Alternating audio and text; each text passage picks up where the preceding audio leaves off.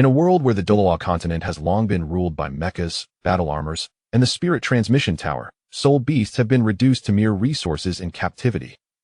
The divine realm is shrouded in silence, and the path of cultivation has been irrevocably severed as a meteor from beyond the heavens quietly descends, bringing with it a whisper of will that does not belong to this realm.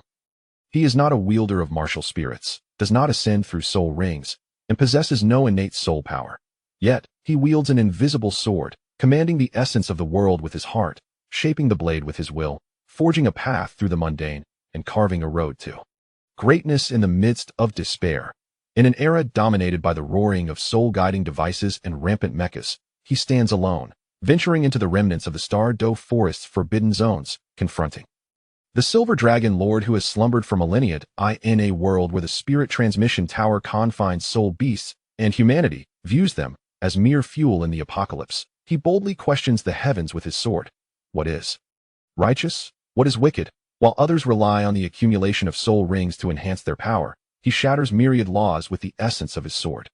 While others cling to sectarian strength, he traverses the wilderness alone, gathering lingering souls as sword attendants and refining ferocious beasts as sword spirits.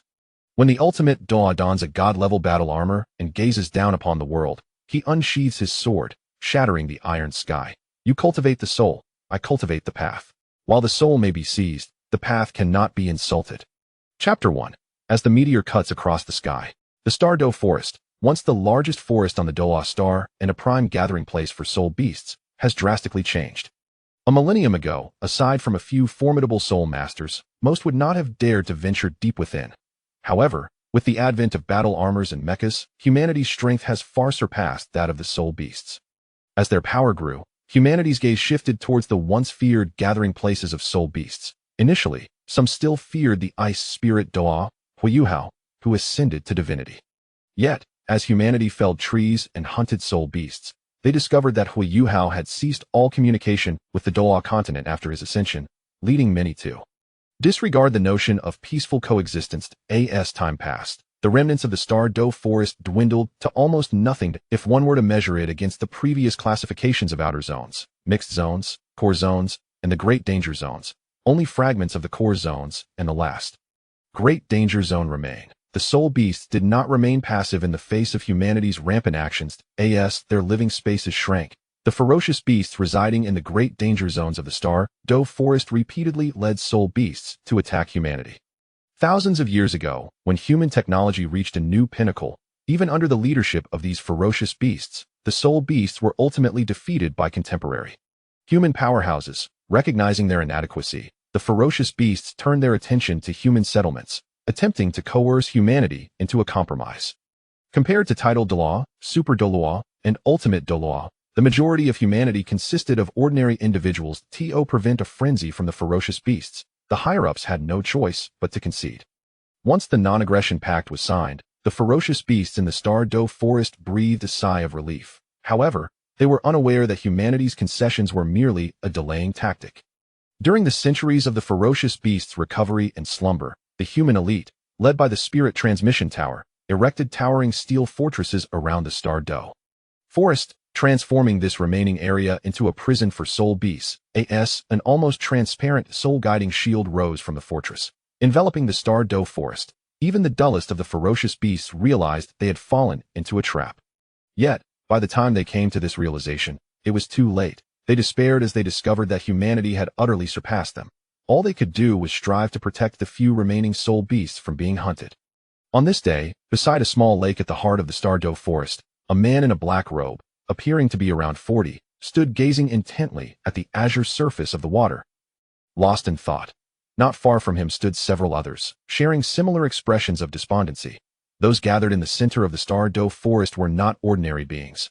They were the remaining ferocious beasts, and the man was known among the soul beasts as the Beast God, Dtion. Their expressions reflected the growing helplessness they felt as they observed the progress of humanity, leaving them bereft of hope for the future.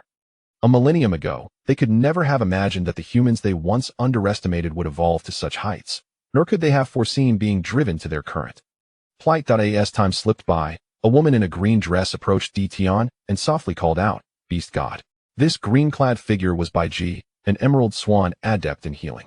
Without her, Even the mightiest of the ferocious beasts would have been unable to withstand humanity's relentless advance. Hearing the familiar voice, Tian spoke with a bitter tone, "Beast God? At present, there are hardly any soul beasts left in the entire Star Dou Forest. What am I, then, but a mere shadow of a god?" After a brief silence, Bai Ji replied, "It has been 10,000 years since that Hui Yuhao established the organization known as the Spirit Transmission Tower. Now, the tower has become one of humanity's greatest forces, yet we find ourselves in such dire circumstances. Truly, fate plays cruel tricks." Upon hearing Hui Yuhao's name, a burly man beside Tian scoffed, "In my opinion, we should never have trusted that Hui Yuhao. If it weren't for him, we would be." "Xiong Bai Ji interjected before the man could finish. "What use is there in lamenting now? You have seen humanity's rapid development. We cannot place the blame solely on Hui Yuhao." Had anyone else dared to interrupt him, Xiong would have struck them down immediately. However, after years of companionship and countless rescues, he merely cast a resigned glance at Bai Ji and fell silent. Seeing Bai Ji defend him, Tian shook his head slightly, speaking with regret. "Bai Ji, there is no need for such defense. This was indeed my error. Without the emergence of the Spirit Transmission Tower, humanity would not have seen the rise of powerful individuals in every generation." Just as Bai Ji was about to speak further, the ground beneath them suddenly trembled, and the lake before them began to bubble as though boiling.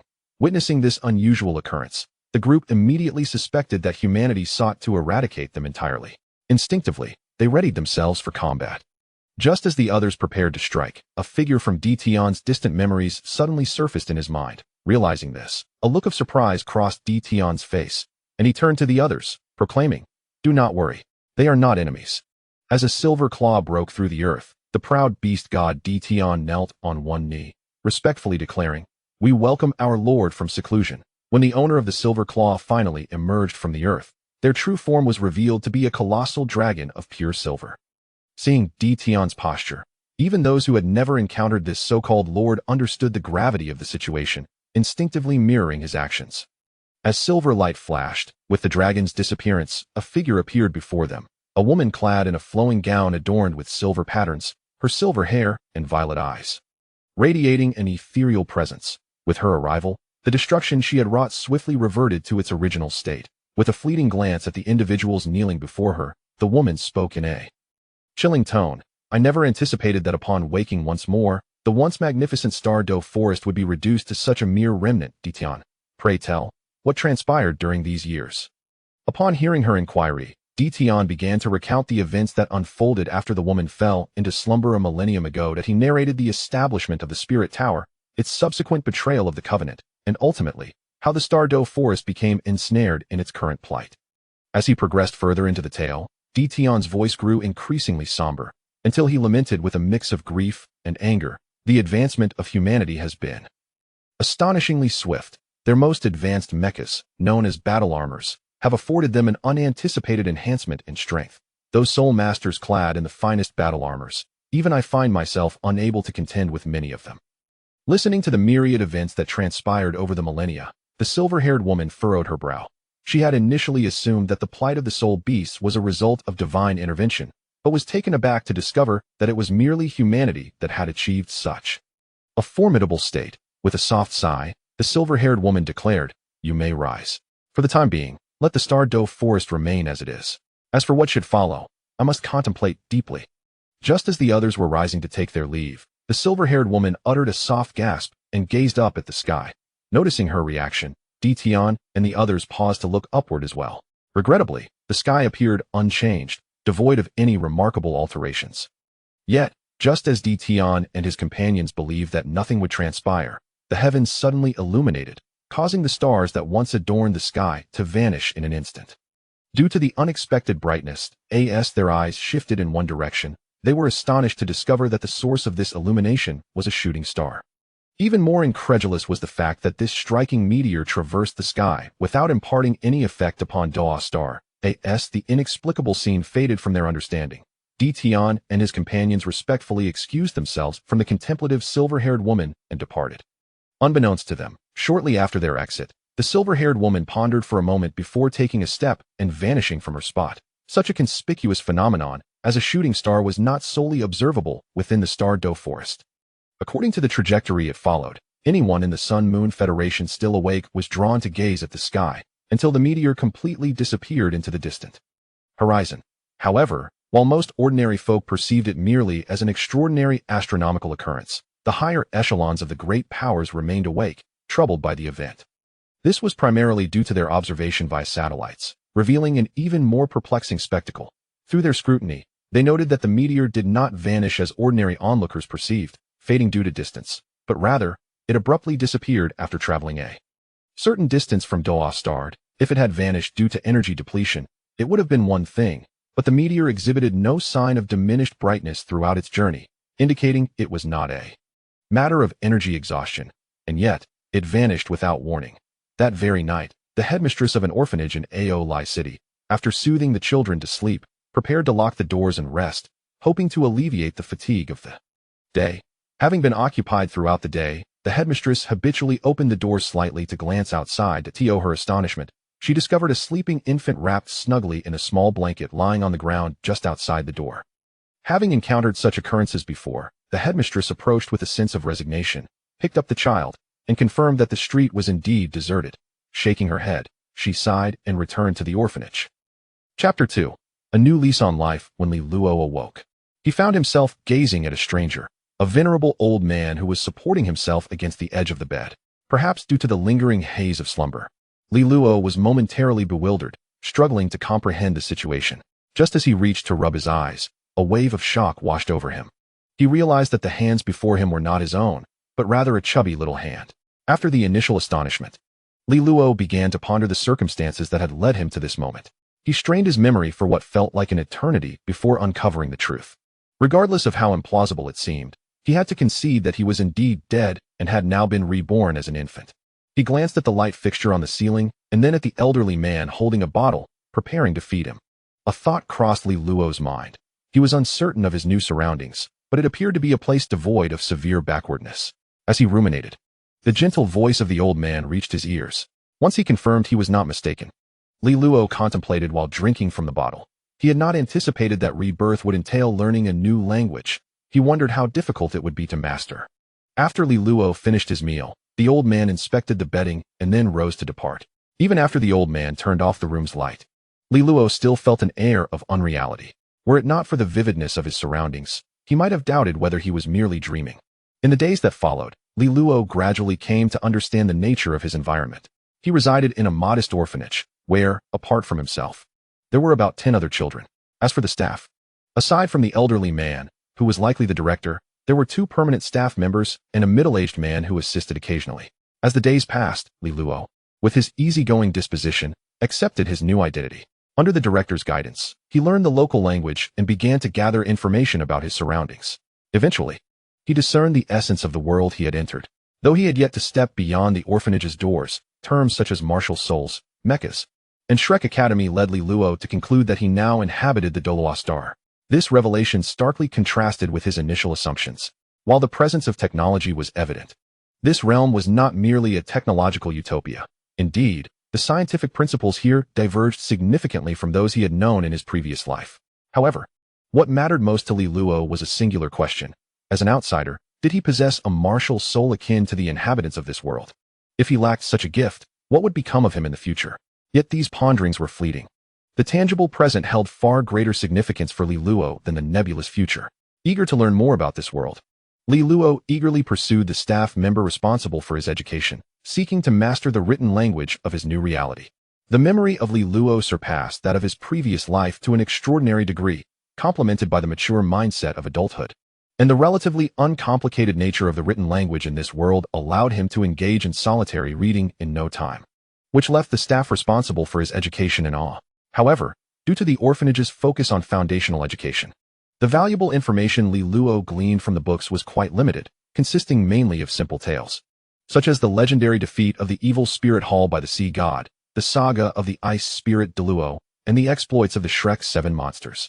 Moreover, as he was prohibited from wandering outside, Douluo's exposure to the outside world was restricted to watching television and inquiring about various matters from the orphanage staff and the director. Yet, a turning point emerged during a conversation with the director one day, when Douluo inadvertently learned that a middle-aged man, who occasionally visited, had once walked out of this very orphanage and was now a teacher at Hanshan Academy. On that day, the middle-aged man returned to the orphanage. After greeting the elderly director, he, as was his custom, called the children over, bringing with him a bag of assorted snacks to distribute. When it was Li Luo's turn, he did not immediately accept the offering, but instead blinked and asked, "Uncle Lu, I heard from the director that you are a teacher at Hanshan Academy. Would you be able to bring me a book the next time you come?" Surprised by Li Luo's request, Lu Yang momentarily faltered, clearly not expecting such a statement from a child of Li Luo's age, who he thought should be more inclined towards playfulness, as he himself had been at that age. Nevertheless, Lu Yang smiled and replied, "That is certainly possible, but have you truly finished all the books here? It is not good to deceive, you know, by chance." The director overheard Lu Yang's words and chuckled, "Little Lu, you have been away for some time, but I assure you, young Li Luo is indeed telling the truth. He has read every book in this place." With the director's endorsement, Lu Yang's doubts dissipated, and he remarked with a smile, "Young Li Luo is quite impressive. Having completed the reading of all the books here so quickly, I had only just begun to learn to read at your age." Upon hearing Lu Yang's affirmation, Li Luo understood that his request had been granted and expressed his gratitude, saying, "Thank you, Uncle Lu. I will go watch television now." As Li Luo ran off, Lu Yang shook his head with a smile and continued to distribute snacks to the other children. After fulfilling his duties, he departed, as he had other matters to attend to. From that day on, every time Lu Yang visited the orphanage, he would bring Li Luo several books, ranging from storybooks similar to those in the orphanage to textbooks for the subjects he taught. Occasionally, out of curiosity, Lu Yang would ask Li Luo questions about the content of the books, and witnessing Li Luo's fluent responses, he promised to bring some of his previously used books for him. Naturally, when Lu Yang had free time, he would linger longer, sharing amusing anecdotes from his experiences at school with the children. As the days pass by, Li Luo's understanding of this world deepens. Thanks to the books brought by Lu Yang, he can discern that he is likely in the era of the Dragon King legend. However, there is a tinge of regret. For although Lu Yang is a soul master, his level is merely in the teens, which limits the range of literature related to soul masters available to him. Nevertheless, for Li Luo, this suffices, as he has been in this world for 6 years, meaning he is now eligible to participate in the annual Awakening Day. Chapter 3. The first in this world, every individual possesses a unique essence known as a martial soul, which requires special means to be truly manifested. The presence of initial soul power at the moment of martial soul awakening determines whether one can become a soul master. The so-called Awakening Day is a designated occasion by the Sun Moon Federation, held annually to assist children over the age of 6 in awakening their martial souls. Though termed Awakening Day, it is, in fact, a pivotal moment that shapes an individual's destiny. It is essential to understand that this world is fundamentally dominated by soul masters, with even its leading technology being soul-guided. This implies that only by becoming a soul master can one access a broader array of choices in the future. Even a soul master of the lowest tier possesses physical prowess and mental fortitude that far surpasses that of an ordinary person. Consequently, many positions, even those that do not necessitate soul power, prefer to hire soul masters over common folk, often at a greater expense. The annals of history further substantiate this reality. The names etched in history books are predominantly those of soul masters, with the names of ordinary people being exceedingly few, due to age-related ailments. The orphanage director entrusted Lu Yang with the responsibility of taking Li Luo to awaken his martial soul. On the early morning of Awakening Day, Lu Yang escorted Li Luo to the Red Mountain Academy for his martial soul awakening. As they traveled, they encountered numerous individuals hastening toward the academy with their children. And as they approached, a throng of people began to form. This was hardly surprising, with the continuous advancement of technology. The population of the Sun Moon Federation has far exceeded that of the past.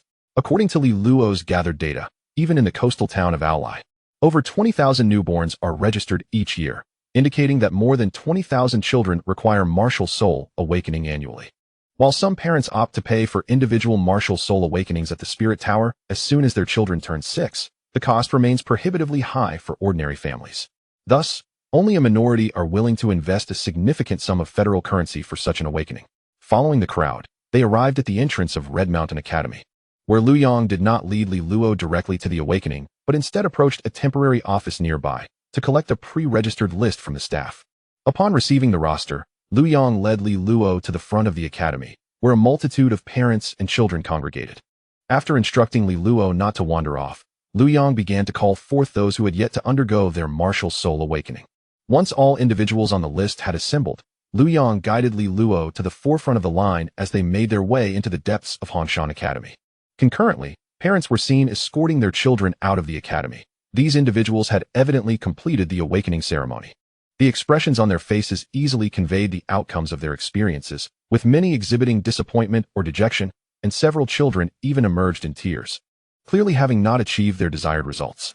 The remainder could be divided into two distinct groups based on their conversations. One group consisted of parents whose children possessed initial soul power, though they were ultimately in the minority. As the saying goes, without expectations, there can be no disappointment. The final category comprised those inherently optimistic individuals who had harbored little hope to begin with. For them, becoming a soul master was a delightful prospect. But if it did not come to pass, it was of little consequence.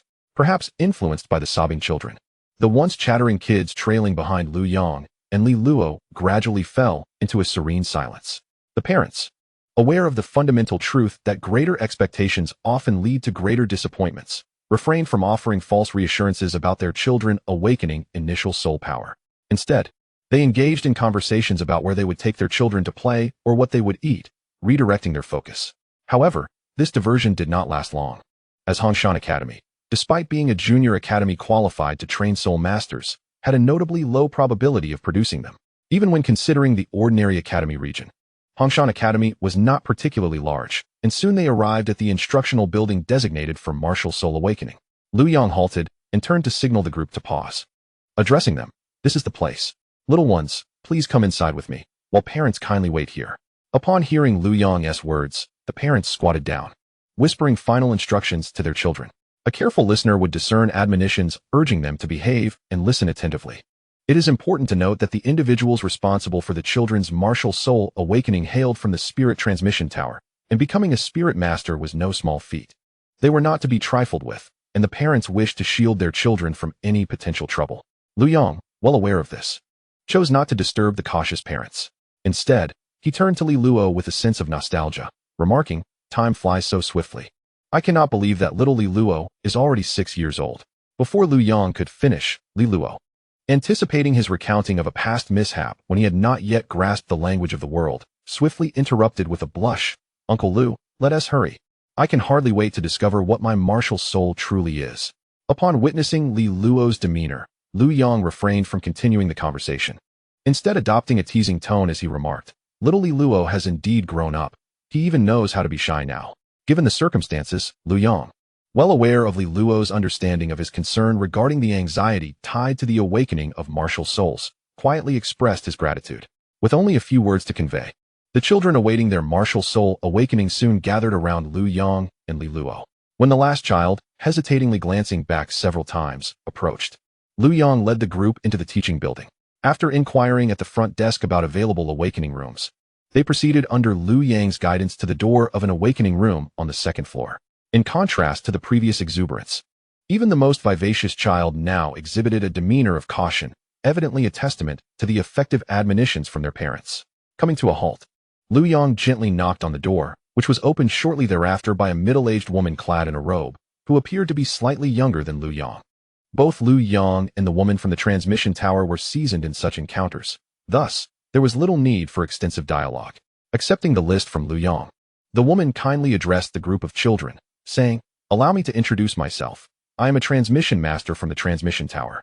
When your name is called, please enter through this door, and I shall assist you in awakening your martial souls." Seeing that the transmission master was not as intimidating as they had imagined, a few of the bolder children responded affirmatively alongside Li Luo. The middle-aged woman glanced at Li Luo, whose voice was notably louder than the others, and with a smile, said, "Since you are so eager, why don't you be the first? Could you please tell me your name?" Taken aback by her unexpected proposition, Li Luo quickly regained his composure and replied, "All right, being the first sounds good. My name is Li Luo." "Splendid. Then please follow me," the woman said, smiling as she gestured for Li Luo to accompany her, and turned to enter the awakening room. As they walked, she inquired, "So, little one named Li Luo, I see you possess quite a bit of courage. Are you not concerned about the possibility of failing to awaken your soul power?" Without hesitation, Li Luo responded as they entered the awakening room. "To say I am completely unconcerned would be untrue. It is natural to harbor some worries. However, whether or not I awaken soul power will not change based on my personal will. I believe pondering excessively about it serves little purpose." Indeed, as Li Luo articulated, he had contemplated this matter ever since he learned of the existence of martial souls. Due to his background, He had been more apprehensive than the other children about whether he would possess the extraordinary power of soul energy. Presently, the reason he appeared less troubled than his peers was simply that he had come to terms with it. After all, objective facts do not shift with personal will. One cannot truly act like a child, throwing a tantrum simply because they have not awakened their soul power. Moreover, for Douluo, the opportunity to live again is already a matter of great fortune. Possessing extraordinary abilities is undoubtedly splendid, yet the absence of such powers is of little consequence. Amused by Douluo's earnestness, the middle-aged woman, who had encountered many individuals during her work of awakening martial souls, paused for a moment upon hearing his words. It was rare to meet someone with such a mindset, and she found herself chuckling softly. If it were an adult, or even a teenager displaying such a demeanor, she would not have reacted this way. However, Douluo's serious expression struck her as utterly endearing. Were it not for her professional obligations, she might have been tempted to pinch his delightful cheeks. Recognizing the source of her laughter, Douluo, who was no stranger to such situations, felt a tinge of embarrassment and scratched his head. Auntie, let us proceed with the awakening of the martial soul. There are still many people waiting outside. At the mention of those awaiting their turn, the middle-aged woman stifled her amusement, raised her right hand, and pointed to the center of the awakening room. Since young Douluo can hardly wait, let us begin. Please stand over there. Following her directive, Douluo gazed at the indicated spot and observed intricate patterns emanating from it. Moving in the direction of the designs, he noted that they extended seamlessly along the walls, defying the barriers of the structure, ultimately converging on the ceiling. Without waiting for further encouragement, Douluo approached the intersection of the patterns at the center of the awakening room. As he stood there, a flicker of nervousness surged within him, causing his hands to clench into gentle fists.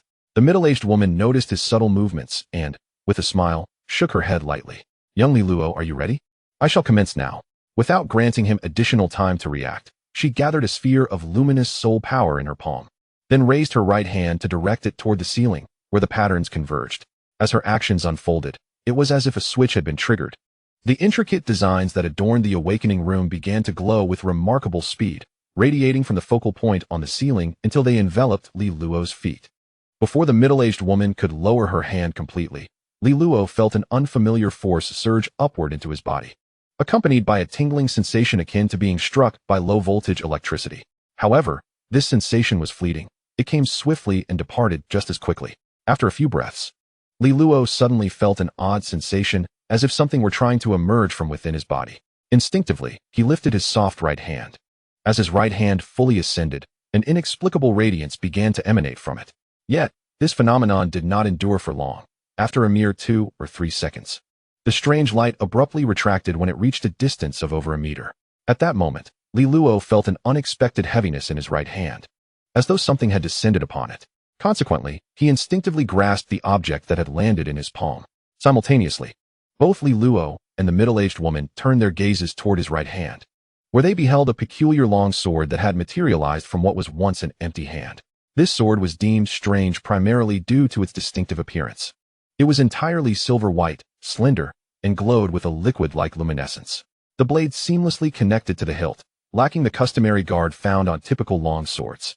After a slight examination of the sword and the presence of something within it, Douluo surmised that this entity was likely the so-called initial soul power. Concurrently, the trace of anxiety in his heart dissipated, and even his left hand, which had instinctively clenched into a fist due to apprehension, relaxed back to its natural state. What a curious sword, he murmured softly. The middle-aged woman then addressed Douluo, saying, now, envision this sword as an extension of your own body and attempt to retract it. I shall assist you in testing your soul power. Given that it was his own martial soul, controlling it posed no challenge. After a brief attempt, Douluo successfully withdrew the sword. Observing Douluo's action, the middle-aged woman crouched down to align her gaze with his. She retrieved a small device from her storage item and, using her other hand, pointed her index finger at a specific area on the instrument, instructing, relax your body and place your hand here. Douluo complied and rested his right hand on the indicated spot. Upon contact, he noticed that the previously dim screen of the device illuminated with numbers, which began to increment from 0, ultimately stabilizing at the number 7.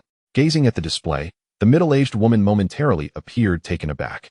It was due to her earlier observation of Douluo's burgeoning soul power during his Martial Soul Awakening that prompted her subsequent actions.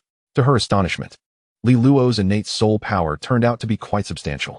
While it may not measure up to the true geniuses within the broader realm of soul masters, Li Luo's level 7 innate soul power was commendable. Chapter 5. The conclusion of a day after a brief moment of contemplation. The middle-aged woman first reset the device to 0 and tested her own soul power to confirm its accuracy. Following that, she reset it again and had Li Luo retest, ensuring that it remained at level 7 before finally storing the instrument away. It is hardly surprising that the middle-aged woman exhibited such caution, for it is known that those who come to awaken their martial souls in such places typically hail from ordinary families. Families of any standing would seldom choose to queue alongside those of common lineage. While many maintain the belief that the awakening of initial soul power is unrelated to one's familial circumstances, and that even the offspring of high-ranking soul masters may lack initial soul power, while the children of lower-level soul masters or commoners may indeed awaken it. The data the woman has gathered over her many years at the Spirit Tower suggests that the probability of either scenario is exceedingly low. Moreover, the innate soul power of Li Luo is an astonishing level 7. According to the records of the Spirit Tower, it is exceedingly rare for children of commoners or low-level soul masters to possess such high innate soul power. Typically, reaching levels 4 or 5 is already considered remarkably high. Since joining the Spirit Tower, the middle-aged woman has facilitated the awakening of martial souls for countless individuals. She mused that in her experience, she had never encountered anyone with such elevated innate soul power as Li Luo, even accounting for her tenure in other major cities. The number of those who could rival Li Luo's innate soul power is minuscule, particularly in the case of Ally City. Abruptly noticing Li Luo regarding her with an unusual gaze, the woman collected her scattered thoughts, cleared her throat, and remarked, an innate soul power of level 7. I did not expect young Li Luo to be such a prodigy. My own innate soul power does not even reach that height.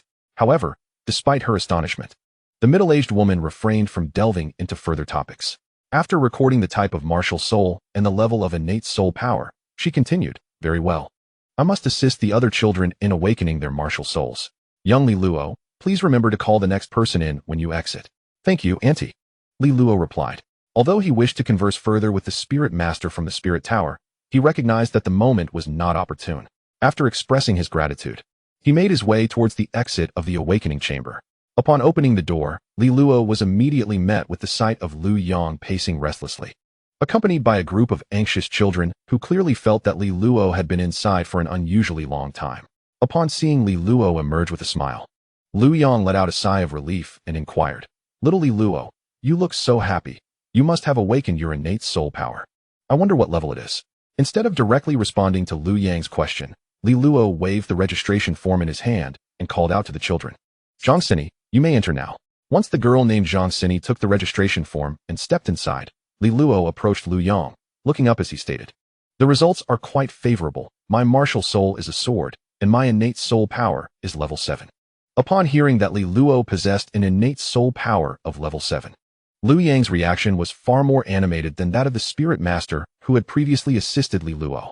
He first clapped one hand against the other in astonishment before bending down to lift Li Luo into the air, repeatedly murmuring praises of excellent and level 7. However, Li Luo was startled by Lu Yang's sudden action and quickly said to him, Uncle Lu, please put me down. There's no need to be so agitated. It's merely a 7th level innate spiritual power.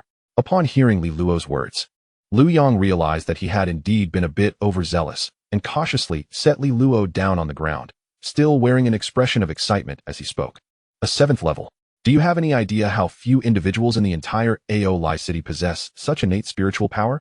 Li Luo waved his hand lightly and replied, it's just a 7th level. Regardless of how many there are, it pales in comparison to those geniuses with 10th level innate spiritual power. Now, let us save our conversation for when we return. It is currently working hours, and I wouldn't want to leave a negative impression on the transmission masters, would I? Before Lu Yang could respond again, Li Luo preemptively cut him off. Truly, he was small yet astute. Although Lu Yang mumbled to himself, he promptly stood upright. Clearly reflecting the ordinary soul master's reverence for the transmission tower, Li Luo's words had indeed made an impact. However, the situation was not so easily resolved. As the bolder children approached, peppering him with questions about their martial souls and the sensations of awakening them, faced with the incessant chatter of the children, Li Luo felt somewhat overwhelmed. Seizing the moment when a girl named Zhang Xini exited the awakening room, he quickly interjected, all right, it's time for the next one. Let me see who is called. The child whose name was announced happened to be one of the bolder ones, though this was relative.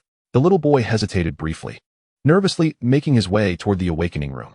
Taking advantage of the brief lull in the children's chatter, Luo seized the opportunity to intimidate them, saying, "Do you remember what your parents warned you? Be careful not to disturb the esteemed transmission master inside, otherwise she might decide not to grant you the awakening of your martial soul." He added, "Don't look at me. My martial soul has already been awakened, and it cannot be taken back."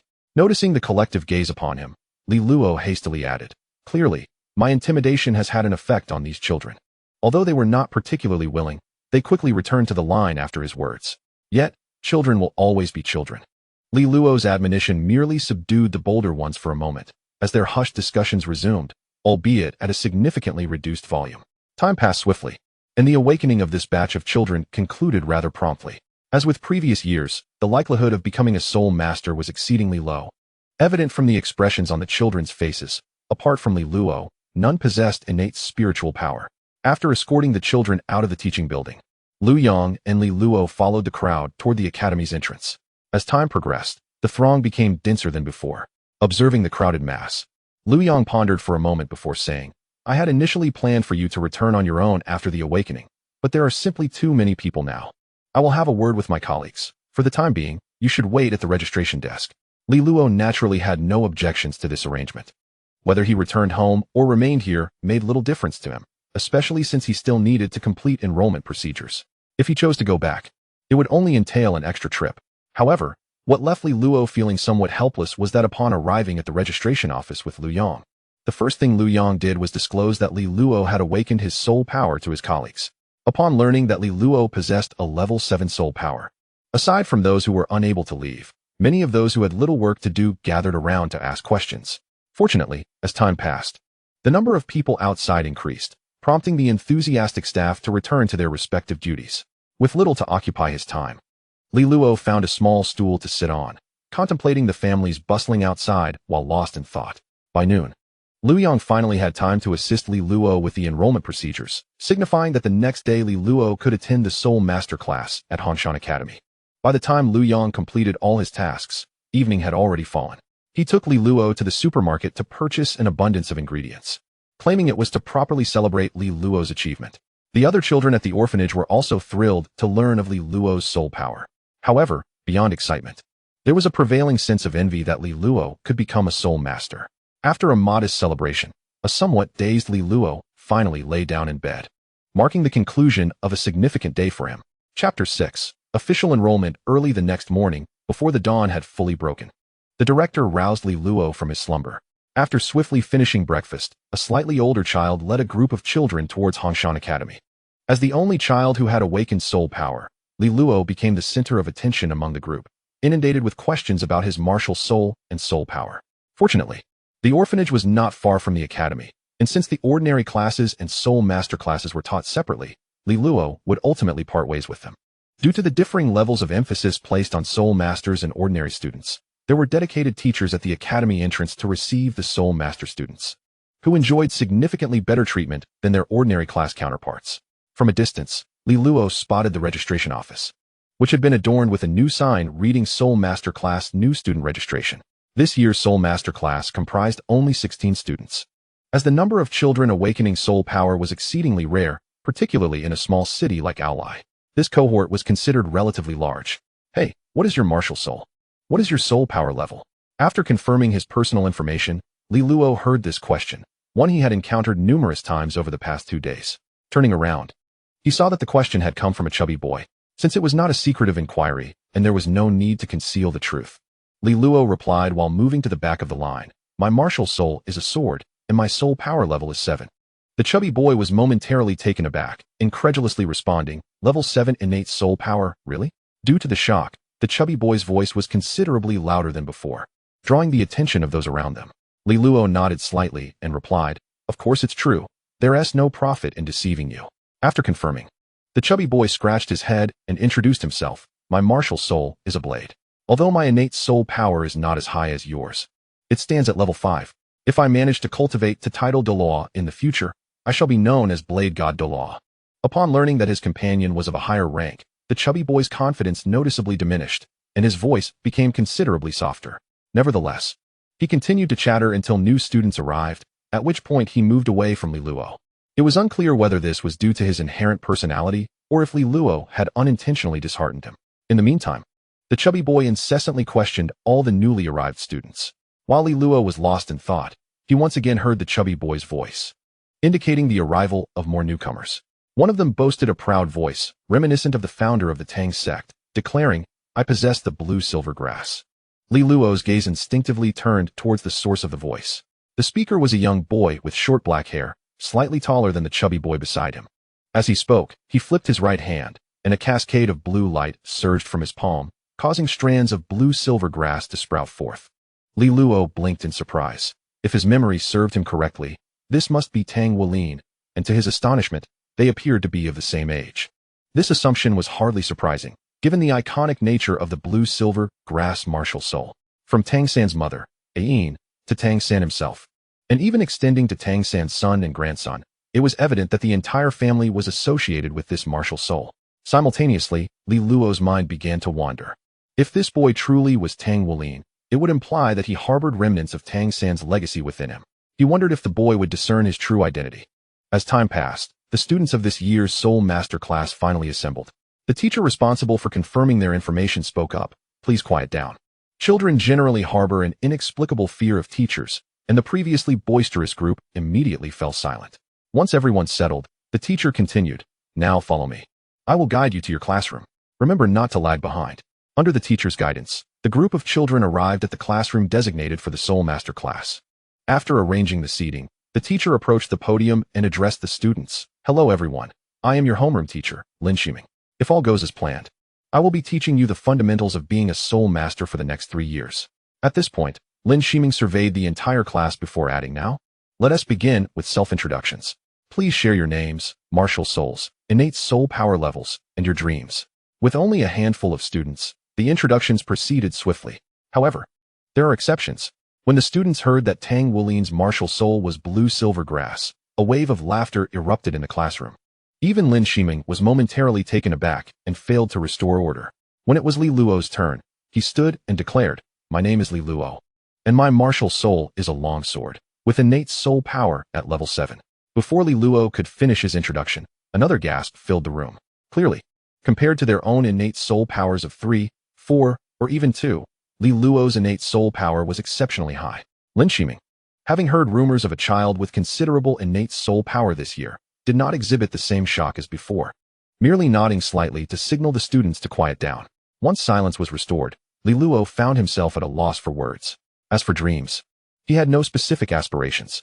Suddenly recalling the earlier words of the chubby boy, Li Luo finally spoke, "Regarding my dreams, my aspiration is simply to live well and grow stronger." After the last student finished their self-introduction, Lin Shiming gently rapped the blackboard and announced, "We shall save discussions for after class. We will now officially begin our lesson." Once complete silence enveloped the room, Lin Shiming picked up a piece of chalk and inscribed the characters for Martial Soul on the board, then turned to address the class. "As you all know, our world possesses something called a martial soul. This manifests during the awakening ceremony at the age of 6 and accompanies one throughout their life. Unlike most ordinary people, a select few are endowed with innate soul power upon awakening their martial soul. These individuals can cultivate to become soul masters. My first lesson will be about martial souls and the categorization of soul masters.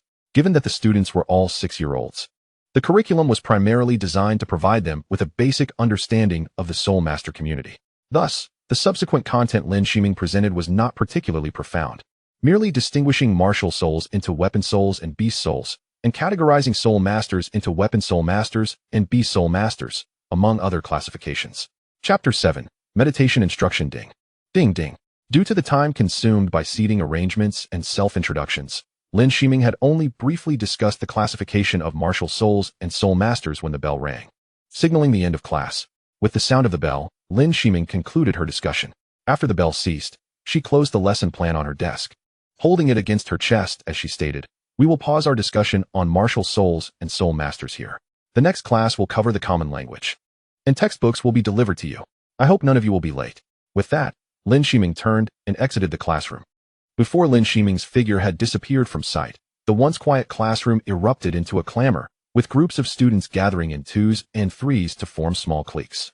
Given the simplicity of a child's mind, most of them lacked the intricate thoughts of long-term interests. Thus, Their groups were composed of those with similar levels of innate soul power or comparable martial soul types. The sole exception was a chubby boy named Wan Yunxiao, who, boasting a higher soul power than the others, forcefully coerced several students into becoming his followers.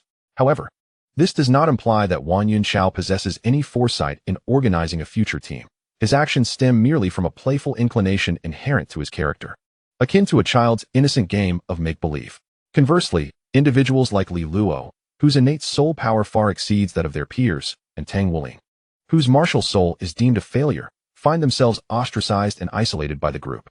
Nonetheless, Li Luo pays little heed to the exclusion faced by the other children. As the youngest and most esteemed resident of the orphanage, integrating with these youngsters should not pose a significant challenge.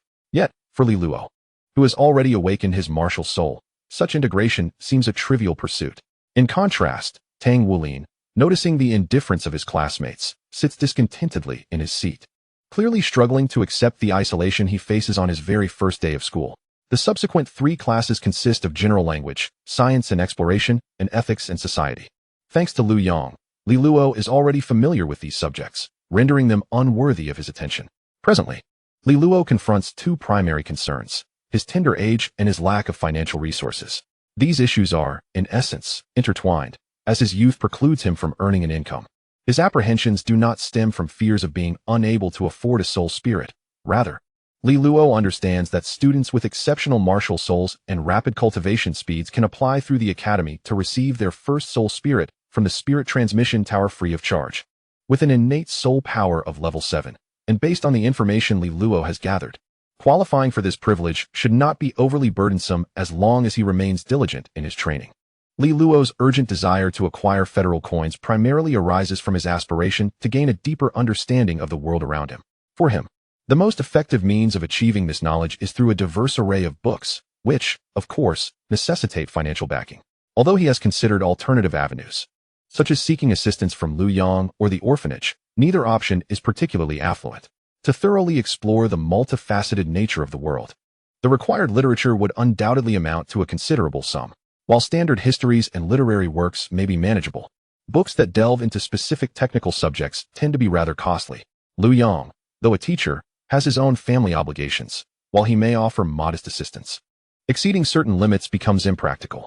The orphanage, reliant on federal funding and societal donations for its sustenance, cannot allocate its already limited resources solely for Li Luo's benefit. Nor does he wish to impose upon others due to his own circumstances. As Li Luo's thoughts meander into a realm of contemplation, time swiftly advances to the afternoon. The afternoon's lessons are quite straightforward, centering around teaching students the meditative techniques employed by soul masters.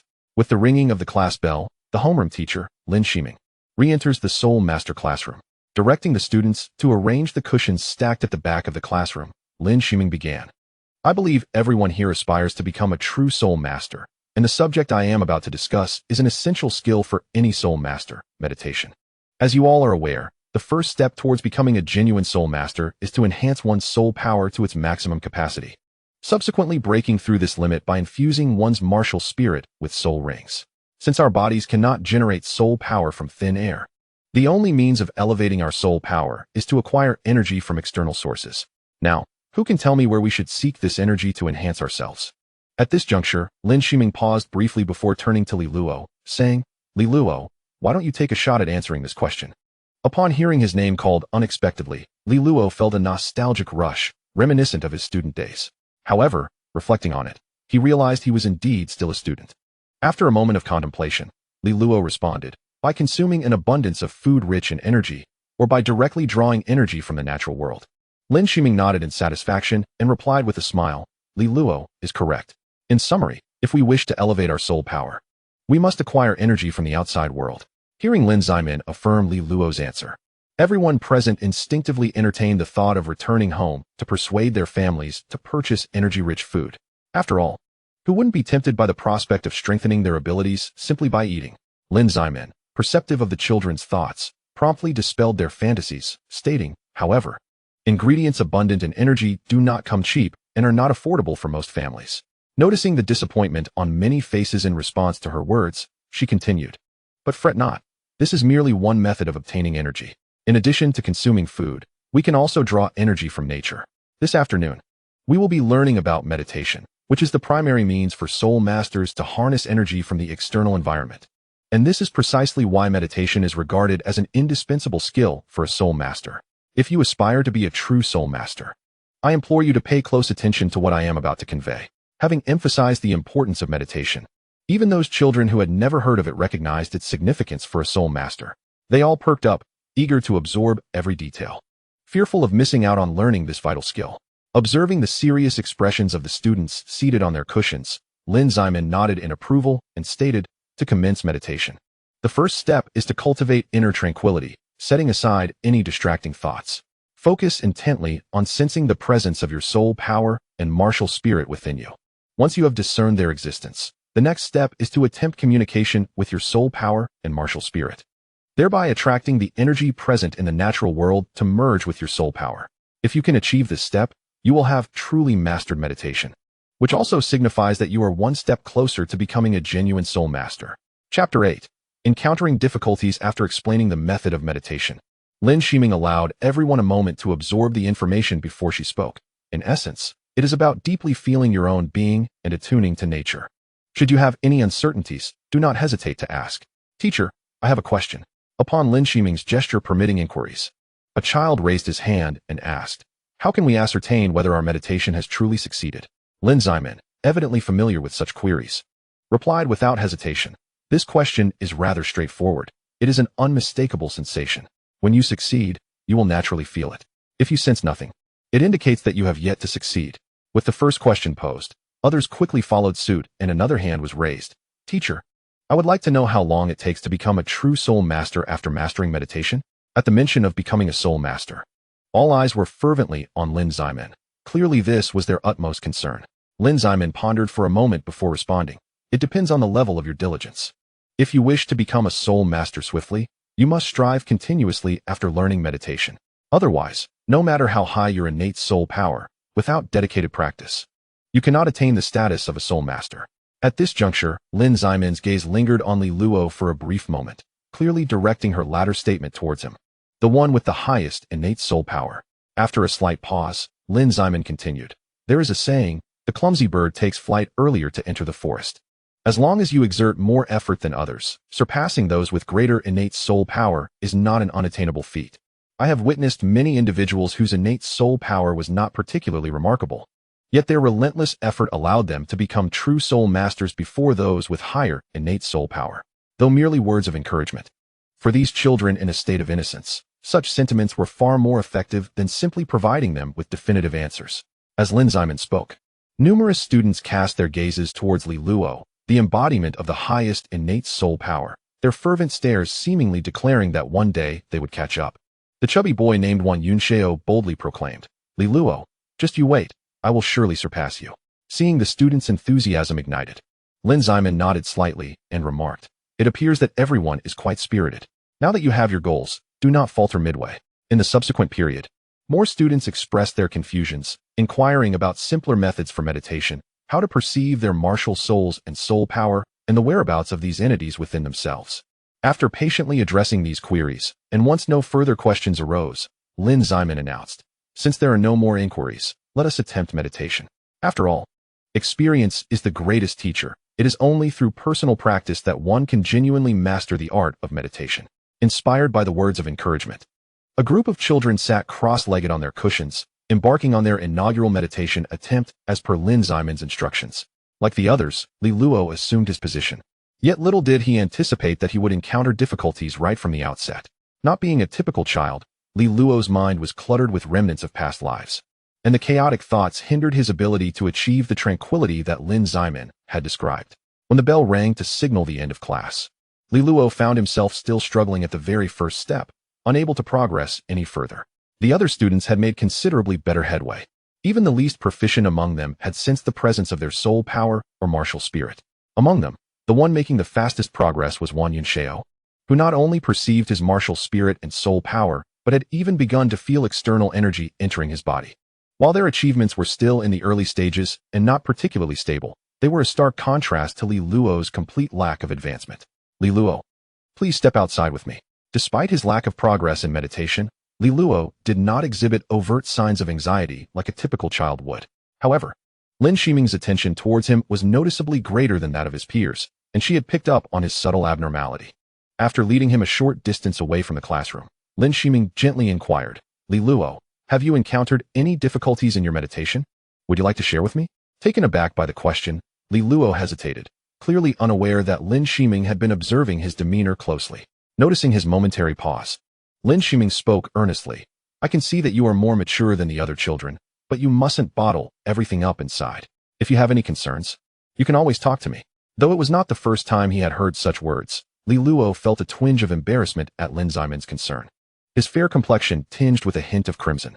After contemplating for a moment, he finally responded, "Well, to put it simply, I find my mind wandering to irrelevant thoughts during meditation, preventing me from truly entering a meditative state." Lin Ximen was momentarily taken aback by his response. It was clear that, in her view, those with greater innate talent should find it easier to learn.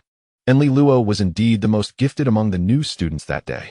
Moreover, the meditation technique she taught had been refined through generations by the Spirit Transmission Tower, making it one of the simplest and most suitable methods for beginners. Li Luo was aware that the root of the problem lay within himself, yet he felt unable to reveal his true identity to Lin Shiming. For a brief moment, both fell into a contemplative silence. After a considerable pause, Lin Shiming tentatively asked, "Could you share what thoughts occupy your mind during meditation, Li Luo?" When asked about this, Li Luo displayed no intention of concealment, candidly expressing, "I have been pondering the essence of meditation. Are we communicating with the external energies through our martial spirits, or via our innate soul power? Or perhaps through both? Furthermore, what exactly are martial spirits and soul power? In what form do they exist within our bodies? Is the martial spirit a tangible entity?" Listening to Li Luo articulate one question after another with a poetic cadence, Lin Shiming appeared utterly astonished. Aware of Li Luo's upbringing in an orphanage, she was not surprised by his maturity surpassing that of other children. However, she did not anticipate that he would pose such profound inquiries. It is worth noting that these questions posed by Li Luo, not only could she not answer, but most individuals in the world would likely struggle to provide accurate responses. Seeing that Li Luo was inclined to continue his line of questioning, Lin Shiming swiftly interrupted him, exclaiming with a hint of exasperation, "It is rather premature for you to be contemplating these matters. Many of these questions, even within the entire realm of soul masters, lack definitive answers. Moreover, even if we set aside whether these questions have answers, they hold little significance for you at this moment. Your primary focus should be on mastering meditation and evolving into a true soul master. With your innate soul power at level 7, with diligent practice, it is entirely possible for you to eventually become a soul sage. Do not squander your time on these inconsequential musings. If you genuinely wish to understand these matters, it would be prudent to wait until you have grown stronger." Chapter 9. A preliminary success. After hearing Lin Shiming's words, Li Luo realized he had been overthinking, and he nodded slightly, saying, "I understand now. Thank you, Teacher Lin, for your guidance. I have indeed been contemplating too much." As the break period was relatively short, just as Lin Ximen was about to offer some comforting words, the class bell rang melodically, confirming that Li Luo had no further questions. Lin Ximen earnestly remarked, "No need for thanks. It is my duty as a teacher. Your early success in becoming a soul master would be the greatest gratitude you could offer me." Gently patting Li Luo on the shoulder, she continued, "All right, it's time for class. Let us hurry back to the classroom, and I hope you will soon master meditation." Whether for her own achievements or out of a sense of duty as an educator, Lin Ximen clearly wished for Li Luo to become a genuine soul master at the earliest opportunity. Regardless of her intentions, her aspirations ultimately served his best interests. Li Luo nodded slightly and followed Lin Ximen back into the classroom. The essential topics had been covered in the first lesson, so during the second class, Lin Ximen randomly assessed a few students' understanding before allowing them to continue practicing meditation. With the previous conversation in mind, Li Luo began to attempt meditation without dwelling on those currently irrelevant questions.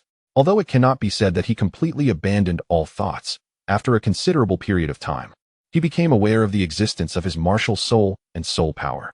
It was an indescribable sensation. He could distinctly perceive the existence of this martial soul, yet he could not ascertain precisely where it resided.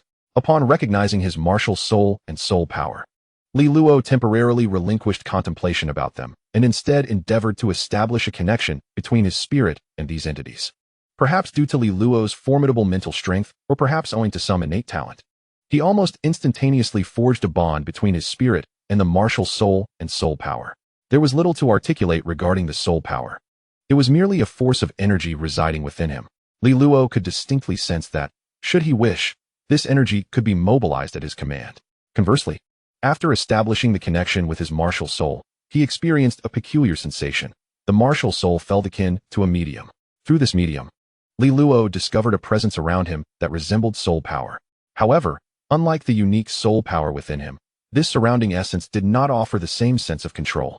Li Luo couldn't help but speculate that this surrounding essence was what one might refer to as natural energy, implying that if he could integrate this natural energy with his soul power, he could augment his own soul power. In a fleeting moment of inspiration, Li Luo instinctively contemplated using his martial soul to attract this natural energy. As this thought emerged, he perceived the natural energy gradually entering his body and slowly merging with his soul power. Simultaneously, Li Luo made a new discovery. There appeared to be a connection between soul power and the martial soul. He conjectured that it was this connection that determined why only those with innate soul power could become soul masters. Lost in thought, Li Luo unknowingly emerged from his meditation. However, having had a successful experience, returning to a meditative state was not overly challenging. At that moment, he suddenly felt as if enveloped by a shadow and instinctively opened his eyes, only to find his homeroom teacher, Lin Ziman, observing him. Upon seeing Li Luo awaken, she inquired softly, "How do you feel? Have you sensed the existence of your martial soul and soul power? Are there any difficulties?" Li Luo, with no intention of deceiving her, nodded slightly and replied, "I can feel it. If all goes well, with a few more attempts, I should be able to master it completely." After scrutinizing him to confirm that his response was not born of prideful falsehood, Lin Shiming nodded in satisfaction and said, "That is good.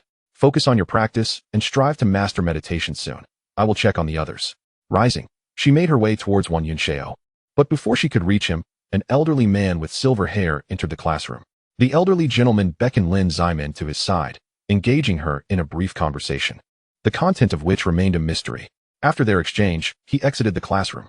Upon returning to her peers, Lin Shiming clapped her hands, rousing all her classmates, and announced, "I have a matter to attend to outside. Please continue your studies independently. If you encounter any difficulties, feel free to discuss among yourselves. For anything truly perplexing, I shall provide clarification upon my return." With that, she made her way towards the classroom door. Yet, midway through her departure, as if recalling something, she abruptly turned back. "If the school day ends and I have not returned, you may leave freely. Any queries can be addressed tomorrow afternoon." As she spoke, her gaze swept over the students, eventually resting upon Li Luo. Having identified her target, she approached him, producing a key and saying, "If I am not back by the end of the day, could you kindly lock the door for me?" "Certainly," Li Luo replied, accepting the key with a slight nod. It was a simple request, one he felt no inclination to decline. With everything arranged, Lin Ziman departed the classroom with a sense of ease. Predictably, as her figure receded into the distance, the classroom erupted into a cacophony of noise. It was unrealistic to expect a group of 6-year-olds to exhibit self-discipline, especially when their ability to become true soul masters hinged on such behavior. Lacking proficiency in meditation, Li Luo found it impossible to shield himself from the surrounding clamor, leading him to abandon the notion of meditating for the time being. Instead, he chose to reminisce about the sensations he experienced when he had previously entered a meditative state. It was not that Li Luo had not contemplated quieting the ruckus, but he understood that he commanded little authority in the eyes of his peers. His years at the orphanage had taught him that children tend to disregard those without a semblance of respect. Of course, resorting to physical reprimand was an option, yet he knew that such an action would invite more trouble than it would resolve. As he pondered his meditative experiences, he suddenly felt a hand clap upon his shoulder. Taken aback, Li Luo instinctively grasped the wrist of the intruder, shifted his body, and maneuvered his other hand along the assailant's arm to their armpit, forcefully tossing them in front of him. With a loud thud, the classroom fell silent. Seeing Wang Yunxiao sprawled on the floor, grimacing in pain, Li Luo couldn't help but chuckle, his voice dripping with insincerity as he remarked, "My apologies, I was lost in thought." Fortunately, given their young age and the fact that they had all awakened their innate soul power, Wang Yunxiao suffered no serious harm beyond a bit of pain. Rising and brushing off the dust from his clothes, Wang Yunxiao grumbled, "I merely wanted to ask if the teacher had imparted any secrets to you. Was it necessary to treat me this way? However, since you have offered an apology, I shall forgive you if you share with me the wisdom imparted by our teacher." Upon hearing that Wang Yunxiao sought this information, the other children, whose gazes were fixed upon the scene, pricked up their ears, clearly eager to learn whether Lin Ziman had indeed been providing Li Luo with special insights. Chapter 10. The secrets of Li Luo never underestimate the perceptiveness of children. Over this period of observation, they have discerned that Lin Ximen's attention towards Li Luo surpasses their own. However, due to Li Luo's presence, they have refrained from discussing it openly. Previously, when Lin Ximen had called Li Luo outside during recess, the children perceived it as her imparting some secret techniques of meditation to him. After all, the knowledge shared exclusively with Li Luo made it naturally awkward for most of the children to inquire directly. Now that someone had finally voiced the question, they were unwilling to miss the opportunity. For Li Luo, who had spent many years in the orphanage, Wang Yunxiao's curiosity was easily anticipated. After a moment of contemplation, Li Luo feigned an air of mystery and replied, "You are correct. The teacher has indeed taught me some secrets of meditation." Upon learning that there were indeed secrets, Wang Yunxiao, unable to contain his excitement, exclaimed, "There really are secrets. How about this? You share the wisdom the teacher imparted to you, and I will treat you to something delicious tomorrow." With a resolute heart, Wang Yunxiao expressed his condition. Clearly, for a food enthusiast like himself, offering a meal was the utmost display of sincerity. With an invitation for food extended, Li Luo had no intention of declining. After organizing his thoughts, he responded, "Very well. Since that is the case, I will share the secrets taught by the teacher." As Li Luo spoke, Wang Yunxiao glanced around at their classmates, who were leaning in with interest and pointed towards a corner of the classroom, saying, "Let us go over there so you can whisper the secrets to me." Upon hearing this, some of the other students objected. One boy indignantly shouted, "No way. If it's a secret taught by the teacher, why should it be shared with just you?"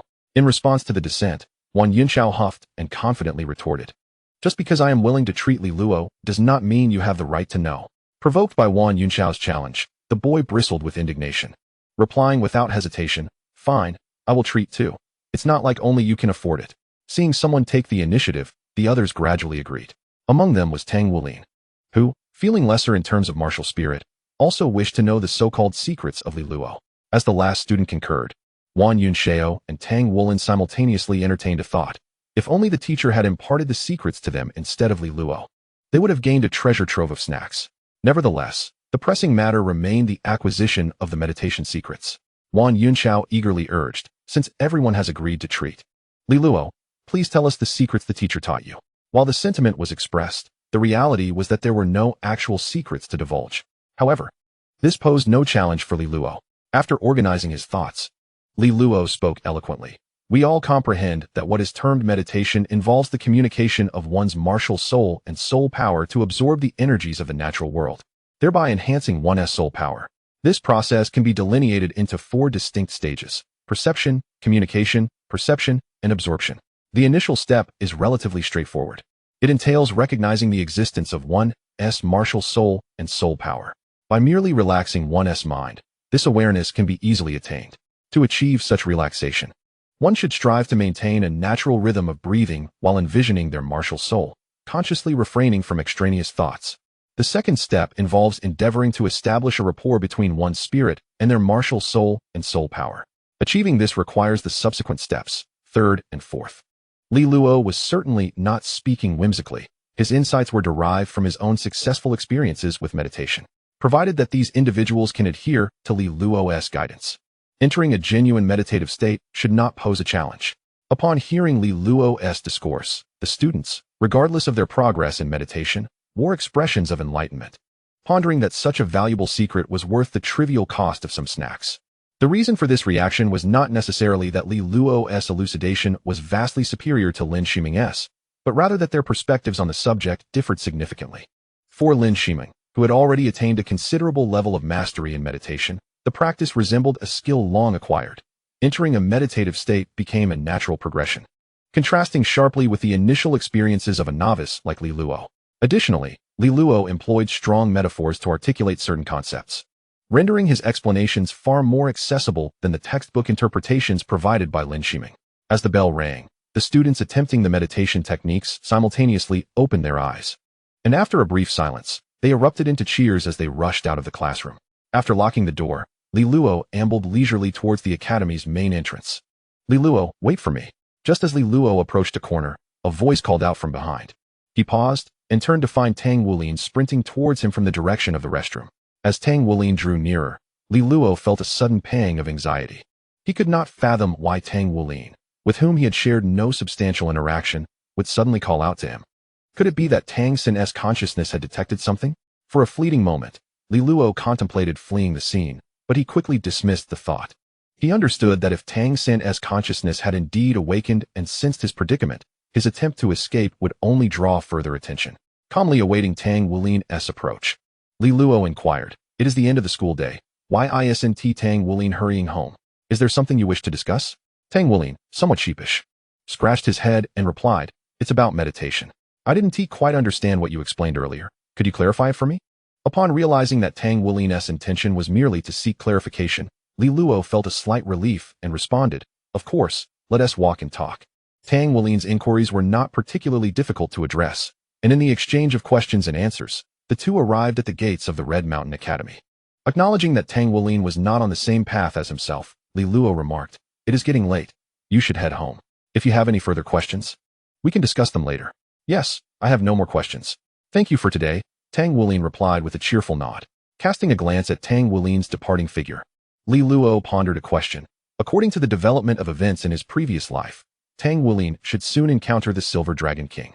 He wondered whether this world differed from the memories of his past life, and whether he should investigate further. However, Li Luo quickly shook his head, dismissing the thought of following along. He was acutely aware of his own strength. If there were no hidden machinations at play, it would be one thing. But if it were indeed as some speculated, then venturing forth would be tantamount to courting disaster. Chapter 11. New members. The primary reason for Li Luo's decision to forego following Tang Wulin was that he had no connection to the Silver Dragon King. Even if the encounter between the Silver Dragon King and Tang Wulin was mere coincidence, he could not predict the consequences of his presence. Who could say whether the Silver Dragon King would resort to violence to silence any witnesses upon awakening? Based on Li Luo's hazy recollections, the Silver Dragon King's intent was to dominate humanity, even if it culminated in a tragic love story, leading to a mutual demise with Tang Wulin. Li Luo could not expect to be spared as an ordinary individual, if it weren't for his youth and lack of formidable strength, which left him with little choice. Li Luo might have considered distancing himself from the troublesome entity that was Tang Wulin. Having abandoned the notion of following Tang Wulin, he turned resolutely towards the orphanage, quickening his pace significantly. Since the Soul Master class at Red Mountain Academy concluded earlier than the regular classes, the children at the Intermediate Academy were boarding students. By the time Li Luo returned to the orphanage, he found himself the only one present. After the director inquired about his experiences at the academy, Li Luo retreated to his room to meditate. Having thoroughly mastered the meditation process, this session proved far smoother than those in the academy. When he finally ceased meditating, it was nearly time for dinner. At that moment, as Li Luo opened his eyes, he was startled to find several children, a few years his senior, seated beside his bed, staring intently at him. Upon realizing that he was awake, one of the boys eagerly inquired, "Li Luo, I heard from the director that you were meditating. What does it feel like?" Glancing at the clock on the wall, noting that there was still some time until dinner, Li Luo responded, "The sensation of meditation is somewhat akin to feeling a constant influx of energy entering your body." Upon hearing this, the boy shivered involuntarily, his face a mask of horror as he exclaimed, "A constant influx of energy into your body? That sounds terrifying." The little girl sitting beside the boy shot him a glance, her expression filled with irritation as she spoke. "Are you foolish? If it were truly as terrifying as you say, why would so many aspire to become soul masters? Li Luo must be deceiving us." The boy shook his head vigorously. Disbelief etched on his face as he retorted, "Impossible. Li Luo has never lied to us." The girl pondered for a moment, realizing that Li Luo indeed had not deceived her before, yet she still voiced her uncertainty. "That was then. How can you be sure he isn't lying now?" Noticing the escalating argument between the two, Li Luo chuckled and interjected, "I assure you, I have not misled you. It is common knowledge that the stronger a soul master, the greater the soul power within them. If we compare a person's body to a cup, then the soul power of a soul master is akin to the water within that cup. Training as a soul master resembles pouring water into the cup. However, the substance added is not actual water, but rather the unseen soul power from the air around us. Consider this. Doesn't it feel as though something is entering your body?" Upon hearing Li Luo's explanation, the girl felt somewhat embarrassed and admitted, "So that's how it is. You haven't deceived us after all." A boy then chimed in, "Li Luo, could you tell us what is taught in the Soul Master class? Is it about how to fight? Are you good at fighting in class? Can you demonstrate for us?" As he spoke, the other children gazed at Li Luo with eager anticipation. Li Luo understood their curiosity, as many animations and dramas portray schools teaching such skills. However, having attended only a single day of classes, he was uncertain whether the Red Mountain Academy Being an introductory institution would indeed teach combat techniques. To preserve their fantasies, he replied, today we primarily focus on acquiring cultural knowledge and learning how to cultivate. As for fighting, that will likely be taught later on. Oh, why is it different from what we see on television? The boy replied weakly, clearly dissatisfied with Li Luo's answer. To him, soul masters should begin their education with combat training, just as depicted in shows. Yet, remembering Li Luo's words about future teachings, he asked again, Li Luo, did your teachers mention any methods from the television where one can become a soul master, even without soul power? Before Li Luo could respond, the eldest boy interjected, are you foolish? Those shows are fictional. Even if such methods existed, they would likely belong only to legendary factions like Shrek or Tang Men. Red Mountain Academy would never possess them.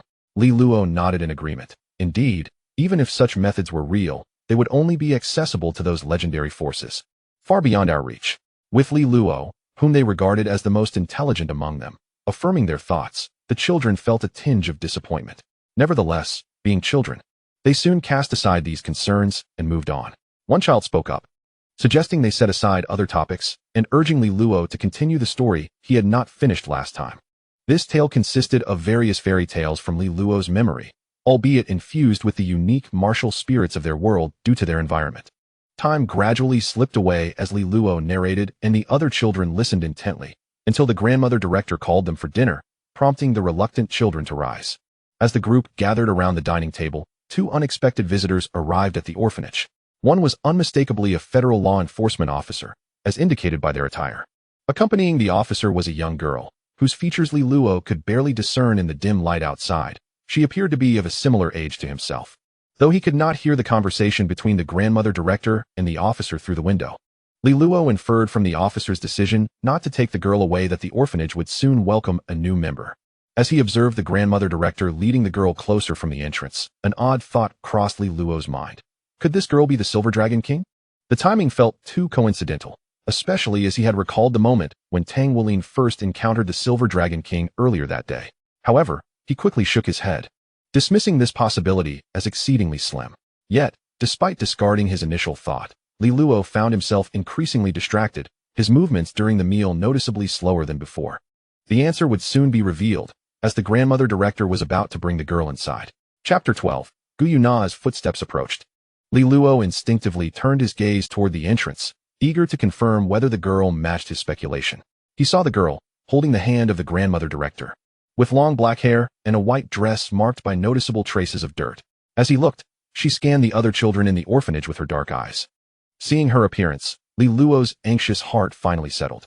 According to his memories, the Silver Dragon King was supposed to have silver hair and violet eyes, and to be exceptionally beautiful. In fact, based on his recollections, Tang Wulin's first affection was not for Guyu, but rather for a renowned beauty from Donghai Academy. Had it not been for her striking looks or the allure of bloodlines, Tang Wulin would likely not have allowed a stranger to stay in his home. Just as Li Luo began to indulge in further fanciful thoughts, the grandmother director's voice rang in his ears. Let me introduce you all. This is Gu Yuna, the newest member of our family. Please ensure you do not bully her simply because she is new. With the grandmother director's introduction, the relief Li Luo had just experienced vanished. A troubling thought surfaced in his mind. Perhaps it was time for him to flee this city. However, these musings are merely fanciful thoughts. Given Li Luo's current age, departing from this place would likely pose a significant challenge for his survival, let alone the fact that Gu Yuna might not discern anything of importance. The pressing question remains, why has the other party appeared here? According to his recollections, it seems that Gu Yu's true identity is that of a figure with black hair and black eyes. Soon, Li Luo found himself pondering another issue. He had seemingly approached the situation with preconceived notions, assuming events would unfold as they did in his memories. Ultimately, this is a tangible world, and if everything were to mirror his recollections, it would evoke a deeper sense of dread.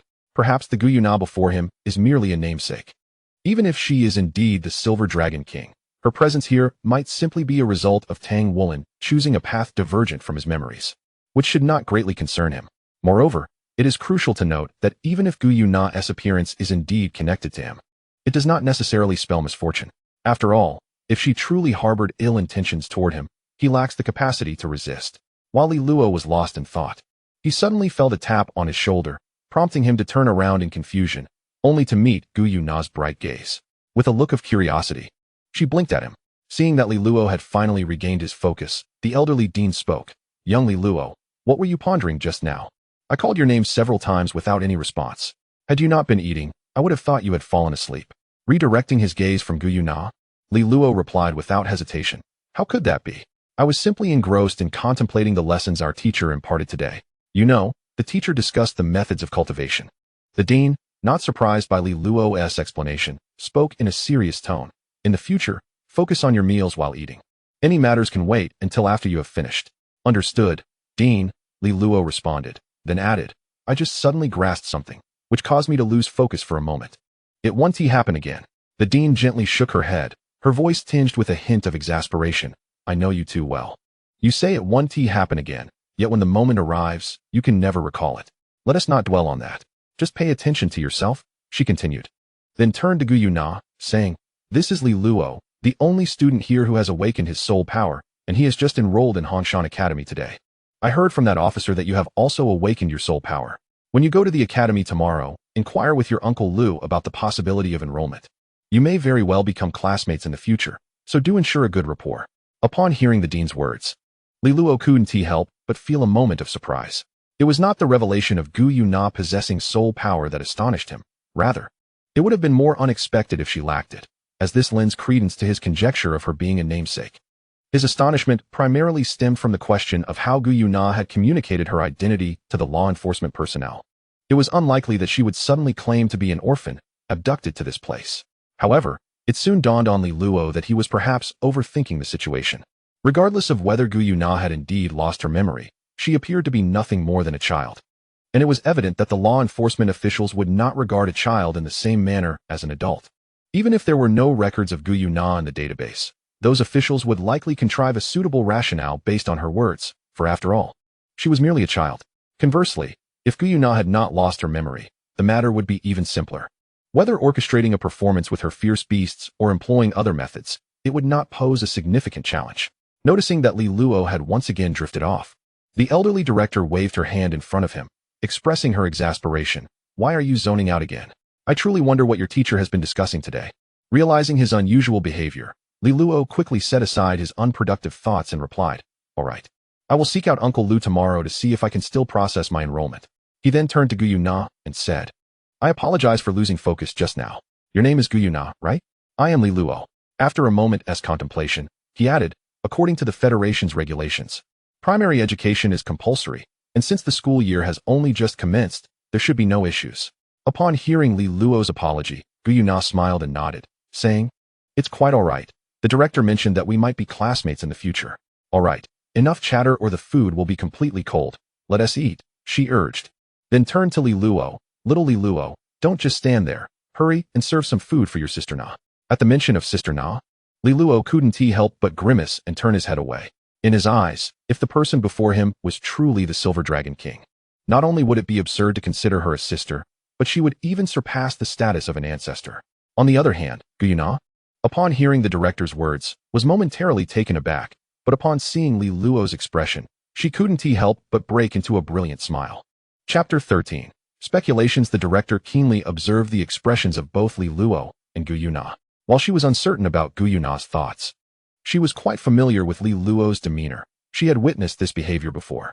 Upon reflection, it seemed that ever since Li Luo began to communicate normally with others, he had consistently exhibited this mannerism. It was acceptable for him to refer to adults as uncles and aunts. But when it came to addressing the other children in the orphanage as brothers and sisters, he would display a similar expression of discomfort. After placing the prepared meal in front of Gu Yuna, Li Luo swiftly finished the remnants of his own bowl and turned to the director, saying, Director, I'm heading back to meditate. Observing Li Luo's hurried departure, the director sensed something peculiar about him today. Yet, she couldn't quite pinpoint what was strange, attributing it to his recent awakening of his martial soul and his eagerness to become a soul master. Unbeknownst to the director, Li Luo's mention of meditation was merely a pretext. He was in no mood to meditate at that moment. His urgency to leave stemmed solely from a desire to return to his room and organize his thoughts. Seated cross-legged upon his bed, Li Luo began to engage in a mental exploration, striving to clarify his thoughts. According to his previous notions, it was a straightforward journey: awaken his martial soul, cultivate his soul power, and diligently pursue his studies. Beyond that, he aspired to comprehend this world as thoroughly as possible. for only through genuine understanding could he discern the path to personal strength.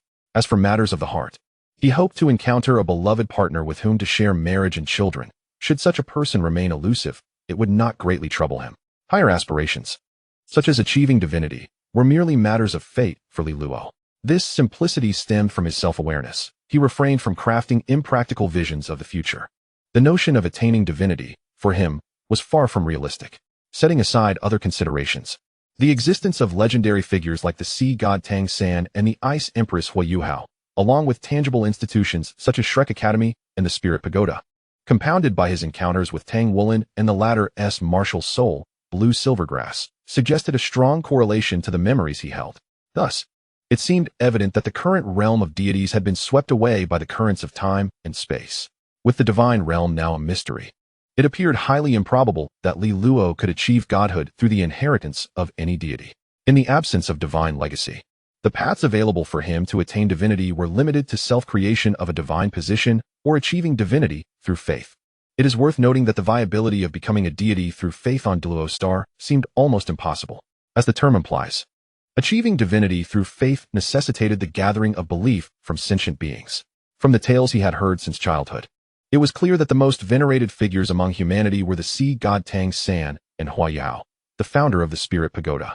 Moreover, intelligent marine creatures were predominantly followers of the sea god, making this endeavor exceedingly arduous.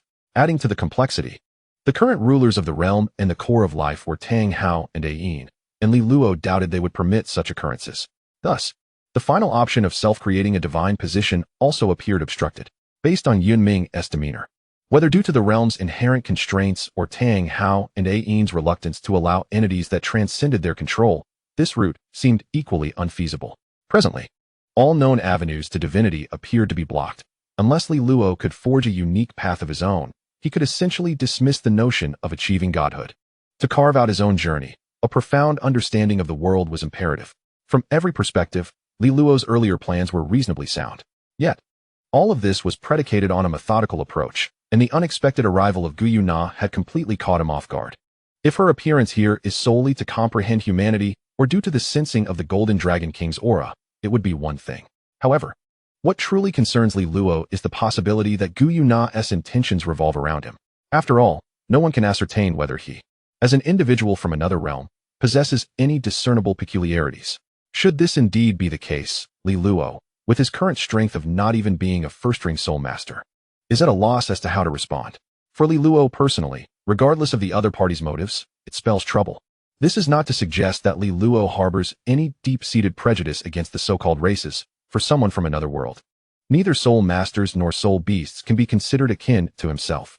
His aversion primarily stems from the myriad troubles associated with the other party. Furthermore, if Gu Yuna truly resembles the memories he possesses, she is certainly not a person of remarkable intellect.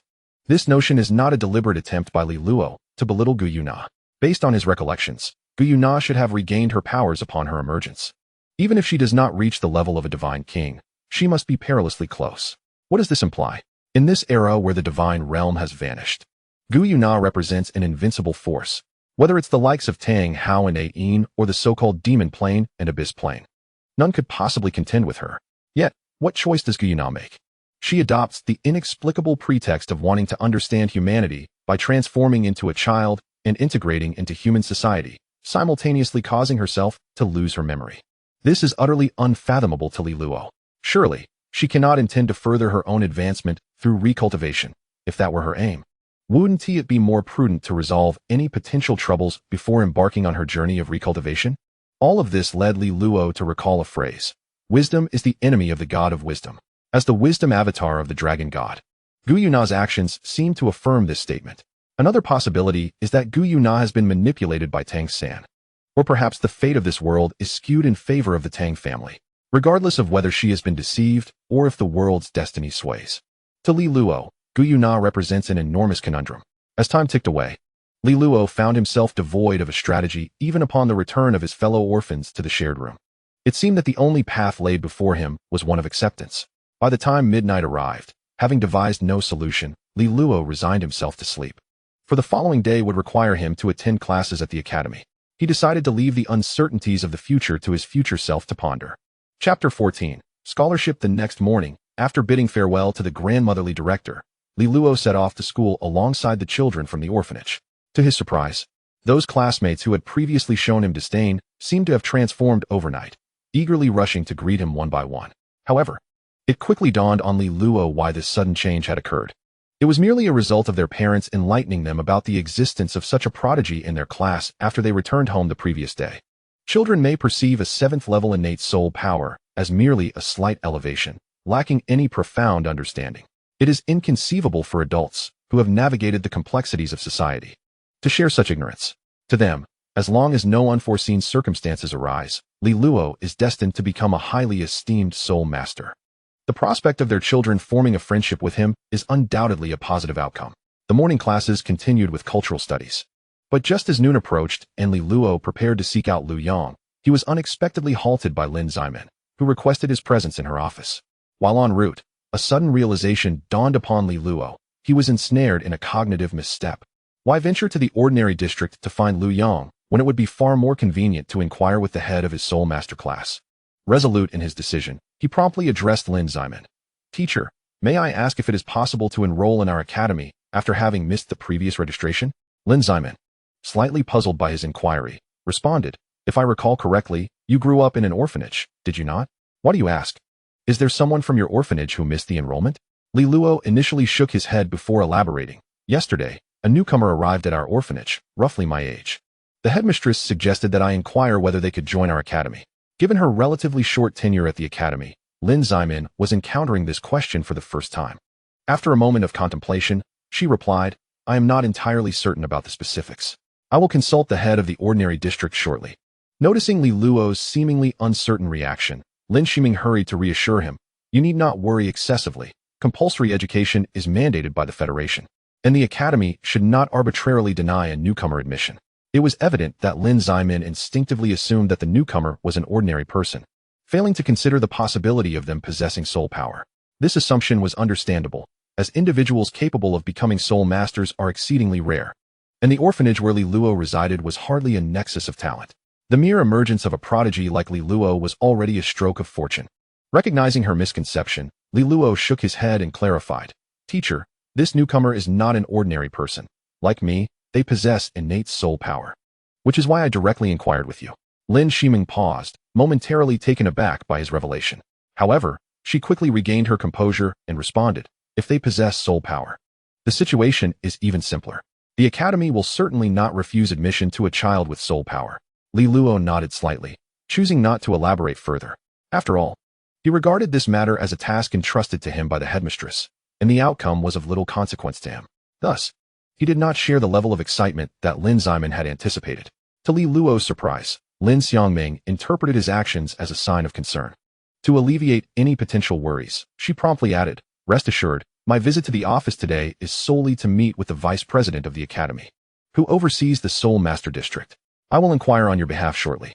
Seeing Lin Xiangmin's demeanor, Li Luo smiled and nodded, saying, "That's excellent. Thank you, teacher."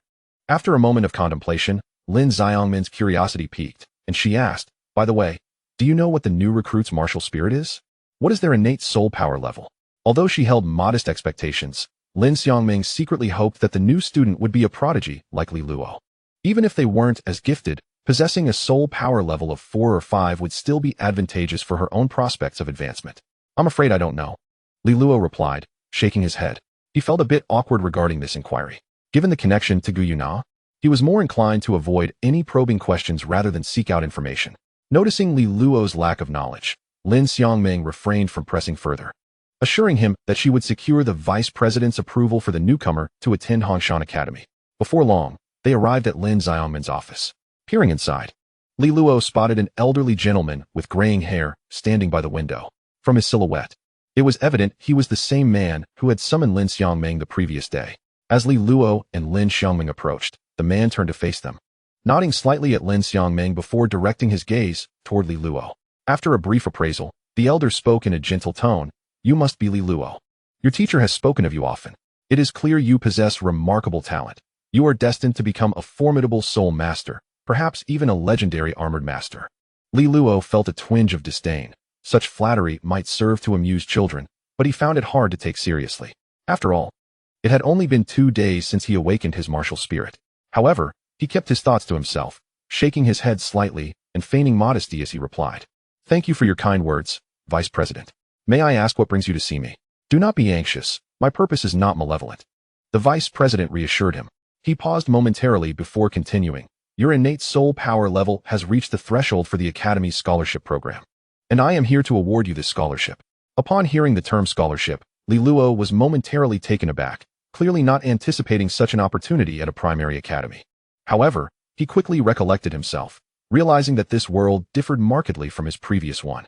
Unlike a realm populated solely by ordinary individuals, this world was home to soul masters. A modest scholarship could leave a favorable impression on a child who might one day become a high-ranking soul master, making it a prudent investment for both the Academy and the Federation.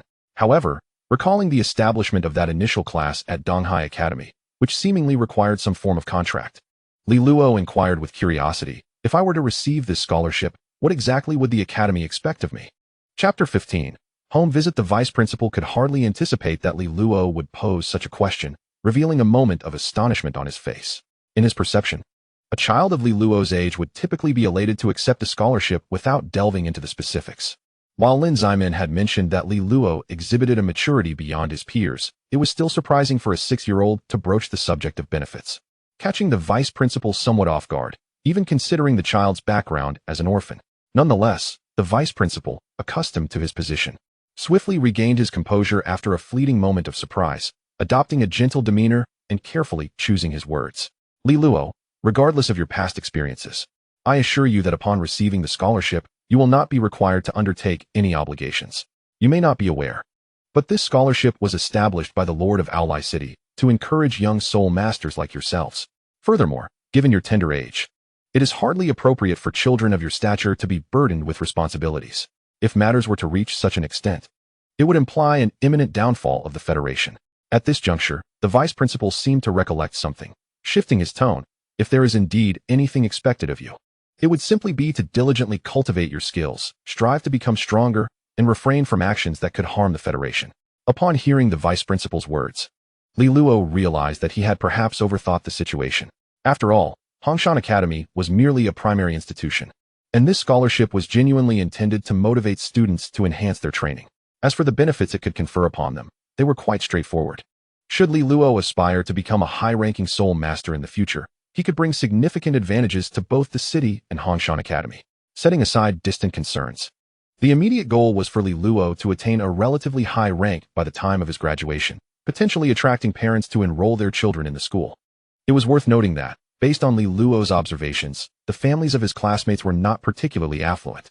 It was unlikely that not a single child from a wealthy family would awaken their martial soul throughout the year, which was patently improbable. Thus, where had these affluent children gone? They were likely attending superior academies outside Aolai City or directly hiring renowned soul masters for specialized guidance. If Hongshan Academy were to successfully nurture a child of a relatively high rank, it would undoubtedly alter the prevailing circumstances. With this realization, Douluo no longer felt conflicted. He promptly expressed, "Thank you, Principal.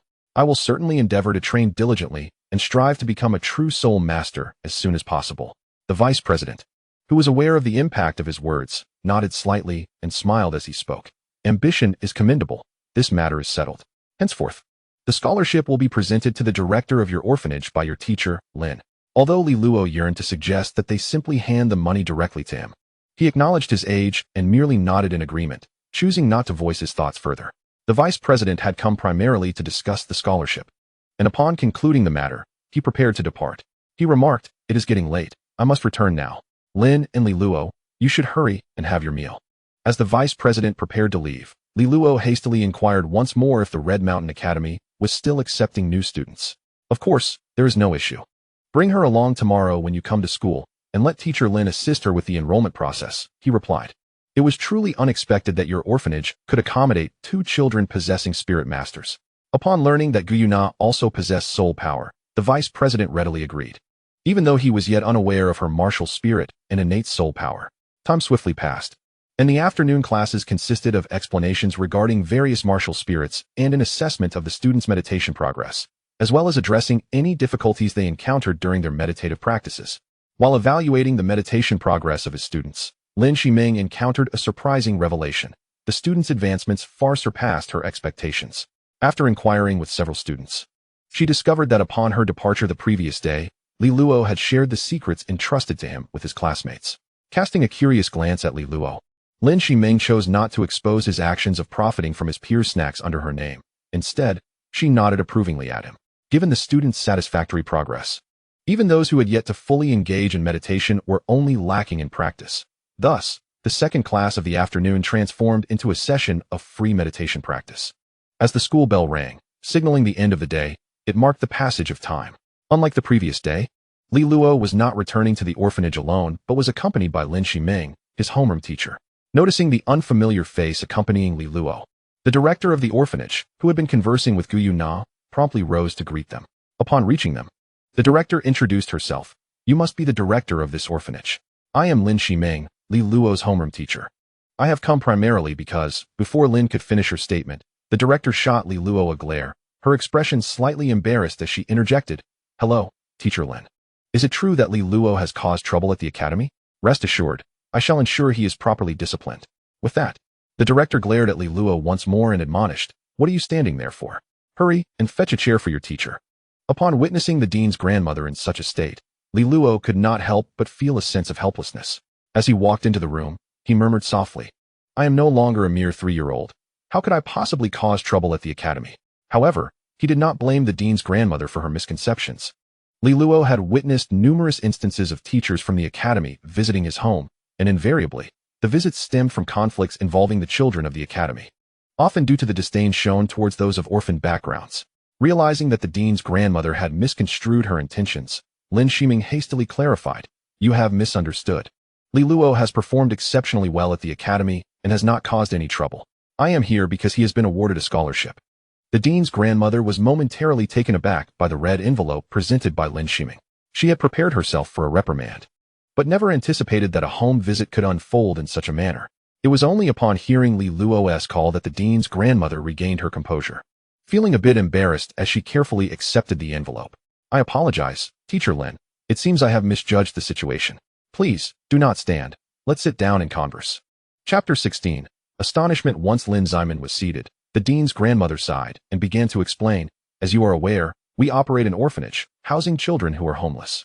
Upon entering the academy, they often face disdain from their peers, and given their lack of restraint, conflicts can easily arise." Lin Ximen nodded slightly, smiling as she responded, "I have indeed heard of such occurrences. However, Li Luo has been exemplary at the academy. Otherwise, he would not have earned a scholarship." As a teacher at Hongshan Academy, Lin Ximen was somewhat familiar with these circumstances. Such incidents are challenging to avoid, as teachers, being human, sometimes overlook certain matters. Contemplating this, Lin Ximen glanced at Li Luo, who was diligently engaged in his homework, feeling relieved that he had not succumbed to the issues mentioned by the dean's grandmother. She resolved to pay closer attention to Li Luo in the future. It was essential to remember that Li Luo possessed spiritual energy, with a martial spirit that was an offensive long sword. If he were to encounter conflicts with classmates, the consequences would be far beyond those of ordinary children. Upon hearing that Li Luo had excelled at the academy, the dean's grandmother smiled and remarked, "This child, Li Luo, indeed stands apart from the others in the orphanage. He has been more mature than his peers from a young age. You may not be aware, but previously, older children would take care of the younger ones. However, with Li Luo, it has often been the reverse, as he frequently guides those older than himself." Lin Ximen was not at all surprised by the dean's grandmother's assessment of Li Luo. She had heard just that day how Li Luo had taught other students the secrets of meditation, rendering the grandmother's comments rather inconsequential in comparison. As time passed, Lin Ximen and the dean's grandmother engaged in extensive conversation, predominantly revolving around Li Luo. Through the recounting of the kind director, Lin Ximen gained a deeper understanding of Li Luo and could not help but marvel at his exceptional intelligence compared to his peers. "Director, my visit to the orphanage today is not only to deliver Li Luo's scholarship, but also to discuss another matter concerning the enrollment of another child in your care." Glancing at the time, Lin Ximen finally broached the subject of her secondary purpose for visiting the orphanage. Upon hearing Lin Ximen's words, the director paused momentarily, then realized she was referring to Gu Yuna, directing her gaze toward the child not far away who was diligently completing her homework. "That would be the child. Nar was brought here during dinner yesterday. Seeing that she is of appropriate age and possesses soul power, I thought it prudent for Li Luo to inquire whether she could also attend the academy. The director's tone was tinged with apprehension, clearly concerned that Lin Zimin might reject Gu Yuina's admission. Lin Shimeng, attuned to the director's unease, smiled reassuringly. How could that be? The academy will not turn away children who meet the age requirements. Just have her accompany Li Luo to the academy tomorrow, and I will assist her with the enrollment procedures. That is a relief, the director responded, visibly relaxing at Lin Zimin's affirmation that Gu Yuina could enroll. She had genuinely worried that Lin Zimin might voice a refusal. Although the director herself was not a soul master, the orphanage had produced Lu Yang, a soul master, albeit of a lower rank. Through her interactions with Lu Yang, the director had gleaned some knowledge about soul masters, including the understanding that early training is advantageous. In her view, if Gu Yuina had lacked soul power, a delayed enrollment would not have been a significant issue. However, given that Gu Yuina possessed soul power, a year's delay in her education would mean a year lost in acquiring knowledge pertinent to soul masters. Nar, did you hear that? Teacher Lin has said you can attend Hongshan Academy now, so hurry over and thank her. After taking a breath, the director called out to Gu Yuina. Hastily running to the director's side, Gu Yuina first flashed a sweet smile at Lin Zimin before saying, "Thank you, Teacher Lin. My name is Gu Yuina." Observing the charming little girl before her, Lin Zimin was reminded of another matter and inquired, "Little one, you are quite adorable. I have heard that you have awakened your martial soul. Could you share with me what your martial soul is and your innate soul power?" Upon being asked this question, Gu Yuina blinked and replied, "Of course. My martial soul is elementalist, and my innate soul power is level 7. Elementalist, level 7 innate soul power." Although Lin Zimin had never heard of the elementalist martial soul, she was genuinely astonished upon learning about Gu Yuina's innate soul power. It was noteworthy that the last time she had been so surprised was upon seeing Li Luo's information. She had anticipated that the little girl, whom she had initially regarded with tempered expectations, would possess innate soul power equal to Li Luo's.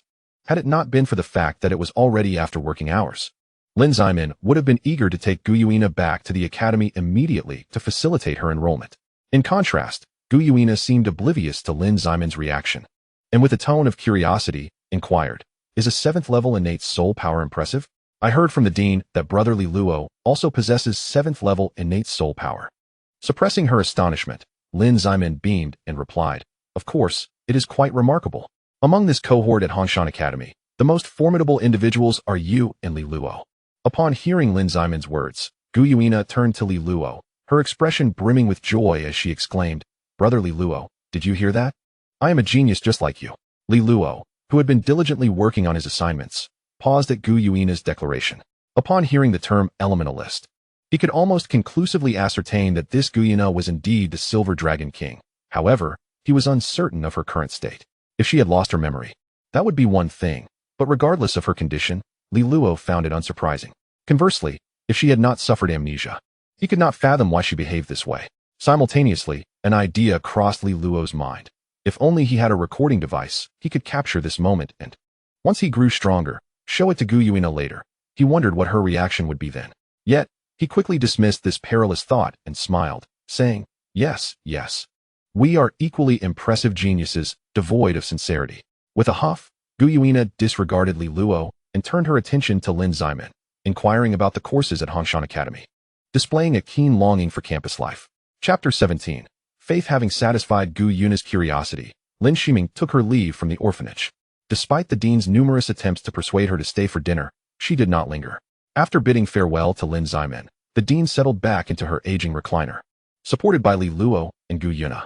"I never imagined that at my age, the orphanage could produce 2 talented soul masters. Truly, it is the blessing of the sea god," the dean remarked, her voice imbued with deep emotion.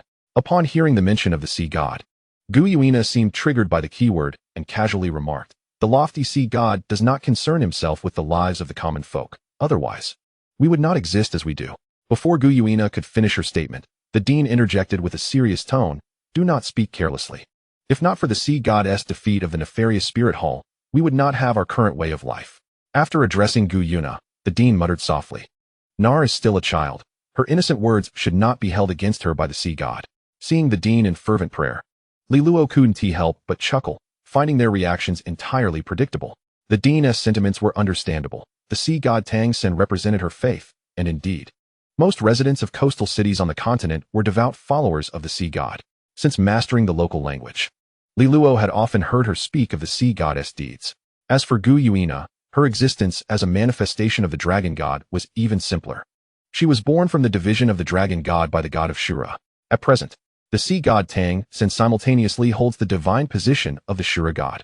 Regardless of whether Gu Yuina possesses any memories, it is unlikely that she harbors any fondness for him. Of course, another reason for Li Luo's laughter was that he had previously uttered similar sentiments in the presence of the esteemed director. He recalled stating simply that history is penned by the victors, who can ascertain whether the spirit hall was truly as malevolent as described, or if the sea god was indeed as magnificent as the texts suggest. On that day, the director regaled him with tales of the sea god's glorious deeds. Contemplating the possibility that Gu Yuina might encounter a fate akin to his own, Li Luo could not help but chuckle. His laughter drew the attention of the director, who solemnly inquired, "What is amusing? Am I mistaken in my recounting?" Aside from the director, Gu Yuina also cast a curious glance at Li Luo, evidently perplexed about the source of his mirth. "Oh, it's nothing, just a pleasant memory," Li Luo replied without hesitation. In the presence of two individuals, a devotee of the sea god and the silver dragon king, who harbors animosity toward him, Li Luo found it impossible to voice his true thoughts. Given his past, the director was understandably skeptical of his words and asked, "A pleasant memory? Might you share with us what brings you such joy?" Gu Yuna's unwavering gaze on Li Luo suggested her keen interest in uncovering the cause of his delight. Faced with the unexpected scrutiny, Li Luo's mind raced. Upon noticing the red envelope in the director's hand, an idea took shape. Once he organized his thoughts, he casually proposed, "The Academy has issued scholarships, and since Gu Yuna's enrollment has been settled, why not wait for the others to return and celebrate with a meal?" Upon mention of the scholarship, the director promptly shook her head, stating, "Celebration is certainly in order, but there's no need for the scholarship. I can't afford a meal. I will set aside that money for you to use when you advance to the intermediate academy." She then turned to Gu Yuina, adding, "You and Li Luo share the same innate soul power. Perhaps you too will receive a scholarship, and I shall keep that for you as well." Gu Yuina had no objections, nodding lightly. "All right, thank you, director." The director was taken aback to find that Li Luo, whom she believed to be the most understanding, seemed to harbor reservations, hesitating in his response. Curiously, she asked, "What troubles you, Li Luo? Do you have any objections?" "Not objections per se, but I believe it unnecessary. The intermediate academy falls within the realm of compulsory education and should not incur significant costs. I was merely considering the possibility of purchasing a few books. As for any remaining funds, they could be allocated for the academy's use." After a moment's reflection, Li Luo articulated what he had intended to propose later. The director was initially taken aback, but then her face lit up with gratification as she responded, "Seeing your hesitation, I thought it was something serious. So it's just about buying books. This weekend, I shall have Lu Yong accompany you to the bookstore. As for the remaining matters, I shall reserve them for you. The federal funding the Academy has received is already sufficient, and with the revelation of both you and Narer possessing soul power, the Federation is bound to extend further rewards in due course. Moreover, this was originally bestowed upon you by the Academy. Using it for the institution seems rather inappropriate. Besides, what can you accomplish with such a meager scholarship? It would be far more prudent to save it for your future endeavors at the Intermediate Academy." After a moment's contemplation, the elderly dean added, "I have heard that cultivating as a soul master is an expensive endeavor when you progress to the Intermediate Academy. Lacking funds will certainly pose a significant hurdle." Seeing that the dean had firmly concluded the matter, Li Luo chose not to press further, merely nodding in agreement. "Very well. Let us proceed as you suggest, dear dean." Pleased with his response, the dean moved on, considering Li Luo's affairs settled. However, despite Li Luo's attempt to divert the topic, Gu Yuina could not escape her destined fate. In the ensuing time, Li Luo and Gu Yuina were compelled to endure the dean's enthusiastic recounting of the well-known exploits of the sea god. The narrative revolved around the sea god's unparalleled greatness and the remarkable impact of his presence, interspersed with tales of the heroes from Shrek Academy and Tang's sect. It was not until all the children from the orphanage returned that Li Luo and Gu Yuina were finally liberated. The outing was framed as a celebratory meal, though it merely involved a visit to a nearby modest restaurant. Nonetheless, for the children of the orphanage, it was indeed a cause for celebration, and their joy was palpable. After dinner, upon returning to the orphanage, Li Luo noticed that the dean seemed intent on continuing her tales of the sea god. He quickly excused himself under the pretext of needing to meditate and practice in his room, as he had no interest in the stories he had already heard. In those tales, the sea god Tang San was almost exaggeratedly portrayed as a saintly figure, while the villains were depicted as utterly malevolent, which seemed far from reality. To set aside other considerations, let us focus on the story's principal antagonist, the Spirit Hall. If the Spirit Hall truly behaved as described in the narratives, committing heinous acts without remorse, it would have surely been overthrown by a coalition of other forces and soul masters long before Tang San's birth. Then there was the sea god Tang San himself. If he were genuinely the selfless sage presented in the tales, how could his parents have become the cores of life and rulers of realms? Chapter 18. Gu Yuna enrolls early the next morning as dawn broke. Li Luo was roused by the dean's calls. After a night of meditation, he felt invigorated, far more so than after a regular night's rest. Entirely devoid of the usual grogginess upon waking. After freshening up, he made his way to the dining hall, where he found the dean speaking to Gu Yuna, who was having breakfast.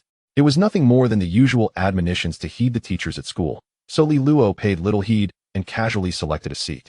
Just as he was about to address the food before him, the dean turned to Li Luo and remarked, "Li Luo, you must be quite familiar with Hongshan Academy by now. On her first day at school, Sister Nar, you must take care of her a bit when you reach the academy." Upon hearing the headmistress's words, Li Luo merely nodded in agreement. Noticing Li Luo's consent, the headmistress turned to Gu Yuna and advised, "Nar, should you encounter anything unclear at the academy, do not hesitate to ask Li Luo. If there is anything in class that you find difficult to comprehend, feel free to consult him. He is indeed the brightest in our institute." Following a series of reminders, she emphasized that if any issues arose, they should seek Li Luo first, and if he could not resolve them, then approach a teacher. After finishing breakfast and bidding farewell to the headmistress, Li Luo took Gu Yuna along with other children heading to school, departing from the orphanage. Perhaps due to his promise to assist Gu Yuna with her enrollment procedures, Li Luo found Lin Shiming waiting for them at the entrance of Hongshan Academy when they arrived. As Li Luo and Gu Yuna approached, Lin Shiming greeted them warmly. "Good morning, Li Luo and Gu Yuna." "Good morning, Teacher Lin," they replied in unison. "Please follow me. I will guide you through the enrollment process for Gu Yuna." At this point, Lin Shiming looked at Li Luo and added, "After the enrollment is completed, Li Luo will take Gu Yuna to the classroom." The enrollment process at Hongshan Academy was not particularly complicated. It primarily involved inputting personal information, which would subsequently be uploaded to the education department. The only slightly cumbersome task was retrieving Gu Yuna's new textbooks. Since the teacher responsible for this was not yet present, Li Luo and Gu Yuna spent a little time waiting outside the office. By the time Li Luo and Gu Yuna arrived in the classroom, the teacher responsible for instructing the common language had already begun the lesson. Upon noticing the latecomers, the teacher displayed a hint of annoyance. Meanwhile, the other students in the class regarded Li Luo and Gu Yuna with curious glances, especially Gu Yuna, who was evidently not a student from their class. Before the common language teacher could express his frustration, Li Luo spoke up. "Teacher, this is a new student joining our class. We just completed her enrollment with Teacher Lin." The teacher, surprised at the prospect of a new addition to the class, realized that this was no ordinary class, but a specialized soul master class, implying that the little girl before them possessed soul power as well. With a valid explanation, the teacher's irritation dissipated. He nodded at Li Luo and instructed, "In that case, quickly return to your seats." He then turned to Gu Yuna and continued, "Since you are a new student, please introduce yourself to everyone and find a seat to settle in and listen attentively." As Gu Yuna approached the podium, the students' gazes followed her, their curiosity piqued about the newcomer. "My name is Gu Yuna, and I am Li Luo's sister," she declared slowly upon reaching the podium. As she pronounced the latter part of her introduction, her eyes shifted toward Li Luo, her tone noticeably more emphatic. Upon hearing Gu Yuna introduce herself as Li Luo's sister, Wan Yun Chao, who sat in front of Li Luo, turned around and whispered, "Did you not claim to be an orphan? How is it that you have a sister? Moreover, why did your sister only register at this time?" Clearly perplexed, Li Luo instinctively responded, "We're not related by blood. She's merely from the same orphanage."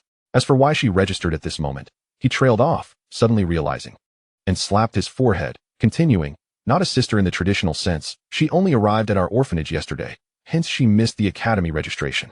Curiosity piqued, he then asked, "What is your sister's martial spirit and innate soul power?" Noticing Wan Yun Chao mentioning the term sister again, Li Luo shot him a glare. Wan Yun Chao, realizing his mistake, quickly turned back, as if fearing Li Luo might retaliate. "Gu Yuna," the language teacher called out, stopping her as she was about to leave the podium, "Our class is a soul master class. Aside from your name, please share with everyone your martial spirit and soul power." Casting a glance at the inquisitive students below, the teacher added, "You see, not just the teachers, but everyone is quite eager to learn about your martial spirit and soul power." Upon hearing the teacher's request, some students in the class chimed in, urging, "Yes. Do tell us about your martial spirit and soul power. Very well, Gu Yuna replied as she positioned herself at the edge of the podium. My name is Gu Yuna, and my martial spirit is elementalist. As for my innate soul power, like my brother Li Luo, it is at level 7. Wow, level 7. How impressive. The classroom erupted in astonishment, clearly taken aback by her high level. Wang Yunxiao turned to Li Luo and exclaimed, Li Luo, I've been meaning to ask you, is your orphanage truly the kind of fabled place depicted on television? How can everyone be so formidable? Li Luo shot him an exasperated look and retorted, you should watch fewer dramas. It's not a fabled place. Before she arrived, I was the only soul master there. Despite Li Luo's dismissal, Wang Yunxiao remained skeptical, shaking his head and insisting, No. It's not merely about numbers. It's about innate soul power. Do you have any idea how rare a level 7 innate soul power is? Seeing that Li Luo was ignoring him, he continued to mumble to himself. Don't let my level 5 soul power fool you. You have no idea how thrilled my parents were when they found out. I suspect if I had soul power as high as yours, they might have fainted from joy. Silence. The language teacher commanded, tapping the blackboard. Once the students settled down, he remarked, Indeed, I did not expect Li Luo's sister to be so remarkable. Please find a seat and sit down. Ignoring the curious gazes, Gu Yuna calmly walked to the second row and sat beside Li Luo. Chapter 19. The obstruction perhaps out of consideration for the new student Gu Yuna. The teacher spent the first half of the lesson not only reviewing the previously covered material, but also paying particular attention to whether Gu Yuna could keep pace with his teaching. Not only in the general language class, but also in the subsequent lessons, the teachers, upon learning about Gu Yuna's situation, unanimously opted for the same approach. Li Luo couldn't help but reflect on the fact that this world is ultimately dominated by soul masters. If Gu Yuna possessed only a first-level soul power, it is likely that most teachers would not pay her much attention. As noon approached, while Li Luo was escorting Gu Yuna to the dining hall, Tang Wulin, seated at his desk, suddenly rose with a resolute determination and hurried towards Li Luo and Gu Yuna. Upon encountering Tang Wulin blocking their path, Li Luo felt a surge of anxiety. It was not that he feared Tang Wulin would take anything from Gu Yuna. In fact, that would alleviate his concerns. What troubled Li Luo was the presence of Tang San's spiritual consciousness within him. No one could predict whether someone capable of harboring the path of death in their heart might perceive Li Luo as an obstacle to their son's destiny and resort to drastic measures. In that moment, Li Luo envied those who, after crossing over, possessed a golden finger of sorts. If he too had a system or had been chosen by a celestial being, he would not have to live in constant trepidation. Yet, reality often diverges from such fantasies. After grasping the circumstances of his world, Li Luo had often found himself silently yearning for a system, a chat group, or a simulator. However, it was evident that he received no response. Considering that some golden fingers might only awaken at pivotal moments, Li Luo began to anticipate the awakening of his martial soul. As it turned out, even after awakening his martial soul, Li Luo still found himself devoid of any so-called golden finger, and he had since relinquished his fantasies regarding it entirely. Li Luo, what are you thinking? Just as Li Luo was lost in these thoughts, Gu Yuna's melodious voice interrupted his reverie. Startled by her sudden address, Li Luo briefly overlooked Gu Yuna's reference to him and turned to the obstructive Tang Wulin, speaking in a neutral tone. Tang Wulin, is there something you need? Taken aback by Li Luo's inquiry, Tang Wulin appeared speechless, clearly at a loss for words. Observing Tang Wulin's demeanor, Li Luo furrowed his brow in confusion, trying to comprehend what was going on. It was evident that Tang Wulin had blocked his path, yet now he remained silent. Hey, Tang Wulin, if there's nothing urgent, please step aside. We still have to eat. Gu Yuna's voice carried a hint of impatience. As her words concluded, Gu Yuna grasped Li Luo's hand, attempting to maneuver around Tang Wulin. This, however, was not what Tang Wulin had anticipated. He took a step forward, once again obstructing their way. Gazing at the determined expression on Tang Wulin's face, Li Luo remarked, Tang Wulin, if you have something to say, please do so quickly. What is the meaning of this obstruction?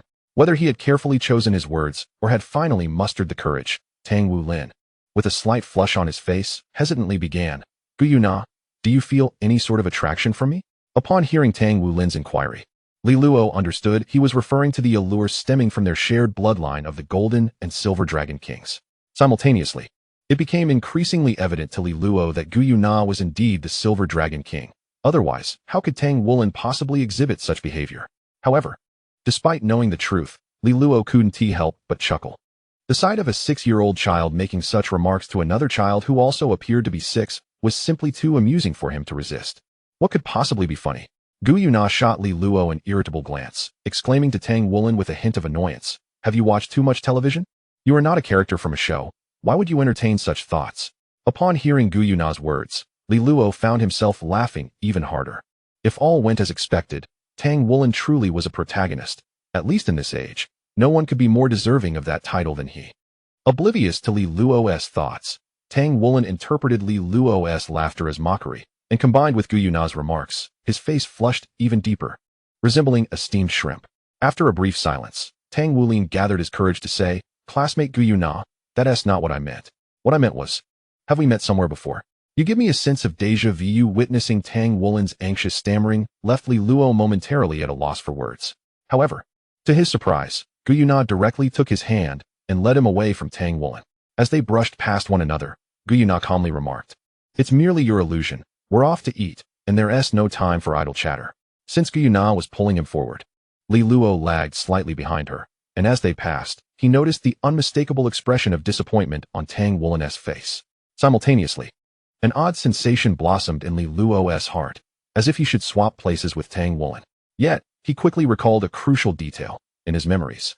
Gu Yuna approached Tang Woolen under the guise of Gu Yu due to her split personality, not merely because of the Golden Dragon King's bloodline within him. However, if he considered this reasoning, it seemed flawed. If Gu Yuna was in a state of amnesia, she should have responded differently to Tang Woolen's Golden Dragon King's bloodline allure. Conversely, if she were not amnesiac, her reaction was even more perplexing.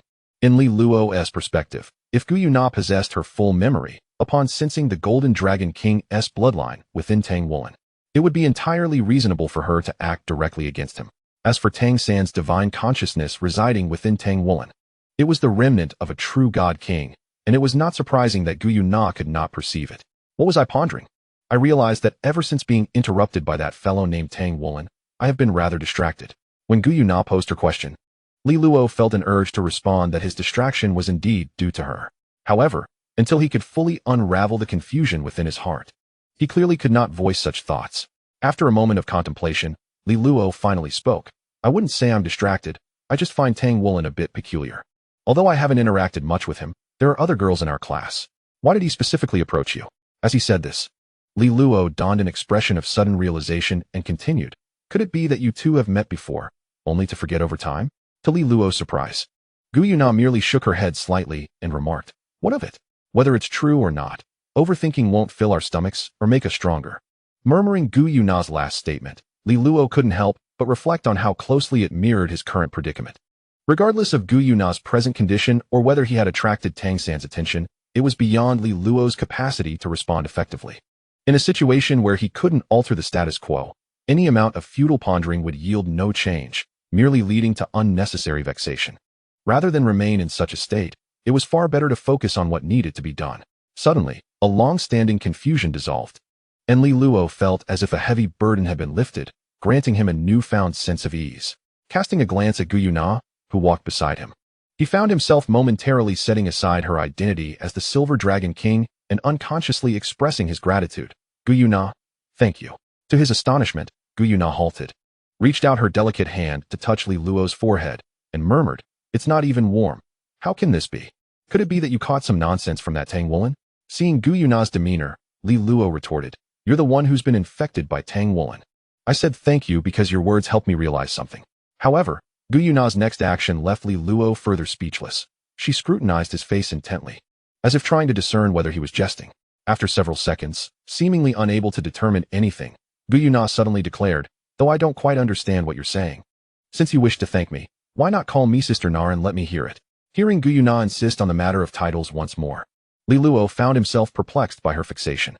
Although, based on both psychological age and the age indicated by her identity, referring to her as sister would not be disadvantageous, he struggled to reconcile her youthful visage with such a designation. With this in mind, Li Luo swiftly shifted the topic, saying, "All right, enough of this. Let's hurry to get something to eat. If we delay, there may be nothing left." Noticing Li Luo quickening his pace, a faint smile crept across Gu Yuna's lips as she chose not to press the issue further and hurriedly followed suit. Time swiftly progressed to the afternoon. Unlike the previous couple of days, with only a few minutes remaining before the ringing of the class bell, Lin Xiamen had already arrived in the classroom. Upon her entrance, the previously boisterous classroom fell into an immediate hush. As she surveyed her fellow students, Lin Ximen's gaze lingered momentarily on Tang Woolen, puzzled by the furrowed brow that belied his tender years. Considering his martial soul was blue-silver grass, she soon understood, attributing his demeanor to the struggle of accepting the inferiority of his martial soul compared to others, dismissing any further speculation. However, Lin Ximen did intuit one truth. Tang Woolen was indeed troubled by the indifference of Gu Yuna, attributing it to his perceived inadequacy. Choosing to disregard Tang Woolen for the moment, Lin Ximen quickly set her sights on her objective, Gu Yuna, who had only just joined the class that day. With her goal in mind, Lin Ximen approached Gu Yuna's desk and gently spoke. Gu Yuna, may I have a word with you outside? In the tranquil atmosphere of the classroom, her voice carried at a normal volume, capturing the attention of her peers, who were drawn by curiosity to the two girls making their way out. They recalled that the last student summoned by Lin Ximen was Li Luo, during which she had imparted the secrets of meditation. Speculation ignited among them, wondering if Lin Ximen intended to share similar wisdom with Gu Yuna. Yet, the truth often diverges from expectation. The sole reason Lin Ximen called Gu Yuna outside was to provide her with the meditation lessons she had missed over the past 2 days. Even if there were secrets to meditation or cultivation, Lin Ximen would not confine her teachings solely to Gu Yuna, as her ultimate desire was for more students to become soul masters. Furthermore, if she possessed any significant insights to enhance cultivation, her prowess would surely exceed her current capabilities, and she would not be teaching in a junior academy. However, the 6-year-olds were not inclined to ponder such complexities. Wang Yunxiao, seated in front of Li Luo, turned to him and exclaimed, Li Luo, when Gu Yuna returns, remember to ask what the teacher said to her. If it's a secret to cultivation, I am willing to trade snacks for the information. Although Wang Yunxiao attempted to mask his intentions, it was clear from Gu Yuna's self-introduction that Li Luo was her brother, making it easier for him to glean the contents of Lin Ximen's conversation. In this scenario, Li Luo found himself the center of attention. Following Wang Yunxiao's remark, others eagerly chimed in, offering their own trades before Li Luo could respond. Amused yet somewhat exasperated by the children's logic, he acquiesced to their propositions while contemplating how he might entertain their curiosity without divulging too much. After all, when opportunities arise, one must seize them. As time ticked away, just minutes before the class bell rang, Lin Ximen and Gu Yuna finally returned to the classroom. From the smile adorning Lin Ximen's face, it was evident that she was quite pleased with Gu Yuna. Once Gu Yuna returned to her seat, Lin Ximen tapped the blackboard to signal everyone to gather their attention, and then began. We have thoroughly covered the topic of meditation in the past few days, and I commend all of you for your excellent performance. Starting today, we shall embark on new lessons. However, before we delve into the new material, I must reiterate an important point. If you aspire to become true soul masters swiftly, it is crucial that you do not become complacent, regardless of whether a teacher is supervising you. As the saying goes, diligence can make up for a lack of talent. With persistent meditation practice each day, even those with slightly lesser innate abilities can still achieve the status of a true soul master. At this juncture, Lin Ximen paused momentarily before continuing. Perhaps you are all aware that Hongshan Academy is a junior institution, encompassing both the Soul Master class and the regular class. Now, I must inform you that the dynamics change significantly starting from the intermediate academies. In intermediate and higher level academies, there will be a clear distinction between Soul Masters and ordinary individuals. This means that different intermediate or advanced academies will only impart knowledge pertinent to their respective fields. For instance, ordinary academies will not teach anything related to Soul Master cultivation. Thus, if you wish to acquire more knowledge regarding Soul Masters, you must enroll in a higher-level Soul Master Academy, setting aside more distant goals for the moment. If you wish to enter an intermediate Soul Master Academy, the fundamental requirement is to possess your own spirit before the age of 10. This implies that you must reach level 10 prior to turning 10 years old. Consequently, you must attain level 10 before graduation. Otherwise, you will have to return home to cultivate independently or join a regular academy that does not offer Soul Master training. Do not assume that you can afford to slack off in your cultivation simply because there is still time after graduation. If you do not reach level 10 by graduation, you will be unable to obtain the Academy's letter of recommendation. Without this letter, many Soul Master Academies will not accept you. In summary, if you wish to study at an intermediate Soul Master Academy, it is advisable to achieve level 10 before graduation. Lin Ximen's tone carried a note of warning as she delivered this final statement, clearly wishing to prevent those capable of reaching level 10 by graduation from faltering due to negligence. Chapter 21. New Secrets. At that moment, a little boy raised his hand and inquired, Teacher, could you explain to us the differences between the Intermediate Soul Master Academy and the regular academy? In response to this query, Lin Shiming pondered for a moment before replying. It's perfectly fine to share this with you. At the Intermediate Soul Master Academy, you will encounter many peers who are also soul masters. It is even possible to meet those rare prodigies with innate full soul power. The instructors there possess higher levels of soul power and teach deeper knowledge, such as the intricacies of combat for soul masters, which can only be learned at an Intermediate Soul Master Academy. Furthermore, the facilities at intermediate academies are far more advanced than those at Hanshan Academy. Even the dining hall provides energy-rich meals to meet the training needs of the students. You are all likely familiar with the esteemed Shrek Academy. If you manage to stand out at the Intermediate Soul Master Academy, being recommended for admission to Shrek Academy is not beyond the realm of possibility. Upon hearing Lin Ximen mention Shrek Academy, the students in the class lit up with excitement, collectively exclaiming in awe. This premier Soul Master Academy of Douluo Star is indeed captivating, as many renowned figures hail from its halls. Noticing the students' heightened enthusiasm, Lin Shiming seized the moment, stating, regardless of whether your aspirations lie in becoming stronger or in joining the legendary Shrek Academy, enrollment in the Intermediate Soul Master Academy is indispensable. Drawing from her years of teaching experience, Lin Ximen knew that despite the children's verbal affirmations, many would not truly heed her words without persistent encouragement. Were it not for such concerns, she would not dedicate a significant portion of her daily lessons to overseeing their meditation. However, the ultimate fate of whether they become soul masters rests solely with the students themselves. After addressing several inquiries from the students regarding the Intermediate Soul Master Academy, Lin Shiming announced, "All right, let us conclude today's lesson here. Now, everyone follow me to the playground. For our first lesson today, we shall engage in something different." Upon hearing they would be conducting lessons outdoors, the class was filled with anticipation, eager to discover what they would learn. Little did they know, disappointment awaited them. Once the students were lined up on the playground, Lin Shiming began, "For this lesson, we shall undertake running, squats, sit-ups, and push-ups." Observing the crestfallen expressions on their faces, Lin Shiming pondered briefly before continuing, "Do not underestimate these exercises. You have all heard the legends of the Sea God and the Ice Empress, have you not? According to accounts, both the Sea God and the Ice Empress devoted themselves to physical training during their early days at Shrek Academy. This underscores the significance of a robust physique for a soul master. As Lin Shiming mentioned the Sea God and the Ice Empress, the students could be said to have grown up on their legends. Who among them could remain unfamiliar with their names? The tales Lin Shiming spoke of were indeed grounded in reality. In the early days of Shrek Academy, a time of hardship, running was the sole means available for students to strengthen their bodies, a tradition that has endured to this day. Seeing the students' interest piqued, Lin Shiming continued, "The body is the foundation of a soul master, much like a vessel that holds water. Only by possessing a powerful physique can we withstand greater soul power. With that," she added, "I will not elaborate further. Now, everyone, let's begin running around the playground." Given that the class consisted of 6-year-old children, Lin Shiming was cautious not to subject them to excessive exertion, allowing them to engage in moderate activity before granting them the freedom to play. "Li Luo, the teacher has left. Quickly go and inquire if Gu Yuna has learned any secrets from the previous teacher." When the time for free activity arrived, the so-called secretive Wan Yunxiao sought out Li Luo. Casting a glance at the seemingly inconspicuous Wan Yunxiao, Li Luo nodded slightly and made his way toward Gu Yuna.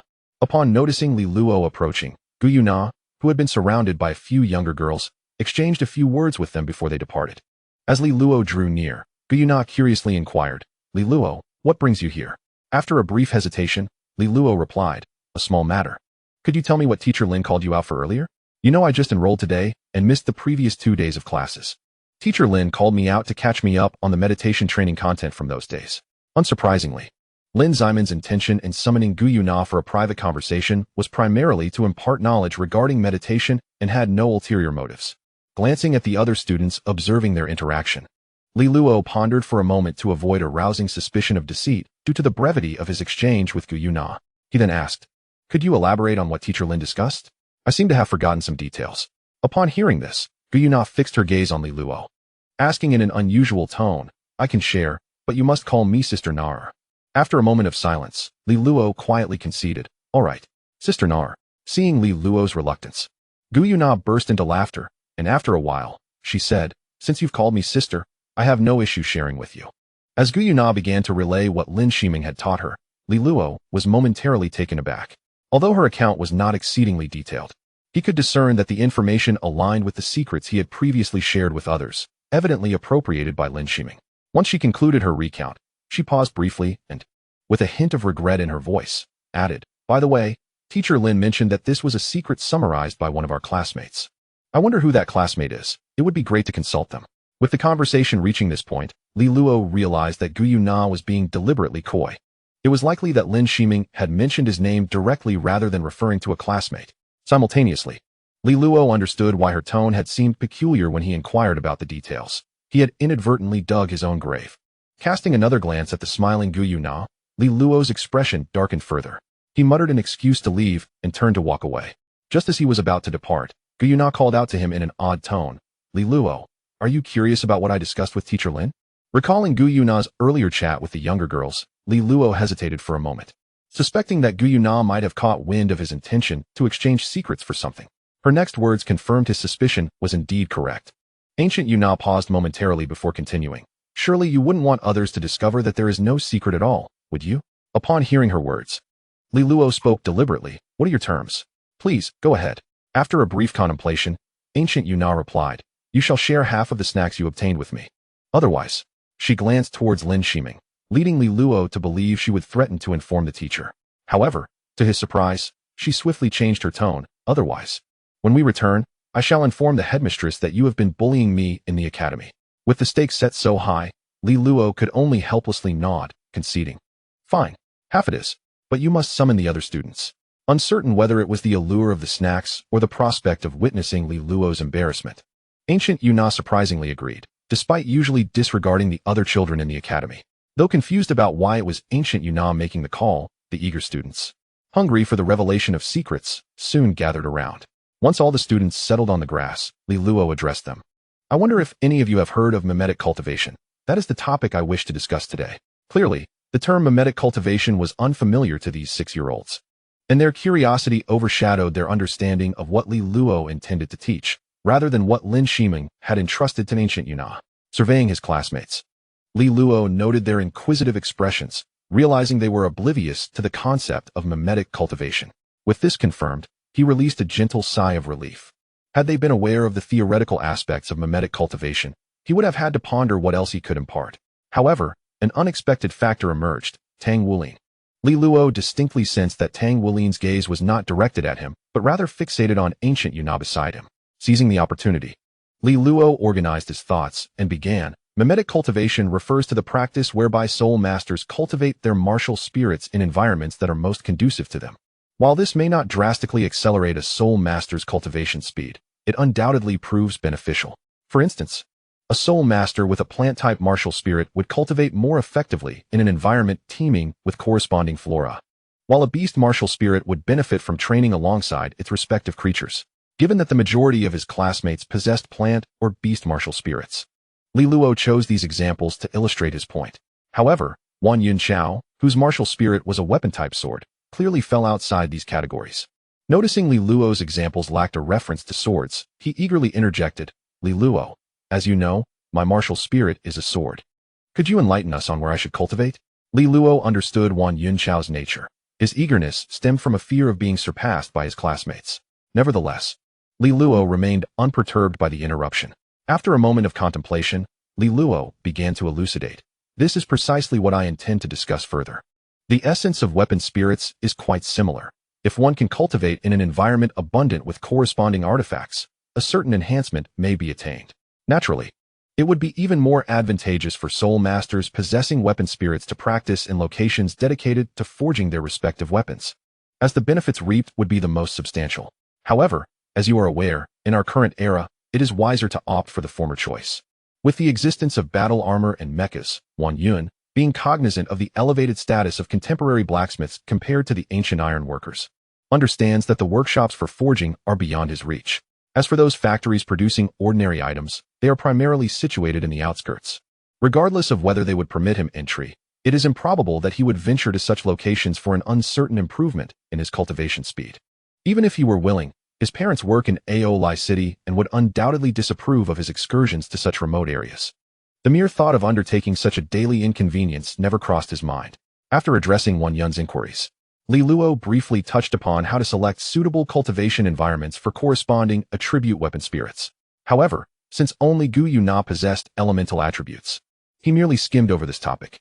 Once Li Luo concluded his discourse, another student spoke up.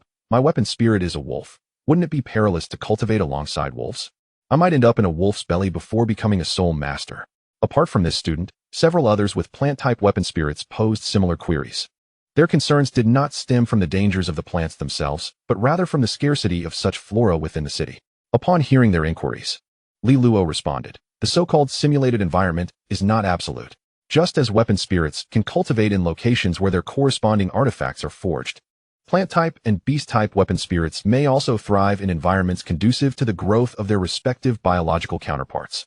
For instance, practitioners of plant-type weapon spirits need only seek out areas rich in vegetation.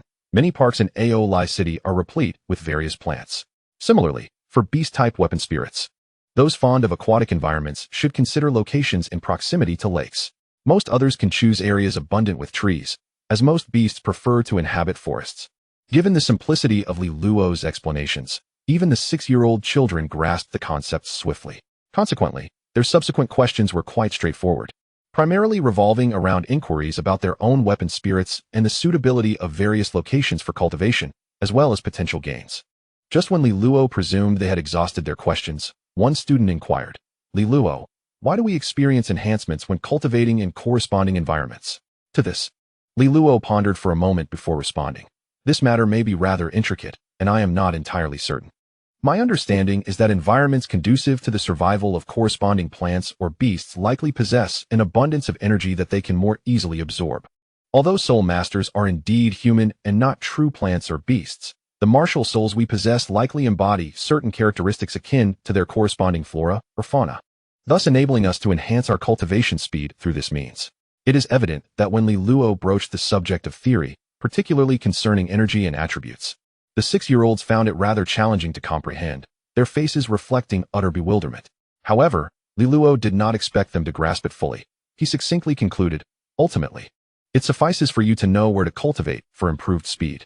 The reasons behind it are of little consequence, are they not? With this explanation, most of the classmates ceased to dwell on questions and began to ponder whether there existed an environment suitable for their cultivation near their homes. As for those who had already identified potential locations for their practice, they were eager to experiment and ascertain the veracity of Li Luo's assertions. With the ringing of the school bell, the first class came to an end. Unsurprisingly, the second class continued with meditation and cultivation. Due to Gu Yuna's recent addition to the class, Lin Shiming's attention towards her greatly exceeded that of her other students.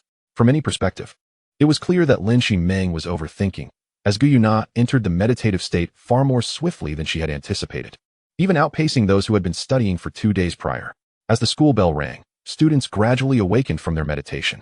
Their eagerness to verify the authenticity of Li Luo's claims regarding mimetic cultivation was markedly heightened compared to the previous 2 days, leaving Lin Shiming, their homeroom teacher, in a state of perplexity. Li Luo, Gu Yuna, please stay for a moment. Just as Li Luo and Gu Yuna were about to leave, Lin Shiming called out to them. Chapter 23. Serendipity. Once all the students had departed the classroom and Lin Shiming had locked the door, she led Li Luo and Gu Yuna to her office. Without prompting from either Li Luo or Gu Yuna, Lin Shiming retrieved an envelope identical to the one from the previous day and placed it upon her desk.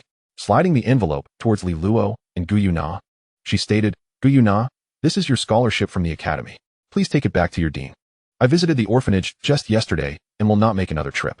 Upon seeing Gu Yuna tuck the scholarship into her belongings, Lin Shiming appeared to recollect something and added, I won't elaborate further, but once you leave the academy, head straight back to the orphanage without lingering outside.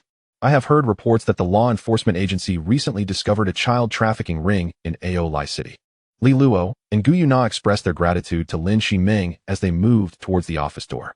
Just as they were nearing the exit, Lin Shiming reminded them, be sure to keep the scholarship safe. Do not disclose it to anyone before you meet your dean, nor should you spend it secretly.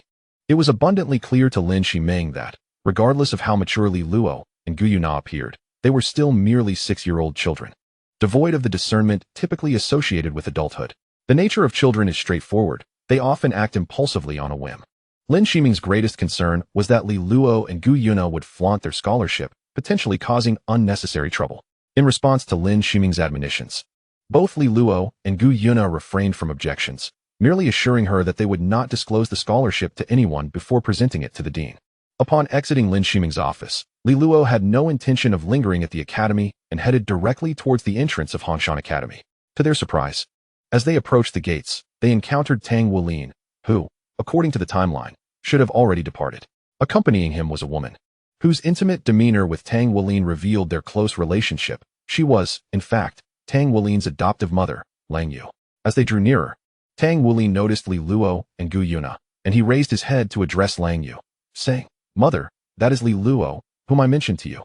And the one with him is Gu Yuina, a new student enrolling today." At this moment, a flicker of envy crossed Tang Wulin's face as he continued. Gu Yuina possesses innate soul power at level 7, just like Li Luo.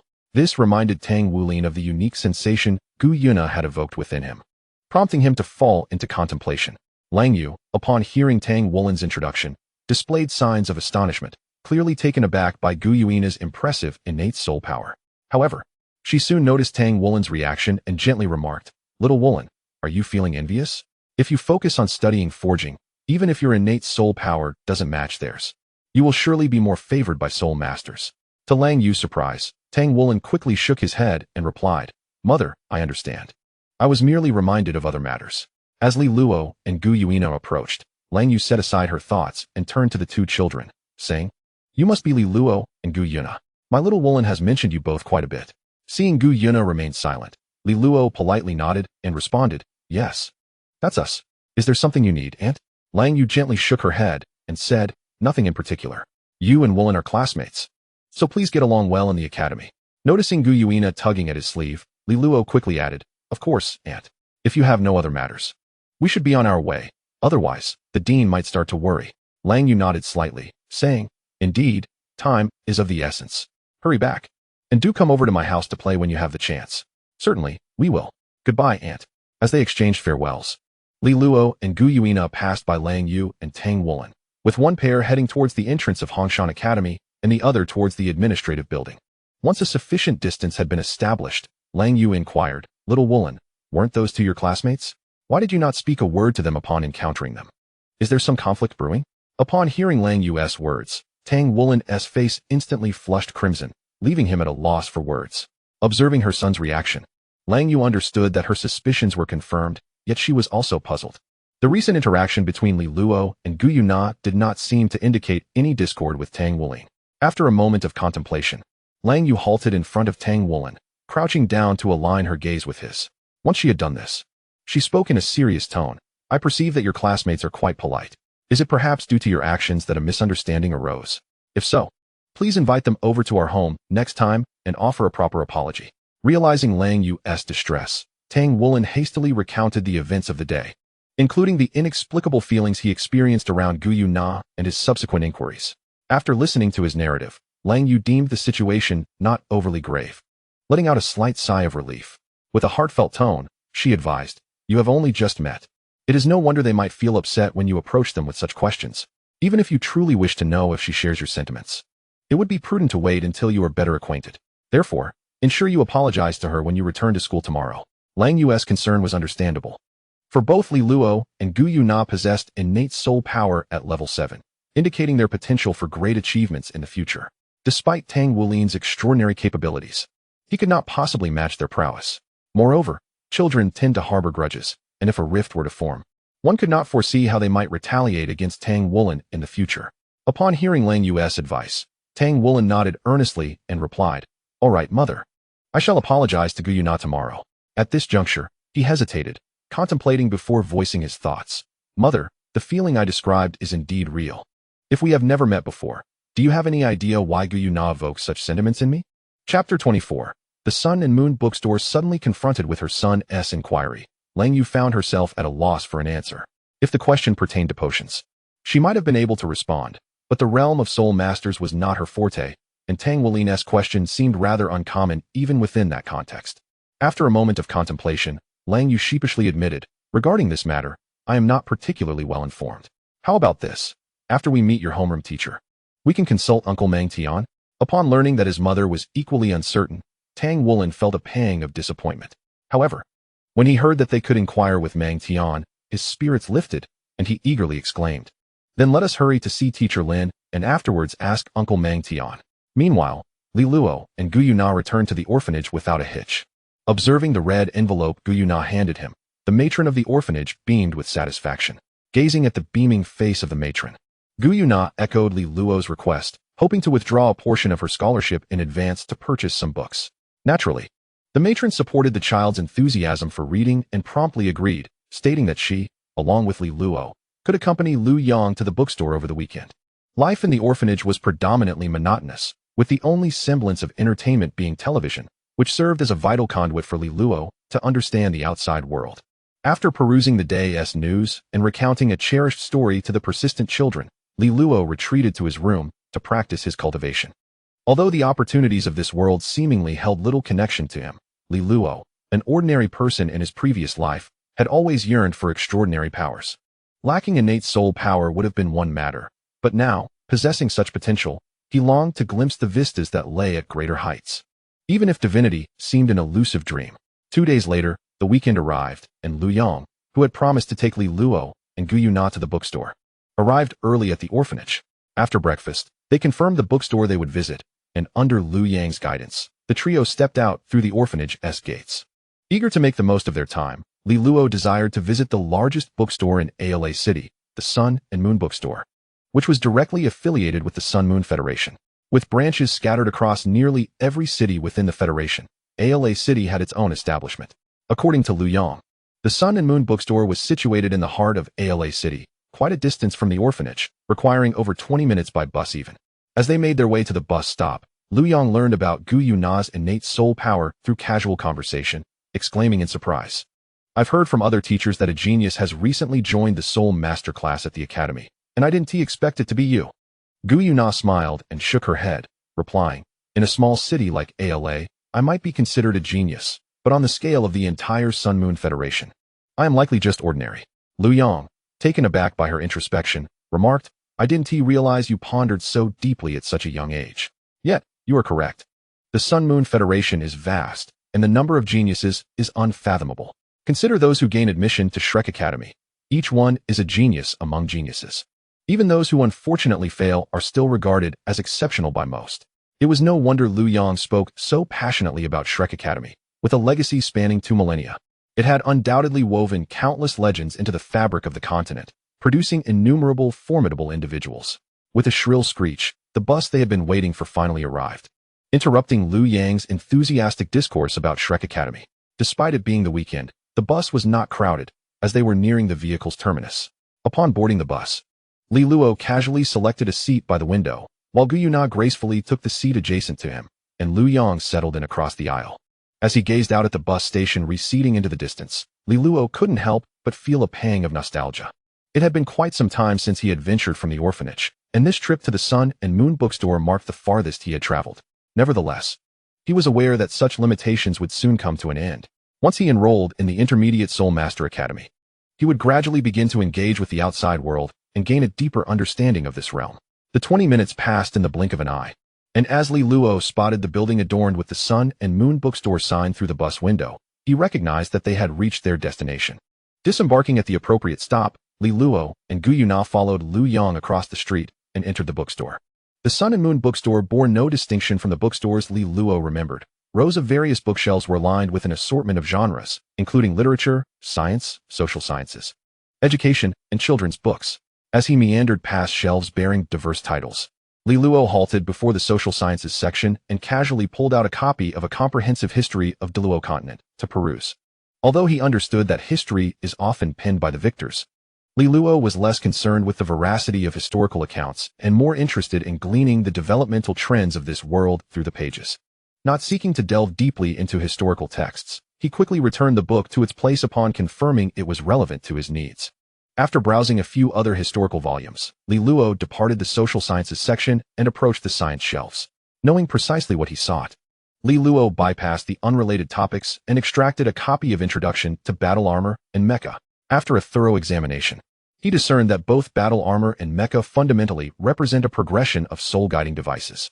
He subsequently perused titles such as Fundamentals of Soul-Guiding Devices, Introduction to Battle Armor and Mecha Design, and Principles of Formation Design, ultimately selecting a few that piqued his interest. Finally, Li Luo reached the education section and, Upon surveying the titles, felt a twinge of disappointment. None of the books contained the instructional materials on soul-guiding devices, battle armor, or mecha that he desired. It soon dawned upon him why this was the case. Ally City lacked even a basic intermediate Soul Master Academy. So it was unlikely that textbooks covering subjects typically introduced at advanced academies would be available here. However, Luo did not dwell on his disappointment. He reasoned that he could procure such materials in other cities later on. Moreover, there was a crucial point to consider, given Luo's current circumstances. He was ill-equipped to engage in the study of those subjects. It is essential to understand that both soul-guiding devices and battle armor, as well as mecha, necessitate the mastery of formation crafting, which requires practical application to truly comprehend. The intricate design of formations necessitates tools, materials, and substantial financial backing for execution. Presently, Luo's very existence hinges upon the orphanage. He lacks the funds to procure various materials for practical application. Even if the bookstore possessed the relevant textbooks, their purchase would bear little significance. As time swiftly approached the agreed-upon departure, Luo extracted the selected tomes from the shelf and made his way to the front desk of the Sun and Moon bookstore. Observing the stack of books in his arms, which nearly reached his chin, it was evident that he held no fewer than 10 volumes. In contrast, Gu Yuna had merely 2 books ready for checkout at the front desk, leaving Lu Yong momentarily stunned. After all, Luo had already grasped much of the material intended for his initial studies at the academy even before the awakening of his martial soul. Lu Yong, well aware of Luo's passion for reading, quickly regained his composure. Using the funds provided by the headmistress before their departure, Lu Yong settled the bill. He then treated Luo and Gu Yuna to lunch before escorting them back to the orphanage via public transport. Upon their return, the children of the orphanage eagerly surrounded them, curious to learn what books Luo had acquired and whether they contained stories or comics that piqued their interest. Luo, not one to deny their curiosity, placed the books on a table for their examination. However, upon encountering terms such as general history, mecha, and battle armor, they recoiled and hastily returned the books to him. A couple of persistent children, undeterred, opened a volume titled Introduction to Battle Armor and Mecha, only to find the pages filled with incomprehensible terminology, many of which were entirely unfamiliar to them. They quickly shut the book and returned it to Luo. Once the books were arranged, Luo selected one and began to peruse it under a tree in the orphanage. A few children approached him, hoping to play, but upon realizing he was engrossed in material beyond their comprehension, they soon lost interest. It wasn't that they feared Luo would bully them. Rather, they dreaded the prospect of him lecturing them on the tedious subjects within those books. Luo was no stranger to this. He had often borrowed books from Lu Yong and regaled them with topics they found perplexing. In stark contrast to those apprehensive children, Gu Yuna approached Luo without hesitation and sat beside him. Glancing at the title on the cover, she curiously inquired, "I meant to ask you earlier. These historical texts seem unrelated to the training of soul masters. What purpose do they serve for you?" In response to Gu Yuna's question, Luo did not lift his gaze but replied, "History is not merely a record of events. It unveils the connections and causal relationships among those events. If we can discern these from historical texts, we may grasp the progression and patterns of history more profoundly. In essence, historical records encompass factors such as time, place, characters, and events, which can be further dissected into causes, processes, and outcomes. To comprehend the causal relationships between past events or figures, we must interlink these occurrences and characters for a comprehensive understanding." At this juncture, Luo cast a glance at Gu Yuna. Discovering her expression was one of utter bewilderment.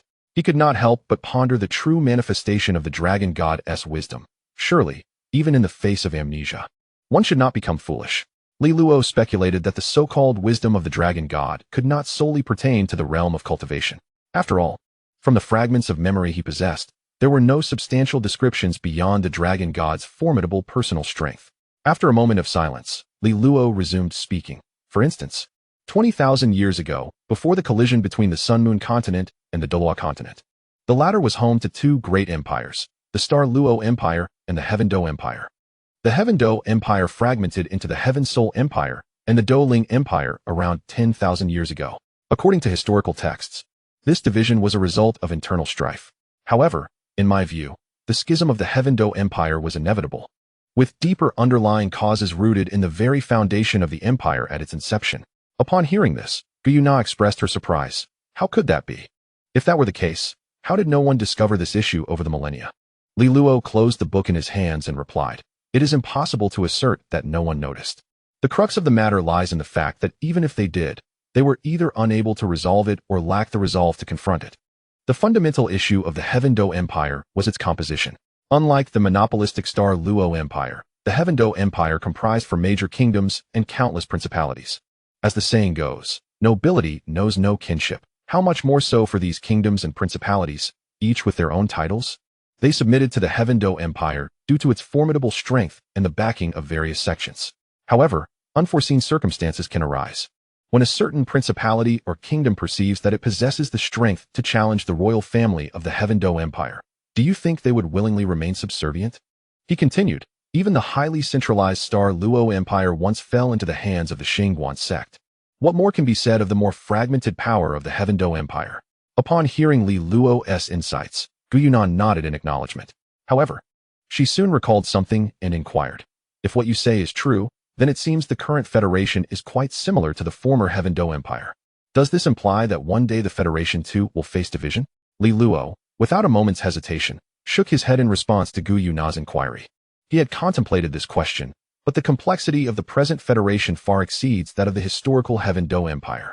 On the surface, the Shrek Academy, Tang sect, Spirit Transmission Tower, and various military factions are intertwined in a web of mutual checks and balances, while covertly, the Holy Spirit cult lurks menacingly. To speak of the powers currently governing the Federation, many high-ranking officials in Shrek are also members of the Tang sect. And numerous leaders of the military factions hail from Shrek Academy, while the soul spirits required by soul masters originate from the Spirit Transmission Tower. It is through this intricate interplay of interests that the present Federation has come into being. Breaking the equilibrium is no trivial endeavor. In Li Luo's recollections, the collusion between the Transmission Tower and the Holy Spirit sect to bomb the Tang sect and Shrek Academy merely stemmed from the latter's encroachment upon the established balance, not from an intent to fracture the Federation. Chapter 26. An unexpected visitor upon hearing Li Luo's decisive proclamation of ignorance. Gu Yuna expressed her perplexity. Did you not assert that the division of the Tiandu Empire was inevitable? Why, then, do you claim ignorance regarding the Federation? Li Luo, naturally, could not divulge his unfounded speculations. He gently shook his head and replied, the Federation and the Tiandu Empire are ultimately distinct. The crux of the Tiandu Empire's system lies in governance, whereas that of the Federation hinges upon the intertwining of interests and equilibrium. Should any event transpire within the Federation that disrupts this delicate balance, or should an individual arise who possesses the capability and the desire to do so, it is highly probable that such a force would incite a coalition of opposition from other factions. Moreover, various legends suggest a significant truth. A millennium ago, when the Sun and Moon Empires sought to unify the two continents, the sea god Tang Sin manifested divine intervention. It remains uncertain whether the emergence of any turmoil within the Federation would invoke similar interference from the divine. Nevertheless, Li Luo surmised that the likelihood of Tang Hao and Ain covertly intervening was considerable. Their ultimate goal is the unity of the Federation against the abyss. A fragmentation of the Federation would be detrimental to their plans. However, exceptions do exist, and this particular exception is Gu Yuna, who stands beside Li Luo. In his memories, Gu Yuna's initial appearance was during a chance encounter with Tang Wulin, while she was afflicted with amnesia. This encounter precipitated the subsequent schism between her Gu Yu persona and the Narer persona, leading to a wager born from their differing attitudes towards Tang Wulin. Now, absent such occurrences, unless Tang Hao and Ain intervene, the likelihood of Gu Yuna and Tang Wulin uniting is virtually non-existent. Should Gu Yuna and Tang Wulin fail to connect, the potential developments diverge significantly from Li Luo's memories, which is one reason he responded with uncertainty. Furthermore, the content of Li Luo's memories is inherently presented through Tang Wulin's perspective, with significant events invariably featuring the protagonist. Gu Yuna, the Silver Dragon King, can be regarded as a pivotal element in Tang Wulin's growth. One can only speculate how Tang Wulin's future might unfold without the aid of the Silver Dragon King. To set aside other considerations, without the assistance of the Silver Dragon King, Tang Wulin would find many endeavors beyond his grasp. Even the divine core of the Golden Dragon King would pose a formidable challenge for him. It was for this reason that Li Luo initially questioned whether Gu Yuna's amnesiac encounter with Tang Wulin was a result of Tang San or Tang Hao and Ain's machinations. Now, with Gu Yuna inexplicably appearing at the orphanage and displaying indifference upon encountering Tang Wulin at the academy, Li Luo's suspicions have somewhat abated. Reflecting on this, he added, let the powers that be concern themselves with the potential division of the Federation.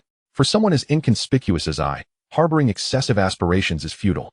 Since Li Luo has expressed such sentiments, Gu Yunnan naturally refrained from further discussion on the matter and instead remarked, I see that the books you previously purchased are predominantly about history or battle armors. Do you aspire to become a battle armor master or a mecha master?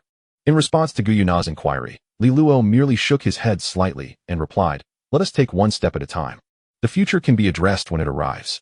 If I can succeed, then so be it. If not, it matters little. Observing Gu Yunnan's hesitance, Li Luo sensed an unspoken dissatisfaction with his response. After a moment of contemplation, he continued, you are aware of my innate talents. Possessing a soul power of level 7 may render me a genius in ALA City, yet within the broader context of the Federation, it scarcely registers. There is a saying, the path lies beneath our feet. All I can do is strive forward, and my progress will be dictated by fate. After all, objective realities do not shift with personal will. If it is beyond my capacity, no amount of contemplation will alter that. Just as Gu Yunnan was about to voice a rebuttal, the door of the orphanage swung open. Li Luo and Gu Yunnan instinctively turned their gaze toward the entrance, where 3 figures stepped inside. Among them were 2 men and a woman. At the forefront stood a tall, robust middle-aged man with dark skin and a fierce beard, exuding an intimidating presence. Following him was another middle-aged man, unremarkable in appearance and stature, lacking any distinguishing features. The final figure, a woman, caught both Li Luo and Gu Yunnan by surprise, for she was none other than Tang Wulin's mother. Thus, it seemed that the man walking alongside her was Tang Wulin's father. As Li Luo and Gu Yunnan scrutinized the newcomers, they noticed that the trio had also spotted them under the tree. Upon recognizing their presence, the leading middle-aged man strode purposefully towards Li Luo and Gu Yunnan, addressing them in a deep, commanding voice. Children, where is your director? We have matters to discuss with her. Judging by the man's demeanor, Li Luo surmised that he was likely a soul master, and given his association with Tang Wulin's mother, he might very well be the one who taught Tang Wulin the art of forging. Curious about the identity of their visitor, Li Luo inquired. The director should be resting in her room. What is it you seek her for? Without providing an explanation, the man insisted, there is no time for questions. Go fetch your director and tell her someone is here to see her. Clearly, the middle-aged man was unwilling to elaborate, and Li Luo, disinterested in pursuing the matter further, stood up and said, very well, please wait here a moment. I shall summon the director. At that moment, Tang Wulin's parents approached. The middle-aged man's voice had been loud enough for Lang Yu to hear, prompting her to speak. I believe your name is Li Luo, correct? Do not worry. We indeed have business with your director. This is Master Wu Lin, whose voice was a tad too loud, albeit without malice. Li Luo had initially paid little heed to the other party, gesturing with a wave of his hand to Lang Yu, indicating that all was well, and proceeded toward the room of the headmistress. He knocked on the door, and within mere moments, perhaps roused by the middle-aged man's loudness, the door swung open. Upon seeing Li Luo standing at the threshold, the headmistress inquired, Little Li Luo, has someone arrived at the institute? Have they mentioned anything? Yes, someone has come.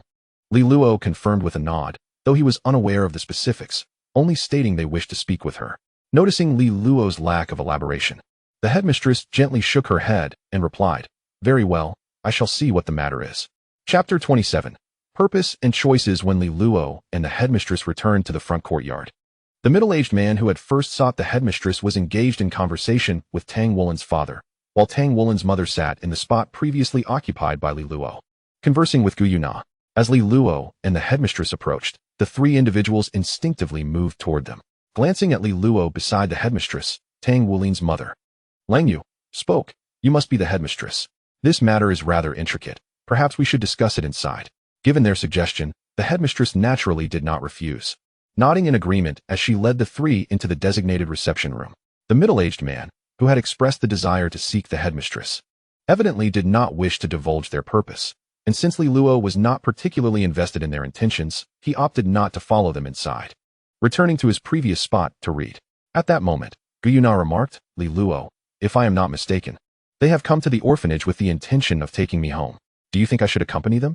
Although Lang Yu had not specified their purpose during their earlier chat, Gu Yunnan had surmised from their persistent inquiries about her life at the orphanage and Tang Wulin's past that their interest was indeed centered upon her. In response to Gu Yunnan's question, Li Luo pondered deeply. To him, such an occurrence could either be attributed to Tang Wulin's so-called fortuitous powers or perhaps influenced by Tang San or Tang Hao and Ayin. He viewed this situation as akin to the tempest during the East Sea Academy's promotion tournament. Without that storm, Tang Wulin's class might have triumphed. However, Without the time to unlock the Golden Dragon King's seal, Tang Wulin would certainly have lacked the opportunity to showcase his potential during the competition. Even if Tang Wulin's unique abilities were later discovered by Wu Zhongkong, leading to his exceptional admission into the so-called zero class. The timing of such an event would be uncertain, inevitably impacting Tang Wulin's pace of growth. The pressing question now was whether Gu Yuna would agree to join Tang Wulin's family. If she were to accept, it could forge a bond between them. Conversely, a refusal would undoubtedly have significant repercussions for Tang Wulin. Regarding the matter of choice, if one were to consider the former, it could be deemed as the unfolding of fate, and perhaps similar occurrences may arise in the future. However, the likelihood of an orphanage being besieged is utterly improbable. There remains a margin for choice. Conversely, should one lean towards the latter, the potential consequences of refusal multiply, even to the extent of a malevolent soul master attacking the orphanage, leaving only Gu Yuna as the sole survivor. After all, the development of events necessitates a semblance of logic, and should Tang San or Tang Hao intervene, it would undoubtedly create a palpable dissonance. In a fleeting moment, Li Luo contemplated persuading Gu Yuna to decline their overtures, thereby enabling a clearer understanding of the underlying reasons behind subsequent events. Ultimately, however, Li Luo relinquished this thought, stating without lifting his gaze, if such is the case, it is you who must make the decision, not I. Therefore, this matter is one you ought to ponder upon yourself. To put it succinctly, one must grasp that when faced with a choice, as long as one is confident they shall not harbor regrets, that choice is indeed the correct one. Naturally, there exists another paramount concern. Li Luo feared that should he sway Gu Yuna's decision now, she might seek retribution in the future. Is believing one will not regret their choice truly the right path? She murmured softly, before expressing her gratitude. Thank you, I now understand how to choose. After conveying her thanks, Gu Yuna refrained from further discourse, instead drawing closer to Li Luo, and together they delved into their readings. It soon became evident that Gu Yuna's assumptions were not unfounded. The trio of Lang Yu had indeed come with the intention of adopting her. Their motives were rather straightforward. After Lang Yu recounted the events surrounding Tang Wulin to her forging mentor, the latter concluded that such occurrences were likely the result of a mutual attraction between martial souls. Individuals capable of such attraction often possess exceedingly rare martial soul fusion techniques. Should they succeed in fostering a bond between Gu Yuna and Tang Wulin, it would greatly benefit his training pace and future prospects. Initially, they believed that merely being classmates would suffice, but they were taken aback to find that Tang Wulin and Gu Yuna had minimal interaction in class. Thus, they devised this plan, reasoning that cohabitation would naturally cultivate affection among the children. As for the additional expenses incurred, they were more than willing to bear this cost for the sake of Tang Wulin's future. As time elapsed, it was not long before someone emerged from the room. The individual was none other than the kind-hearted matron of the orphanage. Nar, put your book down for a moment and come here. I have something to discuss with you. The matron beckoned to Gu Yuna, evidently prepared to broach the subject of potential adoption. Upon hearing the matroness call, Gu Yuna cast a glance at Li Luo, who remained engrossed in his reading, before rising and trotting towards the matron. Instead of directly leading Gu Yuna into the room, she guided her to a secluded corner and inquired with a smile, Nar, you've been here for a few days now. How do you find your life lately? Do you still enjoy it? The reason for not directly asking Gu Yuna whether she wished to leave with the three individuals who had come today stemmed from the headmaster's concern that such a question might make Gu Yuna feel as if she were being urged to depart. However, to the headmaster's surprise, Gu Yuna looked up at her, her eyes unwavering as she asked, Headmaster, those three people in the room came here for me. Didn't they? To adopt me? Taken aback for a moment, the headmaster refrained from providing a direct answer and instead expressed her sentiments, saying, Did Li Luo inform you of this? If it were him, it would be unsurprising. He has always been quick to discern when others come to the institute seeking to adopt. The headmaster's initial assumption that Li Luo had revealed the information was primarily due to her perception of his intelligence. While Gu Yuna had indeed been behaving admirably, her demeanor primarily reflected her obedient nature. To the headmaster's astonishment, Gu Yuna shook her head and replied, No, I figured it out myself. Really? You deduced this on your own? The headmaster's surprise was evident, and after a brief pause, she continued, Nar, you are truly perceptive. Since you have already surmised this, do you wish to leave with them? Chapter 28. A fruitless return I refuse. I believe my current life is quite good. There is no need for a change in environment. Gu Yuna answered without a moment's hesitation. Her response evidently took the headmaster by surprise once again, leaving the carefully prepared words of blessing momentarily lodged in her throat.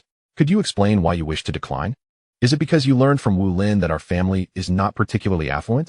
If that is the case, I assure you that if you choose to come home with us, your future will undoubtedly be better than here. A gentle voice chimed in beside her. Gu Yuna did not need to turn around to recognize it belonged to Tang Wulin's mother, Lang Yu. What Lang Yu did not anticipate was Gu Yuna gently shaking her head and responding, "It has nothing to do with living conditions. If you had reviewed my information, you would not have made such a statement." Upon hearing Gu Yuna's words, Lang Yu momentarily lost her train of thought. She had been preoccupied with the thought that Tang Wulin's future might be significantly improved with the assistance of the other party. Yet she had indeed not taken the time to examine Gu Yuna's information. Noticing Lang Yu's awkward expression, the headmaster approached her and quietly remarked, "Nar was trafficked here after her parents' unfortunate incident. The authorities claim she hails from Tiandu City, though it was merely a brief statement lacking in detailed information." The mention of Tiandu City illuminated for Lang Yu that, whether regarding her own family or the orphanage, the distinction held little significance for Gu Yuna. It is essential to recognize that Tiandu City was once the capital of the Tiandu Empire and is now considered a historical city. While the headmaster did not explicitly state it, Lang Yu surmised that, given Gu Yuna's innate soul power, her parents were likely soul masters, possibly of a high rank. If this is indeed the case, it is clear that the other party's family background must have been significantly superior to theirs, especially considering that the individual could thrive in a place like Heaven Do City. This implies that the previous lifestyle of that person was certainly beyond what they could afford. However, Lang Yu quickly recalled the purpose of her visit and spoke again. "We may not be able to provide the same living conditions as before, but there are certain things that you could never acquire in an orphanage." Upon seeing Gu Yuna turn her gaze towards her, Lang Yu confidently continued, "Do you remember the incident when Wu Lin clashed with you? I later consulted his master, and the response I received suggested that it is very likely that the two of you can achieve a martial soul fusion technique."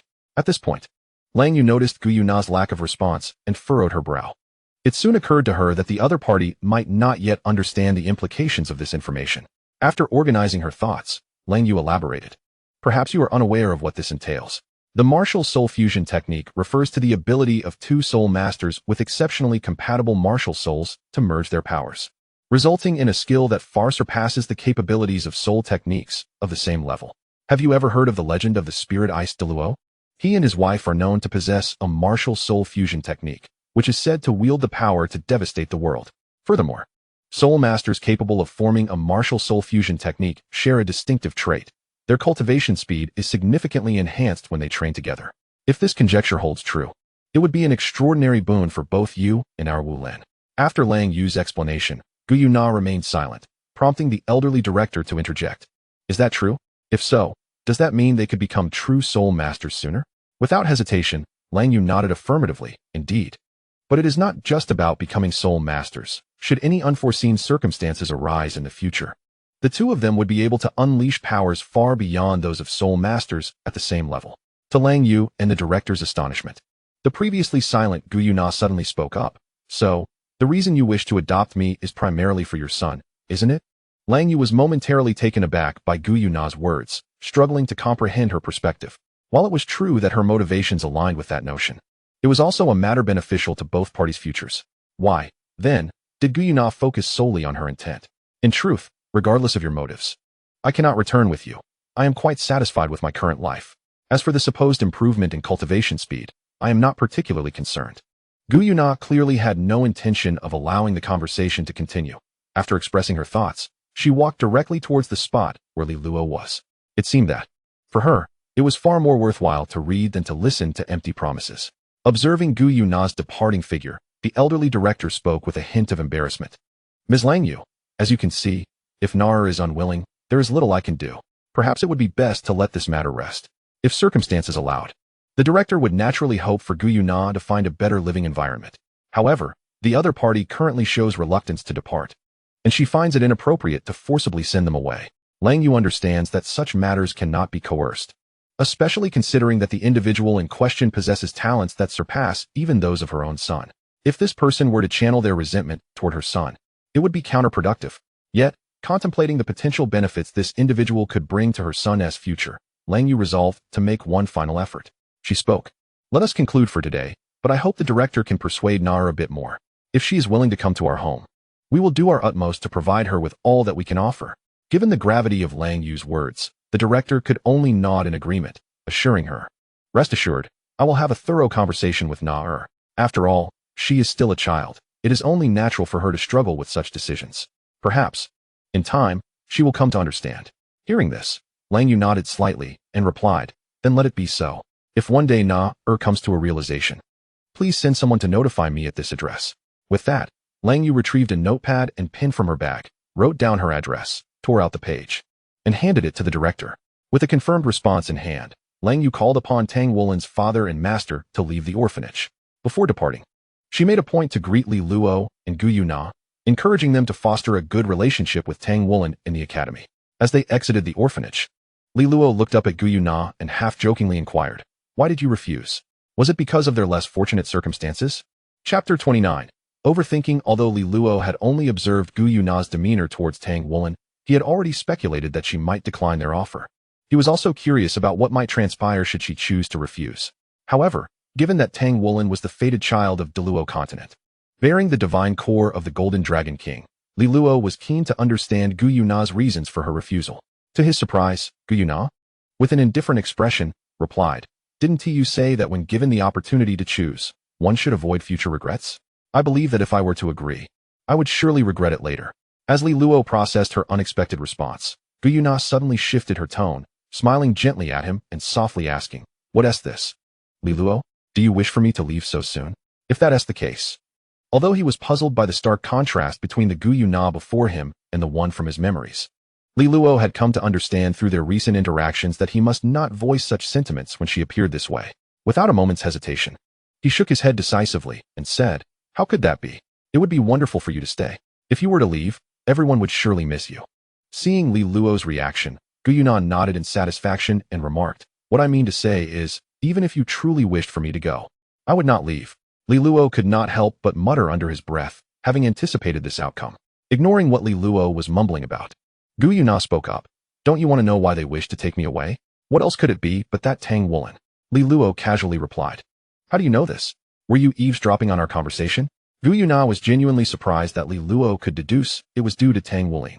While it was true that one of the three individuals was Tang Wulin's mother, it did not necessarily mean they were acting on his behalf, especially since there was another unidentified person involved. Li Luo glanced at Gu Yuna and explained, "Among those three, one is someone we've encountered before, presumably Tang Wulin's mother. This suggests that the two men are likely his father. As for the last individual, I overheard Tang Wulin chatting with one Yun Chao. He was learning forging from a craftsman. The tall figure must be that craftsman." Disregarding their connection to Tang Wulin, "The only reason they would want to adopt you is due to your exceptional talent, possessing innate soul power at level 7. But therein lies the issue. My innate soul power is also level 7, yet they showed no interest in me. Clearly, it is not about talent. Thus, the only plausible explanation must be the relationship with Tang Wulin." "That makes sense," Gu Yuna nodded lightly. "But do you know the fundamental reason behind it?" Li Luo certainly understood the core reason. It fundamentally revolved around the matters concerning the Golden Dragon King and the Silver Dragon King. Whether it was influenced by the power of fortune or the effects of Tang San, Tang Hao, and Ain, these were matters he could not disclose. He merely shook his head slightly and jested, "How would I know? Surely it cannot be because Tang Wulin finds you attractive." However, there was no need for Gu Yuna to worry, as Li Luo rebutted, "That doesn't make sense either. Tang Wulin is only 6 years old. How could he know anything about love? Such scenarios are not even plausible in dramas." Seeing the mischievous smile on Li Luo's face, Gu Yuna realized he was retaliating against her previous teasing. Exasperated, she retorted, "You are overthinking it. They believe that I share a martial soul fusion technique with Tang Wulin, which is why they want to take me away." Upon hearing Gu Yuna say this, Li Luo was momentarily taken aback. He had always thought it natural for the Golden Dragon King and Silver Dragon King, being of the same lineage, to have an attraction to each other, yet he had overlooked the possibility of being perceived as a candidate for a martial soul fusion technique. Gu Yuna's nonchalant demeanor piqued Li Luo's curiosity further, prompting him to ask, "The legendary martial soul fusion technique, don't you feel excited?" It is said that, before Li Luo could finish his sentence, Gu Yuna interrupted, "No need for it is said, just because they believe it is a martial soul fusion technique. Does that mean I must choose to leave with them? That logic doesn't hold. Or is it that Li Luo, my brother, truly wishes for me to depart? Since my arrival at the orphanage, despite appearing no different from the others, I have always felt a sense of detachment. Could you elucidate the reason behind this?" Out of the corner of my eye, I noticed Gu Yuna's intense gaze fixed upon me, prompting Li Luo's thoughts to whirl. He found it perplexing how Gu Yuna had inexplicably diverted to this topic. However, Luo was not at a loss for words. He remarked, "Well, there's nothing particularly troubling about it. It's simply that I feel somewhat unaccustomed to the sudden warmth of a stranger." As for the knowledge of Guyuna being the Silver Dragon King, he deemed it inappropriate to voice that revelation. Indeed, her exuberance was rather overwhelming, which left him feeling quite out of sorts. Upon hearing Luo's response, Guyuna couldn't help but chuckle, teasingly stating, "You simply think too much. No wonder the matron has remarked that no one has ever wished to adopt you. Was it truly overthinking?" Luo found himself reminiscing about the times when individuals visited the orphanage, seeking to adopt children, while others endeavored to showcase their worth. He often subconsciously exhibited a resistant demeanor. This led to a continuous influx of newcomers and the departure of many, yet he remained, undeterred by regret. Just as Luo was lost in thought, a small hand waved before his eyes, interrupting his reverie. He looked up to find Guyuna gazing at him with a puzzled expression. Before he could inquire, she remarked, "I knew it. You're just overthinking things. You can't even stay focused while chatting." Without contesting her statement, Luo shifted the conversation, saying, "Let us not dwell on this. Instead, let us discuss your matters. Since they believe you might possess a martial soul fusion technique with Tang Wulin, they certainly won't relinquish their pursuit." Guyuna shook her head slightly, responding, "As I've said, their opinions are theirs to hold. It's of no concern to me. It makes little sense for me to acquiesce." Luo nodded in agreement, replying, "Indeed, there is no rationale for that. However, since you feel this way, do prepare yourself for whatever may come." Chapter 30, Level 10 in Truth. As Luo had observed, in the days that followed, Tang Wulin's parents would periodically bring him to the orphanage. Although they did not articulate their intentions as directly as during their initial visit, their extraordinary concern for Guyuna, far exceeding that for the other children, and their attempts to facilitate private moments between Guyuna and Tang Wulin made their motives unmistakable. Even the other children at the orphanage, after several encounters, became aware of the desire to adopt Guyuna. Yet, true to her own words, Guyuna harbored no intentions of leaving the orphanage with them. Her attitude towards Tang Wulin and his parents was, at best, perfunctory. Moreover, the matron of the orphanage clearly wished for Guyuna to have a better living environment and had approached her on several occasions to encourage her. However, perhaps due to the caution inspired by Luo's previous experiences, upon confirming that Guyuna truly had no intentions of leaving the orphanage, the elderly director reluctantly accepted Guyuna's choice, despite a lingering sense of regret. After several such instances, Tang Wulin's parents, realizing that their approach was entirely futile, ceased their visits to the orphanage. Tang Wulin occasionally attempted to bridge the gap with Guyuna through interjections and invitations, but the outcomes were predictably disheartening. Whether stemming from a child's pride or a sense of hopelessness, after a few rejections from Guyuna, Tang Wulin abandoned further attempts. As the days passed, the absence of the Tang family restored tranquility to the orphanage, allowing Luo to evade the necessity of addressing their visits. With the passage of time, Luo's concerns proved unfounded. The orphanage remained unchanged, untouched by any catastrophic events or illogical decisions from the city of Ao Lai to abolish it.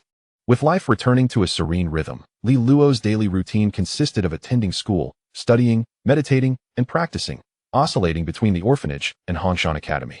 As the first academic year approached its conclusion, nearly a year since Luo awakened his martial soul, he finally reached level 10. A milestone achieved a fortnight after Guyuna's breakthrough. This meant that Luo was now eligible to acquire his first soul spirit. The pressure Luo felt following Guyuna's advancement was considerable, compelling him to dedicate more time to meditation and cultivation. It was not that he was surprised by Guyuna's rapid progress. After all, she was the Silver Dragon King, and it was entirely expected that she would surpass him in breakthroughs. If Guyuna had lagged behind, it would have indeed astonished him. The source of Luo's anxiety stemmed from Guyuna's increasingly audacious remarks post-breakthrough, frequently asserting that, regardless of age or cultivation, he could not compare to her, and questioning why he would not address her as sister. Following the breakthrough in soul power, the next logical step was to acquire a soul spirit. Upon arriving at the academy the following day, the first order of business was to seek out Lin Ximing alongside Guyuna. The reason for their joint visit was not arbitrary. Although Guyuna had also attained level 10 in soul power, she had yet to acquire a soul spirit. The delay in obtaining a soul spirit for both was attributed to their equivalent innate soul powers, along with the minimal time difference in reaching level 9. To avoid unnecessary trips, Lin Ximing suggested that they wait briefly, planning to accompany Luo to the spirit tower to obtain their soul spirits together. When Lin Ximing saw Luo and Guyuna in her office early that morning, she was initially taken aback, but quickly composed herself and inquired, "Li Luo, has your soul power also reached level 10? "Indeed," Li Luo replied, nodding slightly to confirm the truth of her statement. Due to the early breakthrough of Gu Yuna, Lin Shiming no longer felt astonished by Li Luo's ascension to the 10th level. She promptly stated, "Since you have also reached the 10th level, there is no need to attend class today. I shall accompany you to the Spirit Tower to acquire soul spirits."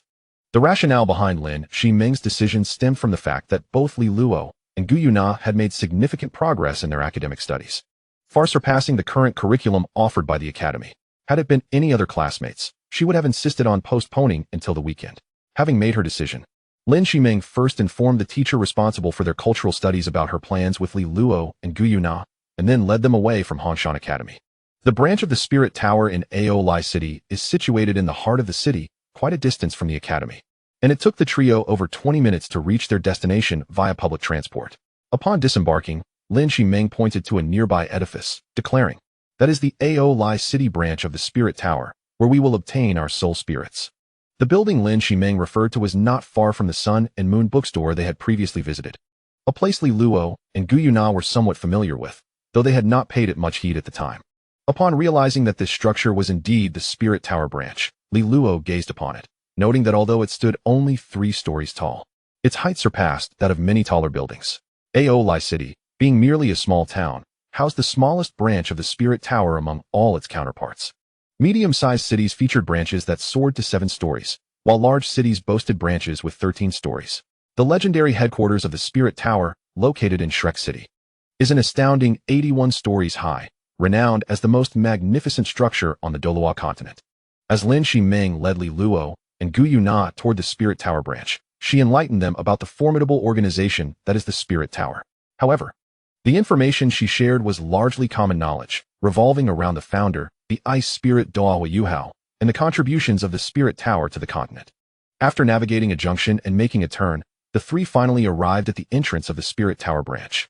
Peering through the grand doors, they observed a sparse interior, inhabited only by a few staff members clad in Spirit Tower uniforms, creating an unusually desolate atmosphere. However, this was to be expected, as the number of soul masters in Aolai City was indeed limited, and without facilities like the Spirit Ascension platform. Only those seeking to awaken their martial souls or acquire soul spirits would frequent this place. As Lin Shiming ushered Li Luo and Gu Yuna into the main hall, a staff member who had been seated at the reception desk approached them and inquired, "Welcome to the Spirit Tower. How may I assist you today?" Chapter 31. Mental Strength Test. Lin Shiming nodded slightly and replied, "I am the head instructor of the Soul Master class at Hanshan Academy. These 2 are my students, and they have now reached the 10th level of soul power. I have brought them here to assist them in acquiring soul spirits." Upon learning of their purpose, the receptionist appeared somewhat taken aback. In his view, both Li Luo and Gu Yuna appeared rather youthful, regardless of their actual ages. However, he did not dwell on this thought, assuming that the 2 might simply be less physically developed than their peers, resulting in their seemingly youthful appearance. Upon receiving the documents handed to him by Lin Shiming, the Spirit Transmission Master scrutinized them carefully. He first verified the authenticity of the documents, confirming that they were indeed issued by the Spirit Transmission Tower to the Hanshan Academy. Turning to the section containing the personal information of Li Luo and Gu Yuna, he was astonished to discover that both individuals had awakened their martial souls only the previous year, dispelling his initial concerns regarding any developmental deficiencies. Even more surprising was the revelation that Li Luo and Gu Yuna hailed from the same orphanage. Yet, upon noticing the institution responsible for their martial soul awakenings, he felt a slight sense of relief. He observed that Gu Yuna's martial soul was awakened by the Spirit Transmission Tower branch in Tanda City, while Li Luo's was awakened by their own branch in Aolai City. This indicated that Gu Yuna had arrived in Aolai City after her martial soul awakening, rather than both being prodigies awakened in the same year from the same orphanage. As for Gu Yuna's background, he found it intriguing. Despite the seemingly peaceful facade of the Sun-Moon Federation, numerous clandestine events transpired beneath the surface. After confirming the documents Lin Shiming provided were legitimate, the Spirit Transmission Master spoke. "The documents are in order. Let us commence with the tests for soul power and mental strength, after which I shall guide you in selecting your soul spirits."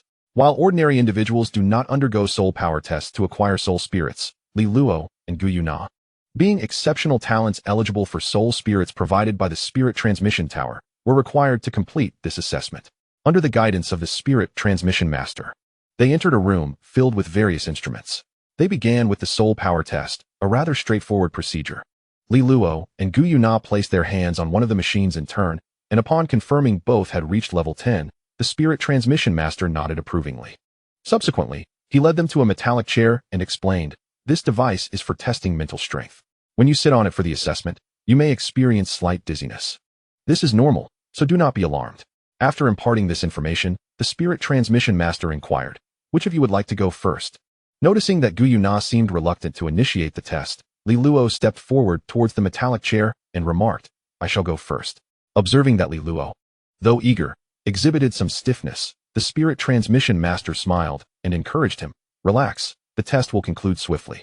As he spoke, the master activated the machinery, and a metallic helmet descended from above, enveloping Li Luo's head. Accompanied by a soft beep, a faint humming resonated in Li Luo's ears, followed by a sensation akin to an invisible force resonating with his brain. Yet, this feeling was fleeting, dissipating within mere seconds.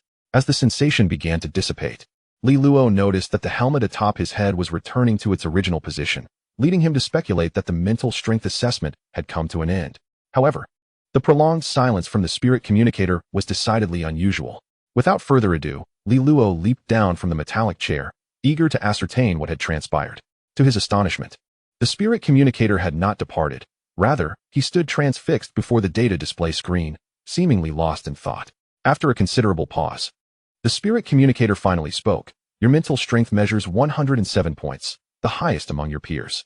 Only the prodigies within the inner sanctum of Shrek Academy could possess such formidable mental strength at the tender age of 7.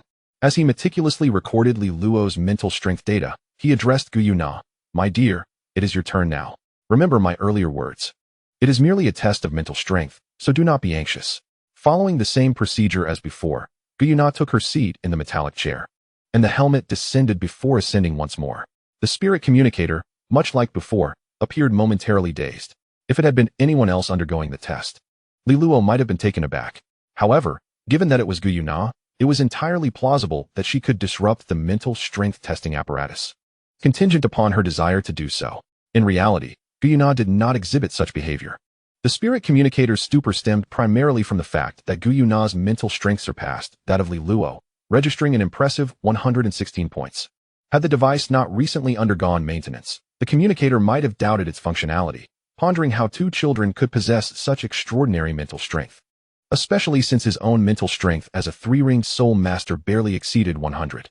Nevertheless, despite his astonishment, the spirit communicator quickly regained his composure and declared, "Considering your current mental strengths, both of you are fully capable of accommodating 2 yellow soul spirits or 1 lower-tier purple soul spirit.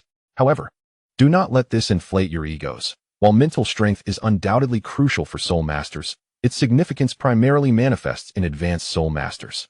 Before you attain that status, the importance of mental strength may not be readily apparent. Even at your current level of merely 10, should you be granted a millennium-old soul spirit, your bodies would likely be unable to withstand the pressure it imposes." At this juncture, the spirit communicator realized he had perhaps over-explained, and he shifted the conversation. "Well, such matters will be conveyed to you by your instructors when you progress to intermediate or advanced academies, so I shall refrain from elaborating further. Now, let us proceed to select your soul spirits." Although Li Luo had not yet studied the curriculum of intermediate or advanced academies, he was certain that the spirit communicator's assertions regarding mental strength were not as simplistic as suggested. Nonetheless, he refrained from voicing any objections and inquired, "So, does this mean we can acquire a 100-year-old soul spirit?" The spirit master led the two individuals outside while articulating, "Indeed, a century-old spirit is the apex of the complementary spirits that the spirit tower can offer. Should you wish to venture forth and merge with spirits of greater antiquity, you will need to compensate for the price difference." Having reviewed their profiles, the spirit master evidently doubted their financial capacity to procure a millennium-old spirit, hence refrained from mentioning that the spirit tower branch in ALA City possessed no such spirits. In truth, this was the case, and Li Luo merely nodded, choosing not to dwell on the matter any further. Chapter 32. The selection of spirits upon exiting the chamber designated for testing mental acuity. The spirit master guided them to another room not far away. Unlike the previous testing chamber, this room, although equipped with instruments, bore no resemblance to those utilized for testing. The devices were not particularly large, each encased beneath a transparent dome resembling glass. Peering inside, one could discern that these domes enclosed orbs radiating a gentle luminescence. Without the need for the spirit master's introduction, Li Luo surmised these were the spirits in question. The few orbs emanating a yellow glow were scarce and likely represented the century-old spirits, while the majority, glowing white, were presumably the decade-old spirits. As Li Luo had anticipated, the spirit master remarked, "The spirits outside are all white, representing the decade-old category, so we need not concern ourselves with them. Let us first ascertain whether there are any suitable century-old spirits for you." Entering the inner sanctum of the room, the spirit master pointed to one of the instruments exuding a yellow glow, stating, "This is the mandala serpent, known for its formidable toxicity. Should you choose it as your spirit, the wielder of the weapon soul would likely acquire skills augmenting poison attributes and enhancing the resilience of the weapon soul. However, the toxicity is not without peril. Unless you possess the means to neutralize it, I would advise against selecting it." Subsequently, the spirit master introduced several other spirits, such as the lightning rabbit and the mighty bear, yet none appeared particularly suitable for either Li Luo or Gu Yuna's weapon souls. How could I have forgotten it? It must be an appropriate spirit.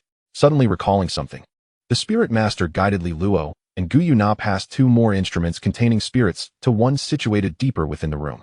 Pointing at the instrument before them, the spirit master declared, "This is the Gale Wolf spirit, capable of utilizing wind blades and acceleration.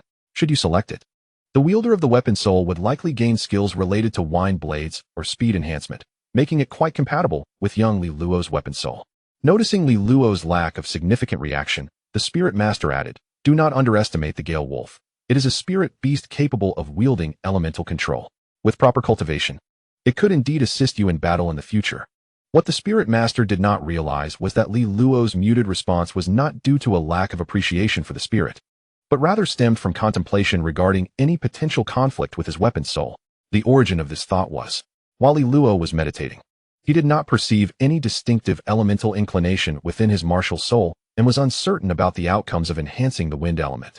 At that moment, Gu Yuna gently prodded Li Luo and remarked, "Little brother Li Luo, I think the Gale Wolf is quite suitable for you. Consider this. Your martial soul is a long sword, which indeed requires enhanced speed in its soul skills." Hearing Gu Yuna's suggestion, Li Luo, disregarding whether it was intentional or unintentional, nodded in agreement. "All right, I shall choose the Gale Wolf." Upon Li Luo's consent, the spirit master let out a slight sigh of relief. Out of a genuine appreciation for talent, he truly hoped that Li Luo would not forsake this soul spirit. It is noteworthy that the Spirit Tower branch in ALA City possessed only 11 yellow 100-year soul spirits, and perhaps only the white 10-year soul spirits could be more compatible with Li Luo's martial soul, while others may not grasp the significance of white 10-year soul spirits. A staff member of the Spirit Tower certainly would. Those white soul spirits, in terms of soul skill potency and growth potential, as well as in combat support, were vastly inferior to the yellow 100-year soul spirits. After addressing Li Luo's needs, the spirit master promptly began searching for the soul spirit that Gu Yuna required. Given the somewhat enigmatic name of Gu Yuna's martial soul, the spirit master had to inquire, "Little friend Gu Yuna, could you please describe the characteristics of your martial soul? This would help me in finding a suitable soul spirit for you." Gu Yuna nodded slightly and replied, "Of course, my martial soul is called Elementalist. As the name implies, it is a messenger of the elements, possessing the ability to command various elements."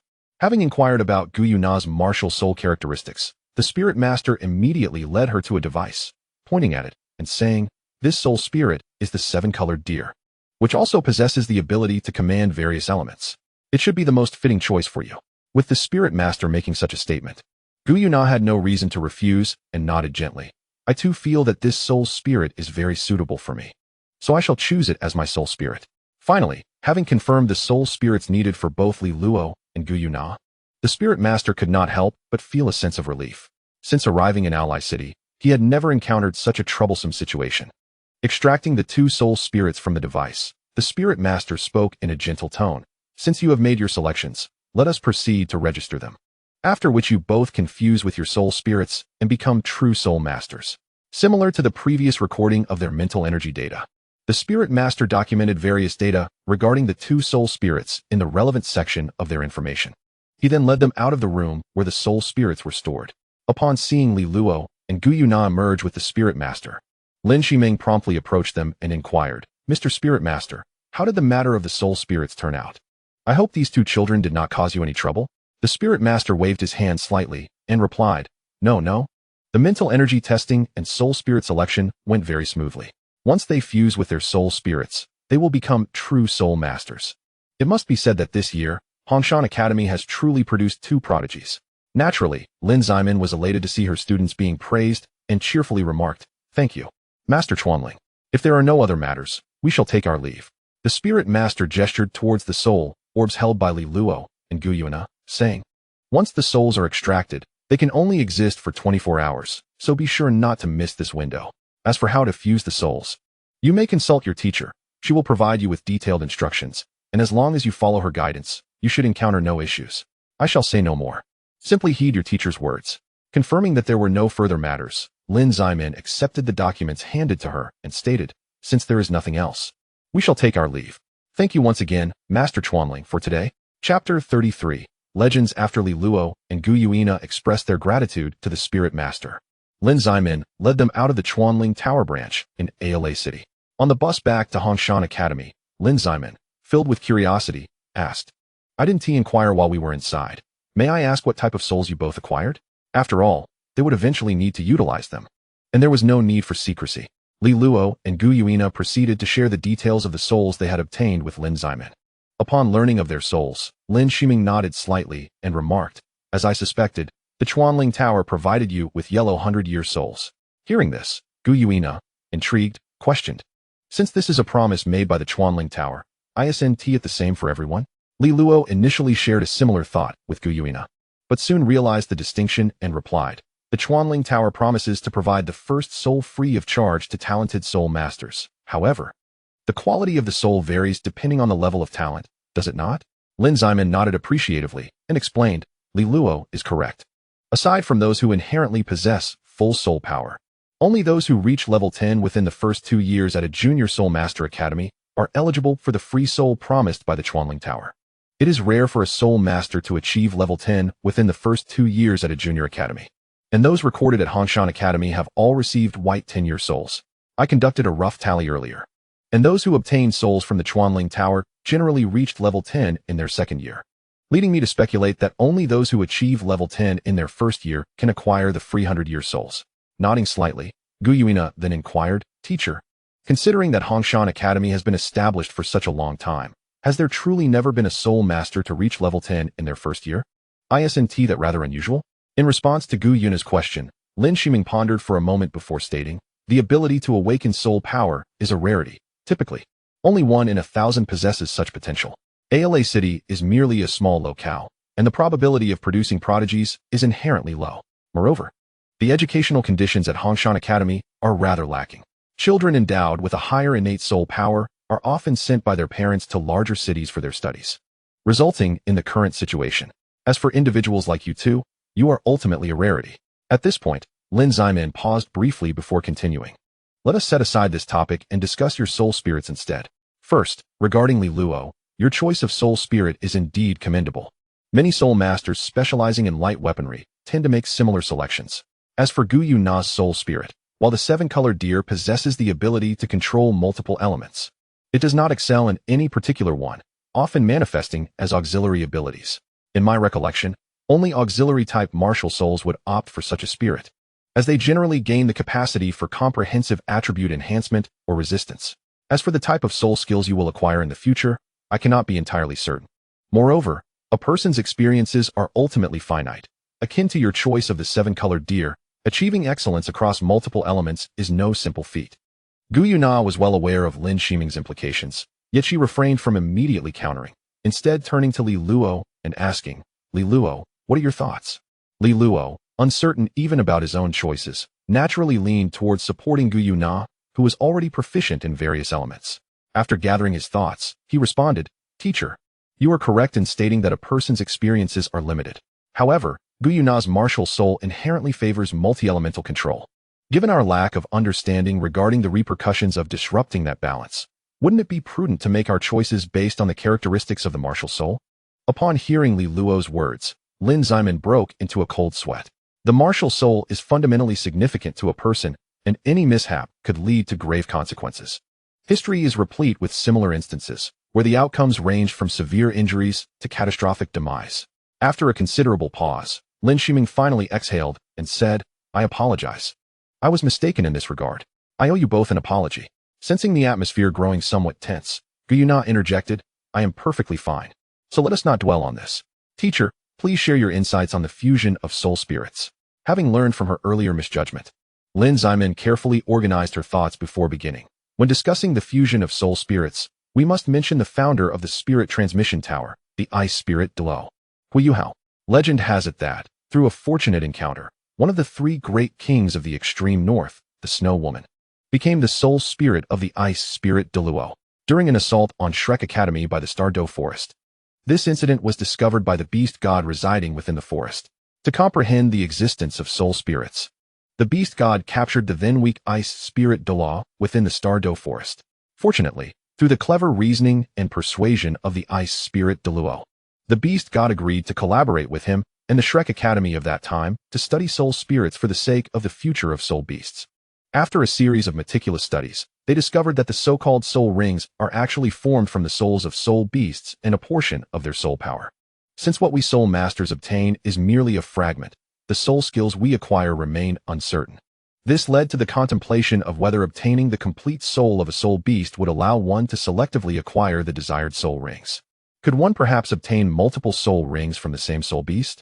Is it possible for the soul of a soul beast to be recycled? Following further investigation, the Ice Spirit Douluo devised a method that enables a contract between the soul of the soul beast and the soul master, allowing for the acquisition of the complete soul of the beast, with the number of soul rings provided increasing with the age of the soul beast. Thus, after resolving a series of issues, the phenomenon of soul spirits as we know it today came into being. Given that such entities are essential for soul masters, it was deemed inappropriate for any faction to monopolize them, prompting the Ice Spirit Douluo to spearhead the establishment of the Spirit Transmission Tower, which has been passed down to this day. At this juncture, Lin Zimin paused slightly, gradually emphasizing her words. The crux of the matter emerged. What we refer to as the fusion of soul spirits is, in fact, the establishment of a contract with them. This contract was instilled within the soul spirits by the Spirit Transmission Tower long ago. By communicating with the soul spirits and invoking them, one can achieve the fusion. Lin Shiming then elaborated on the process of fusion, describing what it feels like during the experience and what constitutes a complete fusion. Chapter 34. Anomaly. As Lin Zimin recounted her narrative, frequently mentioning the title of Huiyuhao as the Ice Spirit Douluo, Li Luo discerned her profound admiration for him. He occasionally glanced at Gu Yuna beside him, concerned about whether she might harbor resentment towards Lin Zimin. It is crucial to recognize that the current plight of the soul beasts in the Star Dou Forest is significantly tied to the relentless advancement of human soul masters, wherein Huiyuhao played a pivotal role. However, it was evident that Gu Yuna had no intentions of directing her ire at Lin Zimin. Instead, she inquired, Teacher, since the Ice Spirit Douluo is so formidable, does that mean that without him, the Spirit Transmission Tower would not exist?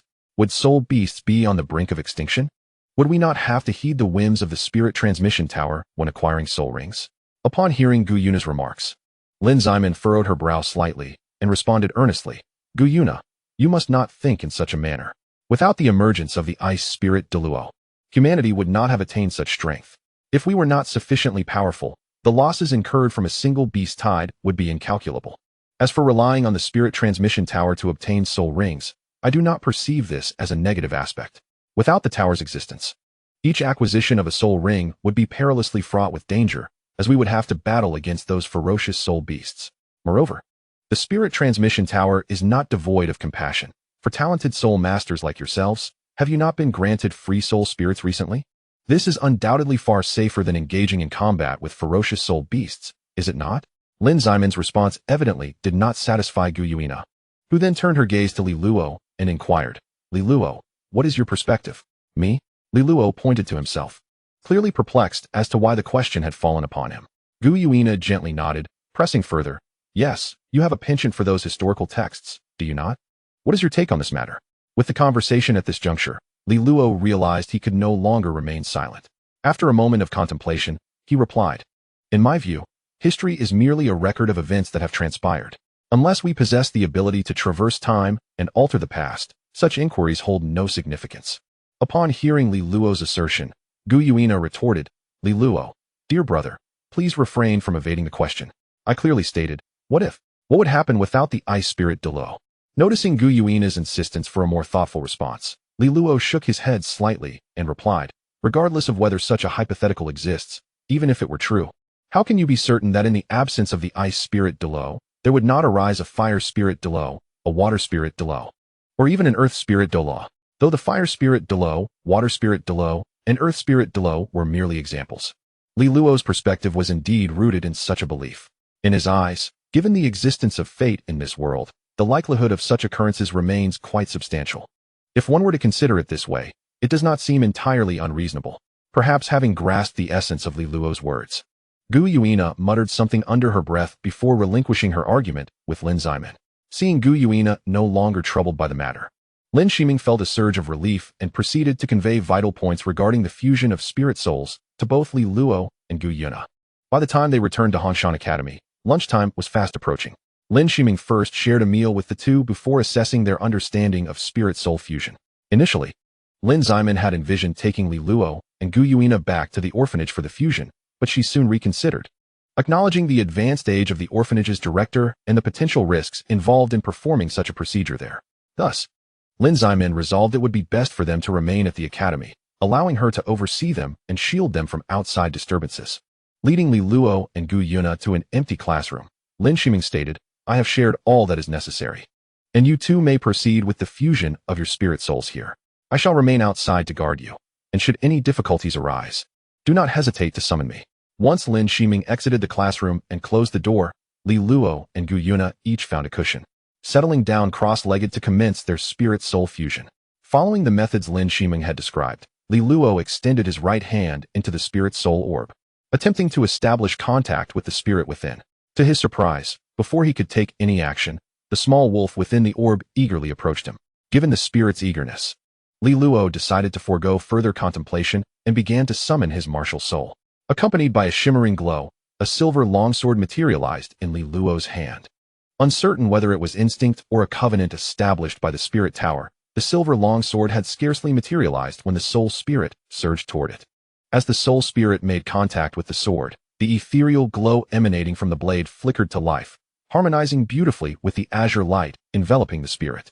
With the sword suspended before him, the soul spirit nestled obediently against the hilt, signifying the completion of their initial resonance. What remained was to enter a meditative state and guide them toward their ultimate fusion. After taking a deep breath to calm the restless excitement of becoming a soul master, Luo swiftly transitioned into meditation. In this tranquil state, he could distinctly sense the presence of his martial soul and the fragile connection that had just been established with the soul spirit. Now, it was essential for him to strengthen the bond between them through sheer will. Perhaps due to the strength of his mental prowess, this step proved remarkably simple, as the soul spirit offered no resistance whatsoever. With the degree of fusion deepening gradually, the luminous glow of the silver longsword began to envelop the soul spirit. And once the spirit was entirely shrouded in light, the fusion would be complete. As time trickled by, the glow from his martial soul finally encompassed the spirit entirely, even tinting the azure light representing the wind element. Simultaneously, the bottleneck Luo had recently reached dissipated quietly, and his soul power surged forth from his danshin, flooding through his limbs and then returning once more to his core, accompanied by a wave of comfort and ease. Luo realized he had truly become a soul master at last. However, just at that moment, an unexpected anomaly occurred. Luo discovered a most peculiar phenomenon. The connection between the soul spirit and the martial soul had abruptly vanished. Chapter 35, Soul Skill. Whether drawn from Lin Shiming's previous account or the inherent impressions within Luo's mind, this was evidently an abnormal occurrence. The sudden turn of events caused his emotions to surge dramatically, naturally pulling him from his meditative state. As he involuntarily opened his eyes, Luo beheld a bewildering sight. The soul spirit, now severed from its connection to the martial soul, was gradually fading, imparting a sense that it was on the verge of vanishing entirely. Luo was desperate to halt the spirit's current state, yet he soon discerned an even stranger occurrence. As the soul spirit diminished, a strange energy began to flow from the martial soul into his being. With the influx of this energy, Luo felt an inexplicable lightness in both body and mind, and even the soul power he had just broken through with experienced a subtle increase.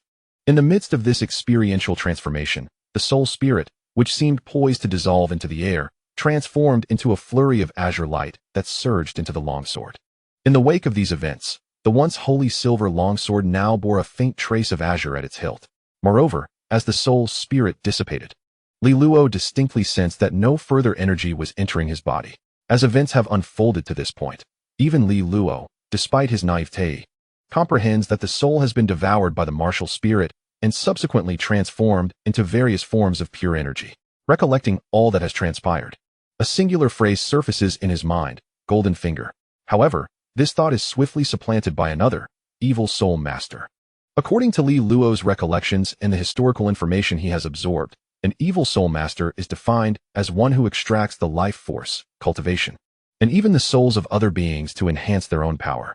Judging by the characteristics exhibited by Li Luo's martial spirit, it can unequivocally be classified as an evil soul master. Whether this trait manifests solely during the fusion with the soul remains to be seen through experimentation. Yet, this is not the time for such musings, even if his martial spirit has indeed stabilized this characteristic.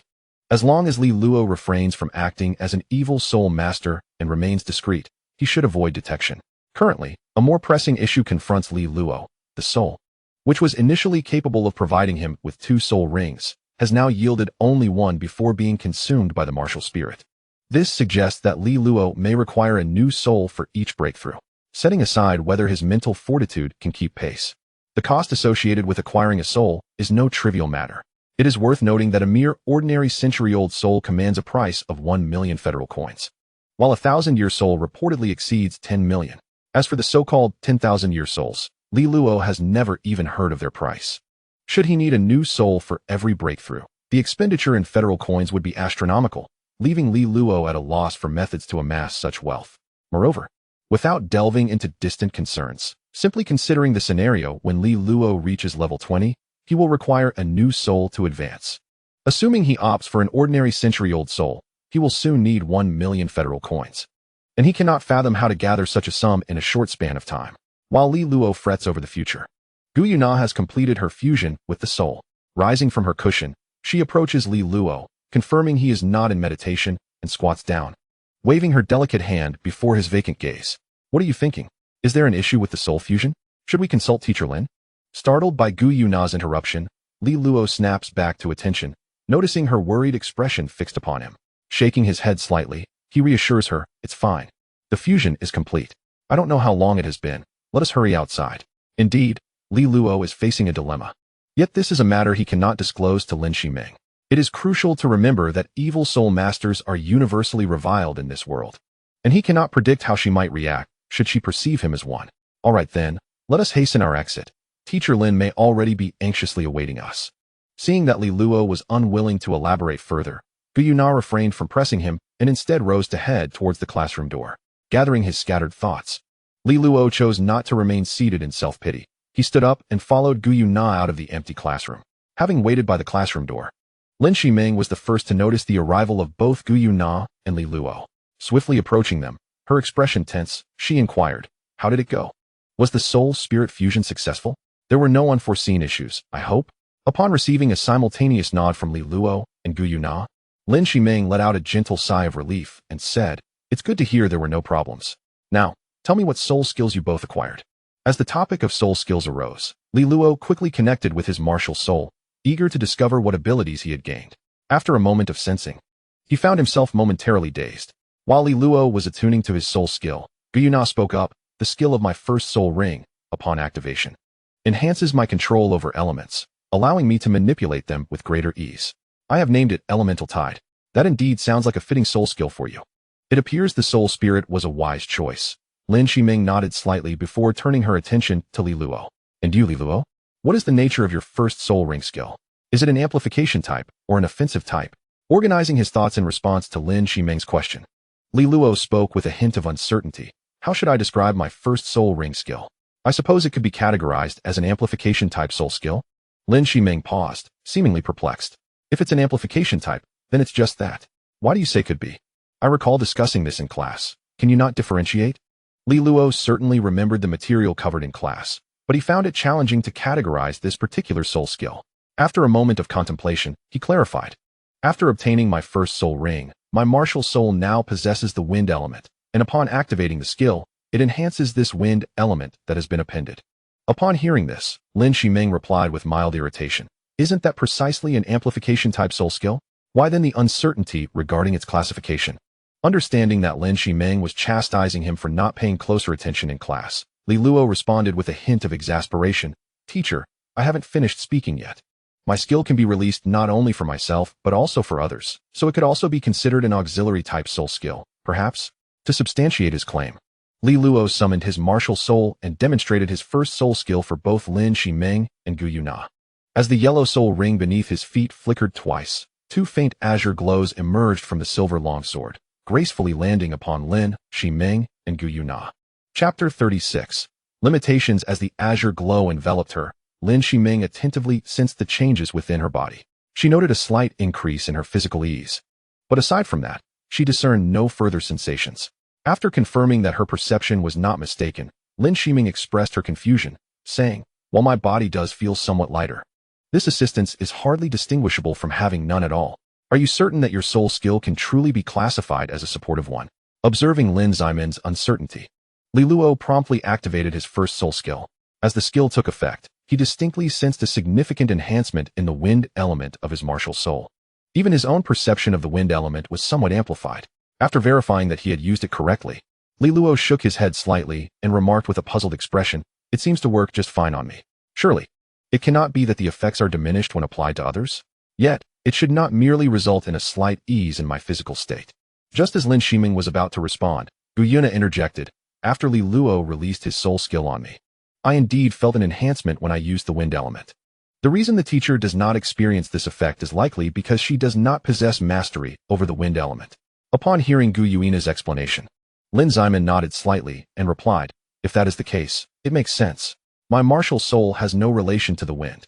Thus, your soul skill can indeed be considered supportive, albeit with considerable limitations. It is known that soul masters with elemental martial souls are quite rare, and those with specific elemental attributes are even scarcer. For instance, in our class, your soul skill is only beneficial to you and Gu Yuna. In summary, aside from its significant limitations, your soul skill is quite commendable." After a brief pause, Lin Ximen glanced at the time and continued, "It is almost time for class. We should return and attend to our lessons. We can discuss the details later." Since Li Luo and Gu Yuina had been absent for the entire morning and reappeared alongside their homeroom teacher Lin Ximen, the curious classmates were eager to know if she had given them special attention. Had it not been for the imminent start of class and Lin Shimeng seated at the podium, Li Luo and Gu Yuna would likely have been surrounded by inquisitive classmates, bombarded with questions. Perhaps it was due to Li Luo and Gu Yuna acquiring their soul spirits that today, the lessons Lin Shimeng delivered were all related to soul spirits, soul rings, and soul skills. To provide the students with a more tangible experience, Li Luo and Gu Yuna found themselves at the center of Lin Shimeng's teaching, serving as her instructional tools, with numerous examples drawn from their experiences. When discussing soul rings and soul skills, Lin Ximen not only showcased her own soul ring and skill, but also frequently invited Li Luo and Gu Yuina to demonstrate their respective soul rings and skills. Observing Li Luo and Lin Ximen's soul rings, the students soon realized why Li Luo and Gu Yuina had only appeared in the afternoon.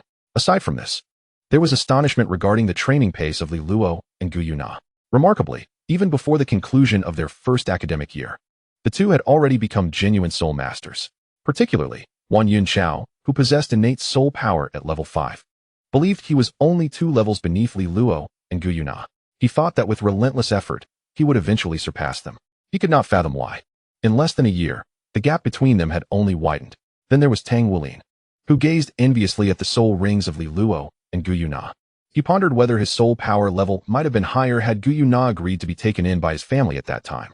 For a fleeting moment, he entertained the notion of attempting to draw closer to Gu Yuna, not necessarily seeking for her to return home with him, but hoping that perhaps she would consent to train alongside him at the academy, making it possible for him to become a soul master sooner. However, Tang Wulin was acutely aware that such thoughts bore no fruit, since Gu Yuna had previously declined. It was even more implausible now that she had become a true soul master. Incidentally, Lin Shimeng had urged Li Luo and Gu Yuna to display their soul rings and skills in class to instill a sense of pressure among her students. Clearly, her objective was achieved, as the frequency of questions from the students during this lesson had significantly increased. It was evident that, in addition to their curiosity about soul spirits, they yearned to become true soul masters themselves. As the bell rang to signal the end of class, Wan Yunqiao, seated before Li Luo, immediately turned around, resting his head on Li Luo's desk with a look of envy. He lamented, "This morning, when you and Guyu Na were absent. I thought something had happened to you both. I never imagined you were merging with soul spirits. It's infuriating. I've toiled endlessly to reach level 7. All the while dreaming of surpassing you two to surprise you. And yet here you are, already soul masters. Seeing Wan Yunxiao in such a state, Li Luo extracted the book pinned beneath him and closed it, shaking his head with a smile as he replied, "Your perspective is misguided. Training is meant to empower oneself, not to engage in comparisons with others. Such endeavors are devoid of meaning. If one must compare, it should be with oneself." Wan Yunxiao straightened up. Incredulity etched across his face as he exclaimed, "You sound just like my father. He always tells me not to compare myself to someone named Li Luo from your class, unless the latter ceases to cultivate, for otherwise, we simply cannot compete." Upon hearing this, Li Luo playfully retorted, No, no, no. I certainly do not wish to be your father's son. Get away. I meant your way of speaking. Who would want to be your son?" Wan Yunxiao quipped, playfully slapping Li Luo's arm before shifting the topic. "But you are right. My cultivation is my own affair, and comparing myself to you all holds little significance." "Precisely," Li Luo affirmed with a nod. "Consider those prodigies with innate full soul power, and reflect on the great figures throughout history. Their training speeds were indeed remarkable. But what relevance does that have to us? None." Wan Yunxiao resolutely shook his head. Li Luo nodded and said, "Therefore, rather than envying the cultivation speed of others, it is far more prudent to diligently focus on our own training. After all, no amount of envy will hasten our own progress." At that moment, Tang Wulin, who was not far from Li Luo, interjected, "That's not correct. Your statement lacks validity.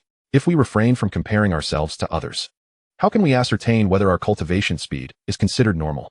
Perhaps it is a concern for the credibility of my argument. But I have heard my father say that the intense internal competition at Shrek Academy is precisely what enables the soul masters emerging from it to be superior to those from other institutions." Wan Yunxiao, somewhat taken aback, glanced at Tang Wulin and remarked, "Li Luo, there seems to be some merit in what Tang Wulin is saying. I too have heard that the competition at Shrek Academy is exceptionally fierce, which is why the soul masters that graduate from there tend to be quite formidable." What surprised both Wan Yunxiao and Tang Wulin was that Li Luo shook his head slightly and responded, "You are both partially correct and partially mistaken. Rather than stating that soul masters from Shrek Academy are generally stronger than those from other institutions, it is more accurate to assert that those who can proudly claim to be students of Shrek Academy are indeed stronger." Upon hearing this, Wan Yunxiao inquired with a hint of confusion, "What do you mean by soul masters who can claim to be students of Shrek Academy? Are there those who come from Shrek Academy yet cannot identify themselves as such?" Li Luo nodded, affirming, "Precisely. You are aware that soul masters emerging from Shrek Academy are deemed stronger than their counterparts elsewhere, but have you ever pondered why that is the case? Is it solely because of fierce competition?" Seeing that Tang Wulin and Wan Yunxiao were unable to respond, Li Luo continued, "It is well known that only the most talented soul masters from across the Federation gain admission to Shrek Academy. Their ability to excel in their localities indicates that they are indeed stronger than others. Moreover, the so-called competitive model at Shrek Academy is merely an elimination mechanism. Those who are eliminated cannot rightfully call themselves students of Shrek Academy. After the selection process, what remains are the soul masters who can genuinely claim that title. And is it not natural that they surpass those from other academies? No, that cannot be the case," Tang Wulin muttered to himself, deep in thought as he pondered where the flaw lay. After a considerable interval, he suddenly lifted his head, a look of realization dawning upon him as he exclaimed, "If we follow your reasoning, does that not precisely illustrate that competition fosters the growth of soul masters? After all, those who were eliminated signify their lack of effort compared to those who succeeded." Expecting Tang Wulin to articulate some profound truth, Li Luo could only shake his head in resignation and replied, "Setting aside how you arrived at such a conclusion, do you genuinely believe that those who were eliminated did so due to insufficient effort?" Tang Wulin scratched his head, a hint of confusion in his voice as he queried, "Isn't that the case?" Li Luo nodded and clarified, "Of course not. The fact that they managed to gain admission to Shrek Academy indicates that they have put forth considerable effort in their own cultivation. The reason for elimination lies merely in the fact that, particularly in practical matters, one may not measure up to others. Individuals exhibit inherent differences. For instance, some can retain a substantial amount of information after a single reading, while others, despite their diligence, may struggle to remember what they have learned, often forgetting previous material shortly after. The same principle applies to issues related to soul masters. Indeed, certain matters require innate talent and cannot be resolved solely through hard work. The competitive model of Shrek Academy, rather than solely aimed at fostering student advancement, functions more as a filtering mechanism. designed to identify those soul masters who meet their criteria among the talented individuals. As for the efficacy of competitive comparison, it can indeed facilitate growth when foundational conditions are similar. However, when those foundational conditions differ significantly, such comparison becomes meaningless. For example, consider the craft of forging. If an individual lacks even a modicum of talent, finding it difficult to even lift a forging hammer, does competing with them hold any significance for you? After articulating these thoughts, Luo paused and concluded, returning to our initial inquiry. The factors influencing the speed of cultivation may be numerous, such as the level of one's martial soul, the proficiency of meditation techniques, and the degree of awareness regarding their martial soul, among others. Nonetheless, these remain objective factors that will not change due to your admiration or envy of others. Therefore, rather than fixating on racing against others in cultivation speed, it would be wiser to measure your progress against your own past self. Having articulated such profound insights, Luo found no counter-arguments from Tang Wulin, while Wan Yunxiao, intrigued, inquired, Luo, you mentioned that the competition at Shrek Academy is intended to select soul masters who meet their standards. What precisely defines a soul master that fits their criteria? Do you think I qualify? Luo was reluctant to respond to this question, shaking his head slightly as he gestured towards the textbook A Comprehensive History of Douluo Continent, stating, what I previously mentioned was derived from the contents of this book. As for what constitutes a soul master that meets their standards, I have not encountered that information within its pages. It is not that he was genuinely unable to answer this question. Luo possessed some conjectures regarding the type of soul master that would align with Shrek Academy's requirements. Essentially, it involves being a genius who is willing to fully adhere to Shrek Academy's rules, take pride in representing the Academy, and make sacrifices for its honor. Although these demands may appear straightforward, the reality is that only those capable of entering Shrek Academy would truly be able to fulfill them. Luo refrained from voicing these thoughts, as such an assessment would not align with the prevailing perceptions of Shrek Academy among the majority. The expressions of yearning from Tang Wulin and Wan Yunxiao clearly indicated that, in the eyes of many, Shrek Academy is regarded as a sanctuary for cultivation. Naturally, Luo did not deem their views erroneous. After all, Shrek Academy is indeed a sanctuary for soul masters, boasting the ancient golden tree capable of harnessing the elemental forces of heaven and earth, along with unparalleled material resources and faculty compared to other academies.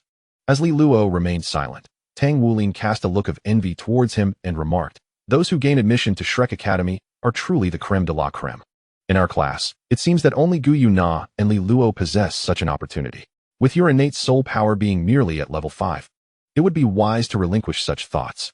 Upon hearing Tang Wulin's words, Wan Yunxiao sighed in agreement, stating, you are right. I would consider it a great fortune just to visit Shrek City in my lifetime, let alone think about attending Shrek Academy. Chapter 38. The transformation of the martial soul. The ringing of the class bell marked the end of their casual discussion regarding Shrek Academy, and the three of them transitioned into the second lesson, which, unsurprisingly, involved self-directed meditation. Perhaps due to the presence of Luo and Gu Yuna, both of whom were soul masters, the students in the class exhibited a remarkable increase in enthusiasm compared to usual. Observing the students who were now swiftly arranging their cushions with renewed vigor, Lin Shiming nodded with satisfaction, reflecting that the inspiration drawn from Luo and Gu Yuna's ascension to soul masters was far more potent than any words she could convey. In truth, the reason the students had initially shown a lack of diligence in their cultivation following the awakening of their martial souls was not due to a diminished allure of becoming soul masters. Rather, it stemmed from a sense of hopelessness due to their slow progress. Despite Lin Shiming's fervent descriptions of the respect accorded to soul masters in contrast to ordinary individuals, the fleeting curiosity of young children could not endure in the absence of visible progress. During the first semester, the students maintained a measure of enthusiasm, although their excitement had waned by the latter half. However, as this semester commenced, a noticeable decline in cultivation effort began to manifest among some students. At its most severe, there were instances of students whispering to one another during meditation class, while Lin Shiming was momentarily distracted. Upon discovering such behavior, Lin Shiming dared not imagine how these students conducted themselves after school. With the precedent set by Luo and Gu Yuna becoming soul masters, an undeniable spark of defiance ignited within the hearts of their peers. After all, from a numerical standpoint, the innate soul power levels of Luo and Gu Yuna, at level 7, were only a modest 3 or 4 levels above that of their classmates. Having spent considerable time with these children, Lin Shiming had a profound understanding of their thoughts, Yet she did not wish to extinguish their newfound enthusiasm. In fact, she secretly hoped they would maintain this momentum. While Lin Shiming fantasized about the possibility of this cohort yielding more soul masters than anticipated, she suddenly noticed that Li Luo, who had always exhibited a composed demeanor, appeared unusually eager. However, upon observing the other students, Lin Shiming attributed his restlessness to their influence, not considering any deeper implications. Unbeknownst to Lin Ziman, Li Luo's eagerness was primarily driven by matters concerning his martial soul. Previously, he had abruptly severed his meditation upon sensing the disconnection from his soul spirit, which prevented him from fully grasping the nature of his martial soul. Now, in the meditation class, he was determined to explore whether he could uncover any insights. Seated cross-legged upon his cushion, Li Luo swiftly entered a meditative state. In his quest to uncover the true nature of his martial spirit, Li Luo refrained from immediately absorbing external energy to transform it into soul power as he had done in the past. Instead, he concentrated on attuning himself to the essence of his unique martial spirit. Upon making contact with his martial spirit through his thoughts, he discerned a notable change. The originally silver-white hilt now bore a trace of azure. Considering the attributes of the soul spirit he had encountered, Li Luo speculated that this coloration was a result of his martial spirit absorbing the essence of that soul spirit. Simultaneously, Li Luo realized that his perception of the energy surrounding him had significantly intensified. Particularly, he could sense the wind elemental energy manifesting as a vivid azure, and he felt an innate ability to command it at will. While he was engrossed in observing the changes in his martial spirit, he noticed that the natural energies around him were entering his body at an exceedingly slow pace, subsequently transforming into soul power through his martial spirit and accumulating in his danshin. This rate of transformation was markedly slower than his usual meditative practices. Had he not been focused on perceiving his martial spirit, he may not have even noticed it. This was not Li Luo's first experience with meditation, and he was certain that such an autonomous absorption of natural energy by his martial spirit had not occurred previously. However, he quickly considered that this phenomenon might not be absolute. Perhaps his martial spirit had exhibited such behavior before, albeit at a level so subtle that it escaped his notice. The reason he was able to perceive it now could be attributed to the evolutionary change brought about by his martial spirit's absorption of the soul spirit, resulting in the newfound ability to autonomously draw in natural energy. This revelation reminded Li Luo of a young girl named Su Xiaoyan, whose martial spirit was a unique variant known as the Star Wheel Ice Staff. This martial spirit possessed an entity called the Star Wheel, which evolved alongside its master, assimilating the essence of any soul spirit the owner absorbed into its being. Li Luo felt a certain kinship with this transformation, suggesting that his martial spirit might not actually possess the devouring capabilities akin to those of a sinister soul master, but rather that the soul spirit had facilitated its growth.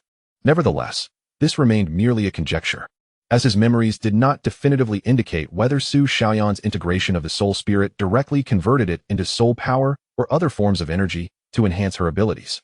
Furthermore, it seemed that the Star Wheel did not hinder the subsequent provision of soul rings after absorbing a soul spirit, which was not the case for Li Luo. He could distinctly sense that once a soul spirit had provided a soul ring, it was irrevocably transformed into various energies to augment his strength, making it impossible for it to offer him a second soul ring. Amidst all this, a new question arose in Li Luo's mind. Could this ability of his martial spirit to autonomously absorb natural energy be freely controlled?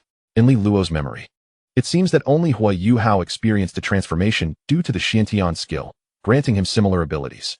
Unlike Hua Yuhao, who is supported by the formidable force of Shrek Academy, the repercussions of such a discovery remain shrouded in uncertainty. At present, this phenomenon is exceedingly subtle. Apart from the most powerful soul masters, it is unlikely that anyone else would perceive it, thus it poses no immediate threat. However, Li Luo is apprehensive that this condition may continue to intensify.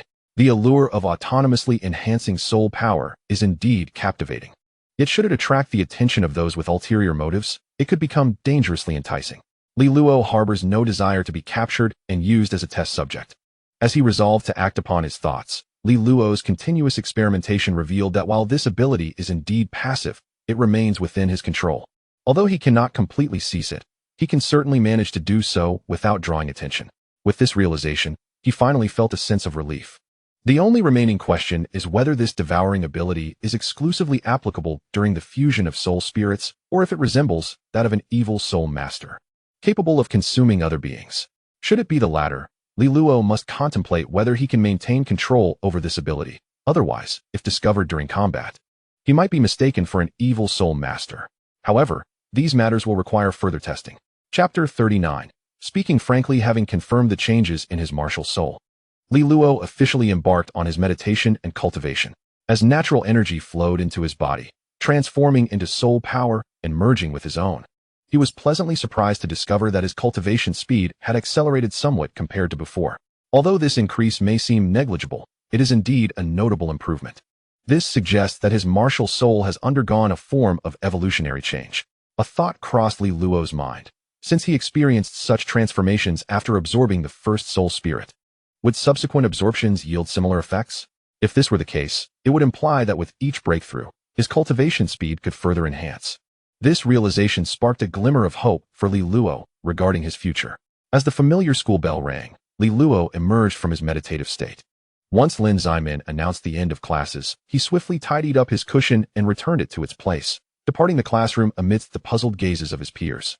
It is worth noting that for nearly an entire academic year, Luo has always approached tasks with a leisurely demeanor.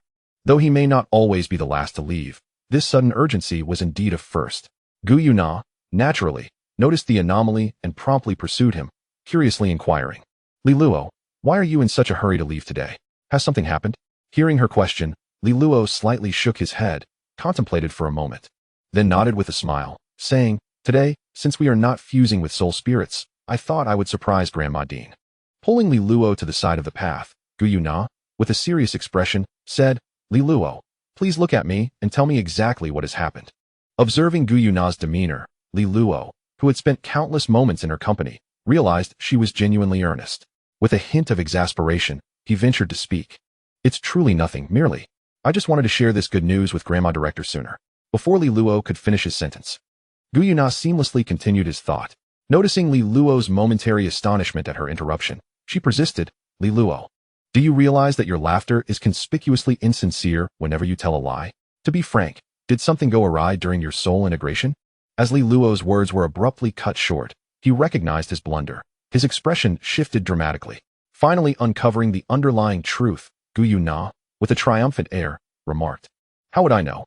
Ever since your soul integration, you've appeared utterly distracted, as if you were wearing your troubles on your face." At this juncture, Gu Yuna's tone grew serious as she pressed, "Now, do tell me, what on earth has transpired to transform you like this?" Faced with Gu Yuna's relentless determination for answers, Luo sighed in resignation. Could we possibly refrain from discussing this? Detecting the evident weakness in his voice, Gu Yuna glanced towards the classroom, her expression playful as she declared, "If you remain silent, I shall inform Teacher Lin that there's an issue with your martial soul," prompting her to inquire about the matter herself. With the conversation escalating to this point, Luo had little choice but to acquiesce. "I don't mind sharing, but please, keep it between us." Upon Gu Yuna's nod of agreement, he finally divulged, "You may find it hard to believe, but my soul has vanished." What do you mean? How could your soul be gone?" Gu Yuna inquired, her expression a mixture of curiosity and disbelief. Luo let out a soft sigh, explaining, "Quite literally, my soul has disappeared, or rather, it has been consumed by my martial soul." Ideally, he would have preferred to keep this information to himself. However, considering Gu Yuna's inquisitive nature, he knew resistance would be futile. It was better to be forthright. To his surprise, Gu Yuna responded nonchalantly, "If it's gone, it's gone. It doesn't affect your future cultivation. As for being consumed by your martial soul, perhaps your martial soul is quite unique. There are countless peculiar martial souls in this world. Such an occurrence isn't unheard of." Her demeanor left Luo at a loss for words. After a moment of silence, he finally stated, "This is, in itself, a significant issue. Setting aside the possibility of being labeled a sinister soul master, the fact that I will require a new soul upon reaching the 20th level is a considerable inconvenience." Upon hearing the term sinister soul master, Gu Yuna expressed her surprise. "You, who can't even bear to kill a chicken, would be a sinister soul master? Surely, your mind must have been affected during the soul integration." Luo felt his cheeks flush at the mention of his reluctance to harm even a chicken. After all, he was an ordinary person from a peaceful era, and he had never engaged in such acts, having only created a humorous incident in the past. He vividly recalled the day when Grandma Director had purchased numerous ingredients, including a live chicken, to celebrate a child leaving the orphanage.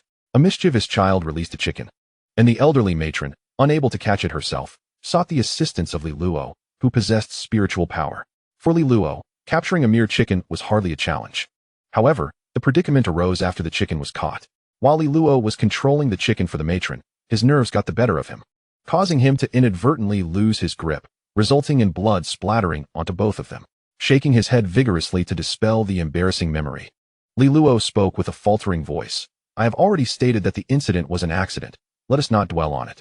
Stifling her laughter, Gu Yuna replied dismissively, very well, let us not mention it again. Now, tell me about your martial soul. How did you become an evil spirit master? With a resigned sigh, Li Luo began to explain. In order to rapidly enhance their strength, some spirit masters resort to absorbing the blood, cultivation, or even the life essence of others to elevate their own power. Such spirit masters are referred to as evil spirit masters. Gu Yuna nodded slightly, responding, I am aware of this, but what does it have to do with you? You have not done such a thing. As she spoke, realization dawned upon her, and she quickly inquired, so, your martial soul, after devouring a spirit, has indeed granted you an elevation in power? Precisely, Li Luo affirmed with a slight nod, adding, although the increase is modest, it is nonetheless significant. My eagerness to return is driven by the desire to conduct a test, to discern whether this ability is temporary or permanent, passive or controllable. Upon hearing this, Gu Yuna nodded earnestly and stated, indeed, we should ascertain this. If it can be controlled, then all is well. However, if it cannot, one must be cautious in future confrontations. Without giving Li Luo a chance to respond, she swiftly took his hand and hurriedly departed the academy, displaying an urgency that exceeded even Li Luo's own. Chapter 40. Testing and Control. Upon returning to the orphanage, Li Luo greeted the matron, who was reclining in her chair, and Gu Yuna promptly led him to the backyard. With the other children still absent, it was the most suitable location for their experiment. Once they arrived, Gu Yuna extended her delicate right hand and stated, come now. Use your martial soul on my hand, and see if it possesses the characteristics of an evil spirit master as you described. Li Luo found himself both amused and exasperated by her request. Aside from the potential irreversible harm to her body, he would never dare to use her as a subject for experimentation. Setting aside other considerations, if Gu Yuna were not in a state of amnesia, it would be acceptable, given that it was her own request. However, if she were indeed in a state of forgetfulness and his martial soul had the ability to devour, it could potentially restore her memories in an instant, at which point, Li Luo might not even comprehend how he met his demise. Noticing his hesitation, Gu Yuna teased, Li Luo, are you afraid? I heard from the matron that you once tested the sharpness of a kitchen knife by drawing it across your own hand. Is that so? Once again confronted with the memory of his past folly, Li Luo felt an urge to cover his face in embarrassment. He initially tested the sharpness of the kitchen knife with his own hand, a moment of inexplicable folly, and regretted it immediately upon seeing the blood flow. Before Gu Yuna could finish her sentence, Li Luo quickly waved his hand, a hint of embarrassment in his voice as he said, can we refrain from discussing such matters? All right, I won't mention it again, Gu Yuna replied, suppressing a smile as she withdrew her outstretched hand. She then inquired, if you are unwilling to proceed in that manner, how do you intend to test it? Surely, you don't mean to use yourself again? Would that even be effective? However, as she attempted to change the subject, Gu Yuna couldn't help but bring it up once more, chuckling despite herself. Seeing her in such a state, Li Luo felt somewhat helpless. He truly had no recourse against her. With a gentle sigh, Li Luo expressed his exasperation, setting aside the question of efficacy. Using a person as a test subject is far too perilous. We must remember that what was previously consumed was a spirit. Any potential harm to one's psyche would be dire. Upon hearing this, Gu Yuna ceased her laughter and nodded, acknowledging, you raise a valid point. However, if we do not proceed this way, what alternative do you propose? The orphanage currently lacks even a single chicken. She added, you don't mean to wait for the headmistress to go buy one, do you? She did mention celebrating our breakthrough, but she never promised to bring back a live chicken. What if she decides to take us out for a meal instead? After a brief pause, Gu Yuna pondered another issue and continued, moreover, even if there were resources available, considering whether you have the courage to act is one thing. If your martial soul truly possesses such capabilities, how would you explain it to the headmistress? Li Luo naturally had contemplated the points Gu Yuna raised. He shook his head slightly and replied, there is no need for such complexity. My intention is merely a preliminary experiment. Testing with some plants would suffice. And if that fails, we can consider animals later. Plants? Gu Yuna shook her head, skepticism evident. Plants likely would not be effective, would they? If they were, those nefarious soul masters would not resort to heinous acts. Clearly, in Gu Yuna's view, while the world is abundant in flora, There has never been any mention of malevolent soul masters utilizing plants to enhance their powers. Li Luo understood this as well. He gently shook his head and clarified. It's merely a preliminary trial. If it proves ineffective, we can always shift our approach. As for why those malevolent soul masters do not opt for plants, it likely stems from the absence of soul energy in ordinary vegetation and their low conversion efficiency. Have you considered another question? Not to mention whether those animals that have been consumed can be eaten again. What if multiple trials are necessary? Having voiced his thoughts, Li Luo crouched down on the patch of land carpeted with blue-silver grass. As a white glow flickered, he summoned his martial soul, the long sword. Without hesitation, he struck at a stalk of blue-silver grass. As the sword sliced through, the plant withered instantly. Anticipating this outcome prior to his test, Li Luo felt no surprise. In fact, at the moment he witnessed the blue-silver grass wilt, a sense of undeniable relief washed over him, as if to say, just as I thought. Observing this scene, Douluo curiously inquired, how does it feel? Has your soul power increased? What do you plan to do next? Li Luo gently shook his head and replied, perhaps due to the inherent weakness of the blue-silver grass, and my focus not being on the physical changes, I haven't sensed any transformation in my body. Let me try again. With that, Li Luo wielded his sword and struck at another blue-silver grass. Unlike before, this time he concentrated on his own sensations rather than on the withering process of the grass. As the plant withered completely, Li Luo still felt nothing particularly significant. After a moment of contemplation, he decided to strike several blue-silver grasses simultaneously. Seeing that multiple grasses remained unaffected, Li Luo simply swept his sword along the ground, causing a large swath of blue-silver grass to wither instantly. At last, he experienced a faint sensation, so subtle that had he not focused entirely on his bodily changes, he might have overlooked it entirely. Casting a glance at Douluo, who was squatting beside him, Li Luo nodded slightly and said, just as I suspected. My martial soul indeed possesses the ability to devour. I shall see if I can control this ability autonomously. For a brief period, Li Luo recalled how he previously controlled his martial soul to transform natural energy and attempted to apply that method to regulate the devouring energy of his martial soul. Perhaps these two abilities were fundamentally the same, as he found it relatively simple to manage after a few attempts. However, there were limitations. Similar to how he could not completely halt the autonomous transformation of soul power by his martial soul, the devouring capability could not be entirely restrained either. The best he could achieve was to cause the blue-silver grass to wither almost instantaneously upon striking with his sword, rather than taking several minutes to do so. Nonetheless, this was sufficient for Li Luo. With deliberate attention, he believed he could avoid any significant issues. After all, those who could perceive this ability were beyond his reach, while those he could encounter would hardly notice this faint devouring force. Seeing that Li Luo had finally ceased his destruction of the blue-silver grass in the courtyard, Douluo stood up alongside him and remarked curiously, if this indeed enhances your strength, can you not expedite your cultivation by damaging plants? How could such a fortunate circumstance exist? Li Luo explained as he walked. The soul power possessed by these ordinary plants is almost negligible.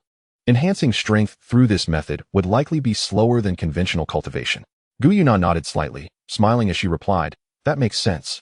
As I mentioned before, if this truly allowed for rapid enhancement of strength, someone would have surely done it by now. Other plants may be questionable, but cultivating blue-silver grass is undoubtedly simple. As the conversation shifted, Douluo redirected the topic, saying, let us set that aside for the moment. I noticed that when you later attempted to control your devouring ability, it seemed you did not achieve complete mastery. Why have you not continued your efforts? Li Luo found himself momentarily at a loss for a response. After a prolonged period of contemplation, he finally spoke with a hint of uncertainty. What you observed is the extent of my control. As for my inability to attain complete mastery, I surmise it may be related to my control over my martial soul or my own mental fortitude. Of course, it could very well be a combination of both factors. As for the specifics, I fear it will require time to explore further. In any case, there is no immediate prospect of engaging in battle, so this level of control suffices for now. Douluo nodded slightly and remarked, that is true. After all, you are hesitant even to slay a mere chicken.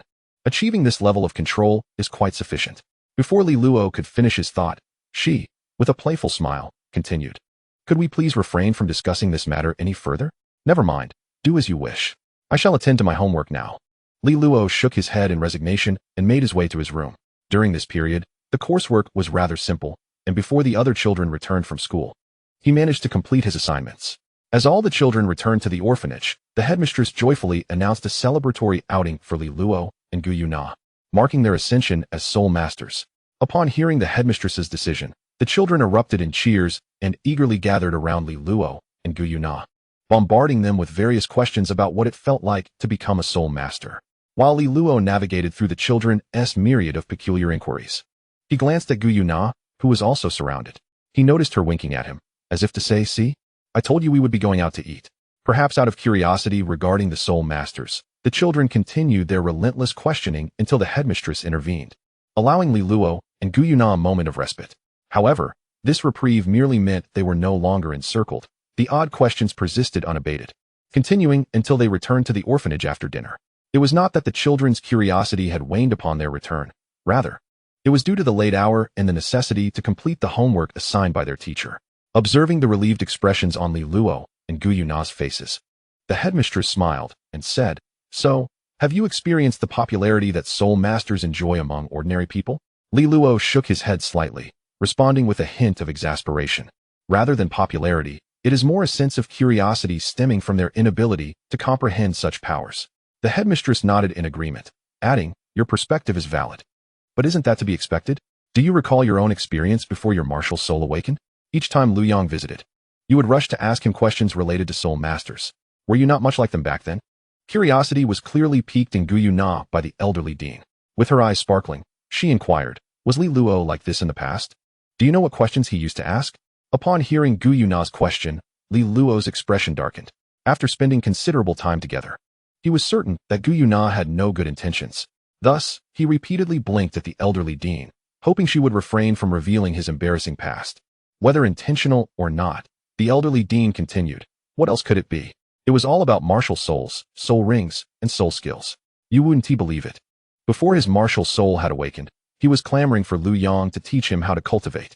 She recounted that Lu Yang had told him he could not cultivate without a martial soul and soul power, and if he awakened his martial soul and soul power, the academy would certainly have someone to instruct him in meditation and cultivation. Do you know how he responded? Gu Yuna cast a teasing glance at Li Luo, then, while playfully massaging the dean's legs, she continued, "What did he say?" The elderly dean, with a reminiscent expression, mimicked Li Luo's tone and recounted, "How can you know it won't work if you don't teach me? If I could learn, I might even enhance my innate soul power." Hearing the dean recount his past words, Li Luo wished he could find a hole to hide in. His embarrassment stemmed from the memory of Tang San, who had begun cultivating even before awakening his martial soul. Li Luo thought that though he lacked something like the Shintian skill, he could still have Lu Yang teach him the meditation method, perhaps allowing him to start cultivating early. At that time, being unaware of the world's meditation techniques, he had no idea that they required communication with innate soul power through the martial soul to resonate with natural energy, thus enabling the transformation of external natural energy for personal use. Noticing Li Luo's awkward demeanor, Gu Yuna flashed a triumphant smile and asked, "So, did Uncle Lu eventually teach him the meditation method?" "I bet he did not." The elderly dean nodded slightly, responding, "You are correct." Can you guess what Li Yang said after refusing to teach him? This time, Gu Yuna did not guess directly but turned to Li Luo, smiling as she asked, "Li Luo, do you remember what you said back then?" Li Luo promptly shook his head. "I was so young then. How could I recall so many details? If the dean hadn't mentioned it, I wouldn't even remember this incident." Seeing that Li Luo was unwilling to discuss it further, Gu Yuna pressed on, "Then let us not dwell on that. Do you remember what you were thinking when you asked Uncle Lu to teach you the meditation method?" "I don't recall." I don't recall, Li Luo insisted. To prevent Gu Yuna from continuing her inquiries, he announced he was going to cultivate and made his way to his room. As he heard Gu Yuna's boisterous laughter behind him, he quickened his pace. He could not bear to remain in the living room for another moment. Chapter 42. Concerning the future habitually awakening from meditation. The morning light had already filtered through the curtains, illuminating the room. Li Luo glanced at the wall clock, noting that it was just past 6:30. Rising to smooth out the slightly wrinkled sheets, he seized his toiletries and made his way towards the bathroom while the other children remained asleep. After completing his morning routine, he followed the enticing aroma of breakfast to the living room, where he discovered that Gu Yuna had risen even earlier than he, already enjoying her share of the morning meal. "Good morning, Director Granny," Li Luo greeted the only other two individuals present in the dining area. He then found a quiet spot to partake in his breakfast. As he savored his meal, the Director Granny spoke up. "Li Luo, Nar, if I recall correctly, there is no intermediate soul master academy in Aoli City, is there?" Both Li Luo and Gu Yuna nodded in unison, confirming the truth of her statement. With their affirmation, the director granny continued. This means that in just 2 years, you will need to attend school in another city. Time truly flies. Swallowing his food, Li Luo expressed his curiosity. But we still have nearly a month left in this semester, which means we have over 2 years until graduation. Why is the director granny bringing this up now? The director granny shook her head with a gentle smile, her tone earnest, in the blink of an eye. 2 years will have passed. The reason I mention this is that I wish to discuss something important with you. What is it? Seeing her demeanor, Li Luo and Gu Yuna set down their utensils, their expressions filled with intrigue. After a brief pause, the director granny began. You are both only 7 years old now, and by the time you graduate, you will merely be 9. I cannot accompany you to another city. Therefore, I suggest you speak with Teacher Lin to see if it is possible for you to be assigned to the same intermediate academy. This way, in a new city, you would not be entirely alone and could support one another. Upon hearing this, Li Luo replied without hesitation, that may not be necessary. Even if we are not assigned to the same city's intermediate academy, we will certainly manage on our own. Moreover, there should be several classmates in our class capable of reaching level 10, and there are not many intermediate academies around Aoli City. So it is unlikely that everyone will be placed in different institutions. To be honest, Li Luo would rather be assigned to different cities than Gu Yuna. If possible, he would prefer to be placed in a different city than Tangwu Lin as well. The director granny assumed that Li Luo simply did not wish to trouble Lin Shiming and remarked, I merely suggested that you inquire. If it is not feasible, then so be it. But if it is possible, wouldn't that be a good thing? Meanwhile, Gu Yuna discerned Li Luo's true feelings and, with a smile, said, Li Luo, do you not wish to attend the same intermediate soul master academy as me? If that is the case, Li Luo promptly shook his head, asserting, how could that be? As the director granny mentioned, I simply feel it may not be appropriate to continually trouble Teacher Lin. Even before Li Luo could finish his sentence, Gu Yuna decisively declared, since there is none, let this matter be settled. She suggested that upon meeting Teacher Lin today, they should inquire about the possibility of being assigned to the same academy. Seeing Gu Yuna take such a firm stance, evidently unwilling to entertain any rebuttals, Li Luo could only nod with a hint of resignation, choosing not to elaborate further. At that moment, the headmistress, perceptively discerning Li Luo's thoughts, spoke earnestly, Li Luo, I noticed that your interactions with Nar seem quite amicable. Could it be that there is a hidden discord between you two? To his surprise, Li Luo found the headmistress's understanding somewhat amusing, and he hastily replied, No, you know me well enough. How could I possibly be at odds with her? Upon hearing Li Luo's response, the headmistress turned her gaze, filled with skepticism, towards Gu Yuna and inquired, Nar, I ask you, is it true that there is no conflict between you two? Gu Yuna nodded affirmatively and reassured, Rest easy, headmistress, we truly have no disagreements. He simply does not wish to be in the same academy as me, likely fearing that I might bring up his embarrassing moments and make him lose face in front of his peers. She then looked at Li Luo and added, Dear brother Li Luo, you need not worry. I shall certainly refrain from mentioning your past mishaps in front of others. Li Luo could not fathom the leaps in Gu Yuna's reasoning, his expression darkening as he retorted, You said the same before, yet I have seen you mention them. Gu Yuna leisurely finished her last sip of milk and smiled. I spoke of them in your presence, not in front of others. Have you ever heard me speak of them in front of classmates? At a loss for words, Li Luo had to concede that Gu Yuna had indeed never discussed his affairs in front of their peers. In fact, her interactions with the classmates were minimal, with Lin Shiming even approaching Li Luo to inquire if Gu Yuna felt superior to them due to her innate soul power, which might explain her reluctance to engage. Seeing that Li Luo had no retort, Gu Yuna turned to the headmistress and said, Headmistress, there is no need for concern. He simply needs a moment to come to terms with everything. Once he does, all will be well. Although both Li Luo and Gu Yuna had asserted their lack of discord, the headmistress continued to impart wisdom, urging them to maintain a harmonious relationship and not let trivial matters lead to conflict. Li Luo suspected that, had they not been on their way to school, the headmistress could have lectured them on this matter for the entire morning. Escaping the orphanage, Li Luo and Gu Yuna made their way to Hanshan Academy. Arriving at the academy with some time to spare before classes began, Gu Yuna took Li Luo directly to Lin Shiming's office and candidly expressed her thoughts. To Li Luo's astonishment, upon hearing Gu Yuna's request, Lin Shiming promptly replied, I thought it might be something significant. You have come to me this early for this. You need not worry. This is not a troublesome matter. Moreover, even if you had not mentioned it, I would have proposed to the academy that you both be assigned to the same intermediate soul master academy. Initially, Li Luo, who had anticipated Lin Shiming's refusal, found himself momentarily taken aback. It appeared that regardless of whether they inquired or not, the eventual outcome remained unchanged.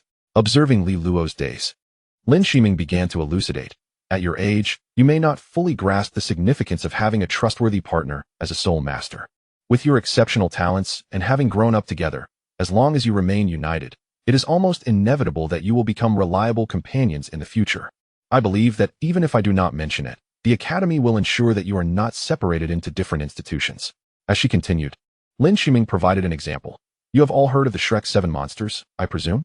Their fame does not primarily stem from their formidable strength, but rather from their unparalleled cohesion. To my knowledge, each generation of the Shrek 7 monsters had already formed bonds of mutual trust among its members prior to their selection. Therefore, you need not worry about being separated. Although Li Luo was inclined to express that it was unlikely he would become teammates with Gu Yuna in the future, he merely nodded slightly, adopting an expression of sudden understanding. Gu Yuna, in contrast, cast a triumphant glance at Li Luo before stating, "Thank you, teacher. Since there are no issues, we shall return to the classroom now." With that, she prepared to lead the still-dazed Li Luo away from Lin Shiming's office. "Wait." Calling out to the departing duo, Lin Shiming interjected, "As it happens, you have arrived at the perfect moment. I have something to discuss with you." Li Luo and Gu Yuna, who had already turned away, pivoted back, their faces reflecting curiosity about the reason for Lin Shiming's summons. After gathering her thoughts, Lin Shiming continued, "Now that you both have officially become soul masters, have you considered the prospect of engaging with the knowledge of the Intermediate Academy in advance?" Li Luo, somewhat puzzled by Lin Shiming's statement, inquired, "Engage with Intermediate Academy knowledge? How would that work? Are we to go to the Intermediate Academy ahead of time?" Gently shaking her head, Lin Shiming clarified, "Certainly not. While the Intermediate Academy requires one to possess a soul ring, you are still quite young, making an early visit to the Academy rather impractical. What I mean is, if you are willing to explore Intermediate Academy knowledge, I can teach you some during my free time. After all, you are now soul masters, and having some prior knowledge will ease your transition when you reach the Intermediate Academy." Noticing the peculiar expression on Li Luo's face, Lin Shiming explained further, "The reason I initially declined your request was primarily to avoid hindering your training pace. Moreover, you did not yet possess a soul skill, so there was little to learn. Now that you are soul masters, it is no longer an issue."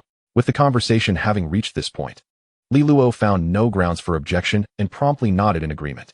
Gu Yuna, though not as eager as Li Luo, also consented. Having received their affirmative response, Lin Shiming added, "I must inform you that prior to imparting the knowledge of the Intermediate Academy, I will conduct an assessment. Should you fail the evaluation, I will not be teaching you." For Li Luo, who had long since completed the 3-year curriculum of the junior college through self-study, the so-called assessment posed no concern. He promptly assured, "No problem. Rest assured, teacher, I am certain I will pass." Gu Yuna echoed his confidence, expressing her own assurance as well. Observing their unwavering self-assurance, Lin Shiming nodded slightly, opened her drawer, and retrieved 2 examination papers, which she handed to Li Luo and Gu Yuna. She then stated, "In that case, you may forego your morning classes and take the exam here. I will inform the cultural studies teacher shortly." A brief glance at the content of the examination papers revealed to Li Luo that the questions encompassed all the material required over the 3 years at the junior college, making it suitable as a graduation exam. Fortunately, this material posed no challenge for Li Luo. He accepted the pen Lin Shiming offered and, taking his designated seat, began to answer the questions. After checking the time, Lin Shiming stood and addressed the two. "You both can take your exam here. I will speak with your subject teacher. Please refrain from any form of cheating." Without her reminder, Li Luo and Gu Yuna would never resort to such measures. If such a straightforward examination necessitated dishonesty, they would not have sought to learn about the knowledge of the intermediate college from Lin Shiming so long ago. It is worth mentioning that Lin Shiming's initiative to teach Li Luo and Gu Yuna the subjects of the intermediate college was not a spur-of-the-moment decision. Early on, she had heard from other teachers that the two often read unrelated books during class. Consequently, she called them to her office to inquire why they were not paying attention in class. To her surprise, Li Luo and Gu Yuna candidly asserted that they had already mastered that knowledge and wished to learn about the intermediate college's curriculum from her. Initially, Lin Shiming found it hard to believe, as the first semester had not yet concluded, and it seemed implausible that students could finish 3 years' worth of material. However, after a brief inquiry, she came to understand that the disparities among individuals exceeded her expectations. Yet, as she noted, since Li Luo and Gu Yuna had yet to acquire soul rings, she declined their request. Now that Li Luo and Gu Yuna had indeed become true soul masters, Lin Shiming, eager to nurture their talents, recalled this matter. To this end, she consulted the deputy dean, who confirmed that if Li Luo and Gu Yuna could pass the relevant assessment, which was the current examination. They would be permitted to advance their studies into the intermediate college's curriculum. As time passed, the examination, which was not particularly challenging, was completed by Li Luo and Gu Yuna in merely a quarter of the allotted time set by Lin Shimeng. Upon receiving their papers, Lin Shimeng began to review them on the spot. The further she delved into their answers, the more astonished she became. While not entirely identical to the correct responses, their answers were undoubtedly very close. It is important to note that the questions were formulated based on the standards of previous year's graduation examinations. Even among the top students about to graduate, it cannot be guaranteed that they would perform better than Li Luo and Gu Yuna. What astonished Lin Shimeng further was the amount of time Li Luo and Gu Yuna took within such a brief period. Even the most outstanding students nearing graduation would find it impossible to complete all the questions.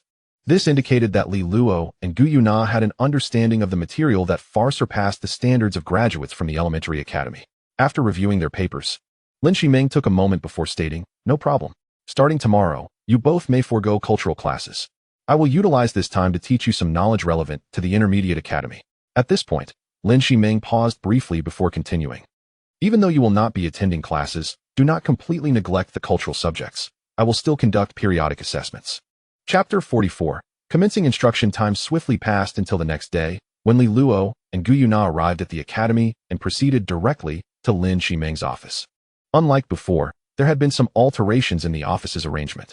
The desk had been moved closer to the window, and the original desk space was replaced with 2 desks and chairs, with a movable blackboard positioned in front of them.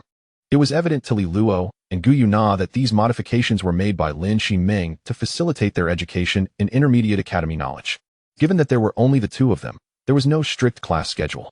Once it was confirmed that neither had personal matters to attend to, Lin Shimeng commenced the lesson.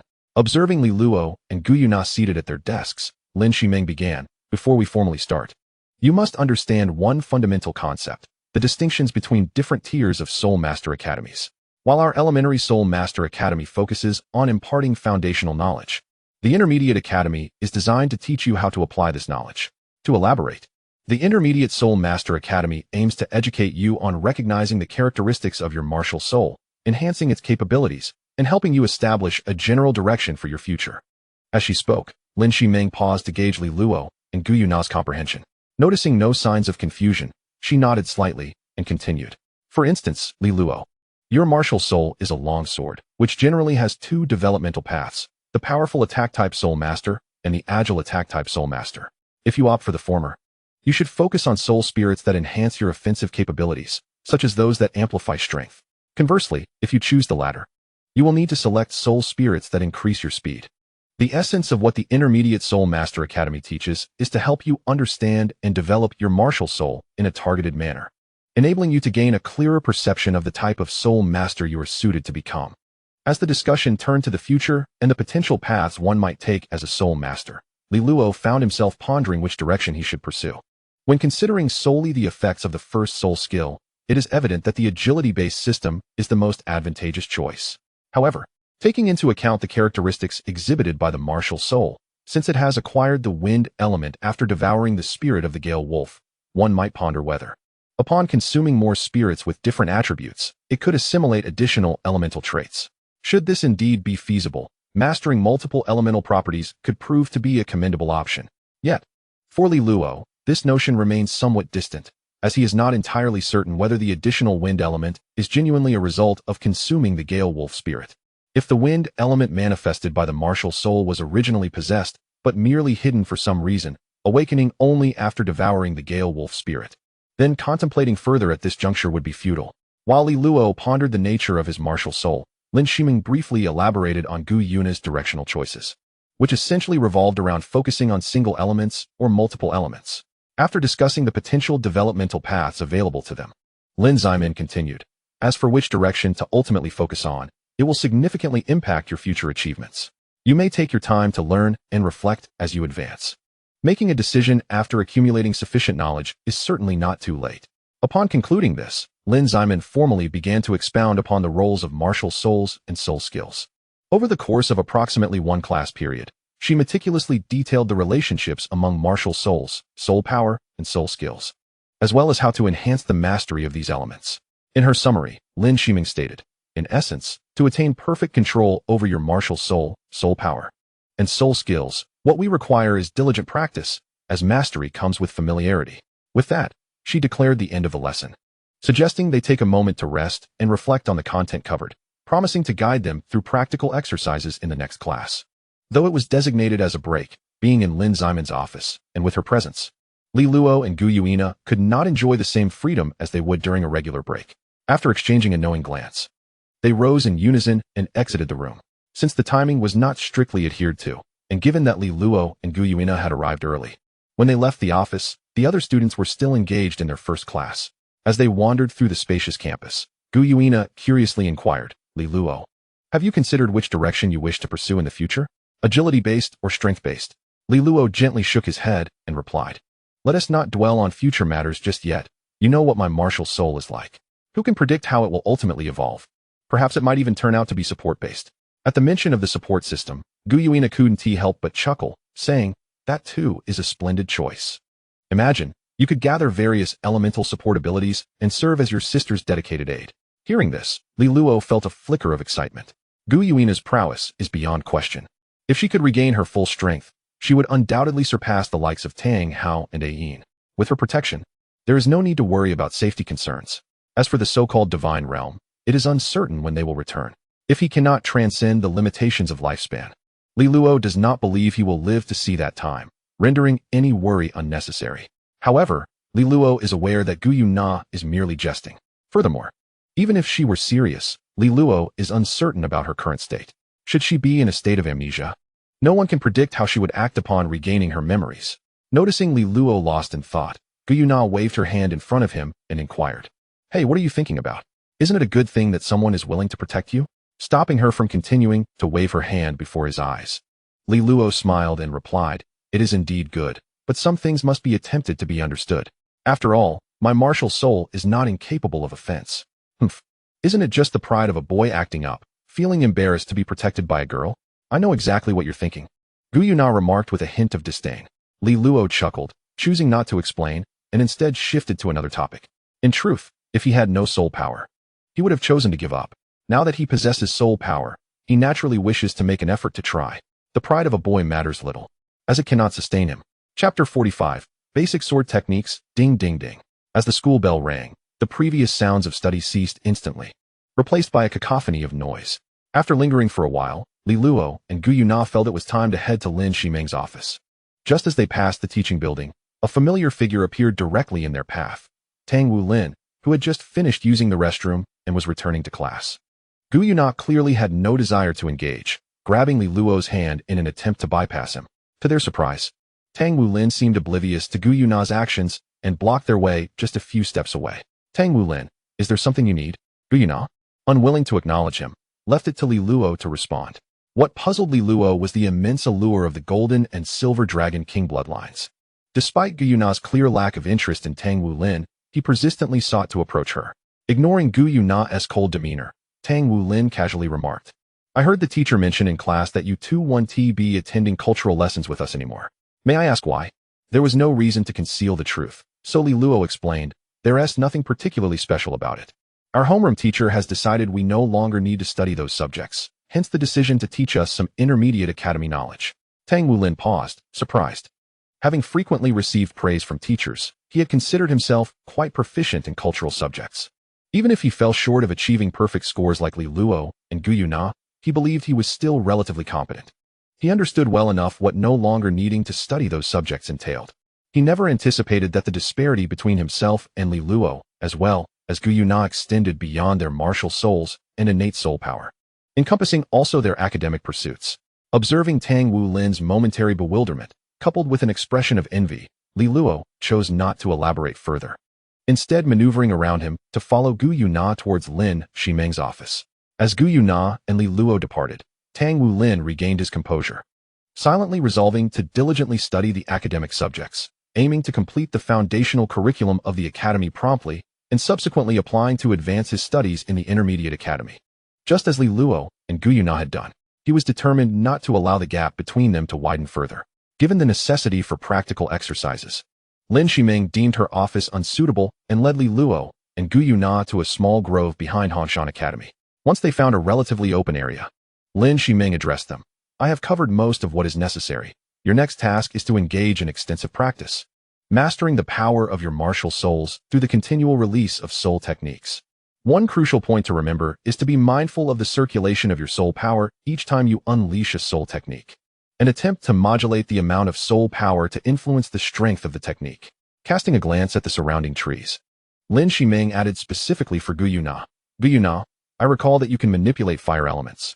So please refrain from releasing any fire here to avoid causing a calamity. Upon Guyuna's nod, Lin Shiming retrieved a book and 2 wooden swords from her storage soul guide, handing the book and 1 sword to Li Luo. As for you, Li Luo, she continued, your martial soul is the long sword, so you shall commence your studies with this most elementary swordsmanship manual. Sensing that Li Luo might underestimate the fundamental sword techniques, Lin Shiming further emphasized, do not belittle this foundational sword manual. It is the culmination of countless soul masters with sword martial souls throughout the years in the Federation. To quote from this book, the most formidable sword techniques in existence are composed of combinations of these fundamental techniques. I instruct you to learn the basics to familiarize yourself with the sword's application, which will prove beneficial even if you choose to study other sword techniques in the future. Li Luo acknowledged this with a slight nod, responding, thank you, teacher, I will study the basic sword techniques. The process thereafter became relatively straightforward. Lin Shiming instructed Guyuna on the methods of practice before teaching Li Luo the foundational sword techniques as outlined in the book. The fundamental techniques, true to their name, elucidated the basic applications of the sword, detailing the methods of exerting force and the utilization of soul power within the swordplay. Due to its foundational nature, Lin Shiming completed her exposition in a brief span of time. After demonstrating several times to ensure Li Luo had memorized everything, she allowed him to practice independently. After a period of observation, Lin Shiming found herself quite astonished. Both Li Luo and Guyuna exhibited a learning pace that significantly surpassed her expectations, particularly with Guyuna, through relentless practice. She had begun to gain preliminary control over the magnitude of various elemental attacks, indicating her ability to regulate the output of her soul power. Secondly, there is Li Luo. Although his movements are not particularly fluid and his speed is rather moderate, his technique is remarkably precise. With diligent practice, mastering the fundamental swordsmanship is merely a matter of time. Lin Ximen cannot help but reminisce about her school days, recalling her classmates, some of whom were undeniably gifted. Among the prodigies she remembers, there may have been a few with innate soul power surpassing that of Li Luo and Guyuna. However, none exhibited the rapid learning pace of Li Luo and Guyuna. In Lin Ximen's perspective, even her classmates with full innate soul power likely lagged behind Li Luo and Guyuna in their learning speed. As time passed, noon swiftly approached. Lin Shiming glanced at the time displayed on her soul-guided communicator, clapped her hands to signal Li Luo and Guyuna to pause, and spoke. All right, let's conclude today's session here. You both should practice diligently during your free time. After a moment of contemplation, she addressed Li Luo directly. Li Luo, I am giving you this wooden sword. Use it to practice until you are fully familiar with the basic sword techniques. Once you have mastered them, it will not be too late to incorporate your martial spirit. For now, refrain from using your martial spirit. Understanding that Lin Ximen was concerned about the potential risks of using his martial spirit too soon, Li Luo nodded earnestly in acknowledgement.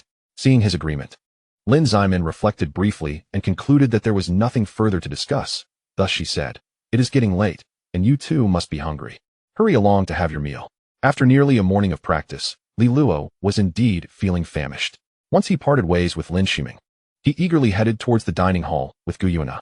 Chapter 46. The purpose of the academy. After lunch, Li Luo and Guyuna returned to their classroom.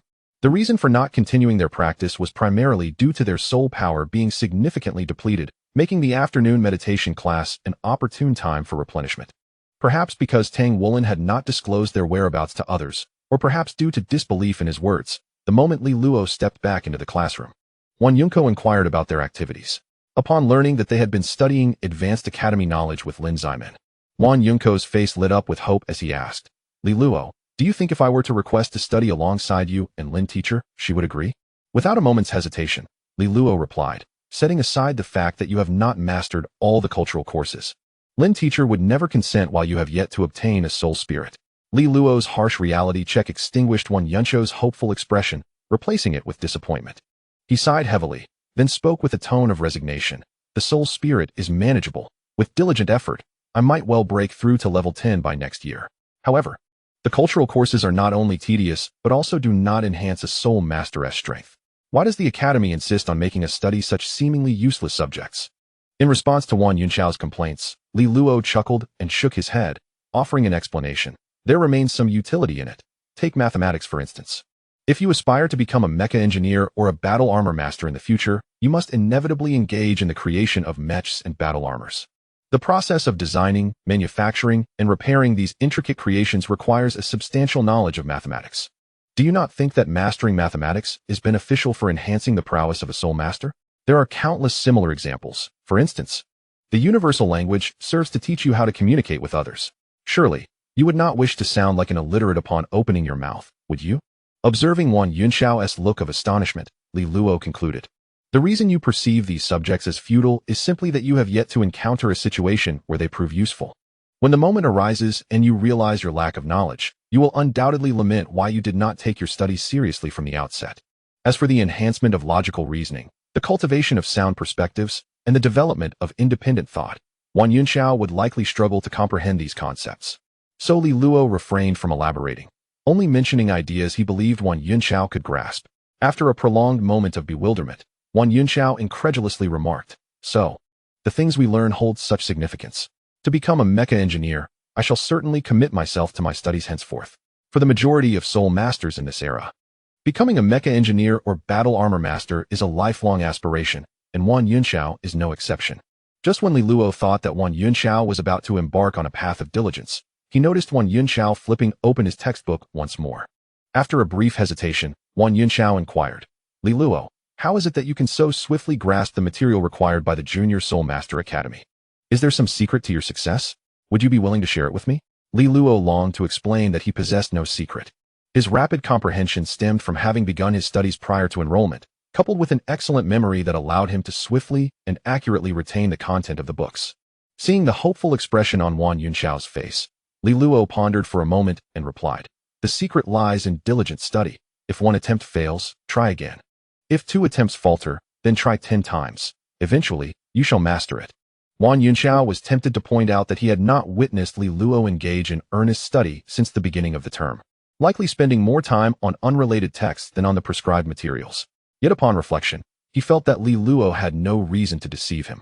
After all, Li Luo had even shared the cultivation secrets imparted by their teacher. In comparison, study methods seemed trivial. Though somewhat disappointed, Wang Yunxiao nodded and stated, "Very well. I shall give it a try." Before long, it was time for class. Lin Shiming began by discussing some knowledge related to martial souls, allowing the students to engage in self-reflective meditation, just as before. Due to nearly exhausting his soul power during the morning practice, Li Luo discovered that once his soul power began to recover, the rate of enhancement was slightly accelerated compared to usual. Although this improvement was not enduring and necessitated the restoration of the consumed soul power, it indeed contributed to a faster training pace overall. Li Luo could not help but feel a tinge of regret. He recalled that there was indeed a saying about this, yet he had not attempted it sooner. Had he discovered this phenomenon earlier, he might have reached the 10th level much sooner. However, he quickly cast aside this notion, realizing that lamenting over the past proved futile. It was not too late to make this discovery now. He could simply expend his soul power before his training in the future. Time passed swiftly during the training session, and soon it was time for school to end. "Li Luo, Guyuna, please wait a moment. I need to discuss something with you," called Lin Shiming as Li Luo and Guyuna were preparing to leave. Once everyone else had departed, Lin Shiming locked the door and spoke. "The academic year is drawing to a close, and there will be a summary conference at the end of the year. The academy will invite all students' parents to attend." Upon hearing this, Li Luo hesitated and said, "Teacher, you are aware of our circumstances. The headmistress is quite elderly, isn't it?" Lin Shiming interrupted, somewhat exasperated. "What are you thinking? Just let me finish. I have just received news from the vice principal. Since you two were among the first to become soul masters, the academy intends to have you represent the students on stage to give a speech." With the invitation extended to all students' parents and the request for him and Guyuna to speak, Li Luo could easily surmise the academy's intentions. It was merely a way to showcase their talented students, demonstrating to the parents how remarkable their achievements were, having become soul masters in less than a year, rivaling even those from prestigious urban academies. He understood the academy's approach, and, given that they had treated him fairly well, he had no reason to refuse. He nodded slightly and replied, "I have no objections." Seeing Li Luo's agreement, Lin Shimeng turned her gaze to Gu Yuna, who also nodded in assent. In that case, it is settled. Please take some time to draft your speeches and submit them to me before the summary conference. I will assist you in refining them. She then explained the format for the speeches and sent them on their way. Chapter 47. Summary Conference. Although both had agreed to deliver a speech as student representatives at the summary conference, Gu Yuna completely left the matter of the speech draft to Li Luo on their way back to the orphanage. Though somewhat resigned, Li Luo did not refuse, considering it was not an overly troublesome task. Upon returning to the orphanage, he immediately began to contemplate how to compose the speech. With the Academy's intention behind their invitation to him, and Gu Yuna clear in his mind, Li Luo understood what emphasis he needed to place. It was essential to highlight that his ability to reach the 10th level within a year was largely due to the support of the Academy and his teachers. As someone who had penned countless essays and papers in a past life, once he had identified the focal point, the task became remarkably simple. He promptly took up his pen and began to write in his notebook. Unbeknownst to Li Luo, as he fervently scribbled away, Gu Yuna approached him, positioning herself beside him to observe the contents he was inscribing in his notebook. Initially, all was well, as he penned a series of cordial greetings and an introduction to the Hongshan Academy. Though some expressions may have bordered on the hyperbolic, they nonetheless remained respectful of the truth. However, when she caught sight of Li Luo attributing his current achievements to the guidance of his teachers and the support of the Academy, Gu Yuna could not suppress a chuckle. Startled by the unexpected laughter while engrossed in his speech draft, Li Luo turned to find Gu Yuna peering at his writing and, bemused, inquired, "What is so amusing?" Gu Yuna then drew her chair closer to him, her fair fingers pointing at the lines he had just penned, and retorted, "Take a look at what you've written. It bears no resemblance to reality. All teachers impart the same lessons.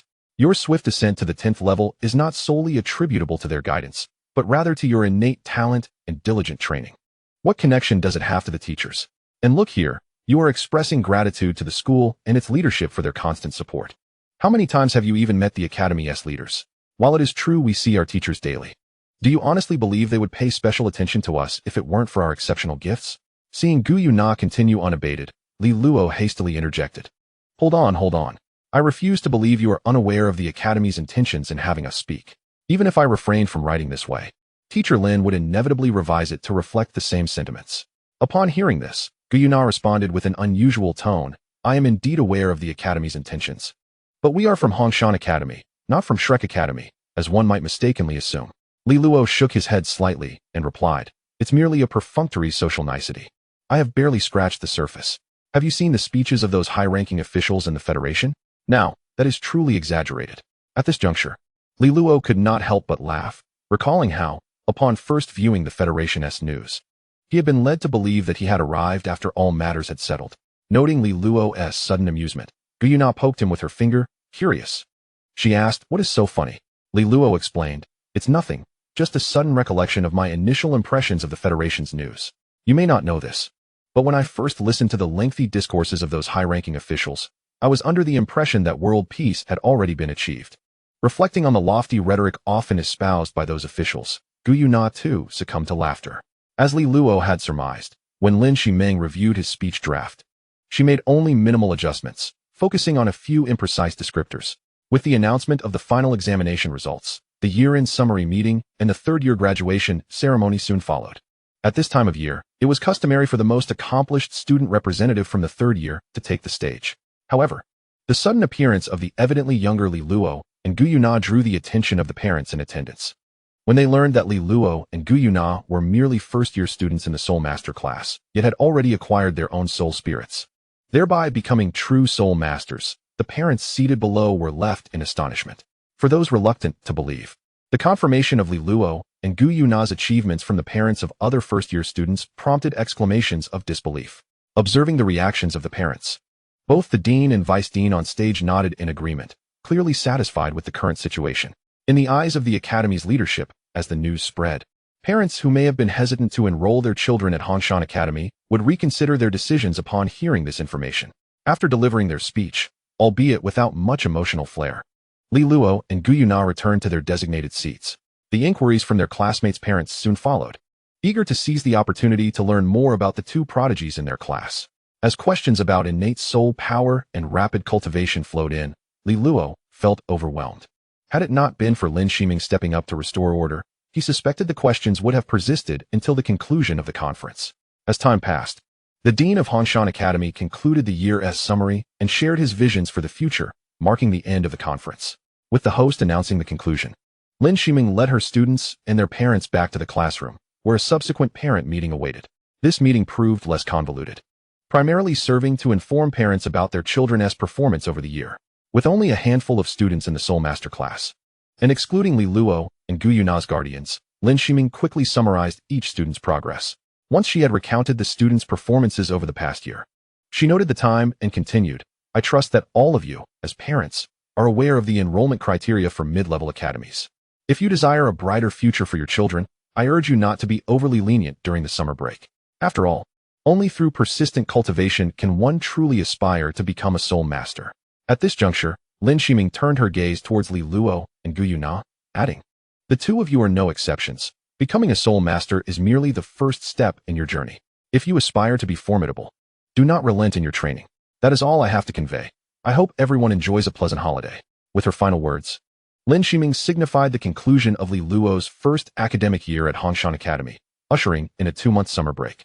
Unlike the parents of students who sought to establish connections with Lin Shiming, hoping she might take better care of their children, Li Luo and Gu Yuna chose to leave the classroom directly. As the hour was still early, they were in no rush to return to the orphanage. They found themselves seated on a bench beside the pathway leading to the academy's main entrance, engaging in casual conversation about their plans for the summer vacation. Perhaps due to their prior experience as student representatives delivering speeches, the parents who had just concluded the meeting often glanced their way, some even offering a greeting. From Li Luo's observations, those who approached him and Gu Yuna were either soul masters themselves or had children who were soul masters, highlighting the stark disparity in status between soul masters and ordinary people in this world. As time passed, the parents eager to associate with Lin Shiming emerged, accompanied by their children. Unlike the merely polite greetings exchanged earlier, these parents were more intent on ensuring their children could develop friendships with Li Luo and Gu Yuna. Several parents extended invitations, hoping the duo could provide guidance on cultivation during the summer. Li Luo was acutely aware of their underlying motivations. They believed that, given the exceptional talents of Li Luo and Gu Yuna, their children's futures would be significantly brighter should they forge friendships with them. Had it been at the time of their Martial Soul's awakening, accepting such invitations would have posed no inconvenience. However, due to the current issues surrounding Martial Souls, Li Luo found himself contemplating the matter of his second soul spirit. While the Academy did offer scholarships, and the Soul Master Association provided a monthly stipend of 1,000, the combined support would scarcely suffice for Li Luo to acquire even a white 10-year soul spirit, not considering the unpredictability of random soul spirits. As Li Luo casually responded to Gu Yuna's remarks while pondering ways to earn some money over the summer, a shadow loomed over him. Upon glancing up, he recognized the 3 familiar figures approaching, Tang Wulin and his parents. Just as Li Luo felt perplexed by their arrival, Tang Wulin, clutching his mother's hand, stumbled forth, suggesting, Gu Yuna and Li Luo, would you like to come over to my house during the summer? We can spend time together. He hesitated to mention himself, clearly reluctant to push for their agreement. Li Luo, opting to feign ignorance, continued lost in thought regarding his financial plans. However, Gu Yuna, not waiting for Tang Wulin to finish, bluntly declined, stating, no, I still have to cultivate. Observing Gu Yuna's resolute demeanor, Lang Yu spoke gently, Nar, dear. There's no need to refuse so hastily. From what I understand, you two are the only soul masters in your academy, lacking anyone to exchange ideas with. Do not underestimate our Linlin. Despite his martial soul being merely blue-silver grass, and his innate soul power only at level 3, he is nearing level 5 now. Compared to you, that isn't too slow. If you could engage in dialogue together, your progress would surely accelerate. As she spoke, Lang Yu paused momentarily before continuing, moreover, our Linlin has a forging instructor. Not to mention his rank as a forger, he is also a 4-ring soul master. If he were to offer his guidance, it would certainly be beneficial for you. In Lang Yu's perspective, a 4-ring soul master could be considered a formidable figure within the entirety of Ally City, and Gu Yuna would undoubtedly find it hard to resist such temptation. However, to her surprise, Gu Yuna remained entirely unfazed and, with a dismissive remark of unnecessary, pulled Li Luo up from the bench and began to walk towards the academy's entrance, evidently disinterested in continuing the conversation with the family. Watching Gu Yuna and Li Luo depart, Lang Yu let out a slight sigh and, somewhat helplessly, remarked, it seems Linlin truly has no fate with that girl, nah. Tang Xiren chuckled wryly and consoled her. After all, Linlin's martial soul is merely blue-silver grass. It is only natural that she does not regard him highly. Come, let us return home. Tang Wulin could sense that his parents were acting in his best interest, and he earnestly declared, Father, Mother, rest assured. Even without the aid of others, I will surely become a soul master. Besides, did you not mention that the ancestral martial soul of Tang sect is also blue-silver grass? Even if I cannot become a powerful being with sufficient effort, becoming a soul master should not be an issue. Tang Ziren affectionately ruffled Tang Wulin's hair and said with a look of pride, Our Lin Lin is right. Even without the so-called martial soul fusion technique, given Lin Lin's cultivation speed, becoming a soul master is merely a matter of time. Meanwhile, after leading the distracted Li Luo a distance, Gu Yuna elongated her voice and called out, Li Luo, my dear brother. Startled by Gu Yuna's ethereal tone, Li Luo jolted back to reality and instinctively replied, Huh, what is it? Gu Yuna shot him a glare and retorted, What do you mean, what is it? Shouldn't I be the one asking you that? You've been lost in thought since earlier. What occupies your mind? Given that they saw each other daily and she was aware of his martial soul dilemma, Li Luo candidly responded, You already know about my martial soul. To continue advancing, I will undoubtedly require new soul spirits. However, the Soul Spirit Tower only provides one soul spirit for free. So I was contemplating if I might find a way to earn some money during the summer. This was indeed a concern. Gu Yunan nodded thoughtfully and inquired with curiosity, Have you come up with a way to earn money? Li Luo nodded and then shook his head, explaining, I do have some ideas, but upon further reflection, they all seem unsuitable. Intrigued by his statement, Gu Yuna pressed, What methods? Why do they seem inappropriate? Share them, and I can help you strategize. As the saying goes, 2 heads are better than 1. And beside him stood not just anyone, but the Silver Dragon King. Gu Yuna herself. Li Luo, no longer hesitating, replied, There are 2 methods. One is to set up a stall to sell goods, fruits, vegetables, barbecues, miscellaneous items, clothing, and so forth. Another option is to establish a tutoring class for soul masters. With my current abilities, I may not be able to impart profound knowledge, but teaching these young students at the Junior Soul Master Academy should pose no difficulty. Both of these methods are feasible. Gu Yunan nodded in agreement and then inquired, What concerns you? If it is a matter of manpower, I am more than willing to assist. After a brief pause, Gu Yunan continued, You need not worry about compensating me. A meal out once we earn some profit will suffice. Chapter 49. The tutoring class. Li Luo shook his head slightly and explained, If you are willing to help, it would certainly ease our burden. However, this is not the crux of the matter. The real challenge lies in the fact that both you and I are quite young. Hearing Li Luo's statement, Gu Yuna expressed her confusion. These 2 matters don't seem to be related to age, do they?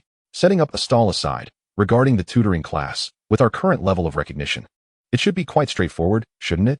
With a soft sigh, Li Luo replied, If only it were that simple. Let's first discuss the stall. Regardless of what we sell, we need to procure supplies, right? Who knows if those merchants might take advantage of our youth and cheat us. He then addressed the tutoring class issue. Due to the recent summit, we have indeed gained some notoriety among the parents of our students. However, our fame is primarily based on our training speed. Do you truly believe they will trust us to educate their children? By your reasoning, age is indeed a concern, Gu Yuna acknowledged with a nod. Nonetheless, do you not always assert that practice is the sole criterion for truth? One can only ascertain the outcome by attempting it. How can you know it won't work if you don't try? As she spoke, Gu Yuna took Li Luo's hand and began to walk back, stating, Let us first consult Teacher Lin and ask her to help connect with the parents of all the Soul Master classes to see if any would be willing to enroll.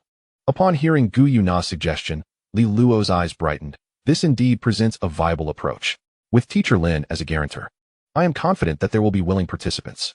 As Li Luo and Gu Yuna suddenly returned, Tang Wulin's family assumed they had come to an agreement to spend the summer training with him and smiled, preparing to greet the 2. However, consumed by thoughts of how to generate income, Li Luo was oblivious to their gestures, passing by without a moment's pause. Soon, the pair arrived back in the classroom. Fortunate that Lin Shiming had not yet departed and was engaged in conversation with a parent. Observing this, Li Luo and Gu Yuna quietly waited outside until their discussion concluded. Perhaps noticing Li Luo and Gu Yuna's unexpected return and sensing they had something on their minds, Lin Shiming spoke up. Based on my experience over the past few years, Song Wen's innate soul power is neither particularly high nor low. It hovers around the passing mark. If he can focus and diligently train, reaching level 10 before graduation should be entirely achievable. Therefore, I suggest that as parents, you play a supervisory role and encourage him to train earnestly during the summer. As the hour grows late, I have another meeting to attend, so we shall conclude our discussion here for today. Should any further inquiries arise, feel free to reach out via the communication device. Songwen's parents nodded slightly, turning to him and saying, "Son, have you heard what Teacher Lin said? If you still wish to attend the Intermediate Soul Master Academy, you must strive harder." Upon seeing his son nod in acknowledgement, they added, "Thank you, Teacher Lin. I shall ensure he practices diligently each day. If you have matters to attend to, please do not hesitate. We shall take our leave now." After bidding farewell to Songwen and his parents, Lin Shiming approached Li Luo and Gu Yuna. Her curiosity piqued. "I thought you two had left earlier. What brings you back? Is there something amiss?" After sharing his thoughts with Lin Shiming, Li Luo inquired, "What are your impressions, teacher? If possible, could you assist us in contacting the students' parents?" After a brief pause, he added, "As for the communication costs, we can settle that once the funds are received." Before Li Luo could finish his sentence, Lin Shiming interjected, "Forget about the communication fees. It is a trifling amount. Let us first discuss the subjects your tutoring class intends to cover."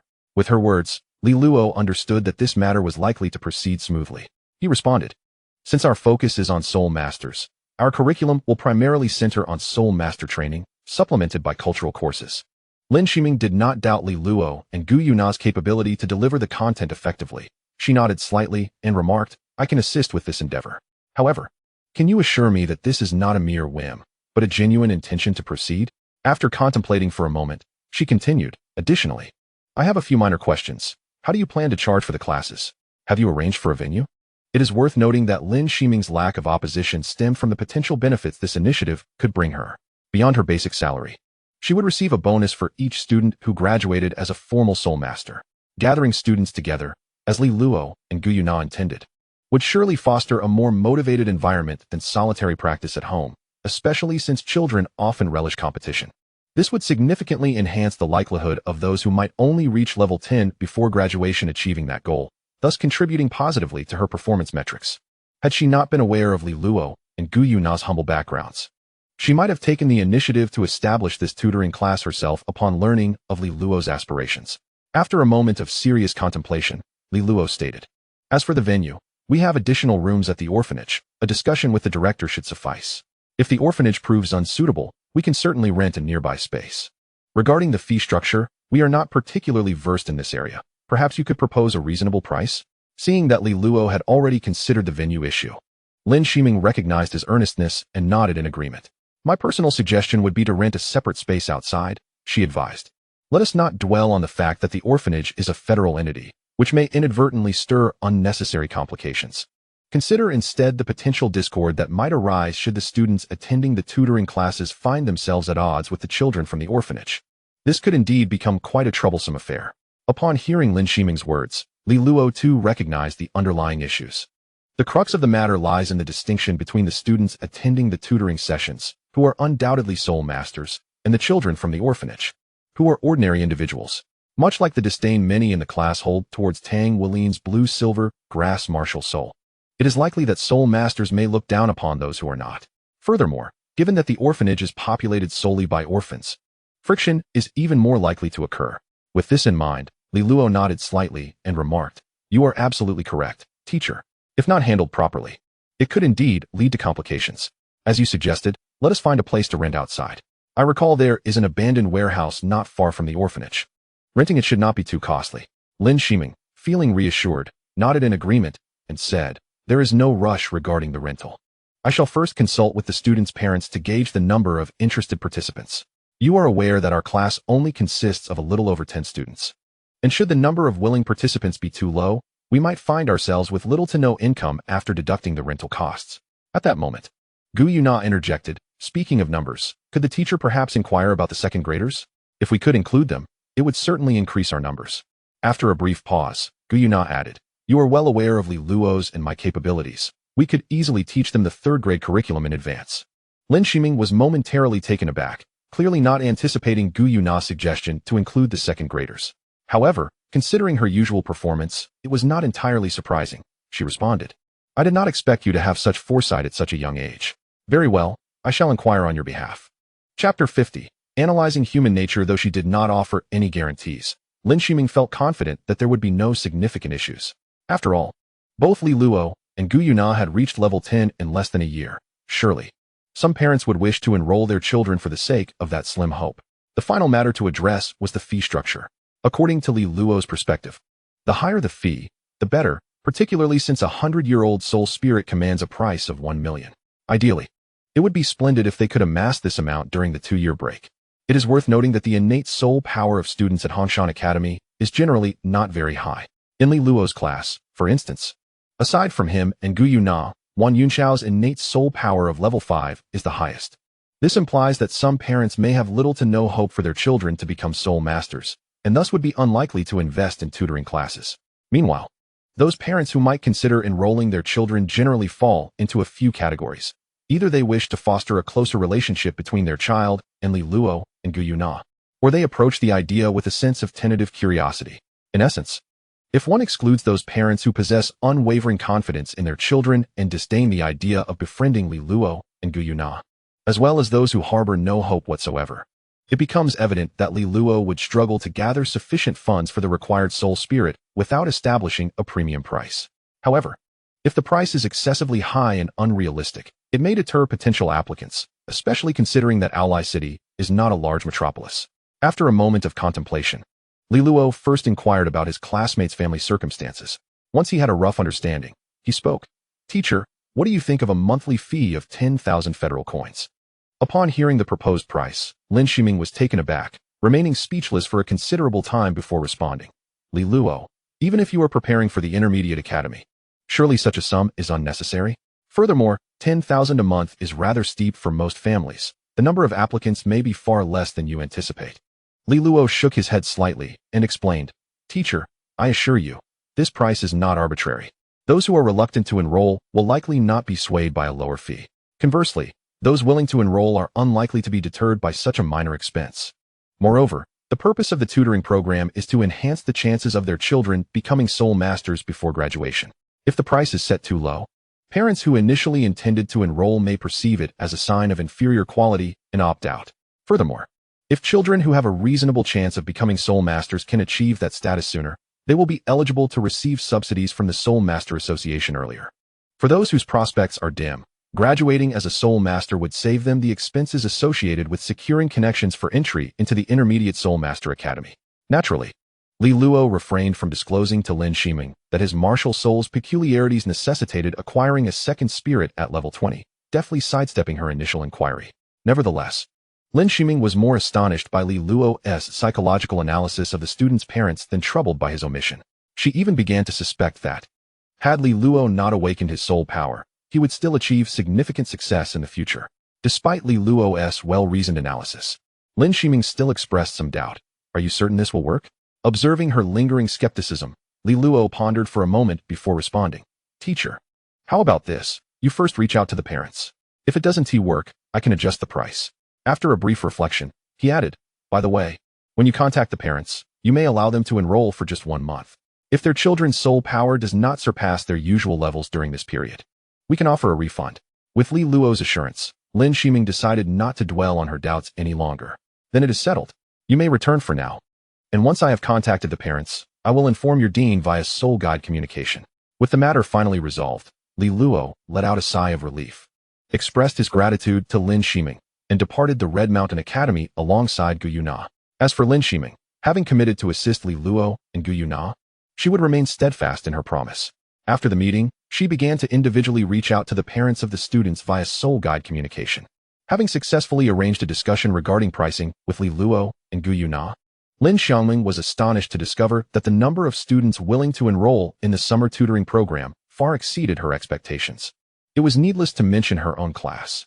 In her view, the parents of those students who showed promise of becoming soul masters before graduation had all signed up, and even a few parents of students with lesser prospects had chosen to register as well.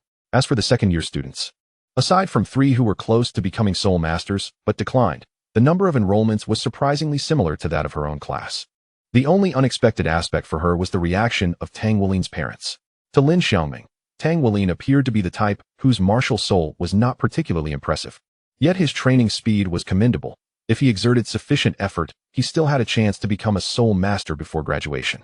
Given that Li Luo had assured her that the children participating in the tutoring program would experience accelerated training, Lin Xiaoming naturally hoped that Tang Wulin would also attend. However, she was taken aback when she learned that upon hearing about the tutoring program from Li Luo and Gu Yuna, Tang Wulin's parents were almost inclined to agree. Yet, Upon hearing the price, they began to haggle incessantly with Lin Xiangming, ultimately refusing due to an inability to negotiate.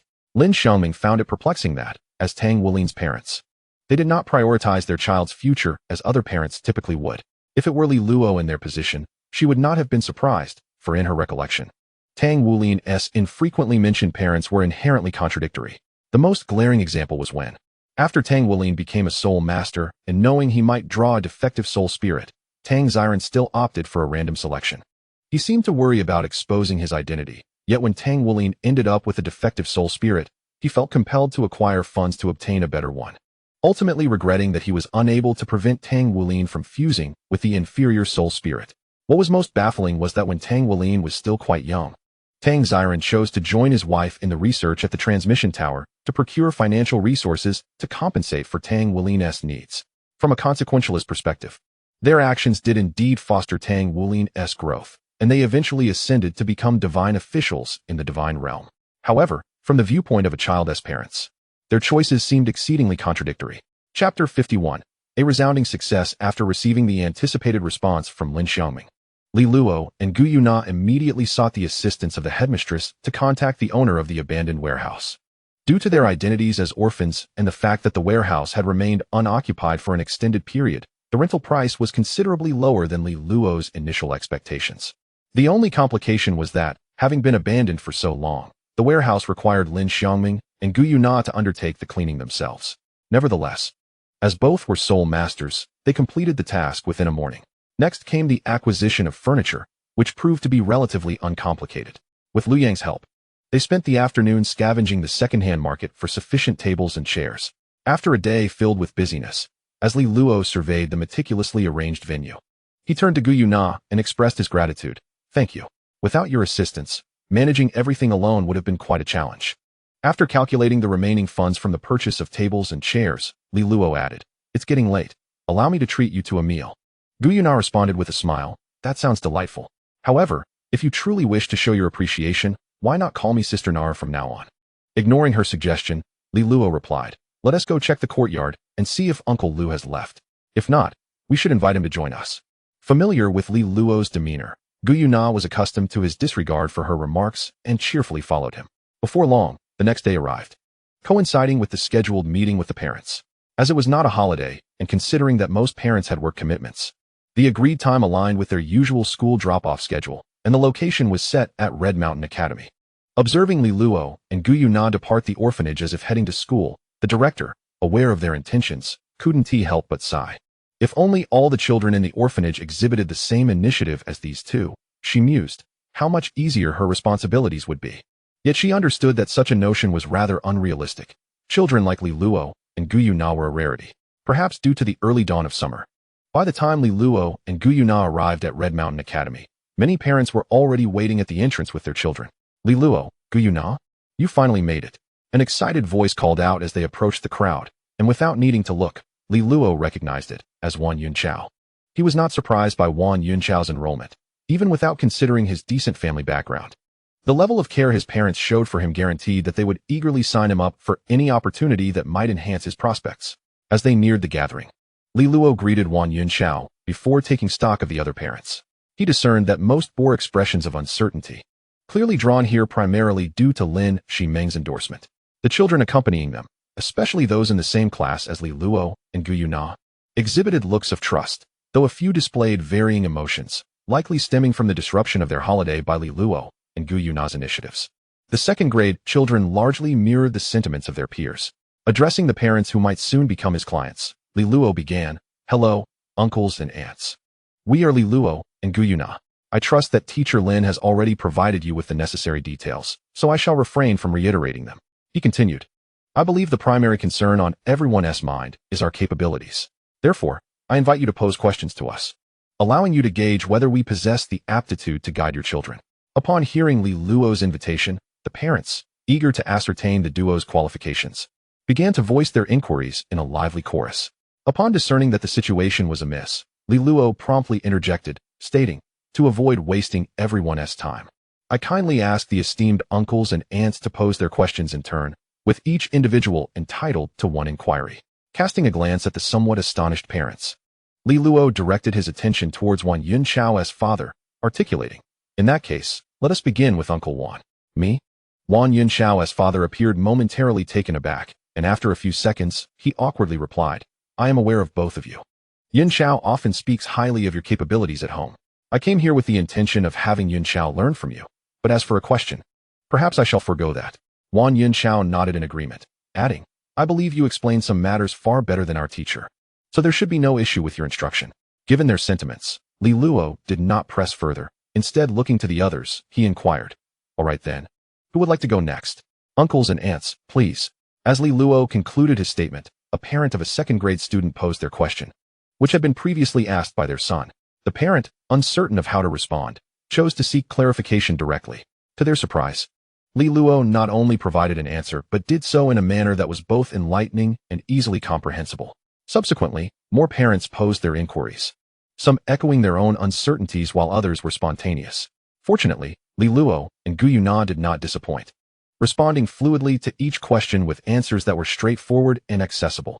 As their dialogue progressed, the astonishment on the parents' faces deepened.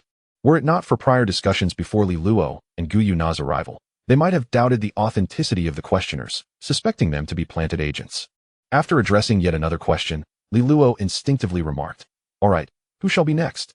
Observing the relaxed demeanor of Li Luo and Gu Yuna, the parents had to concede that, despite their youth, these two were undoubtedly capable of instructing their children effectively.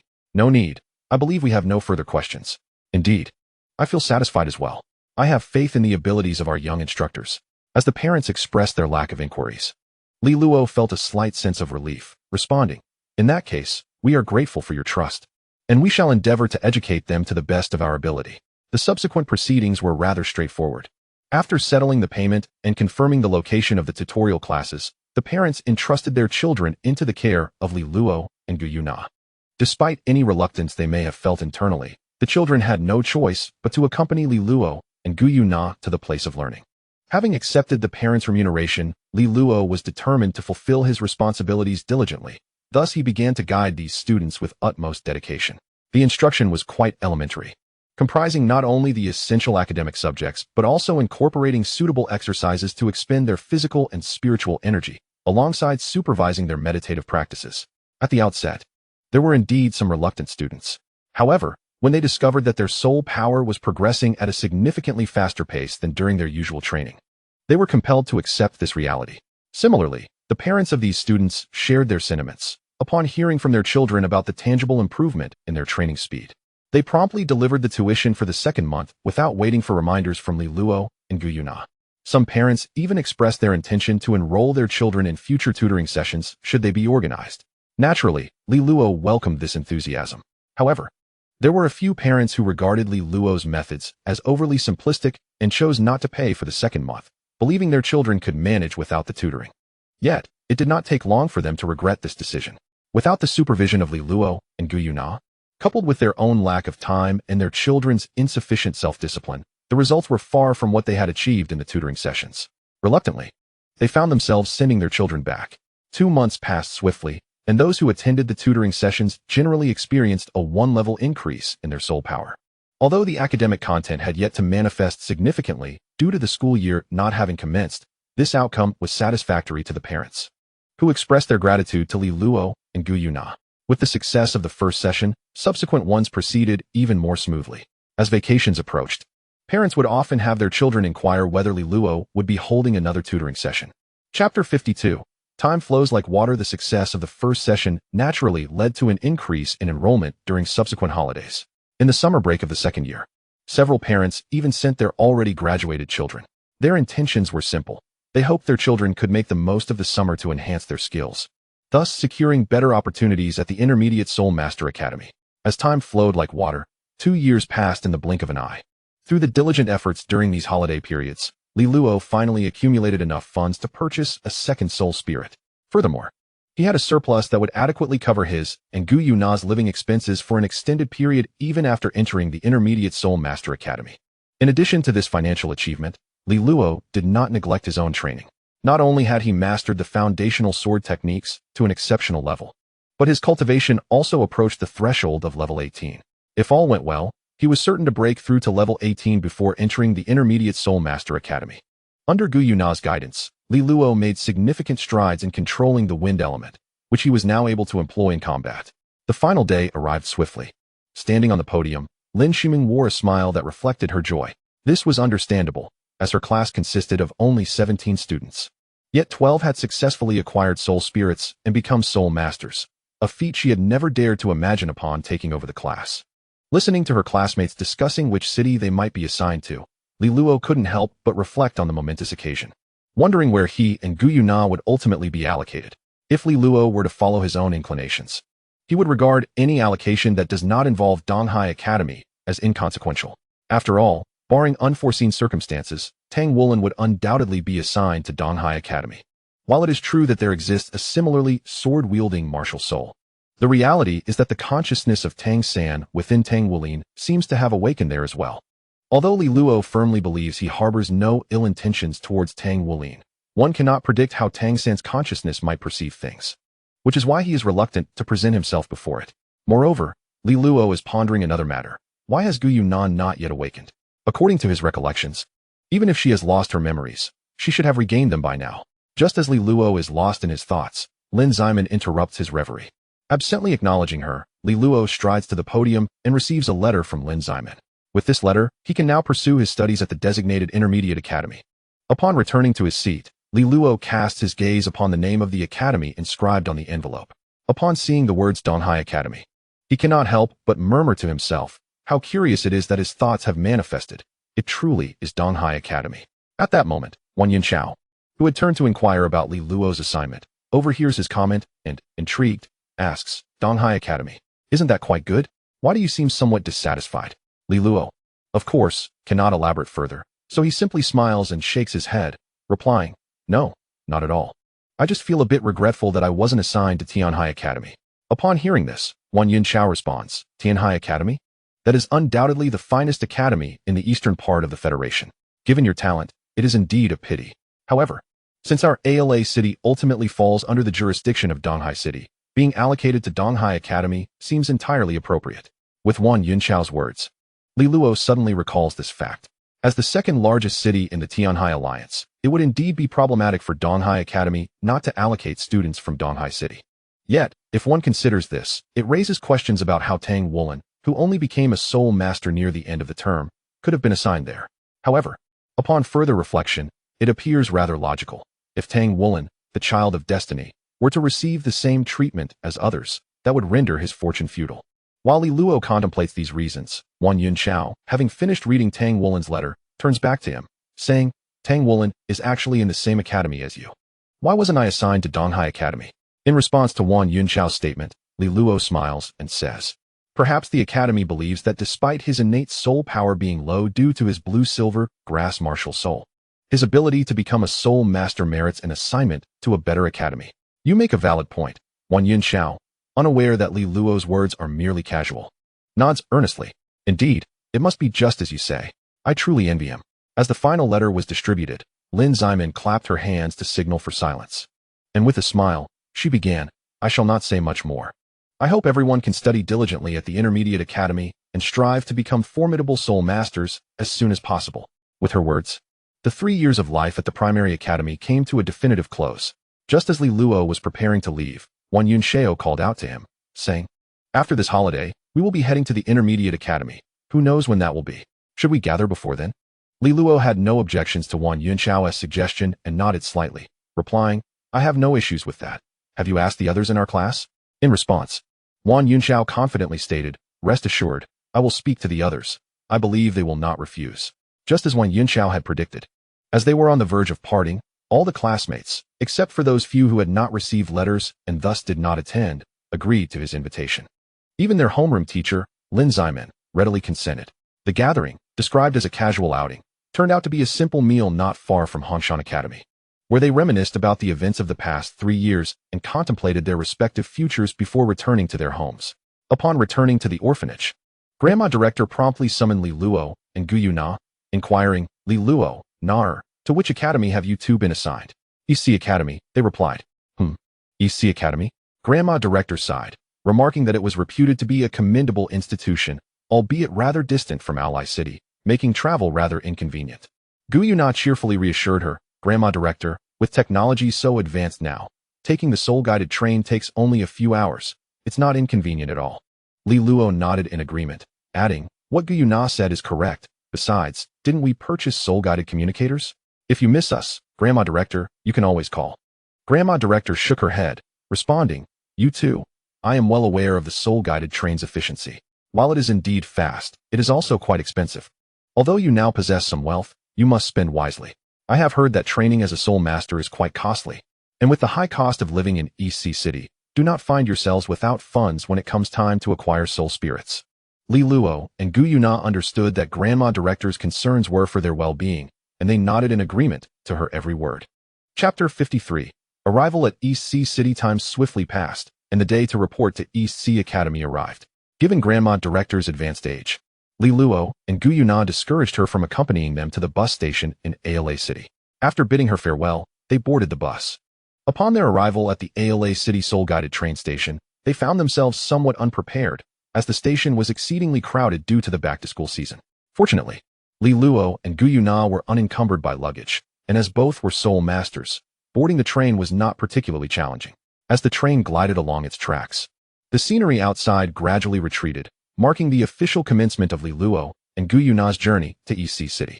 Perhaps due to having risen earlier than usual, Gu Yuna soon leaned against Li Luo and succumbed to sleep shortly after boarding. It was not until the train was nearing its destination that she reluctantly rubbed her drowsy eyes awake. Observing her state, Li Luo, with a hint of exasperation, took her hand and guided her off the train. Navigating through the throng of passengers, they ignored the persistent calls of various taxi drivers and owners, as Li Luo led Gu Yuna in search of the reception area for East Sea Academy.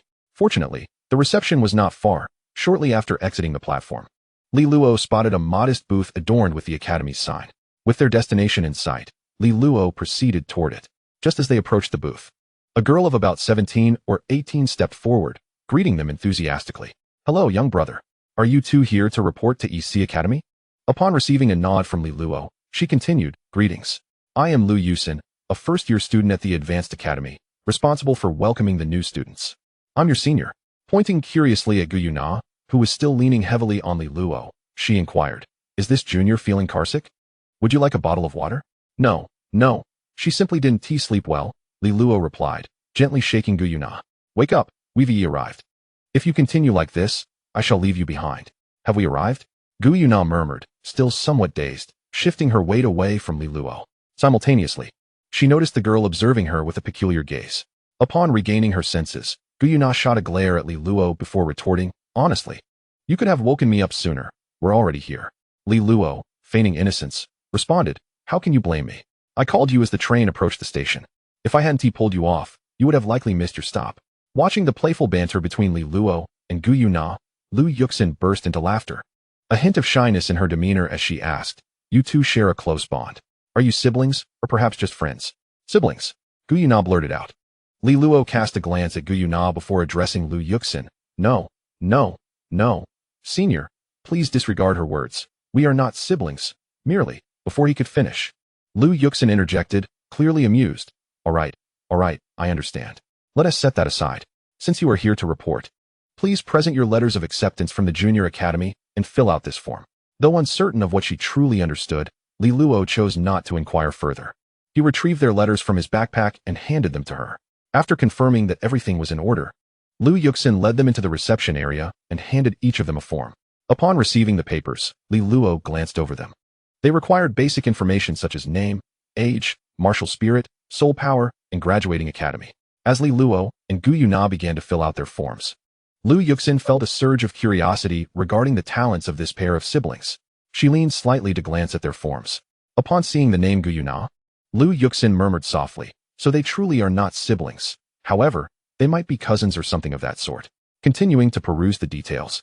Although she had not heard of Gu Yuna's martial spirit, she was not surprised, given the multitude of martial spirits in the Douluo Continent. Yet, when Lu Yuxin noticed the strikingly similar soul power levels of the two, she couldn't help but exclaim, 18 levels of soul power. I never expected these junior students to be such remarkable prodigies. Upon hearing Lu Yuxin's exclamation, one of the young men responsible for welcoming the new students expressed disbelief, asking, 18 levels? Is that true? What is their innate soul power? Level 9 or full soul power? It was understandable for him to ponder such questions. Although Li Luo and Gu Yuna were dressed cleanly and neatly, their attire appeared quite ordinary, suggesting that they were not from any prominent faction and likely could not afford the elixirs or spiritual items that enhance soul power. Since they were registering at Donghai Academy, it was evident that they were both 9 years old. From their perspective, achieving such a level without any elixirs or spiritual items in just 3 years would likely indicate they possessed innate full soul power. Observing the line indicating innate soul power marked as level 7, Lu Yuxin remarked, "Level 7 innate soul power? Juniors, once you officially enroll, you will certainly have your soul power levels tested, so please refrain from inaccurate entries." Meanwhile, the young man approached and suggested, "How about this? I have a small soul power testing device here. We can ascertain the truth in no time." As he spoke, he activated a compact soul power testing device and placed it in front of Li Luo and Gu Yuna, clearly eager to verify whether they had indeed progressed from level 7 to 18 in just 3 years. It was no wonder they were skeptical. Even without accounting for the automatic increase after acquiring a soul spirit, Li Luo and Gu Yuna would need to average an increase of over 3 levels per year to reach their current level, all without the aid of elixirs or spiritual items. In any case, it was a trivial matter. As they handed their completed forms to Lu Yuxin, they placed their hands on the testing area of the soul power device. With Li Luo's actions, several senior students present fixed their gaze on the screen of the soul power testing device, watching the numbers fluctuate rapidly. As the digits soared past 15 without any signs of slowing down, the onlookers began to believe that the two were not fabricating their entries. When the numbers finally settled at 18, several individuals could not help but gasp in astonishment. After Gu Yuna had also tested her soul power level, Lu Yuxin took a deep breath to calm her emotions and then spoke, "A 10-level increase in 3 years, in terms of cultivation speed. It seems that you two are among the most outstanding newcomers in this year's cohort." Li Luo, seemingly unfazed, replied, "It's just that. I've heard that some with innate full soul power can reach over 20 levels by the time they enter a mid-level soul master academy." Upon hearing Li Luo's words, the young man providing the soul power testing device scoffed and remarked, "What you speak of pertains to the prominent families. Their rapid advancement in the early stages is largely due to the elixirs or spiritual items they have consumed. Without such resources, it would be remarkable for them to attain levels akin to yours." Smiling and shaking his head, Li Luo responded, "Whether it be elixirs or spiritual items, their achievements are commendable. After all, financial prowess is indeed a facet of strength." Lu Yuxin, upon hearing Li Luo's assertion, paused momentarily before smiling and saying, "What you say holds truth. Their wealth allowing them to enhance their abilities is indeed their own merit. Your capacity to articulate such thoughts makes you quite an intriguing individual." Perhaps due to the prolonged passage of time, Gu Yuna curiously inquired, "Senior, the forms are completed. When shall we be taken to the academy?" Lu Yuxin returned the stamped letter to the pair, smiling as she replied, "You two have arrived rather early. If you find yourselves weary, feel free to rest on the bus for a while. We shall depart once we have gathered a few more people." While receiving 2 badges from another individual, she continued, "These badges must be kept on your person. They serve as your credentials for entering and exiting the academy and will also be required when collecting items."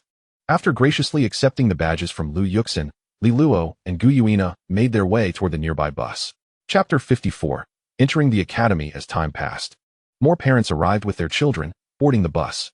However, due to it being the inaugural day, the numbers were not particularly overwhelming. By midday, approximately half of the seats remained unoccupied. Lu Yuxin, responsible for the reception, glanced at the time and boarded the bus, addressing the assembled crowd. "We shall now proceed to Donghai Academy. Please do not wander off, or you may have to wait for the afternoon bus."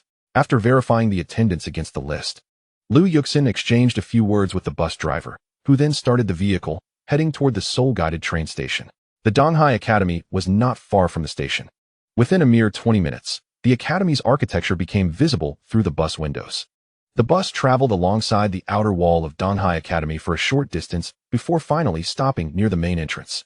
As the bus came to a halt, Lu Yuxin, seated in the front row, stood up and turned to the group, saying, "We have arrived at Donghai Academy. Please disembark in an orderly fashion. I will escort you to the administration office for registration." Observing the scenery outside, one parent voiced, "It appears we are still outside. Why not take us directly into the academy?" Lu Yuxin explained with a smile, "For everyone's safety, vehicles are not permitted to operate within the academy grounds. If the bus were to enter, it would only access the underground parking lot, which would be less convenient for your registration. With this clarification, no one further questioned Liu Yuxin's decision, and one by one, they escorted their children off the bus. Once it was confirmed that everyone had disembarked from the bus, Liu Yuxin began to elaborate as she walked. Donghai Academy is a large institution, possessing educational qualifications for both intermediate and advanced levels. As they proceeded through the grand entrance of the academy, they encountered a broad stone-paved path. Liu Yuxin continued, guiding the group eastward. We are heading toward the intermediate division, while the advanced division lies in the opposite direction. As they strolled deeper into the academy, Liu Yuxin regaled her companions with tales of Donghai Academy's illustrious history, alongside its geographical significance and prominence within Donghai City.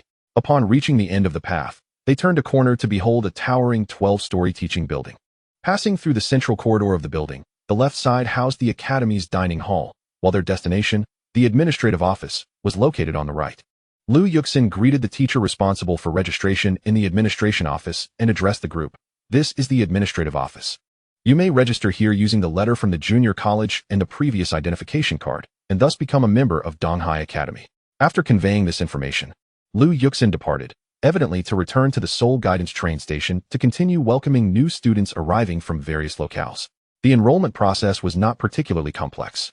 It merely entailed recording students' information and distributing uniforms and dormitory keys, which was completed in a short time. Unsurprisingly, Li Luo and Gu Yuna were assigned to the same class, albeit unexpectedly to Class 2 rather than Class 1. However, upon reflection, this seemed quite reasonable. Despite their rapid cultivation speed, neither Li Luo nor Gu Yuna possessed particularly remarkable traits in terms of their martial souls. Li Luo's martial soul, the long sword, was unremarkable when its characteristics were deliberately concealed, while Gu Yuna's so-called elementalist designation likely puzzled the assigning teacher. Had their levels not been a surprising 18, but rather newly ascended soul masters, the administrative office would have likely relegated them to Class 5. Gu Yuna was utterly indifferent to the class assignment. For her, it made little difference. Conversely, Li Luo furrowed his brow slightly at being placed in Class 2. From his earlier conversation with Liu Yuxin, he was aware that the class promotion competition indeed existed. Given their levels, there was a significant probability they would be selected as participants for Class 2 in the promotion match, which meant they would likely face off against Tang Wulin.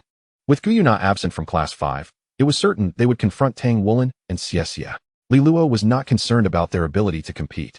After 3 years of intensive training, he felt prepared. Rather, he worried about the unpredictable influence of fate, uncertain if anything dramatic would transpire under the auspices of Tang Wulin's extraordinary luck. However, pondering such matters was futile. Shaking his head to dispel the strange thoughts, Li Luo and Gu Yuna began searching for the location of the dormitory building. Fortunately, it was situated not far from the teaching building. They needed only to walk a short distance beyond the administrative office. Upon arriving at the base of the dormitory, Li Luo spoke. It is already noon.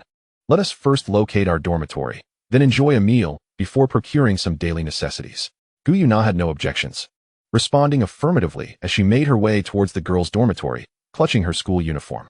After parting with Gu Yuna, Li Luo began his search for his dormitory according to the number on his key. Room 109, conveniently situated near the front entrance of the dormitory, was his destination. As he unlocked the door, he found the space devoid of roommates, likely due to his early arrival. The sight that greeted him was one of dust-covered floors and litter left behind by the previous occupant.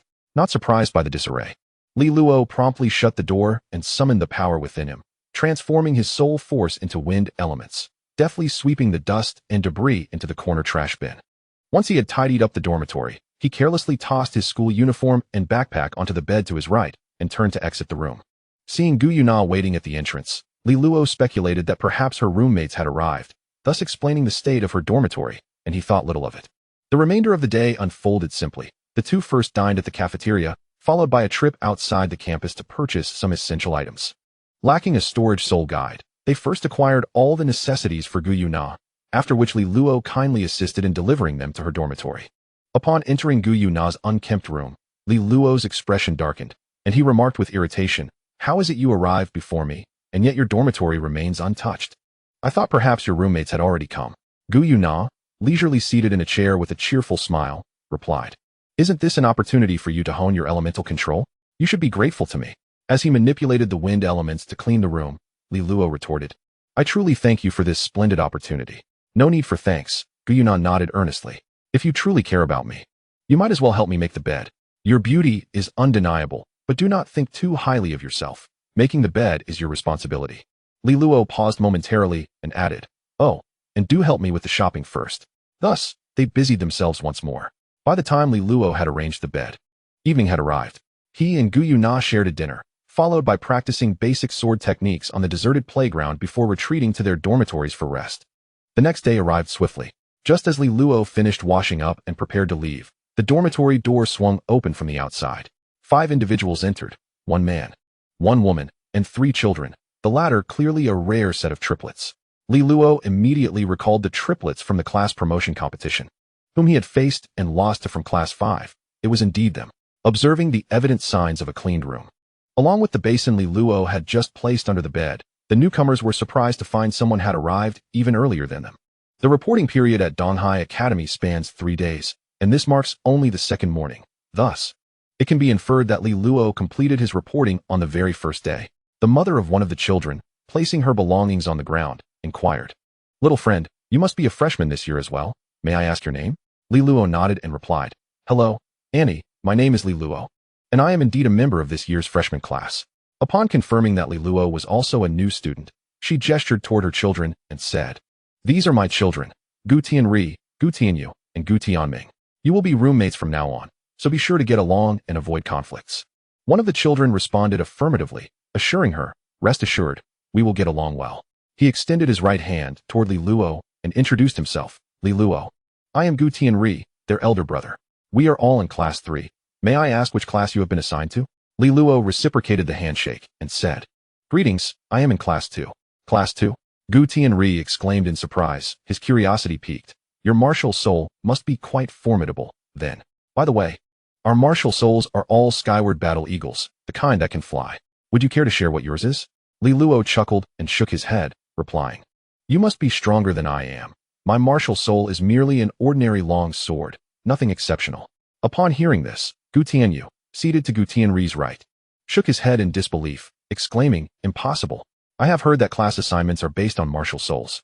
How could you possibly be placed in class 2 with just an ordinary longsword?" However, Gu Tianming pondered thoughtfully and remarked, "The martial soul is only part of the equation. It seems to also relate to the spirit and the level of soul power. What is your spirit? And at what level is it?"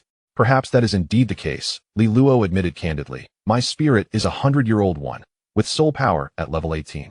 He did not conceal any details, sharing his spirit level and soul power level openly. The triplet brothers were taken aback, clearly astonished that the first peer they encountered at the academy surpassed them significantly in strength. They had previously believed that their difference with their peers was merely due to financial constraints delaying their acquisition of spirits, and that with diligent training they would eventually catch up. However, reality struck them like a hammer. Even if they were to attain level 10 and acquire a 100-year spirit immediately, it would seem utterly impossible to reach Li Luo's current level. After a moment of contemplation, Gu Tianri expressed his confusion. "With a 100-year spirit and level 18 soul power, how is it that you were assigned to class 2? The students in class 1 must be extraordinarily powerful." Li Luo reflected briefly before responding. "It is likely due to the ordinary nature of my martial soul, though there may also be factors of balance involved. After all, if class assignments were made solely based on strength, the subsequent classes would stand no chance of victory, rendering the academy's competitive placements meaningless." Li Luo was indeed correct. In the beginning, the academy assigned classes purely based on the strengths of the soul masters. But they soon realized that this approach only perpetuated the dominance of the strong while discouraging the weak from striving to improve. In order to invigorate the students' training, the academy not only modified the class division mechanism, but also instituted a class competition system. Upon hearing about the class competition, Gu Tianming curiously inquired, "Class competition? What is that? Does it mean we will be reassigned to different classes through competition?" Li Luo shook his head and explained, "I heard from the senior in charge of reception that it involves selecting a few individuals from each class to challenge the preceding class in succession. If they achieve victory, they can acquire their class number and privileges." Upon hearing this, Gu Tianming remarked, "So, if we can defeat the students from class 1, not only could class 3 become class 1, but we would also gain the privileges exclusive to class 1. Before Li Luo could respond, Gu Tianri interjected with irritation, "It's not as simple as you think. Did you not see that Li Luo, at level 18, could only be assigned to class 2? The strongest in class 1 might already be at the second ring. It's unlikely we could defeat them." Gu Tianming, somewhat unconvinced, retorted. That may not necessarily be the case. Our soul power levels may be low, but we can fly. Perhaps it is indeed possible. Li Luo, recalling a matter, posed a question, logically, since you are not only triplets but also share the same martial soul. Do you possess a martial soul fusion technique? At this, the three brothers simultaneously shook their heads, indicating that although they had fantasized about it in the past, they were entirely unaware of how to cultivate a martial soul fusion technique and had thus given up. Li Luo was not surprised by this. In terms of compatibility, their martial souls were undoubtedly sufficient. However, due to the rarity of martial soul fusion techniques, discovering how to cultivate them was indeed challenging. Furthermore, judging by the items they brought, it was evident that this family did not resemble affluent individuals. It was likely quite difficult for them to provide even 3 soul spirits, let alone the means to seek out the cultivation methods for martial soul fusion techniques. After pondering for a while, Li Luo suggested, "Have you attempted to infuse one person's soul power into another?" Hearing this, the brother's father paused his actions and frowned slightly. Soul power is cultivated individually. Wouldn't it be too dangerous for someone else's soul power to enter your body? Li Luo organized his thoughts and explained, "I once read in a book that soul masters with martial soul fusion techniques can temporarily infuse their soul powers into each other. Since you are not only twins, but also share identical martial souls, the possibility of possessing a martial soul fusion technique is quite substantial." At this point, Li Luo turned to the 3 brothers and asked, "Have you noticed that when you train together, your progress is quicker than when you train alone?" Gu Tianri nodded in agreement, his excitement evident as he replied, "Indeed, we discovered this by chance." "How did you know? Could it truly be as you say, that we might possess a martial soul fusion technique?" It was no wonder Gu Tianri was so exhilarated. For them, the martial soul fusion technique was a legendary existence. If they were indeed able to possess the soul fusion technique, it would signify that the 3 of them could unleash power far beyond what they currently wield. Confirming the existence of such a phenomenon among the trio, Li Luo stated, "There is indeed a substantial possibility. However, the truth can only be unveiled through experimentation." Aware that the parents would likely not believe he was familiar with strangers, Li Luo continued, "Let me put it this way. I have only encountered this information in books. You may inquire about the specifics from your teachers once the school officially commences. Should it be verified that the soul fusion technique is legitimate, you may attempt it under your teacher's supervision, which should mitigate any potential dangers." Seeing the reasonableness in Li Luo's words and the mention of teacher supervision, the father of the 3 brothers appeared swayed. After a moment's hesitation, he remarked, "Li Luo is not mistaken. Once school starts, you should consult your teachers. If it turns out you can indeed possess the soul fusion technique, it would be a boon for you." He then turned to Li Luo and added, "If you hadn't mentioned this, we would have overlooked it entirely. How about this? Once we finish tidying up, we shall treat you to a meal, allowing you all to become better acquainted." Li Luo chuckled, shaking his head as he replied, "After all, we are classmates. There is no need for such formality, uncle. Furthermore, I merely brought it up casually. Whether it is true remains uncertain. As for the meal, I have plans to step out shortly to purchase a few items. Regarding becoming familiar, we will have ample time since we will all share the same dormitory." With Li Luo having expressed himself thus, the father of the 3 brothers no longer insisted and addressed his sons. "Look at Li Luo. Now look at the 3 of you. I do not expect you to be as formidable as him, but remember to learn from him in the future, understood?" Observing his father's abrupt change in demeanor, Gu Tianming muttered under his breath, "Who can we blame for this? It's not as if we can afford superior soul spirits." Just then, he caught his father's glare and quickly added, "Dad, rest assured, we will certainly learn from Li Luo and strive to grow stronger as swiftly as possible." Chapter 56. Retribution. At that moment, Li Luo's soul communicator chimed. Glancing at the number, he discerned it was indeed Gu Yuna. Once the connection was established, without allowing Li Luo to speak, Gu Yuna's voice rang out, "Li Luo, didn't you say you were going shopping? Why haven't you emerged yet? You haven't overslept, have you? If you don't come out soon." Knowing that Gu Yuna was likely anxious and that her subsequent words would not be pleasant, Li Luo quickly interjected, Wait, I'm on my way." After saying this, he hung up before Gu Yuna could respond. Observing the amused expressions on the faces of those around him, Li Luo explained, "She is a friend I have grown up with, also a student at our academy. If there are no other matters, I shall take my leave." Initially, I believed that Li Luo was merely being polite. However, now that the father of the 3 brothers is aware that he indeed had prior engagements, he no longer broaches the subject of dining together and, with a smile, remarks, "Since you have other matters to attend to, you should hasten along." After Li Luo departs, the mother of the 3 brothers points to Li Luo's bed, her brow furrowed in confusion, and inquires, Dear Do you not find this Li Luo somewhat peculiar? He does not appear to be the scion of a wealthy family, yet he possesses a century-old spirit and cultivates at an astonishing pace, while also possessing an impressive breadth of knowledge. The father shakes his head dismissively, responding, "Why overthink? He is likely just a child who reads extensively. How could he possibly harm our son within the confines of the East Sea Academy? As for the century-old spirit, I have heard that spirit masters with rapid cultivation can receive a spirit free of charge from the spirit transmission tower. It is not surprising that he has reached level 18 at such a young age and acquired a century-old spirit." He then turns to the three brothers and advises, "You shall be classmates from now on. If the rumors of a martial soul fusion technique are true, that would be splendid, even if they are not. You must avoid conflict, understood?" The mother nods in agreement and adds, "If he can cultivate to level 18 at such a young age, you should seek his guidance. We do not demand greatness from you, but strive to learn." While the parents of the three brothers impart their wisdom, Li Luo encounters Gu Yuna, who is loitering at the dormitory entrance. Judging by her expression, he can't help but wonder if she would have entered had he not emerged. Upon seeing him finally exit, Gu Yuna swiftly approaches and asks, "What on earth were you doing in the dormitory? Why are you only coming out now? And how dare you ignore my messages?" Noticing the curious gazes of those passing by, Li Luo quickly takes her hand and explains as they walk away, "It was an unexpected occurrence. Some others arrived, and we exchanged a few words. Let us hurry along." Perhaps sensing the attention they were attracting, Gu Yuna refrains from further questioning and allows herself to be led away from the dormitory. Their stated purpose is to shop, as they only brought a change of clothes when they arrived at East Sea Academy and need to procure a few more outfits. After all, relying solely on 2 uniforms is hardly sufficient. Additionally, they aim to explore the vicinity of East Sea Academy to familiarize themselves with their new surroundings. Acclimatizing to a new environment has become a small habit of Li Luo's since arriving in this world. Once they leave the academy, Li Luo and Gu Yuna begin to wander around the vicinity of East Sea Academy.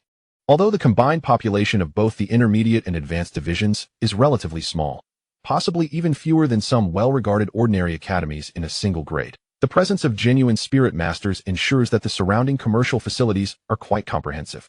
After becoming acquainted with their surroundings, the time approaches noon. They select a nearby restaurant for lunch, leading to moments of regret for Li Luo for having ventured out with Gu Yuna. He could hardly have imagined that Gu Yuna would possess such a keen interest in shopping, behaving entirely like an ordinary girl. No one would suspect she was the Silver Dragon King. As he followed her through an array of clothing stores, Li Luo found himself pondering a rather perplexing thought.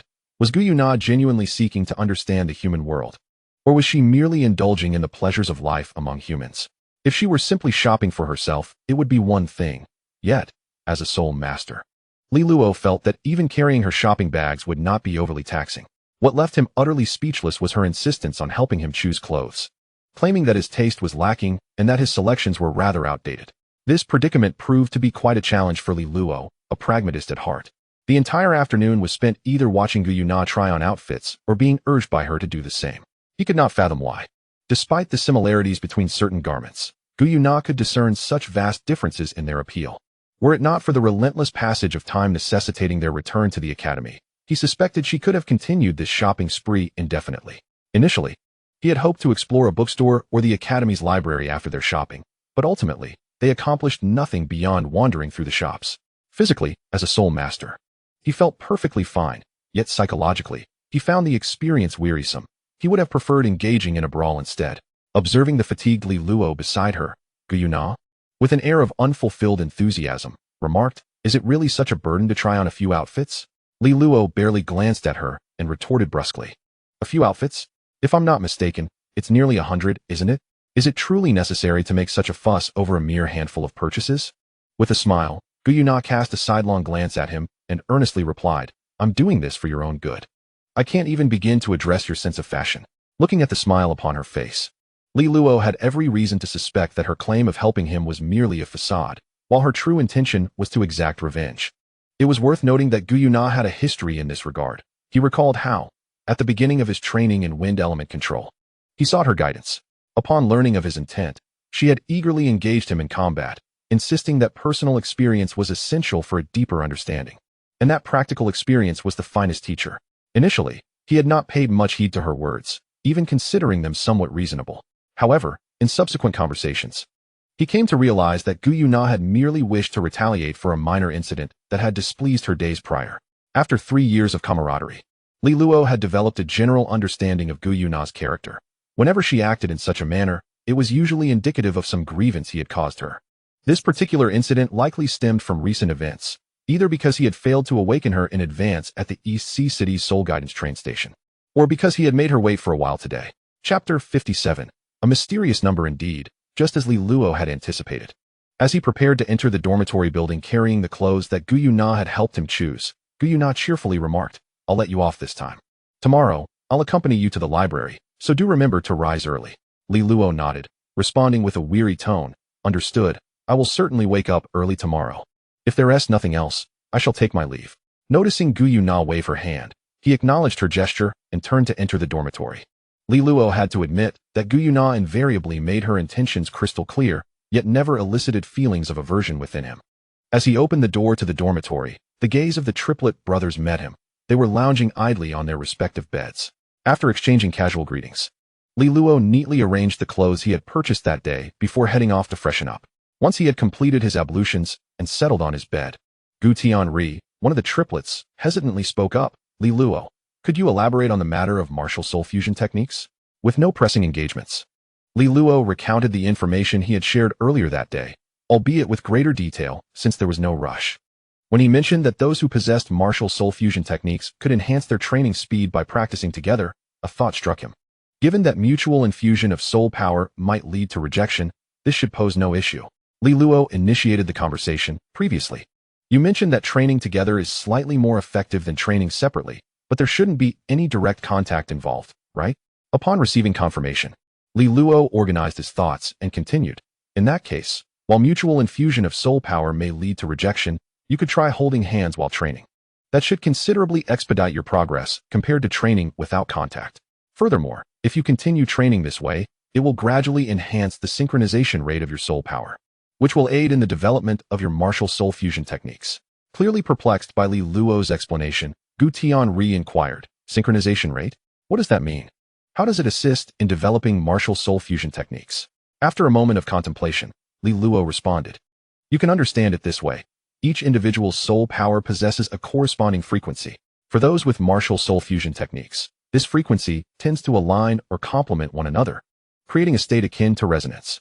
When individuals with martial soul fusion techniques train together, their soul power frequencies will gradually converge or complement each other. This not only enhances the potency of their martial soul fusion techniques, but also reduces consumption and accelerates the release speed. Of course, the degree of mutual understanding is also a crucial factor, but I believe that having grown up together as rare triplets, you should have no issues in that regard." Although Li Luo believed he had provided a thorough explanation, the three brothers remained utterly bewildered, clearly struggling to grasp how a single martial soul fusion technique could involve concepts of frequency and resonance. Seeing their confusion, Li Luo reassured them, "Do not worry about the aspects you do not comprehend. Those are merely my interpretations based on my understanding. Simply remember that this practice is beneficial for you." Although some may still feel confused, the notion that this method of cultivation is advantageous resonates with them, leading the three brothers to nod in unison. After exchanging glances with his siblings, Gu Tianri suggested, "Shall we give it a try? If it indeed enhances our cultivation speed, it would be a worthwhile endeavor." Gu Tianyue and Gu Tianming were equally enticed by the prospect of accelerating their training and promptly agreed. Without further ado, the trio squeezed onto the same bed and began meditating according to Li Luo's instructions. Seeing the three embark on their practice, Li Luo had no other tasks at hand, so he too commenced his own meditation on his bed. Time swiftly passed, and soon it was the following morning. When Li Luo awoke from his meditation, he found the three brothers still engrossed in their practice, evidently still in a meditative state, the results of which remained unknown. However, Li Luo was about to find out, as at that moment, his soul guide communicator began to ring. The ordinary nature of their meditation startled the brothers awake. Observing the expressions of confusion followed by surprise on their faces, Li Luo inferred without them speaking that their joint practice had indeed enhanced their cultivation speed. Apologizing to them, Li Luo turned his attention to the communicator. Initially, he had anticipated that the call would be from Gu Yuna, but he was surprised to see an unfamiliar number displayed. Faced with this unknown caller, Li Luo did not hesitate to disconnect the call and turn to the brothers, inquiring, "How do you feel after a night of cultivation?" "It's certainly faster than our usual training. Had we known this method earlier, we might have reached level 10 soul power sooner." "Thank you, Li Luo." Gu Tianri replied with a nod, clearly pleased with the improved speed of their training. Gu Tianyue couldn't help but chuckle. But what good would it do to reach level 10 sooner if we still have to wait for our parents to gather enough money to obtain a soul spirit and become soul masters? Gu Tianming countered. Isn't it said that soul power cultivated without obtaining a soul ring still resides within one's body, to be revealed once a soul ring is acquired? Reaching level 10 sooner would definitely place us at a higher level now. Gu Tianyue rebutted. However, the amount of soul power gained through cultivation is related to one's level. If we do not break through, the soul power we cultivate will surely be less than what we could achieve after a breakthrough. Otherwise, why would everyone be so eager to obtain soul spirits? As the two debated, Li Luo's communicator rang again. Noticing it was the same number, he once more hung up without a second thought. To his surprise, mere seconds later, the caller rang again. Reluctantly, Li Luo decided to answer the unfamiliar call. Hello. Is this Li Luo? A voice, somewhat familiar, reached his ears, though he could not immediately place it. Curiously, he responded, This is he. May I ask who is speaking? Thank heavens, I finally got through. I am Lang Yu, the mother of Tang Wulin. I heard from my son that you have also been assigned to Donghai Academy, and I understand you are preparing for enrollment. Due to certain circumstances, his father and I are unable to accompany him. At this point, Lang Yu hesitated momentarily, but ultimately continued, I was hoping that you and Nar could take my son with you when you report to the academy. After all, you all graduated from the same junior academy, and having three of you together would provide mutual support. Initially, Li Luo had publicly shared his contact number for the sake of the tutoring class, so it was not surprising that it had been obtained by the other party. What caught Li Luo off guard was that not only his number was revealed, but Gu Yuna's as well. Given Tang Wulin's parents' usual demeanor, it seemed more appropriate for them to seek out Gu Yuna rather than him. However, pondering over this was futile now that the call had connected. Li Luo promptly responded, Aunt Lang Yu, this matter is not particularly troublesome. However, I regret to inform you that Nar and I arrived at Donghai Academy yesterday, so we will not be able to accompany your son. Upon hearing this, Lang Yu was visibly taken aback, clearly not expecting that Li Luo and Gu Yuna would have reported on the very first day. After a brief moment, she spoke with a hint of disappointment. In that case, let us leave it at that. Nevertheless, since you have been assigned to the same academy, it is indeed a kind of fate. You are aware of my son's talent. I hope that, considering the 3 years of camaraderie, you will look after him while at the academy. Realizing that Lang Yu was likely preparing to involve Tang Wulin in some secretive project, Li Luo felt a strong desire to express that she should take care of her own son instead of seeking assistance from someone unrelated. However, out of politeness, he smiled and replied, Aunt Lang Yu, you jest. We are all of the same age as your son. There is no need to speak of care in such terms. Lang Yu clearly took Li Luo's words as a form of sarcasm and sincerely responded, Li Luo, I acknowledge that we may have acted inappropriately before, but our intentions stemmed from a place of deep concern for our child. I apologize to you and Nara for this. Without allowing her to continue, Li Luo interjected. Aunt Lang Yu, there is no need for apologies, as you have not wronged me in any way. If apologies are to be made, they should be directed towards Nar, should they not? As for the enrollment, we have indeed arrived at Donghai Academy. At this point, Li Luo glanced at the three brothers who had already gotten out of bed and added, I am presently in the dormitory of Donghai Academy, if you doubt my words. I can have my roommate confirm it. Hearing Li Luo's assertion, Gu Tianming, preparing to wash up, readily chimed in. Auntie, Li Luo is indeed telling the truth. He is currently in the academy's dormitory. I am his roommate. Of course, Lang Yu was aware that Li Luo was not lying. Taking a deep breath, she spoke earnestly. Li Luo, I understand that you and Nar harbor some resentment due to previous events. This situation is entirely our fault, stemming from the decisions made by my husband and me. I hope you will not hold it against Lin Lin. After a moment of silence, Li Luo, somewhat helpless, replied, Aunt Lang Yu, as I mentioned before, you have not wronged me in any way, so why should I blame your Lin Lin? Perhaps you are overthinking this. Li Luo genuinely found it perplexing to comprehend Lang Yu's line of thinking. Throughout his interactions with Tang Wulin's family, he had treated them as mere bystanders. How could it be construed as animosity in her eyes? If there were any grievances, he would have found ways to steer Tang Wulin away during discussions about cultivation in class, rather than allowing him to listen attentively. Noticing Li Luo's tone of exasperation, Lang Yu seemed to realize her misunderstanding and, feeling somewhat embarrassed, said, Very well, I shall refrain from discussing this matter further. Since you and Nar have arrived in Donghai City, could you please ask her to answer my call when you see her? I have some matters to discuss with her. Upon hearing this, Li Luo understood why she had reached out to him. It was likely because she had been unable to contact Gu Yuna. Without hesitation, he responded, Aunt Lang Yu, I will relay your message to Gu Yuna, but whether she chooses to respond to your call is beyond my control. Upon hearing Li Luo's words, Lang Yu realized that Gu Yuna truly harbored no fondness for their family, and she felt a wave of melancholy wash over her. After a prolonged silence, Lang Yu finally said, Li Luo, let me be candid with you. Due to certain circumstances, Lin Lin's father and I may need to be away for some time. Since you and Nar are both from Ala City, I hope you can consider your shared roots. Once again addressing the matter, Li Luo, feeling somewhat exasperated, interjected. Aunt Lang Yu, may I interrupt? If you are genuinely concerned for your Lin Lin, why would you leave with his father? Moreover, Nar and I are merely one-ring soul masters. Rather than entrusting this matter to us, it would be wiser to discuss it with his teachers once school begins. Li Luo completely failed to understand her reasoning. If she were offering financial assistance, that would be one thing. However, now she was merely asking him to look after her son without mention of any compensation. He had no familial ties to Tang Wulin. Why should he feel obligated to care for him? Did she expect him to aid in his ascendance to divinity, or was he merely a source of trouble? Disinterested in further communication with this seemingly inconsequential NPC, Li Luo promptly ended the call and blocked the number before getting up to wash up. After finishing his ablutions and noting that it was nearly time for his meeting with Gu Yuna, Li Luo bid farewell to the three brothers and left the dormitory. Making his way to the girls' dormitory, Gu Yuna did not keep him waiting long. Within a few minutes of receiving his call, she appeared at the entrance of the girls' dormitory. As Li Luo gazed into the distance, lost in thought, Gu Yuna gently tapped him on the shoulder and inquired, You mentioned having something to discuss in your previous communication. May I know what it is now? As they walked side by side towards the dining hall, Li Luo briefly recounted the incident regarding Tang Wulin's mother reaching out to him. Upon hearing his account, Gu Yuna chuckled softly and shook her head, saying, Is that all? I was expecting something more significant. Before your arrival, someone indeed contacted me, but I had blocked them. It turns out it was Tang Wulin's mother. Curious. Li Luo asked, What do you intend to do now? Will you return her call to see what she wishes to discuss? I suspect it might be yet another apology. Gu Yuna regarded him as if he were a fool and retorted, You just acknowledged that it's likely to be meaningless platitudes. Why would I bother calling back?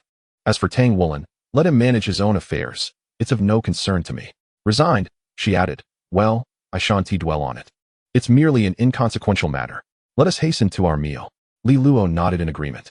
The cafeteria for the intermediate department was housed in a 3-story building adjacent to the teaching block, catering to the 6 grades of the department. The first and second grades occupied the ground floor, and so forth. Within the dining hall, there were only tables, devoid of chairs. In accordance with the regulations of Donghai Academy, compelling students to stand while dining to supposedly enhance their sense of urgency. Though it was not his first time dining here, Li Luo still found it somewhat absurd. This practice was likely adopted from Shrek Academy and bore little relation to the rumors. If the academy genuinely sought to instill a sense of urgency among its students, reducing meal times would suffice. This superfluous measure seemed entirely unnecessary. Nonetheless, apart from this peculiarity, the breakfast offered at Donghai Academy was quite ample. Even the complimentary meals surpassed the modest breakfast that Li Luo and Gu Yuna had during their time in the orphanage. After finishing their breakfast, Li Luo and Gu Yuna made their way to the Donghai Academy library. Their hopes were soon dashed, for the library lacked the materials they sought. However, Li Luo was not particularly surprised. Setting aside the advanced department, it was likely that most students in the intermediate department would not attain the second ring by graduation. Thus, the academy would not provide books on battle armors or mechs. After all, both battle armors and mechs could only be utilized once a soul master reached a certain level. And in an intermediate department where first-ring soul masters were the norm and second rings were rare, the absence of such literature was entirely reasonable. Chapter 59. A chance encounter. Since the library did not house the books they needed, the pair decided to venture to a bookstore outside the academy. The only inconvenience being the necessity of spending some federal currency. To avoid complications, they took a bus directly to the largest bookstore in Donghai City, the Sun and Moon Bookstore, located in the city center. As the second largest city in the East Sea coastline of the Sun and Moon Federation and a significant port of the Federation, Donghai City boasts a resident population of over 3 million. With its proximity to the ocean, the city enjoys an abundance of resources. Even within the entire Sun and Moon Federation, this place could be considered a secondary city. The Sun and Moon Bookstore here not only surpasses the one in Ala City in size, but also exhibits a markedly different layout. In Ala City, the Sun and Moon Bookstore is divided into 2 levels. The first floor is dedicated to literature unrelated to spirit masters, while the second floor houses books pertinent to spirit masters, with no restrictions on purchases. However, the Sun and Moon Bookstore here deviates from that model. The first floor still showcases ordinary books, while a limited selection of literature required by spirit masters is found on the second floor, which bears little difference from ALA City. From the third floor onward, however, a transformation occurs. The selection of books begins to shift, in addition to some literature related to spirit master cultivation. It is here that books concerning the auxiliary professions of spirit masters make their formal appearance. For instance, the books that Li Luo and Gu Yuna seek, those pertaining to the crafting of battle armors, mechs, and even soul-guiding devices, can be found here. Nevertheless, the third floor primarily offers introductory content, with more profound knowledge residing on the fourth and fifth floors. Unlike the Sun and Moon bookstore in ALA City, the one in Donghai City mandates that one must present the Spirit Master badge provided by the Spirit Master Association to access the third floor, completely prohibiting ordinary individuals from entry. The requirements for the fourth and fifth floors are even more stringent, necessitating not only the Spirit Master badge, but also the badge from the Auxiliary Professions Association. Fortunately, Li Luo and Gu Yuna do not presently require advanced knowledge, making access to the higher tiers unnecessary. Without time to ponder the implications of such restrictions within the Federation, Li Luo and Gu Yuna ascended to the third floor after presenting their Spirit Master badges. Upon reaching the third level of the Sun and Moon bookstore, they were greeted by rows of shelves laden with various tomes, alongside a designated reading area for patrons. The sole distinction was that the number of shelves here was significantly fewer than those on the first and second floors, and the number of customers was sparse. As Li Luo scanned the categorized titles on the shelves, he made a beeline for the section on the crafting of soul-guiding devices and mechs, eager to find the books he desired. Titles such as Compendium of Runes, Basic Array Design, 100 Techniques of Rune Engraving, Considerations in Mecha Manufacturing, Beginner's Guide to Soul Guide Device Creation, an Introductory Guide for Mecha Engineers caught his eye. He felt an overwhelming urge to acquire every volume available. However, he was acutely aware that while he was not currently short on funds, his lack of a storage soul-guiding device limited how many books he could carry, and he had no space to accommodate them at home. After perusing the titles, Li Luo selected a few of the most essential books and set out to find Gu Yuna so they could return together. When he located her, she was engrossed in a volume titled The Theory of Mecha Design.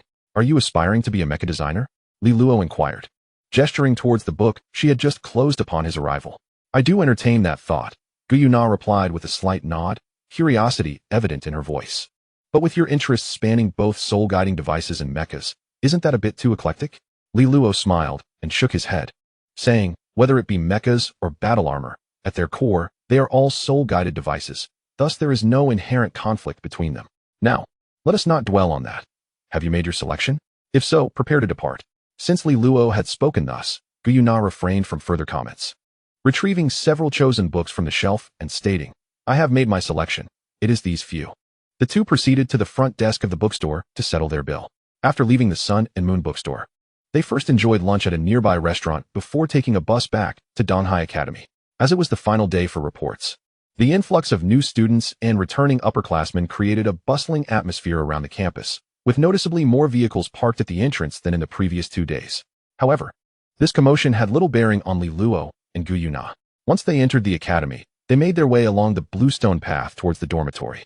Just as they approached the teaching building, a familiar voice called out from behind them. Without needing to turn around, they recognized the voice of their fellow student from Hongshan Academy, Tang Woolen. Upon hearing his name called, Li Luo instinctively halted, preparing to respond. Yet, Gu Yuna clearly had no intention of acknowledging him. She grasped Li Luo's hand and continued forward, reflecting on the morning's encounter with Tang Woolen's mother. Li Luo chose not to resist, allowing Gu Yuna to lead him onward. Observing their actions, Tang Woolen could not help but display a look of disappointment. He found it perplexing that, despite their past camaraderie as classmates, Gu Yuna was unwilling to even exchange greetings. Li Luo, Gu Yuna, wait a moment, called Lu Yuxin, the student who had previously assisted them with their registration. Seeing them pause and turn, Tang Woolen brightened visibly as he followed Lu Yuxin closer to them. Coming to a stop, Lu Yuxin smiled and remarked, "Hearing Tang Woolen call your names reminded me that you two also graduated from Hongshan Academy in Ally City. Since you are all classmates, why not guide him to the Academic Affairs Office for registration?" As Lu Yuxin gestured to dismiss herself, Li Luo surmised she might be seeking to resolve any tension between them and Tang Woolen. After a moment's contemplation, Li Luo refrained from elaborating, merely nodding slightly and replying, "Very well, it is on our way, we shall take care of it." Lu Yuxin smiled and acknowledged, "Then I will leave this matter to you two. I must hurry to receive the next group of new students. Farewell for now." Watching Liu Yuxin depart, Li Luo turned to Tang Wulin and said, "Let us go. The Academic Affairs Office is not far behind the teaching building." During this time, Tang Wulin attempted to engage Gu Yuna in conversation, but upon realizing her disinterest, he chose not to press further and instead inquired with Li Luo about the particulars to be mindful of during registration. Chapter 60. A false alarm. Although Li Luo harbored a distaste for the actions of Tang Wulin's parents, he refrained from unleashing his emotions upon an innocent child. As they walked, he took the time to elucidate the registration process. Before long, the trio arrived at the administrative office, where Gu Yuna pointed towards the queue and remarked, "There, we have reached the registration area. Hurry along now, we shall take our leave." Without affording Tang Wulin a moment to respond, Gu Yuna grasped Li Luo's arm and continued forward, appearing eager to vacate the premises without delay.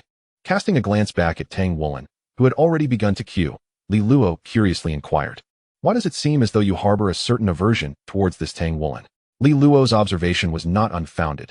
Initially, Gu Yuna's demeanor towards Tang Wulin resembled that of an indifferent NPC, but now it seemed akin to that of a hostile NPC.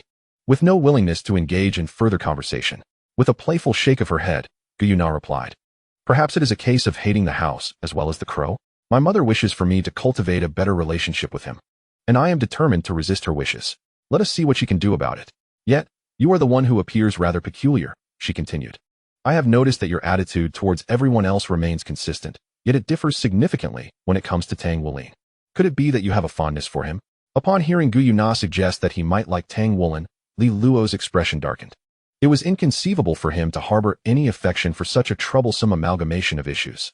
However, his countenance soon shifted as he adopted a more serious tone, asking, "You say my attitude towards Tang Wulin differs from that towards others?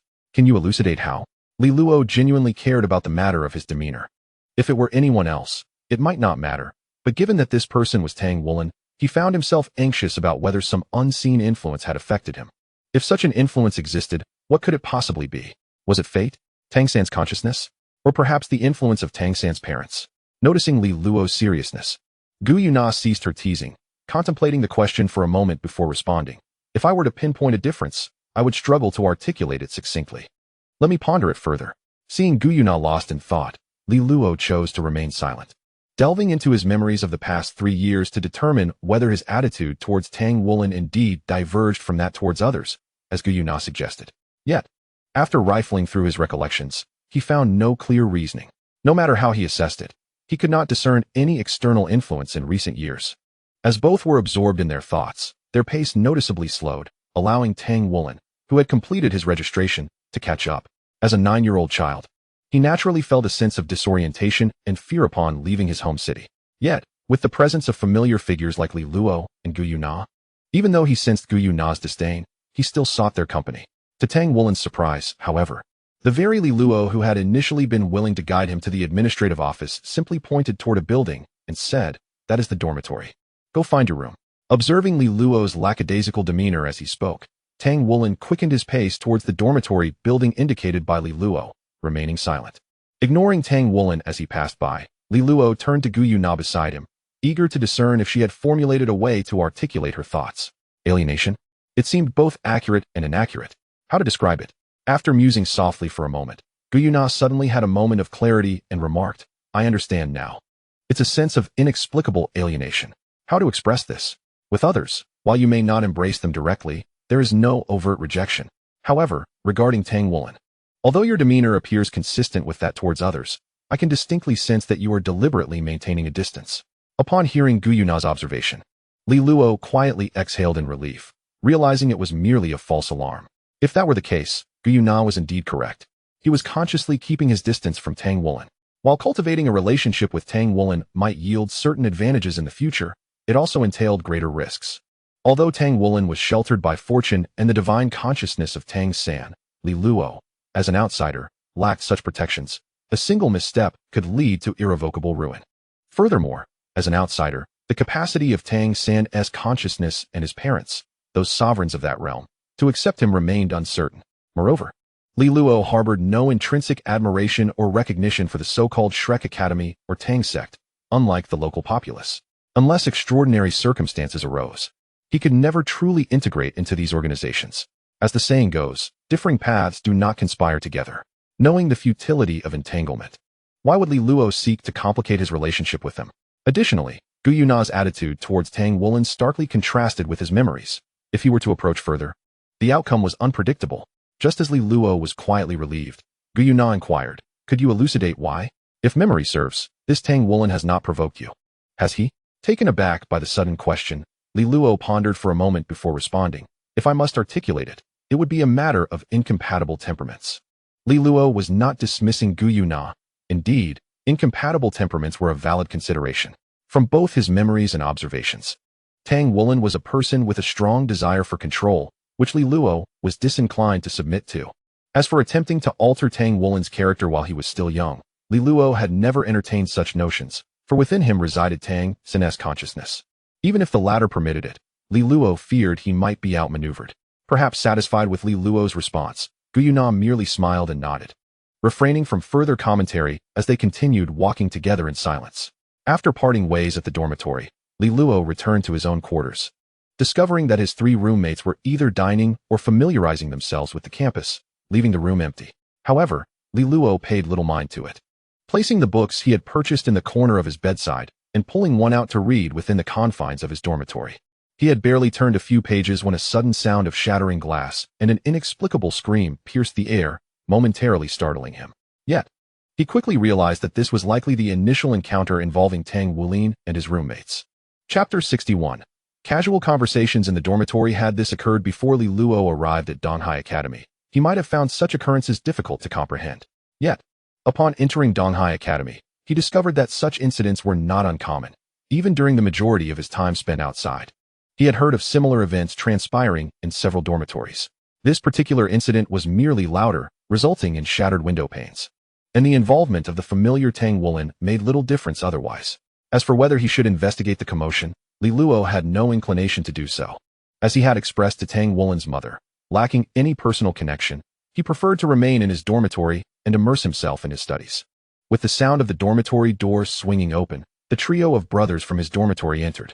Upon seeing Li Luo engrossed in his book, their expressions shifted from excitement to astonishment. They had never anticipated that, even before the formal commencement of classes, their roommate would already be studying. An idea that exceeded their comprehension. However, they soon dismissed this thought and eagerly began recounting their experiences of chatting with classmates upstairs. Gu Tianming animatedly spoke, "Li Luo, it's truly a pity you didn't go up to see. You have no idea what transpired upstairs." Noting Gu Tianming's enthusiasm, Li Luo decided to feign curiosity and inquired. "I only heard the sound of breaking glass and a scream. What accident occurred?" With a proud grin, Gu Tianming replied, "You wouldn't believe it. Just now, a freshman upstairs was incredibly powerful, knocking another freshman from the 2nd floor with a single punch, and then sending another crashing against the wall with another blow." As Gu Tianming demonstrated the motions while speaking, Li Luo chuckled and nodded. "That is indeed quite impressive. What happened in the end?"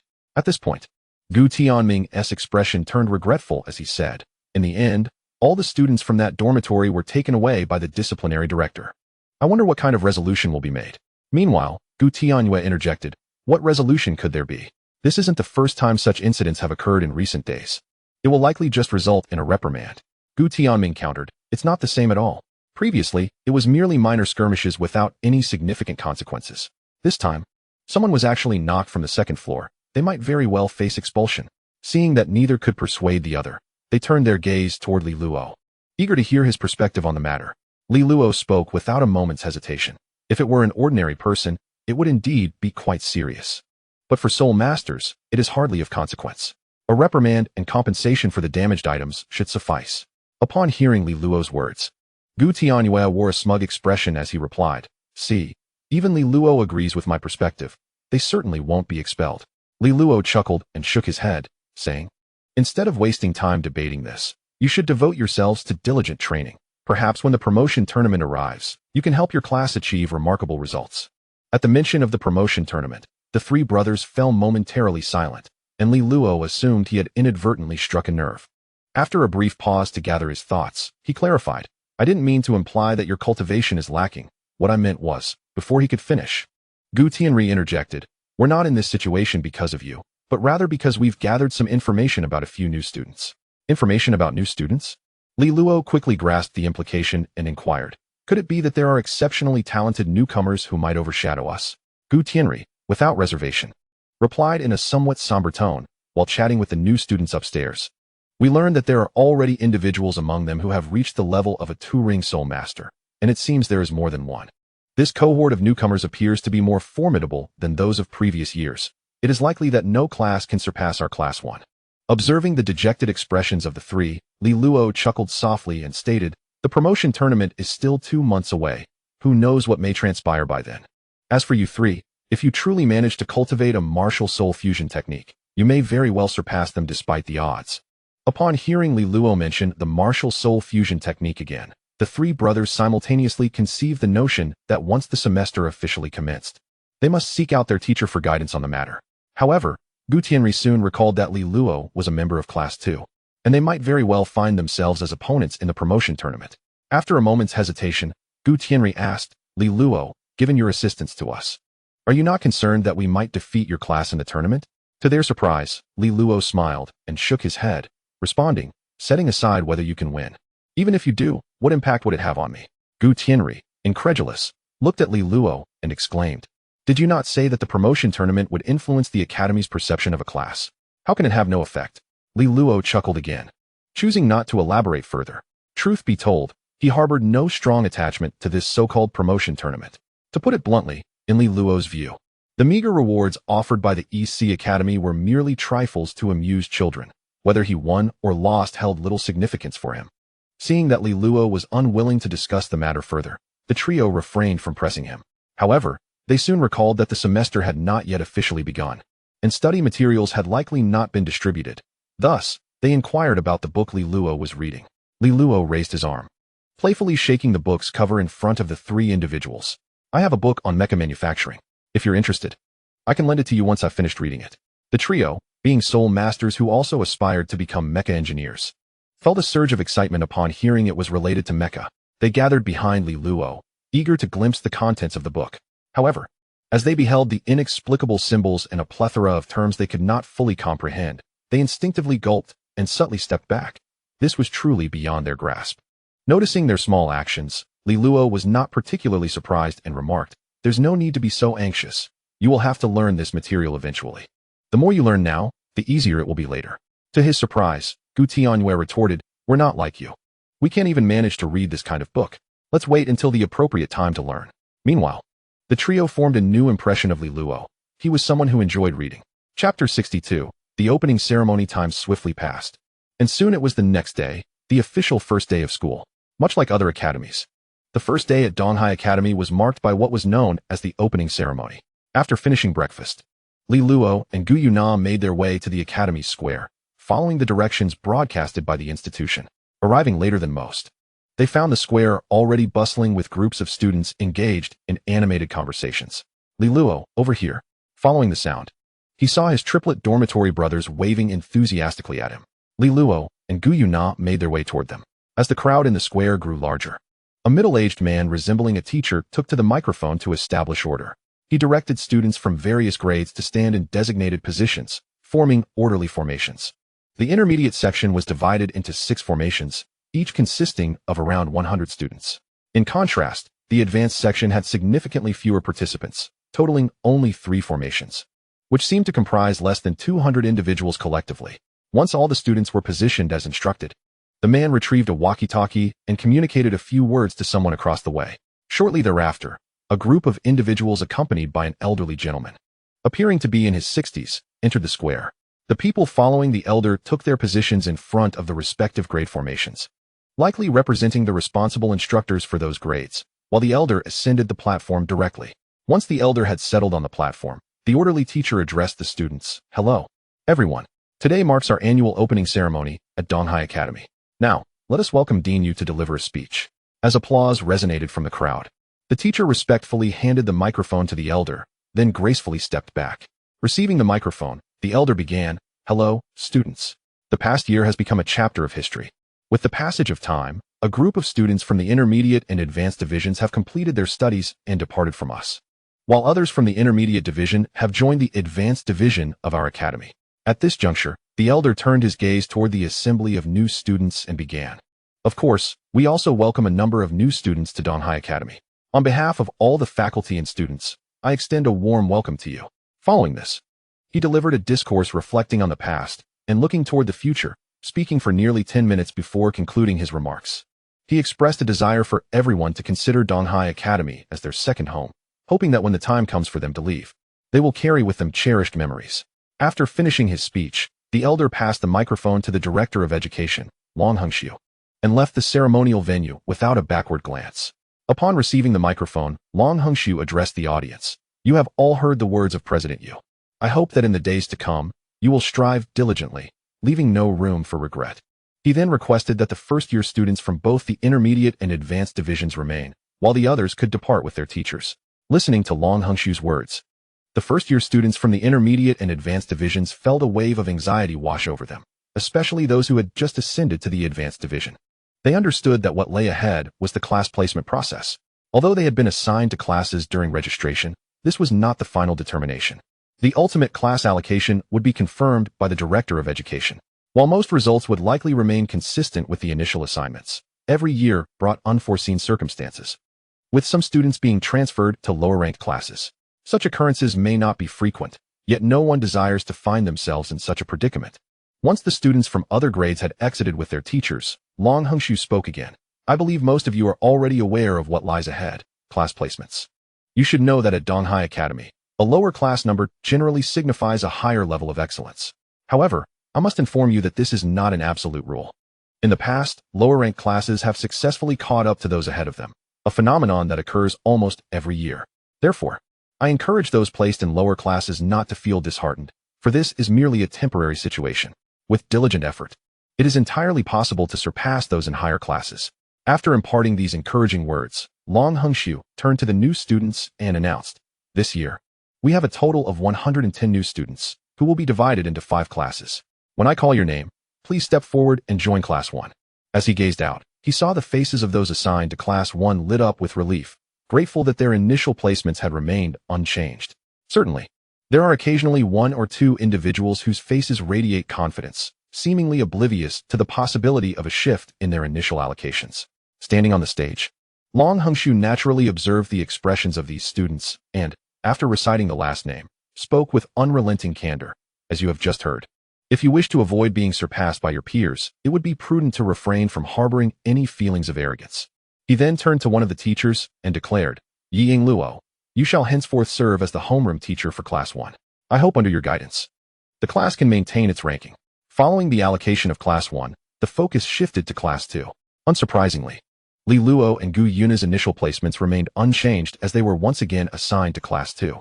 The process continued without any notable alterations. Long Hongxiu, as customary, assigned the homeroom teacher for Class 2 before proceeding with the allocation for the remaining students. Predictably, Tang Wulin and Xie Xie, 2 individuals who left a lasting impression on Li Luo, were assigned to Class 5, with their homeroom teacher being a man named Wu Chongkong. Had it not been for Gu Yuna's presence beside him, Li Luo might have questioned the existence of fortune, pondering whether destiny dictated the unfolding of events in this world. However, such contemplations were futile at this juncture, as the existence of fate bore little relevance to Li Luo, a soul master yet to reach the second ring. As the final class allocation concluded, Long Hongxiu shared a few additional remarks before allowing the homeroom teachers to escort their students away from the plaza of Donghai Academy.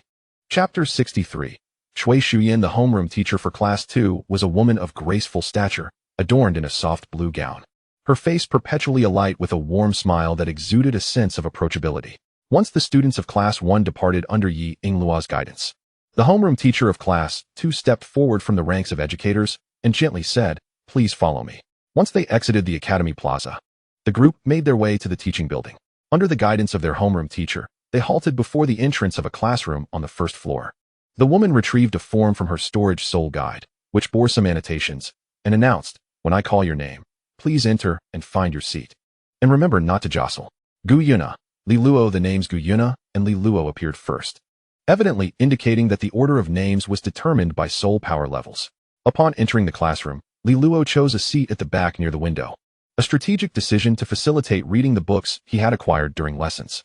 Once all the students settled into their seats, the homeroom teacher ascended to the podium and introduced herself. I am Cui Shuyan, and for the foreseeable future, I shall be your homeroom teacher. I hope that you all can coexist harmoniously. After her introduction, Cui Shuyan picked up a piece of chalk and inscribed her name on the blackboard, subsequently writing down the term's name, Martial Soul, and Soul Power level in a vertical list beside it. After completing these tasks, she spoke up. Now, let's all introduce ourselves. Please share your name, Martial Soul, and Soul Power level. Of course, if you wish for everyone to better understand you, it would be best to also share your aspirations. After a moment of contemplation, she pointed to the first student in the front row and said, "Let us start with this classmate." The student, having chosen a seat in the front row, clearly did not possess a shy demeanor. He stood up and said, "My name is Lu Lin. My martial soul is a brush, and I am currently at level 14. My dream is to become a journalist." As expected of someone who aspired to be a journalist, Lu Lin spoke at length about the characteristics of his martial soul, its origins, and elaborated on his personal journey for a good 3 to 4 minutes. Among the 110 new students throughout the year, 23 were assigned to Class 2. Each individual shared their aspirations, yet few could articulate them as eloquently as Lu Lin. Li Luo estimated that among the 20 or so students, the majority aspired to become mecha engineers or battle armor masters, indicating the immense popularity of these professions in this era. As time passed, it soon came to Li Luo's turn. He rose from his seat and stated, "My name is Li Luo, my martial soul is a longsword, and I am currently at level 18. As for my dream, it is quite simple, to become strong enough to determine my own fate." With the revelation of his level 18 soul power, nearly all of his classmates turned their attention towards Li Luo, as this level was notably high even within Class 2. However, upon hearing Li Luo's dream, his classmates wore expressions of confusion. While they could comprehend the notion of becoming exceptionally strong, they struggled to grasp the concept of reaching a level where one could dictate their own destiny. Their bewilderment only deepened as Gu Yuna's introduction followed. Once Li Luo sat down, Gu Yuna stood and announced, "My name is Gu Yuna. My martial soul is an elemental user, and my soul power level is the same as Li Luo's." At this point, Gu Yuna paused intentionally before continuing. "As for my dream, as Li Luo's sister, my aspiration is the same as his." Her classmates were taken aback. They had never anticipated such a self-introduction. The looks directed towards Gu Yuna were tinged with curiosity. Unfazed by the strange gazes from her peers, Gu Yuna returned to her seat, as if she had done something entirely ordinary. After the final student completed their introduction, the homeroom teacher, Cui Shuyan, instructed everyone to quiet down. She then said, "Given the limited understanding among you all, Li Luo and Gu Yuna will temporarily serve as our class president and vice president. In the future, if someone more suitable arises, we will appoint them to these roles. Does anyone have any objections?"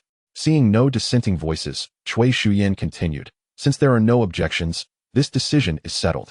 Now, class president and vice president, please come with me to collect the textbooks for distribution." After leaving the classroom, Li Luo and Gu Yuna followed Cui Shuyan to her office. Observing the stack of packaged books beside the desk, Li Luo approached, intending to carry them back to the classroom. To his surprise, Cui Shuyan halted his actions and said, "Do not rush to move the books just yet. There is something I need to inform you about in advance, and I hope you can prepare yourselves." Noticing Li Luo's puzzled expression, Cui Shuyan continued, "If you are familiar with our academy, you should know that each new academic year features a grand competition, commonly referred to as the promotion contest. This contest begins with the weakest class, which sends students to challenge the next higher class, Class 5 challenging Class 4, and so forth. Victory in these challenges results in a change of class rankings. Thus, this competition will determine the standings for the upcoming year, and every student in both the junior and senior divisions must participate. As the two highest-ranked students in our class, I hope you both can represent us in this contest." At this point, Cui Shuyan displayed a gentle smile and added, "I do not expect you to defeat Class 1. Merely maintaining our standing in Class 2 would suffice. However, if you can triumph over Class 1, that would be the ultimate achievement." Looking up at Cui Shuyan, who wore a smile, Li Luo curiously inquired, "Teacher, if I am not mistaken, the number of participants is determined by the lower-ranked class, correct? Shouldn't we have a few alternate members?" In response to Li Luo's question, Cui Shuyan nodded and explained, "In previous years, that would indeed be the case. However, this year is exceptional, barring any unforeseen circumstances. You only need to focus on Class 5. She paused for a moment before elaborating, "You may not be aware, but Class 5 has 2 exceptionally talented students this year.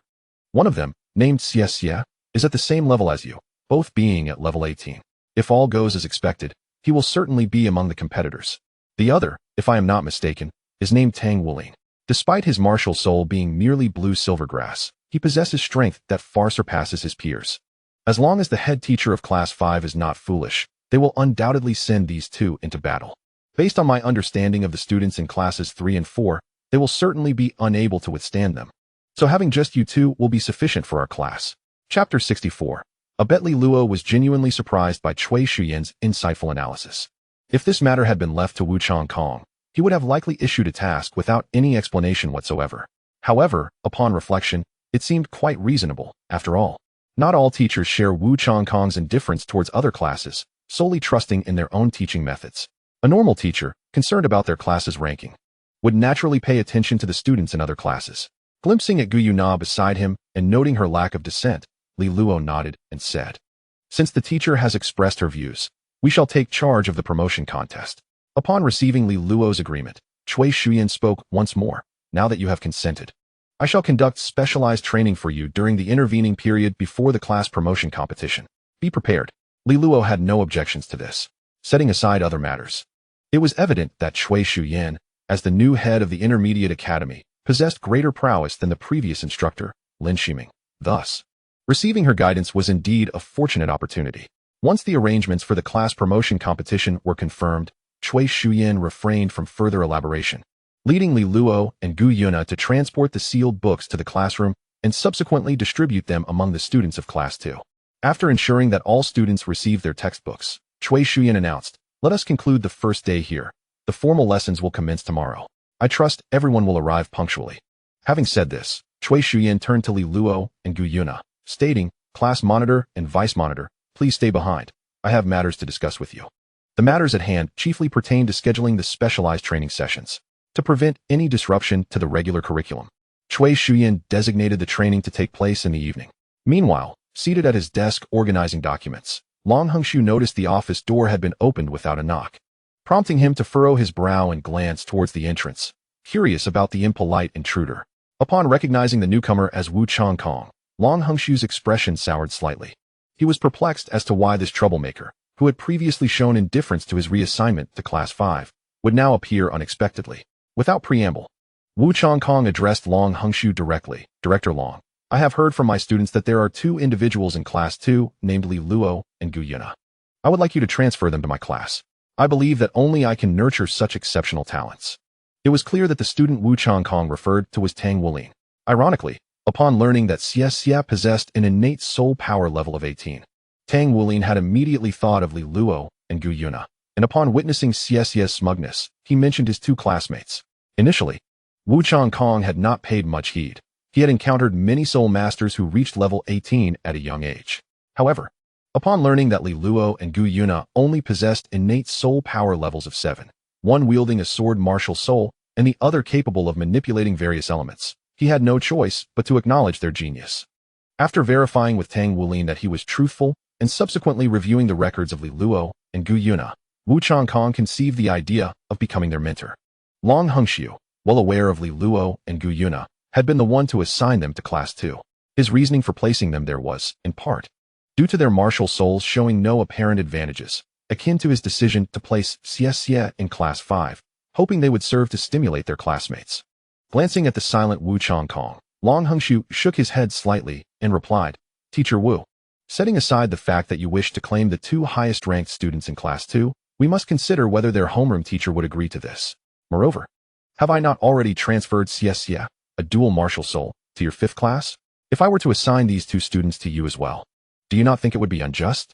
What would the other teachers think? What would the other students think?"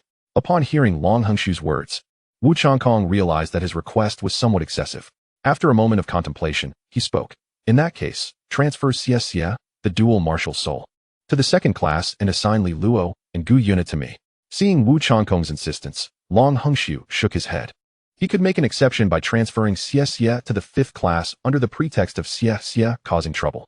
However, Li Luo and Gu Yuna had not caused any issues. If he dared to do so, the homeroom teacher of the 2nd class would likely approach the dean, and it would raise questions about his position as the director of education. Frowning at Long Hongshu's steadfast refusal, Wu Changkong spoke with determination. "You may not be aware of the capabilities of these two students. From the information I have gathered, I am the only one capable of teaching them effectively."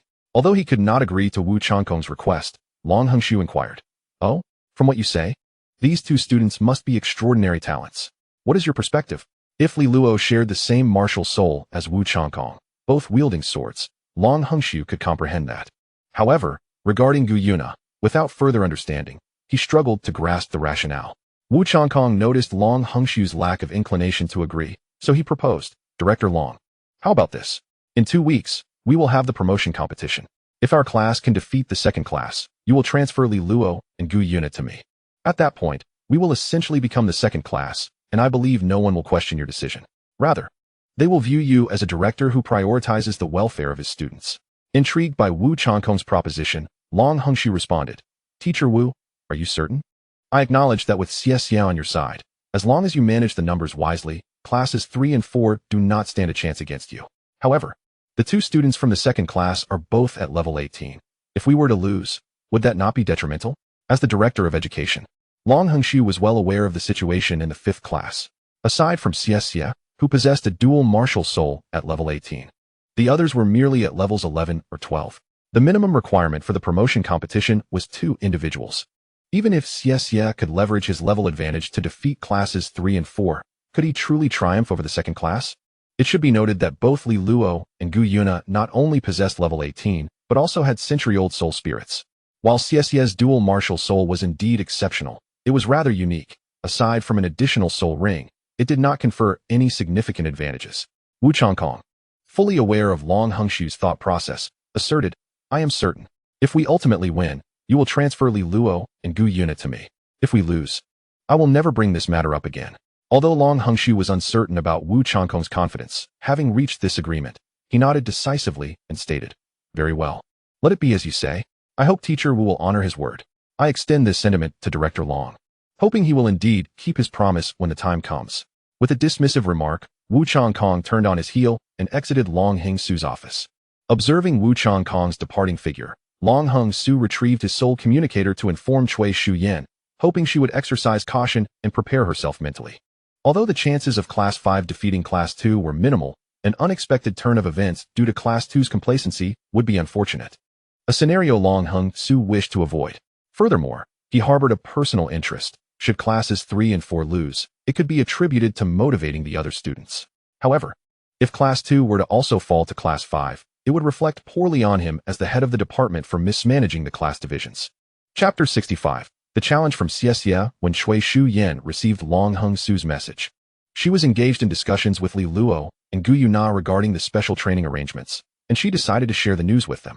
Upon hearing Cui Shuyan's account, Li Luo found it somewhat surprising, yet upon further reflection, it made sense. Nodding slightly to indicate his understanding, he did not dwell on it excessively. Since being assigned to East Sea Academy, reminiscent of his memories, Li Luo had formed a rough judgment. This world, while perhaps not unfolding exactly as he recalled, would likely not deviate too far from it. This implied that once the promotion competition concluded, East Sea Academy would very likely establish a so-called zero class, with Wu Changkong serving as its head. Consequently, regardless of whether they won or lost, Wu Changkong would likely achieve his aspirations. As for whether the two would find themselves in zero class, Li Luo believed that unless they explicitly declined to join, even the principal would not insist on keeping them in their original classes. If such a scenario were to unfold, it would not be unfavorable for Li Luo. After all, Wu Changkong possessed the Heavenly Frost sword as his martial spirit, and studying under him would undoubtedly be beneficial. However, nothing is absolute, and this would depend on the outcomes of the forthcoming matches.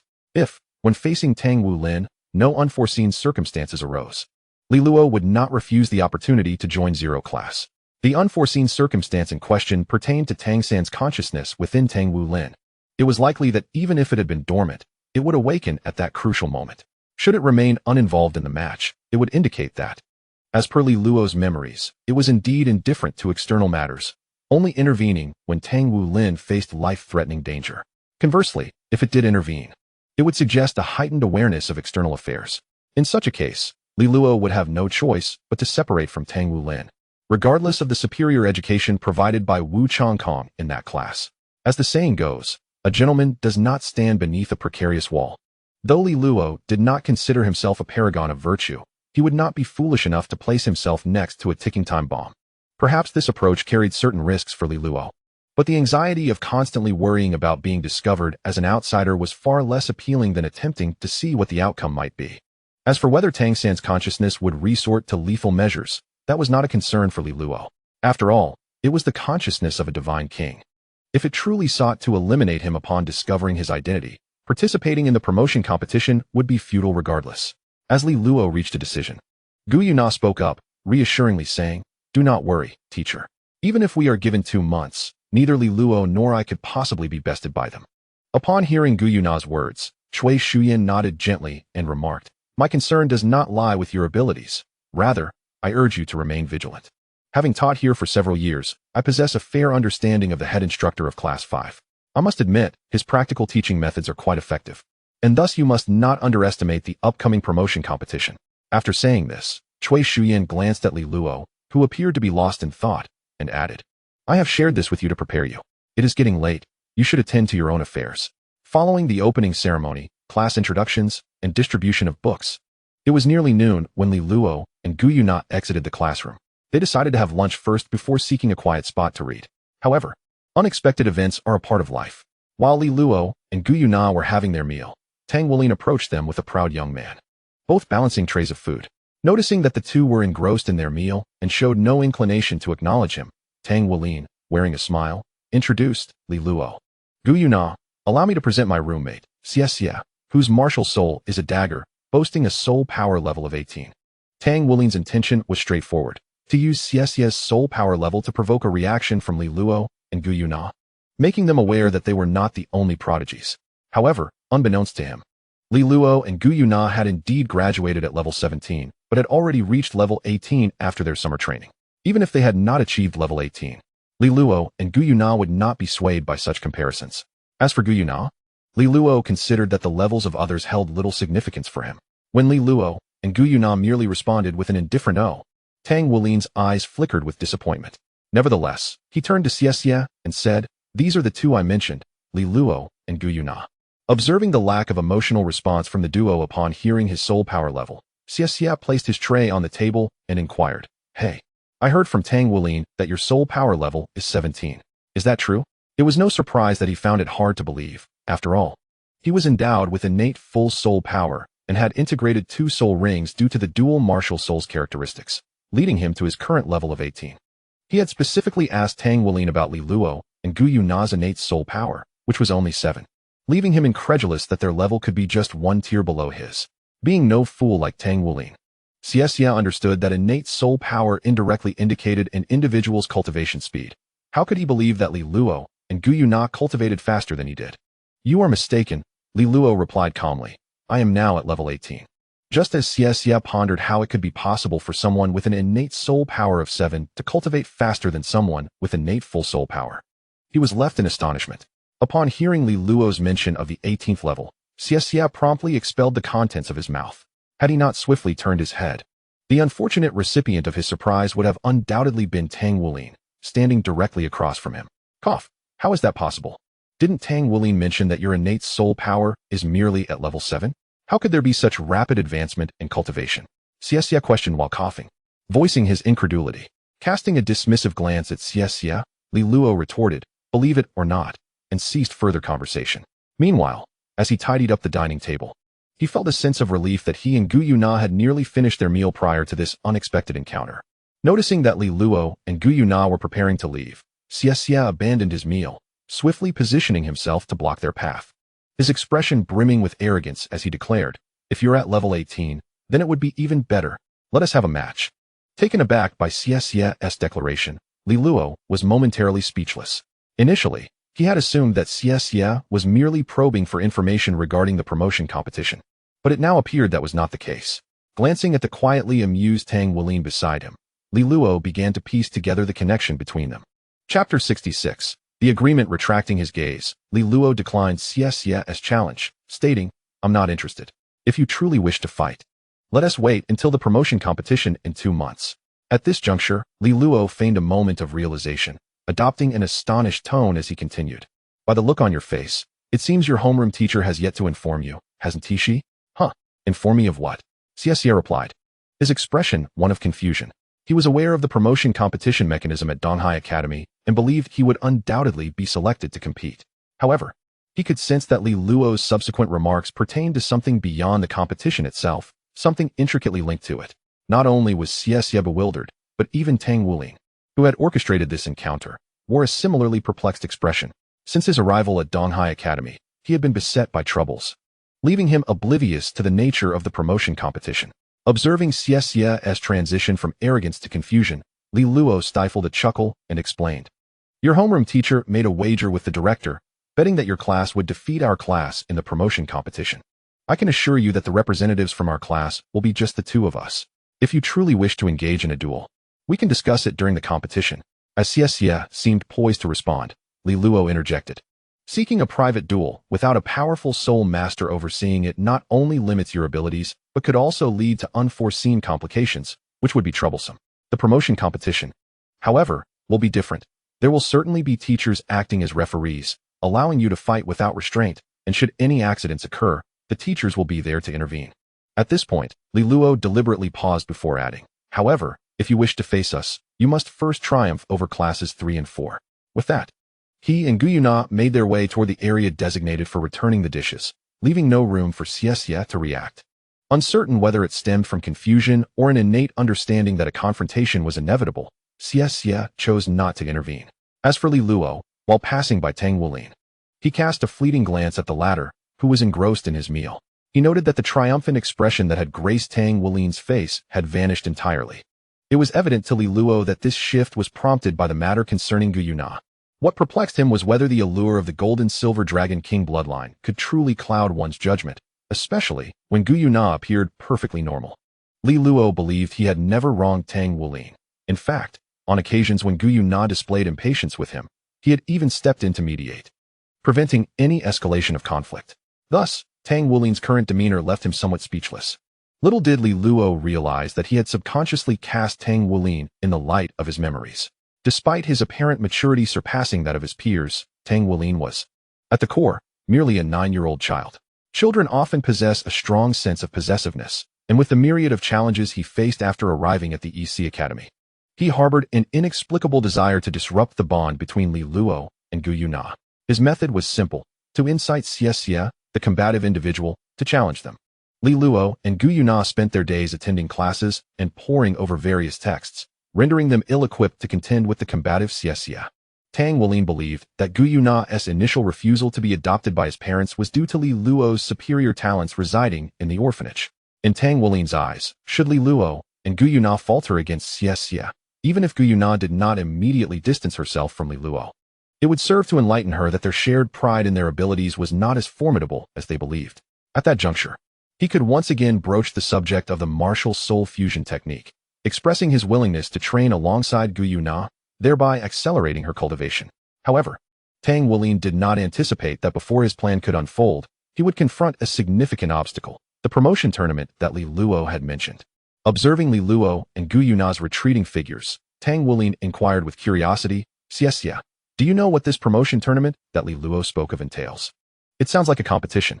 Xie, roused by Tang Wulin's question, furrowed his brow and replied. You don't mean to suggest we should postpone our discussion until the promotion tournament, do you? I must inform you that is out of the question. The promotion tournament is a competition between classes, and we are in the same class. Tang Wulin quickly waved his hand, asserting, how could that be?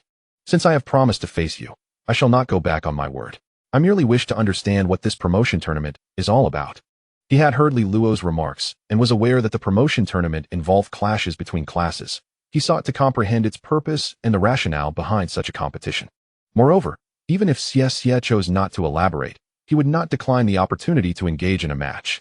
It was important to note that the compensation for the damage done to school property had been a substantial sum, and it was Xie who had borne that cost. If he refuses to fight with Xie, what will happen if the other party no longer pays these fees? Seeing that Tang Wulin did not share such concerns, Xie ceased to dwell on the matter and began discussing the promotion tournament. Clearly, unlike the naive Tang Wulin, Xie, the scion of a wealthy family, had conducted thorough research on the academy prior to attending Donghai Academy. After listening to Xie's introduction to the promotion tournament, Tang Wulin could not help but inquire, so, if we manage to defeat the preceding classes, not only will we receive rewards from the academy, but we will also be able to replace their class rankings? Xie nodded and replied, of course. Otherwise, do you think I would have been placed in class 5 without involving my family? I knew that even in class 5, I could fight my way back up. Well then, the promotion tournament is 2 months away. Whether it is indeed, as Li Luo mentioned, the teachers will surely inform us. Now, let us talk about our own matters. Following their previous skirmish, Tang Wulin felt an inexplicable enhancement in his understanding, and with Xie's willingness to invest. He naturally could not refuse and promptly asked where they intended to practice. Meanwhile, after leaving the cafeteria, Li Luo and Gu Yuna returned to their dormitories to fetch books, leisurely wandering the campus in search of a suitable spot to read. As it was the first day of school, no formal classes were held, making the campus quite lively. After traversing most areas of the academy, Li Luo and Gu Yuna ultimately settled by the artificial lake, aside from a few students attempting to fish for ornamental fish with willow branches. This area was relatively tranquil compared to the bustling campus. Chapter 67. Reverse education seated on a bench beneath a willow tree. Li Luo and Gu Yuna each opened their books. Li Luo had chosen one about runes, and as he perused the text, he occasionally gestured with his right hand in the air, while Li Luo and Gu Yuna were engrossed in their reading. Someone who had been observing them from the office building for quite some time emerged from the teaching building and stood not far behind them. The newcomer, clad in white, had long lake blue hair cascading down to their waist and deep green eyes fixated intently on the pages of Li Luo and Gu Yuna's books. Upon discerning the content, they could not help but frown slightly. Li Luo and Gu Yuna, correct? Although phrased as a question, the tone was assertive. Upon hearing their names, Li Luo turned to find that the speaker was none other than Wu Changkong, the homeroom teacher of Class 5, whom he had encountered during the opening ceremony. Having heard from Cui Shuyan about Wu Changkong's involvement in the bet with the director concerning him and Gu Yuna, Li Luo speculated whether the teacher had not managed to convince the director and had thus come directly to find them. Gu Yuna, however, regarded the newcomer with a calm expression and inquired, "Teacher Wu, may I ask what you need us for?" Wu Changkong stepped around to face them and replied in a cold tone, "I have reviewed your profiles. Within Donghai Academy, you are indeed considered talented, but it is only here that you can be regarded as such." Gu Yuna lifted her gaze towards the other person, perplexed by the significance of their words. Furrowing her brow, she inquired, "The term genius is merely a label assigned by others. We have never claimed such a title for ourselves. What, may I ask, is the intention behind Teacher Wu's statement?" Upon hearing Gu Yuna's remarks, Wu Changkong appeared momentarily taken aback. Yet he swiftly resumed his discourse. "Regardless of whether it is an external definition or self-proclamation, your primary focus must be on diligent cultivation to enhance your abilities, rather than engaging with these trivial texts." Li Luo glanced at the book in his hand, momentarily bewildered by how, in Wu Changkong's perspective, the literature he was studying had become inconsequential. Was it not true that the creation of his battle armor was inherently tied to his own involvement? Perhaps sensing Li Luo's confusion, Wu Changkong continued, "I understand your thoughts. You are eager to acquire knowledge about mechs. However, with your current level of cultivation, diverting your attention to such matters is a sheer waste of time." Li Luo chuckled softly, shaking his head as he replied, "We are merely utilizing our leisure time for this purpose. How can that be deemed wasteful? Does Teacher Wu believe that aside from mealtime, every moment must be devoted to cultivation to avoid squandering time?" Before Wu Changkong could respond, Li Luo pressed on, "Yet, has Teacher Wu considered that humans are not soul-guiding devices? It is impossible to engage in a singular activity perpetually without experiencing fatigue. Even if physically untroubled, one may still grow weary mentally.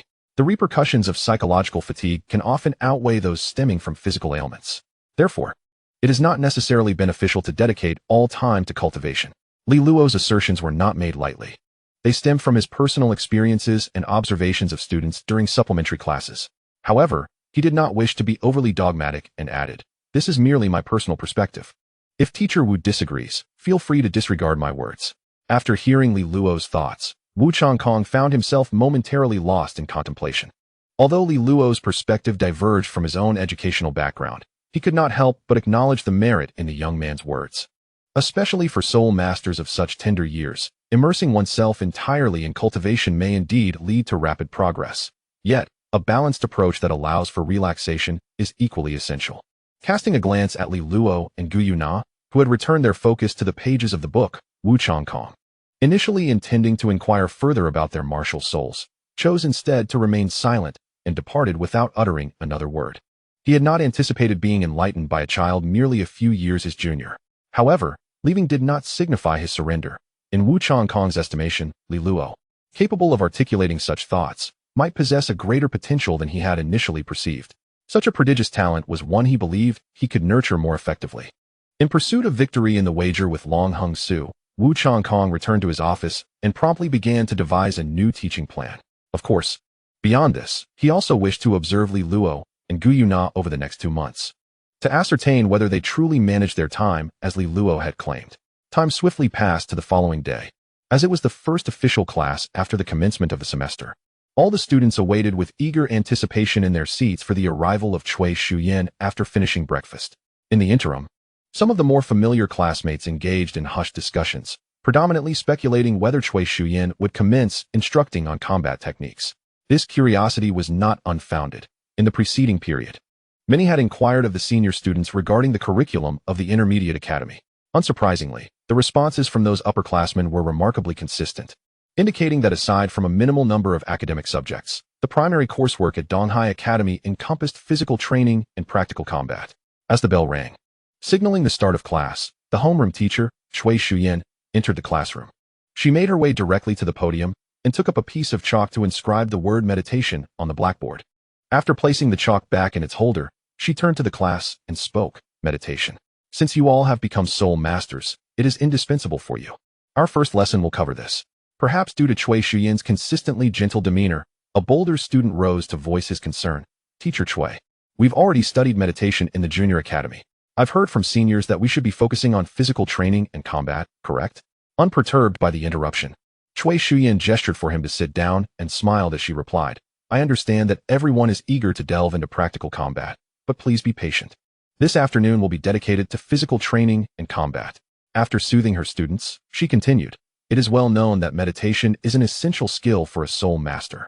While it is true that you learned a simplified meditation method suitable for children in the junior academy, it is no longer appropriate for your current stage. What I am about to teach you is a more intricate form of meditation, one that the academy has acquired at great expense. Reputedly a simplified version of a super meditation technique from Shrek Academy. I hope you will all study diligently. Chapter 68. Meditation techniques. Upon hearing that the meditation method Cui Shuyan was to teach was related to Shrek Academy, the students erupted in exclamations of astonishment. To them, Shrek Academy represented the pinnacle of excellence, the foremost institution in Douluo, and thus, any meditation technique associated with it was undoubtedly formidable. Cui Shuyan's mention of Shrek Academy was intended to invigorate her students' enthusiasm. Observing their excitement, she felt gratified, revealing a satisfied smile as she began to elaborate on the intricacies of the meditation technique. At the podium, Cui Shuyan spoke with earnestness, and the students listened with heightened attentiveness. To ensure they would not forget her teachings, they hastily retrieved their notebooks and diligently transcribed her words, capturing every detail. As the students began to take notes, Cui Shuyan gladly adjusted her pace to match their writing speed. Once all the key points were articulated, she patiently waited for the students to complete their final notes before stating, these are the essential aspects of the meditation technique. Please take a moment to reflect, and then attempt it. If you encounter any difficulties, feel free to ask me. With the introduction of a new meditation method, one associated with the legendary Shrek Academy, the students promptly began to methodically apply it, and Li Luo was among them. However, unlike others, Li Luo had not been practicing the foundational meditation technique, but rather a method taught by Lin Shiming in the curriculum of the Intermediate Academy. According to Lin Shiming, the meditation technique she imparted was derived from her studies at the Intermediate Academy. Its origins being quite simple, it was compiled by the Royal Soul Master Academy of Sun and Moon and subsequently disseminated through the Education Department to various intermediate academies across the Federation. Li Luo was eager to try this new method, not only to gauge its effectiveness in relation to Shrek Academy, but also to discern the differences between the two techniques. Through a series of comparative trials, Li Luo discovered that the underlying principles of both methods were fundamentally similar. They both involved controlling soul power within the body in a specific manner to enhance the absorption of external energy. The sole distinction lay in the pathways through which the soul power flowed, resulting in subtle variations in the cultivation speed. Given Li Luo's strong mental acuity and his ongoing attention to his soul power due to his martial soul characteristics, he could perceive these nuances, a sensitivity that others in the class, apart from Gu Yuna, would likely miss. By contrasting both meditation techniques with the original foundational method and recalling aspects of the Xiantian skill, Li Luo speculated that both were influenced by the Tang sect's Xiantian skill, albeit significantly simplified for broader applicability. If this conjecture held, it was likely that the advanced meditation techniques of both Shrek Academy and the Royal Soul Master Academy of Sun and Moon bore a closer resemblance to the so-called Xiantian skill. Li Luo found this notion unsurprising. The collision of the two continents had occurred over 10,000 years ago, and the establishment of the Federation had taken place several millennia prior. The essence of soul master cultivation had remained unchanged, making the homogenization of cultivation methods over time almost inevitable. Given that many high-ranking members of Shrek Academy were affiliated with the Tang sect, it was a natural consequence that their meditation techniques would relate to the Xiantian skill. Likewise, it was not shocking that the Royal Soul Master Academy of Sun and Moon possessed the Tang sect's ultimate skill, the Xiantian skill. Although it was indeed a hallmark of the Tang sect, the passage of time allowed for the possibility that other factions could acquire it through various means. It was merely a reflection of the Tang sect's dominance that those who obtained the Xiantian skill would not disclose it publicly. After meticulously comparing the merits and demerits of two meditation methods, Douluo ultimately chose to adopt the meditation technique developed by Shrek Academy. As a faction closely aligned with the Tang sect, Shrek Academy's meditation methodology is indeed more refined. This is primarily manifested in its conciseness and fluidity, achieving effects nearly identical to those of the meditation method produced by the Sun Moon Royal Soul Engineer Academy. This signifies that, with the enhancement of soul power and mental strength, the meditation technique from Shrek Academy will exhibit superior performance. Although the difference may not be substantial, it is undeniably beneficial. Throughout the morning, Cui Shuyan tirelessly addressed various inquiries from her students regarding the meditation technique. When some students struggled to comprehend the concepts, she would utilize her soul power to guide them through the practice of the new meditation method. As the class bell rang, Cui Shuyan gazed contentedly at the students concluding their meditation and remarked, "I trust that everyone has grasped the fundamentals of the new meditation technique. I hope you will diligently practice in the days to come. If there are any lingering uncertainties, feel free to visit my office for clarification." At this point, she paused momentarily before continuing. "This afternoon, we will engage in practical combat training and physical exercises on the Academy's playground. After lunch, you may gather directly at the playground." Now, class dismissed. Due to the afternoon's practical training, all the students displayed a heightened enthusiasm, swiftly finishing their lunch and eagerly assembling on the playground. Perhaps due to her understanding of the students' personalities, Cui Shuyan did not wait until the official start of the class. Otherwise, Douluo suspected that some of the overly eager students might commence their practice prematurely. Once she confirmed that all students had arrived, Cui Shuyan announced, "Next, I will divide you into groups for combat practice. This will allow me to assess your abilities and provide targeted guidance." Upon hearing about the group battles, Lu Lin, who aspired to be a journalist, raised his right hand and inquired, "Teacher, my martial soul is a brush, primarily serving as support. Should I also participate in the combat?" With Lu Lin leading the charge, several other students whose martial souls lacked offensive capabilities echoed similar sentiments. Silence. Cui Shuyan gestured for quiet, then smiled reassuringly. "You need not worry, I am fully aware of this. Thus, for those of you whose martial souls possess no combat prowess, I will assign you a partner." Just as Cui Shuyan prepared to announce the groupings, a cold voice interjected, "Teacher Cui, in a battlefield scenario, do you think adversaries would assign teammates to those who claim their martial souls lack combat abilities?" Although they had only exchanged brief words previously, Douluo recognized the speaker as Wu Changkong, the homeroom teacher of Class 5. Turning to look, he saw Wu Changkong standing with his students not far from the Class 2 lineup. Chapter 69. The Confrontation with a Gentle Tone. Cui Shuyan addressed the students who were discontented by Wu Changkong's remarks, saying, "Teacher Wu, regardless of whether these students will eventually join the military and face battle, even if they do, they will be guided on how to survive in the field once they enlist. As their teacher, my role is to help them understand how to utilize their martial spirits rather than impose unnecessary pressure upon them." Noticing that Wu Changkong was about to interject, Cui Shuyan continued, "Teacher Wu, I understand that you hail from Shrek Academy, and the education you received may indeed align with your assertions. Perhaps such an approach is acceptable at Shrek Academy. However, have you considered that those who can enter Shrek Academy are at least 11 or 12 years old? Even the younger exceptional students come from distinguished backgrounds, while before you stand ordinary children. Can they truly comprehend notions of battle and life and death as you present them?" As Cui Shuyan articulated, the concepts of battle and mortality were foreign to the students of both Class 2 and Class 5. They were, however, significantly intrigued by Wu Changkong's affiliation with Shrek Academy, whispering among themselves to discern the truth of the matter. Listening to the murmurs of the students behind him, Wu Changkong regarded Cui Shuyan with a frosty demeanor. His identity was not a well-guarded secret, as many within the academy were aware of it.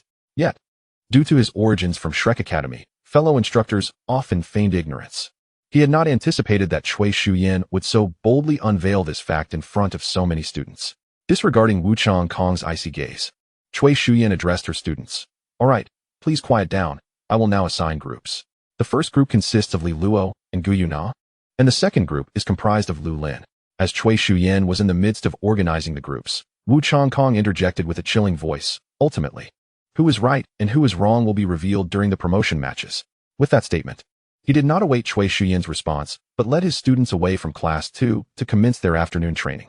However, due to Cui Shuyan's revelation of Wu Changkong's background, the students of Class 5, though hesitant to openly discuss it during their training, could not help but furtively observe their teacher, clearly puzzled as to why someone of Shrek Academy's caliber would be teaching here.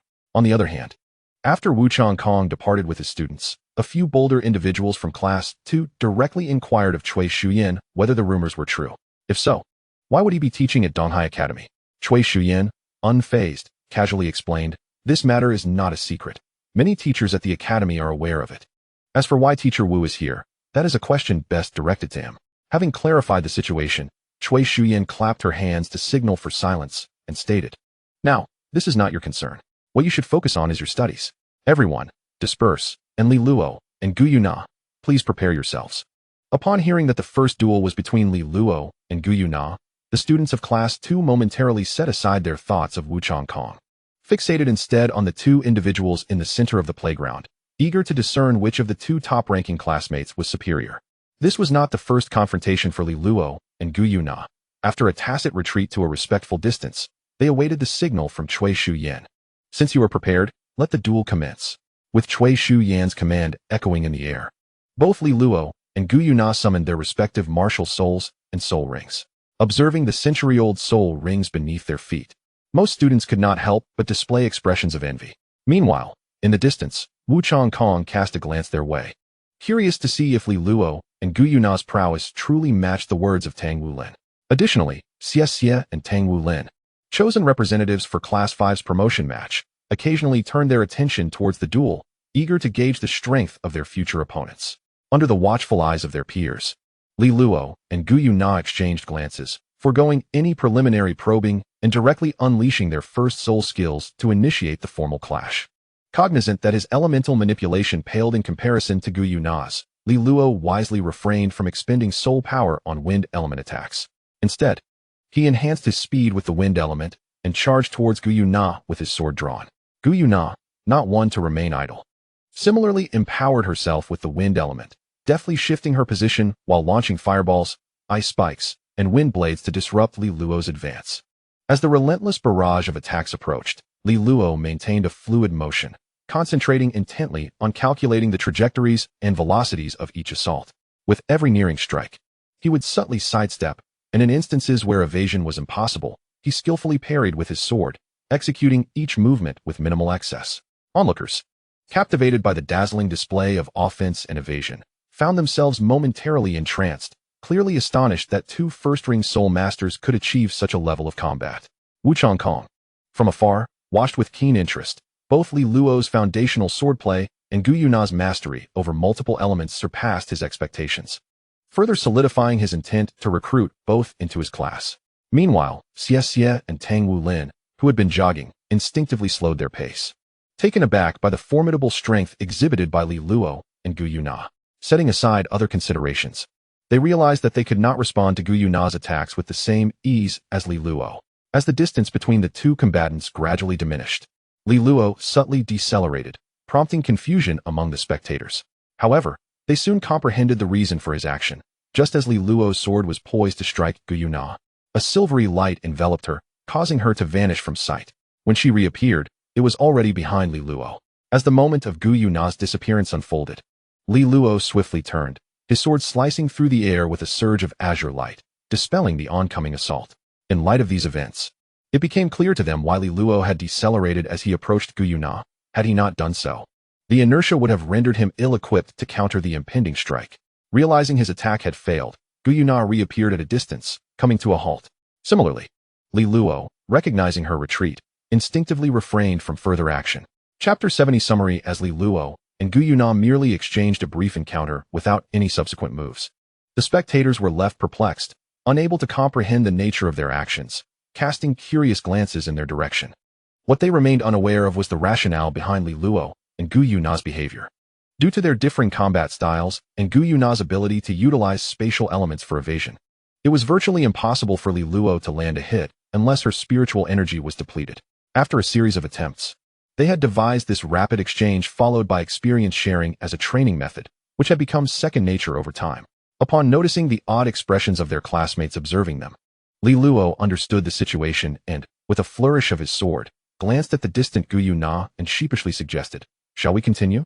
Gu Yuna shot him a bemused look before addressing Cui Xuyan, stating, "Teacher, unless a definitive victor must be determined, this should suffice, no?" Hearing the exchange between Li Luo and Gu Yuna, the onlookers were left utterly bewildered, particularly those who had anticipated the two would unleash some grand technique. Their initial impression of a dazzling duel had led to an expectation of a climactic confrontation, and the abrupt cessation left them feeling as if the encounter had fizzled out. In the distance, Xie, unable to hear their conversation due to the distance, turned to Tang Wulin and inquired, "Aren't you classmates with them? Do you have any insight into their situation?" Tang Wulin, much like the majority of the observers, was not privy to the intricacies of their relationship and shook his head slightly, replying, "We are indeed classmates, but as you have seen, our rapport is not particularly close. So I am at a loss." Wang Changkong, due to his cultivation level, had overheard Li Luo and Gu Yuna's dialogue. He frowned, evidently disapproving of their non-confrontational approach to combat. However, Cui Xian remained unperturbed, offering them a gentle smile and responding in a soothing tone, "That will suffice. The primary purpose of your sparring was to assess your capabilities. The outcome is not of utmost importance. Now, you may take a break while the next group prepares to take the stage." Subsequent battles lacked the finesse of Li Luo and Gu Yuna. Not only was there a considerable disparity in visual effects, but their clashes were also characterized by a rigid application of martial souls and soul skills, revealing numerous flaws and devoid of any aesthetic allure. The soul contender who appeared somewhat formidable did so merely due to his soul rings, which, like those of Li Luo and Gu Yuna, were century-old, rendering his soul skills visually more spectacular than those of his peers. Once all the group battles concluded, Cui Xian provided detailed feedback on each group's performance, offering specific guidance. For those inclined towards control, she emphasized the importance of honing precision. For those oriented towards support, she advised them to focus on mastering their own soul power. Those with a penchant for agility were encouraged to enhance their dexterity, and so forth.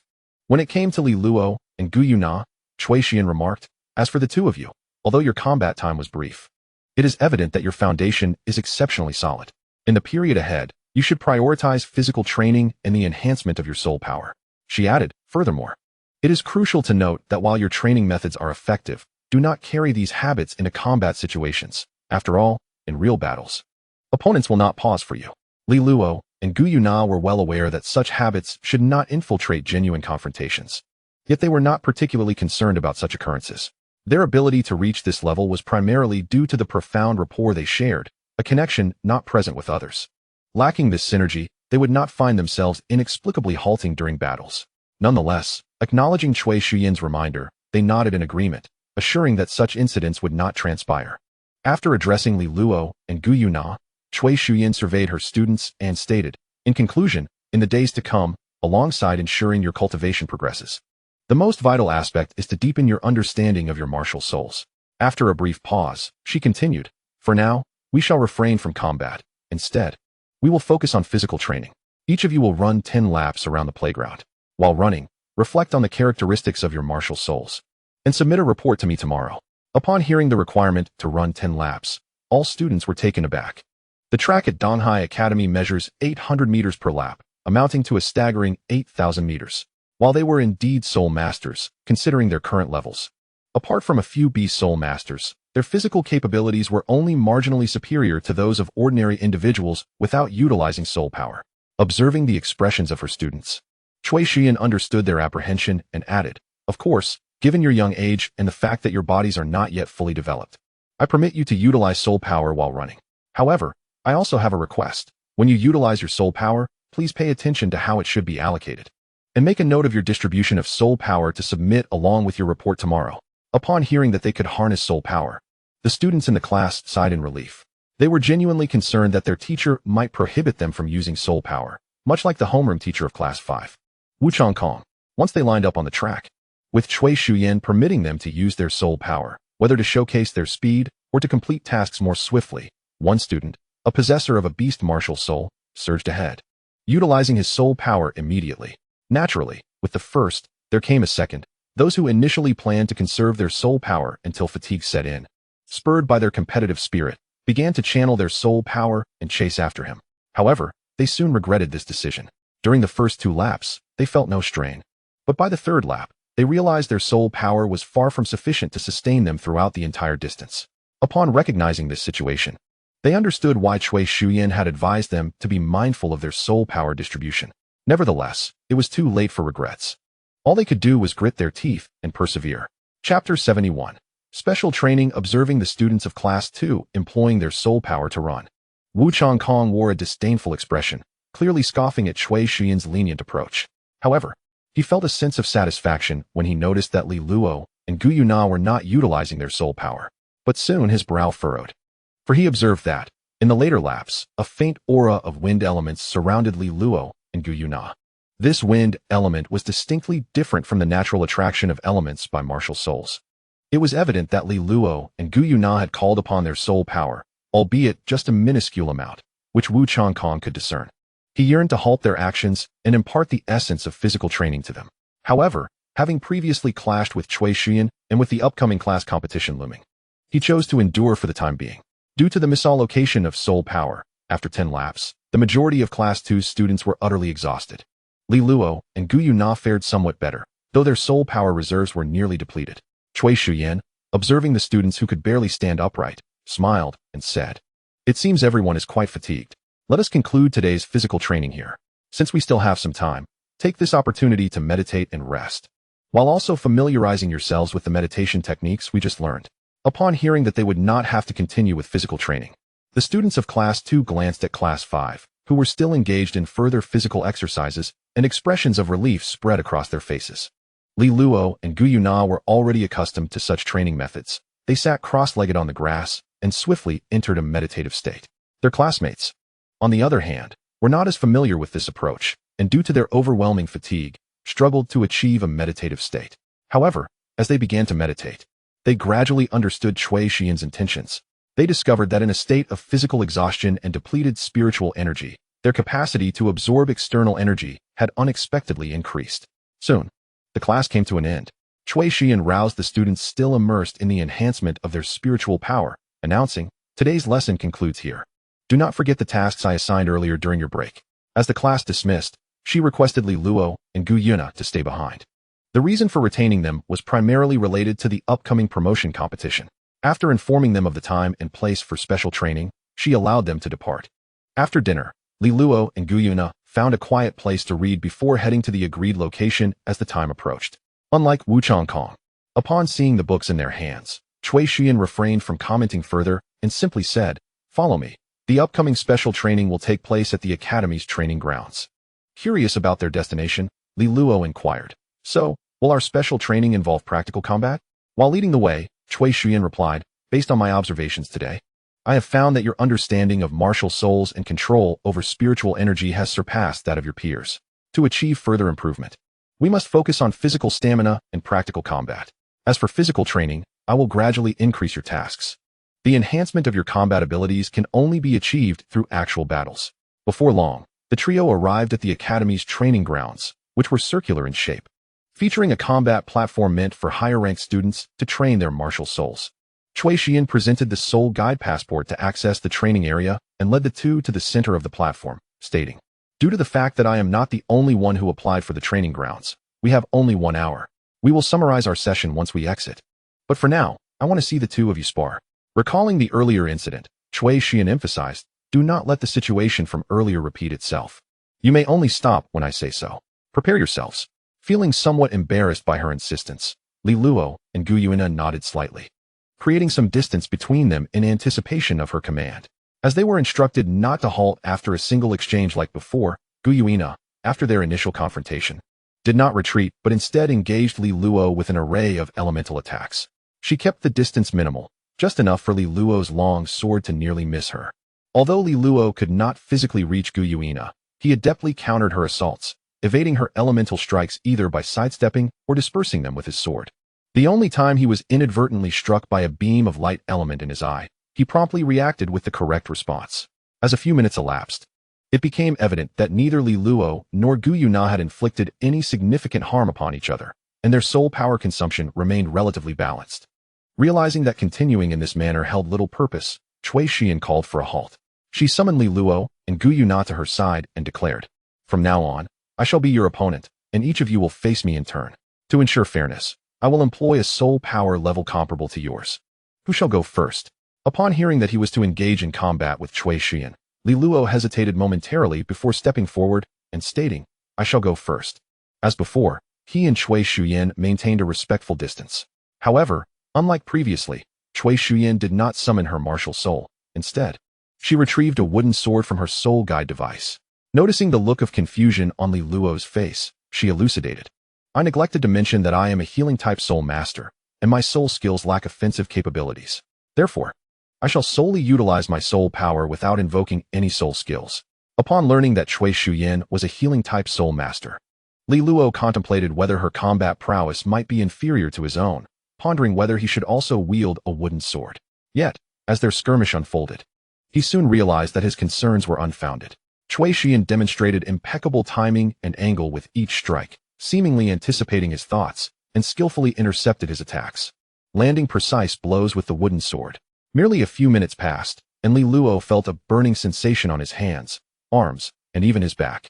When Cui Xian finally ceased her onslaught, he wore an expression of utter frustration. Soon, it was Gu Yuna's turn. While she indeed possessed control over spatial elements, Cui Xian was not like Li Luo, consistently striking her with precision before she could evade. After a few minutes, Gu Yuna suffered a fate similar to Li Luo's. The only solace for the two was that after the bout, Cui Xian administered healing to them. Chapter 72. The Good and the Bad due to Cui Xian's restrained approach. The fiery sensation dissipated swiftly as a green light enveloped both individuals.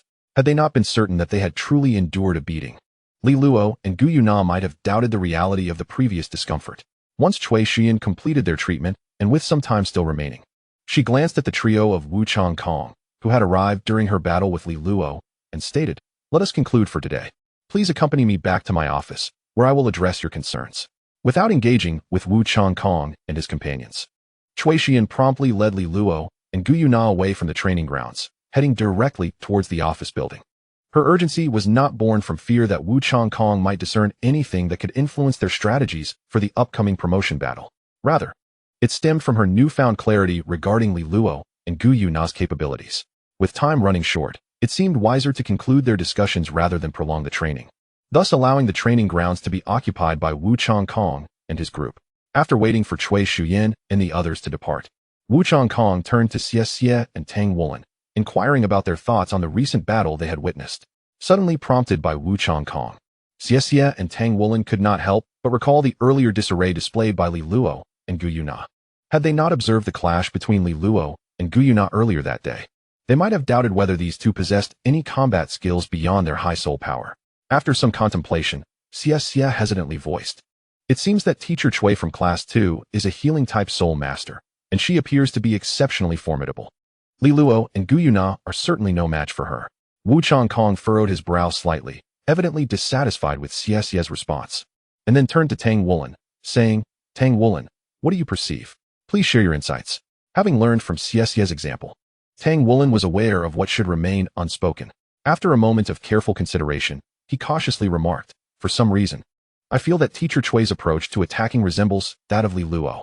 Here, Tang Wulin hesitated slightly, frowning as he added, "Yet, despite the apparent similarities, Li Luo and Gu Yuna seem to struggle immensely." Upon hearing Tang Wulin's words, Wu Chang Kong's furrowed brow relaxed slightly, though he refrained from offering a critique. Instead, he stated, "Do not be misled by the disarray of Li Luo and Gu Yuna. I assure you, should you two take the stage, the outcome would be far more dire for you." With a colder tone, he continued, "Regardless of your thoughts, if you wish to triumph over them in the promotion competition, you must adhere strictly to my training regimen over the next 2 months." Upon arriving at the office, Cui Xian, seated at her desk, declared, "It is getting late, so I shall forego unnecessary pleasantries. Before addressing your questions, let us first discuss your experiences during our previous match." As Li Luo, the party involved, had discerned the issues that Tang Wuli noted. He spoke without hesitation. How should I put it? Initially, it felt like battling a more enhanced version of myself. Once I adjusted somewhat, the teacher seemed to adopt a different style. Gu Yunan nodded in agreement, adding, my sentiments are quite similar. Although the styles differed, every response from the teacher was executed flawlessly, creating an elusive atmosphere. After listening to their reflections, Cui Shuyan nodded in satisfaction and stated, your perceptions are accurate. I was indeed mimicking Li Luo's combat style while facing each of you. As for the reasoning behind this, I shall elaborate shortly. First, let us discuss your concerns. If I am not mistaken, you two have frequently practiced together prior to your arrival at Donghai Academy. This can be viewed as both an advantage and a disadvantage. Upon hearing Cui Shuyan's statement, Li Luo displayed a puzzled expression and inquired, how could our frequent practice together be considered a disadvantage? Cui Shuyan did not directly respond to Li Luo's inquiry. Instead, she posed a counter-question. If I am not mistaken, you have been in this indecisive stalemate for quite some time, have you not? Upon noticing their simultaneous nods, Cui Shuyan continued. The crux of the issue lies here. Your current predicament arises from your profound familiarity with each other's tactics. Regardless of what the other party executes, you instinctively devise countermeasures. She first glanced at Li Luo and elaborated. For instance, when Gu Yuna employs spatial elements to evade your line of sight, you subconsciously strive to discern her position and respond based on her habitual patterns. After addressing Li Luo, she turned her attention to Gu Yuna and remarked, similarly, each time Li Luo approaches you, you instinctively opt to disrupt him with varied elemental attacks, only to retreat beyond his line of sight as the distance narrows. At this juncture, Cui Shuyan earnestly expressed, the advantage of this constant sparring is that your foundation has become significantly more robust, surpassing that of your peers by far. However, the drawbacks are glaringly apparent, much like the sensations you experienced during our earlier battle. Due to your accustomed rhythm of combat, when faced with a similarly styled but more formidable opponent, or one with a completely different approach, you will inevitably encounter a disorienting sense of helplessness in the initial exchanges, necessitating time to adapt. Although I am not particularly fond of the hypothetical musings of Wuchang Kong, I must convey to both of you that if you do not rectify this tendency, it could pose a grave danger in the future. Even without her subsequent remarks, Li Luo had already discerned the issue following his confrontation with Cui Shuyan. Nevertheless, it was a dilemma that seemed insurmountable. Whether at Hongshan Academy or now at Donghai Academy, he and Gu Yuna were the most formidable in their class, making it arduous to find varied opponents. Challenging upperclassmen was one potential solution. But setting aside whether the academy would support such endeavors, even if there were no objections from the institution, infrequent encounters might be manageable. Yet repeated attempts could lead to perceptions of troublemaking, which was not Li Luo's intention. Chapter 73. Suggestions. After a moment of silence, Li Luo, with a hint of resignation, articulated, I too have recognized this issue, but as for those in our class, even if we challenge everyone, it is unlikely to yield significant results. Hearing Li Luo's words, Cui Shuyan couldn't help but chuckle softly, her tone gentle as she replied, there are indeed ways to address this. I have a few proposals for you to consider concurrently. Firstly, a specialized training regimen is imperative. In the forthcoming sessions, I will endeavor to employ a variety of weapons and styles to gradually acclimate you to diverse combat rhythms. Secondly, I will request permission from the academy for you to observe the duels of upperclassmen in the training grounds, while observing the battles of senior students. It is essential not only to pay attention to the outcomes of their contests, but, more importantly, to comprehend the various combat styles associated with different types of martial souls. It is important to recognize that although the martial souls in the Douluo Continent are countless, they generally exhibit similarities in their combat methodologies based on different classifications. The more you witness these variations, the better equipped you will be to confront opponents with diverse martial souls. Furthermore, this point can indeed be encompassed within the previous one. Although the academy typically discourages challenges across grade levels for the safety of its students, should you be invited to participate while watching the senior battles, you may accept the invitation as long as a teacher is supervising. Upon hearing this from Cui Shuyan, Li Luo nodded earnestly and expressed his gratitude, stating, thank you, teacher. Without your guidance, Gu Yuna and I would truly be at a loss. Cui Shuyan waved her hand dismissively and replied, there is no need for thanks. Your best appreciation would come from diligently enhancing your own abilities and ensuring that our class maintains its standing in the promotion competition. With this encouragement, both Li Luo and Gu Yuna unanimously pledged to train diligently in the hope of preserving Class 2's rank among the first-year students. Acknowledging their commitment with a slight nod, Cui Shuyan turned her attention to Li Luo, saying, let us first discuss you, Li Luo. Your martial soul is the longsword. Yet you possess the wind element as well. I can see that you are attempting to merge your element with your martial soul. But it seems you have encountered a bottleneck. The notion of combining elements with your martial soul is commendable. My advice is to deeply contemplate the essence of your martial soul and the wind element during your training. Only through this understanding can you effectively realize your ambition. Li Luo had indeed been following this approach. And while he surmised that the lack of progress in merging the elements with his martial soul might be due to a missing catalyst, he nodded earnestly upon hearing Cui Shuyan's reiteration. After addressing Li Luo, Cui Shuyan turned her gaze to Gu Yuna and remarked, "Now, regarding you, Gu Yuna, you have control over multiple elements. While maintaining your mastery over each element, I encourage you to explore the fusion of different elements. It may yield unexpectedly powerful results." Upon hearing about elemental fusion, Gu Yuna nodded in agreement, stating, "I have been pursuing this. The power of elemental fusion is indeed impressive. However, due to the time required for preparation, I am unable to apply it in actual combat just yet." Satisfied, Cui Shuyan replied, "That is all I have to say for now. You two should return and rest, as it would be unfortunate to miss the dormitory curfew." With no further matters to discuss, Li Luo and Gu Yuna bid farewell to their teacher and departed from her office, heading towards their dormitory. Upon returning to his dormitory, Li Luo found the triplet brothers had just finished their evening routine and were engaged in a lively conversation. Upon the return of Li Luo, the three brothers surrounded him with eager gazes, rendering him momentarily disconcerted. After a brief hesitation, Li Luo inquired of the trio, "Why do you regard me with such intensity? Has something occurred?" In response to Li Luo's question, Gu Tianri, visibly excited, stood up and exclaimed, "Li Luo, do you know? We consulted our teacher today, and she informed us that we indeed might possess a martial soul fusion technique.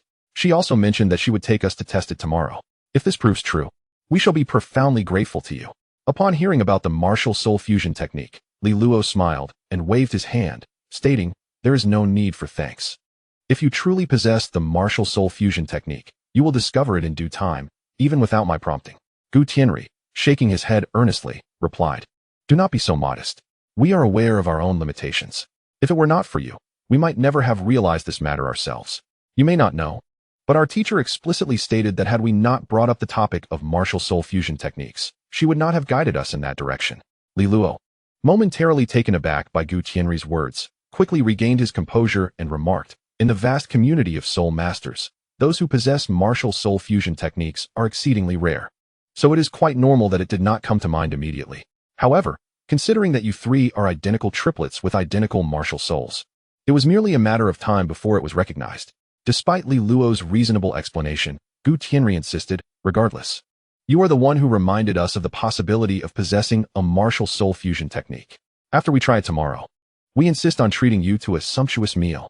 When mentioning the meal, Gu Tianri hesitated slightly, clearly aware that for the three brothers, such a feast was no small expense and represented their utmost sincerity. Over the past few days, Li Luo had gained insight into their family circumstances and, coupled with his own financial stability, considered politely declining their offer. Noticing Gu Tianri's steadfast expression, Li Luo pondered briefly before responding, "There is no need for a feast. If you truly wish to express your gratitude, a simple acknowledgement at the school gate will suffice." Having spent time together, Gu Tianri understood that Li Luo intended to spare them the burden and gratefully replied, "Very well, it is settled then. After school tomorrow, we shall dine out together." Considering it a gathering. Chapter 74, Rules and Rewards. It proved that Li Luo's suspicions were not unfounded. After some attempts, the three brothers were confirmed to indeed possess a martial soul fusion technique. However, when Li Luo inquired about the effects of this technique during a meal, they merely hinted at surprising Li Luo's class 2, during the upcoming promotion competition. Even without their words, Li Luo harbored a suspicion that their martial spirits were all akin to the Skyhawk, and their martial spirit fusion technique was merely an amalgamation resulting in a larger Skyhawk. As for their modes of attack, they likely consisted of claws, beaks, or feathers. The so-called surprise they mentioned for the class promotion competition did not particularly occupy Li Luo's mind. Setting aside the extent of their training over the past 2 months, it was doubtful they could even surpass the challenges posed by the 5th class. For Li Luo, this matter was but a minor interlude. In the days that followed, he truly became engrossed in his endeavors, participating not only in daytime training, but also being summoned by Cui Shuyan for specialized training in the evenings. Were it not for the cultural courses he had already completed, coupled with the fact that his weekends were not ruthlessly monopolized by Cui Shuyan, He would have been uncertain when he could possibly finish the books he had procured during his spare time. After completing another day of training, Cui Shuyan once again kept Li Luo and Gu Yuna behind, and having done this before, they did not overthink it as they followed her into her office. Once seated at the desk, Cui Shuyan first inquired about their progress. Nodding in satisfaction, she informed them that the class promotion competition was set for the following week, and that they would not engage in specialized training during the remaining time, allowing them to plan freely. It dawned on Li Luo that 2 months had already elapsed. Throughout this period, he had been so occupied that he had hardly noticed the passage of time. Nonetheless, despite their busyness, both he and Gu Yuna had indeed made considerable advancements. Without delving into their cultivation, they had already reached the 19th level for quite some time. Most notably, in terms of practical combat, the diverse training methods and weaponry provided by Cui Shuyan, coupled with their occasional observations of battles involving upperclassmen, had led to significant progress in this arena. In addition to these two aspects, by seizing available time to read and practicing with inexpensive materials such as wooden and iron boards, Li Luo had managed to sketch out some rudimentary first and second level soul guide formations. During the middle of this month, taking advantage of the weekend, both Li Luo and Gu Yuna completed assessments for the second level mecha designer and mecha manufacturer, thus qualifying as 2 secondary professionals, occasionally receiving simple tasks from their respective associations.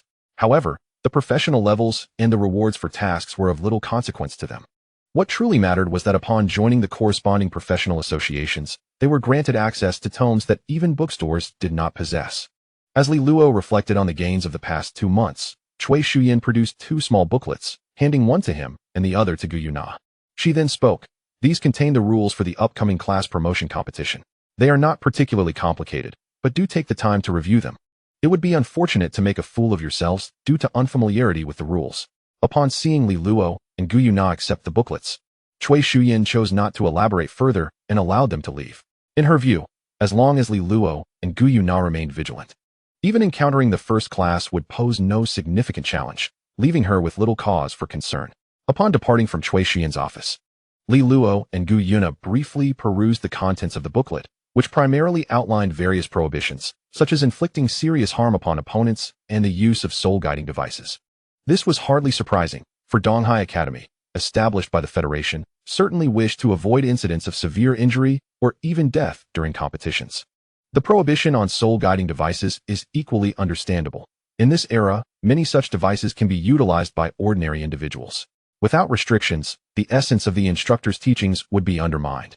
Moreover, the academy is predominantly composed of children from ordinary families, who are often unable to afford soul-guiding devices.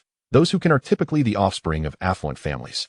These privileged children already possess considerable advantages in terms of spirit abilities, and if they were also permitted to use soul-guiding devices, it would render the competition futile for others, stripping the promotion matches of their significance. Aside from the prohibitive regulations, the booklet delineated the criteria for determining victory or defeat, which required no further elaboration. It primarily focused on the circumstances under which a participant would be deemed to have won or lost. Lastly, the section regarding rewards was divided into 3 parts: those for the competing students, the participating classes, and the class instructors. The rewards for the winning class were straightforward, granting them the corresponding ranking and benefits, which constitute the principal purpose of the promotion matches. As for the rewards for individual students and instructors, they were more direct. The former included monetary prizes and tangible rewards conducive to cultivation, such as financial incentives and a certain amount of meal credits for the intermediate level, while the advanced level offered monetary rewards alongside varied opportunities to access the Spirit Ascension platform. The disparity between the intermediate and advanced levels arises, in part, from the fact that the intermediate level constitutes compulsory education, and many students may not remain at Donghai Academy after receiving rewards, which would not align with the Academy's interests. It is essential to recognize the extent of the Federation's support for the Academy is closely tied to these advanced students. Characterizing Donghai Academy as a competitor with other elite institutions is not an exaggeration. Thus, they have no incentive to undermine their own position by rewarding those who may leave shortly, rather than bestowing precious opportunities to access the Spirit Ascension platform upon students who might depart soon. It is more prudent to reserve such rewards for those who have already joined the advanced program. Conversely, this is also a matter of self-interest, as the Spirit Ascension platform involves battling simulated soul beasts. Only by defeating and vanquishing these simulated creatures can one acquire energy to enhance their spirit rings. Given that the victors of the promotion matches in the junior division are unlikely to compete with those in the advanced division, it is only reasonable that only the winners from the advanced division are afforded the opportunity to enter the Spirit Ascension platform. Regarding the rewards for instructors, as they are less directly related to the students, the booklet merely notes that the teachers of the victorious class will receive commendations, aiding their future promotions, without detailing the specifics of material rewards or monetary compensation. In summary, this booklet not only records the rules of the promotion matches, but also serves as a tool to stimulate student engagement. After a cursory glance, Li Luo and Gu Yuna decided to put it away, no longer paying excessive attention to that object. Chapter 75. The commencement of the promotion competition. A week swiftly passed, signifying the long-anticipated promotion competition was finally set to commence. The venue for the competition in the middle school department was designated as the playground. To prevent any damage to the grounds, the academy began constructing the arena early in the morning. Although referred to as an arena, it essentially consisted of a metallic floor, distinguished from ordinary flooring by its embedded spirit-guided protective shield generator designed to avert accidents. To avoid disrupting the students' studies, the competition was scheduled after regular class hours. On the day of the event, many students from the middle school chose not to head to the dining hall, but instead made their way toward the playground. However, the majority of these individuals were first-year students, with only a scant few from the second year, and even fewer from higher grades. This situation was quite typical, as the promotion competition proceeded in order from the lower grades, with the inaugural match featuring the first-year Class 5 against Class 4. From the perspective of most spectators, the first-year newcomers, particularly from the two least esteemed classes, held little allure. Naturally, the upperclassmen regarded the event with disdain. In fact, not only the older students, but even many from the first-year Class 1 and Class 2 attended merely for the spectacle, lacking genuine interest in the competition's potential highlights. As the participants of Class 5 gathered on the playground following the dismissal bell, they formed an orderly line, invigorated by 3 months of training. In stark contrast, the students of Class 4 meandered onto the grounds just before the match, exhibiting a nonchalant demeanor. After 2 months of shared training and combat, the bond between Xie and Tang Wulin blossomed significantly. Upon spotting each other on the playground, Xie began scanning the area, seemingly in search of something, and inquired, "Wulin, what are you looking for?" During this time, Xie had often teased Tang Wulin about his apparent affection for Gu Yuna. Naturally, Tang Wulin could not confess that he sought the figures of Li Luo and Gu Yuna, and instead remarked without hesitation, "The match is about to begin. Yet there are so few people. It seems they are all from our first year." Xie sighed, "Isn't it because our Class 5 is deemed the weakest? The upperclassmen look down upon us. If it were Class 1 competing today, I'm sure even the older students would show up." He then shifted his tone. "But this is only temporary. Once we secure a few victories, the audience will surely grow. If you desire a larger crowd for your matches, do not hinder me in the subsequent competitions." Although aware that Xie's so-called hindrance was merely a jest, Tang Wulin retorted with a hint of irritation. "If anyone is dragging their feet, it is certainly you. Just consider who has won more during this period." Upon hearing Tang Wulin's remark, Xie could not help but recall their recent battles, shivering at the memory. Initially, he had managed to maintain a slight advantage with his speed. But as Tang Wulin became increasingly adept at controlling the blue-silver grass, a momentary lapse on Xie's part would result in a couple of punches landing on him. While other classmates might endure a few hits without consequence, the sheer strength of Tang Wulin was beyond his capacity to withstand. Had it not been for Wu Changkong's timely interventions, Xie would have likely spent most of this time in the infirmary. Noticing Xie's silence, Tang Wulin turned his gaze back to the observing students. However, he felt a twinge of disappointment when he could not spot the inseparable duo of Li Luo and Gu Yuna, even as Long Hongxiu summoned the competitors to the stage. Nevertheless, amidst his disappointment, Tang Wulin resolved that when the time came for their class to face Class 2, he would undoubtedly demonstrate the progress he had made to his former classmates. As anticipated by most, the match proved to be rather unremarkable, concluding in under a minute. Yet, contrary to the expectations of many, it was not Class 4 who emerged victorious, but rather Class 5, which most believed had no chance of winning. With Long Hongxiu announcing the commencement of the match, Tang Wulin and Xie from Class 5 charged directly at their opponents from Class 4, dispatching them swiftly without even utilizing their soul skills. The most incredulous of the match's outcome was undoubtedly the head of Class 4, who had not previously considered the capabilities of Class 5 students. He felt compelled to inquire of Long Hongxiu if there had been an error during the class assignments, wondering how students like Tang Wulin and Xie ended up in Class 5. Indeed, he did approach Long Hongxiu, albeit only after all the students had departed. Upon learning that Xie had been assigned to Class 5 at his parents' request, the head of Class 4 found himself at a loss for words, resigned to his misfortune. Beyond the head of Class 4, it was the three brothers sharing a dormitory with Luo who were most astonished by Class 5's performance. Anticipating their own class's challenge the following day, they had come to witness the battle between Classes 5 and 4. To their surprise, Class 5 boasted not only Xie, who possessed a century-old soul ring, but also Tang Wulin, capable of delivering a formidable punch. However, they did not feel overly concerned. In their view, they had the advantage of flight. No matter how formidable Tang Wulin and Xie might be, they could not soar through the skies.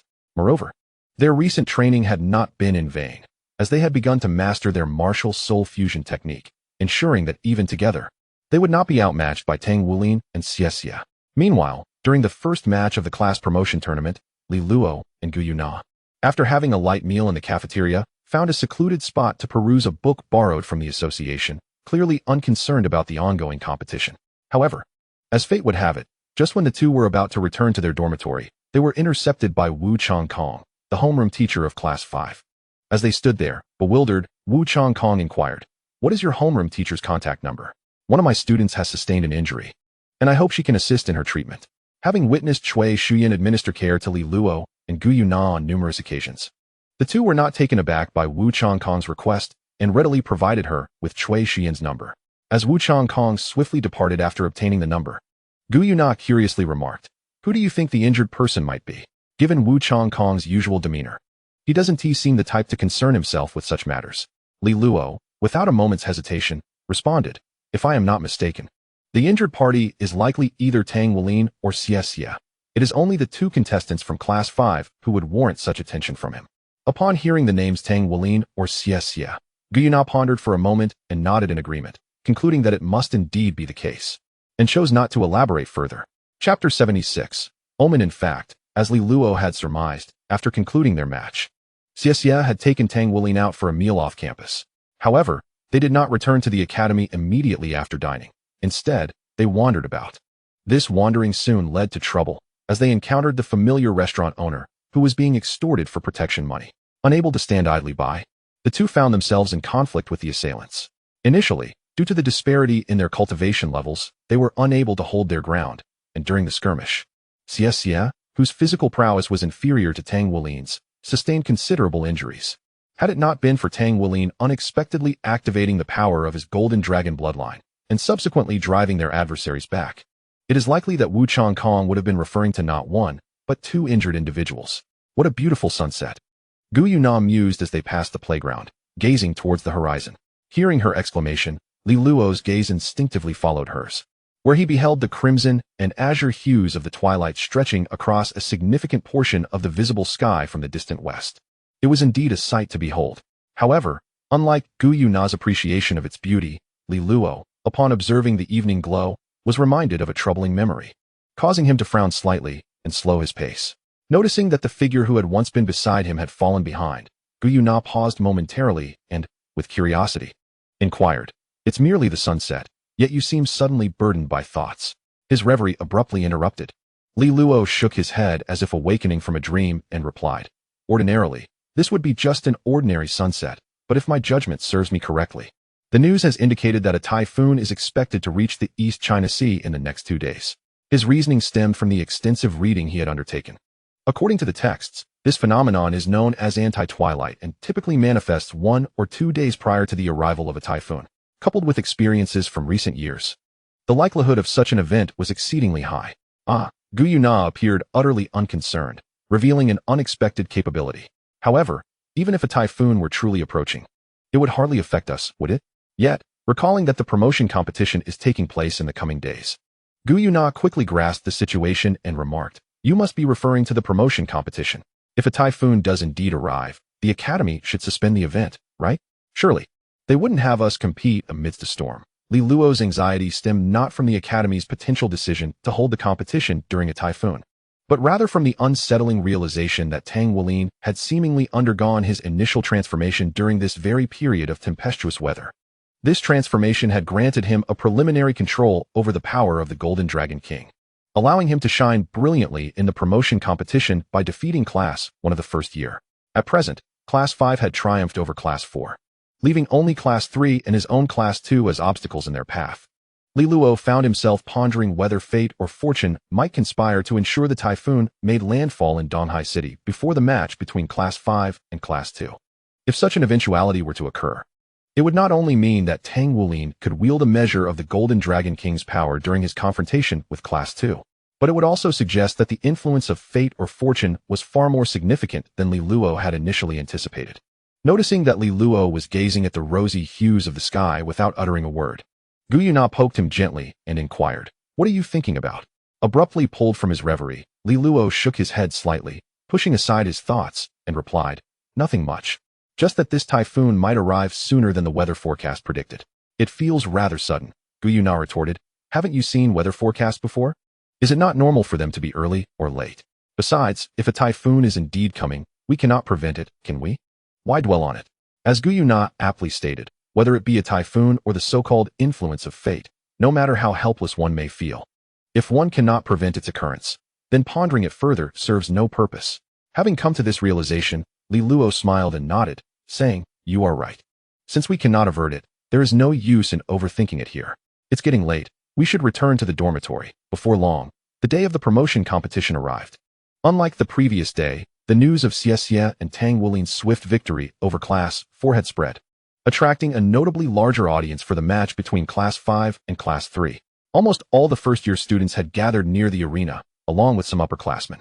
Even though many were merely curious to see if Tang Wulin and Xie lived up to the rumors of their prowess, it was evident that they had indeed gained a degree of fame within the intermediate department. This phenomenon was not difficult to comprehend. The intermediate department was predominantly comprised of One Ring Soul Masters.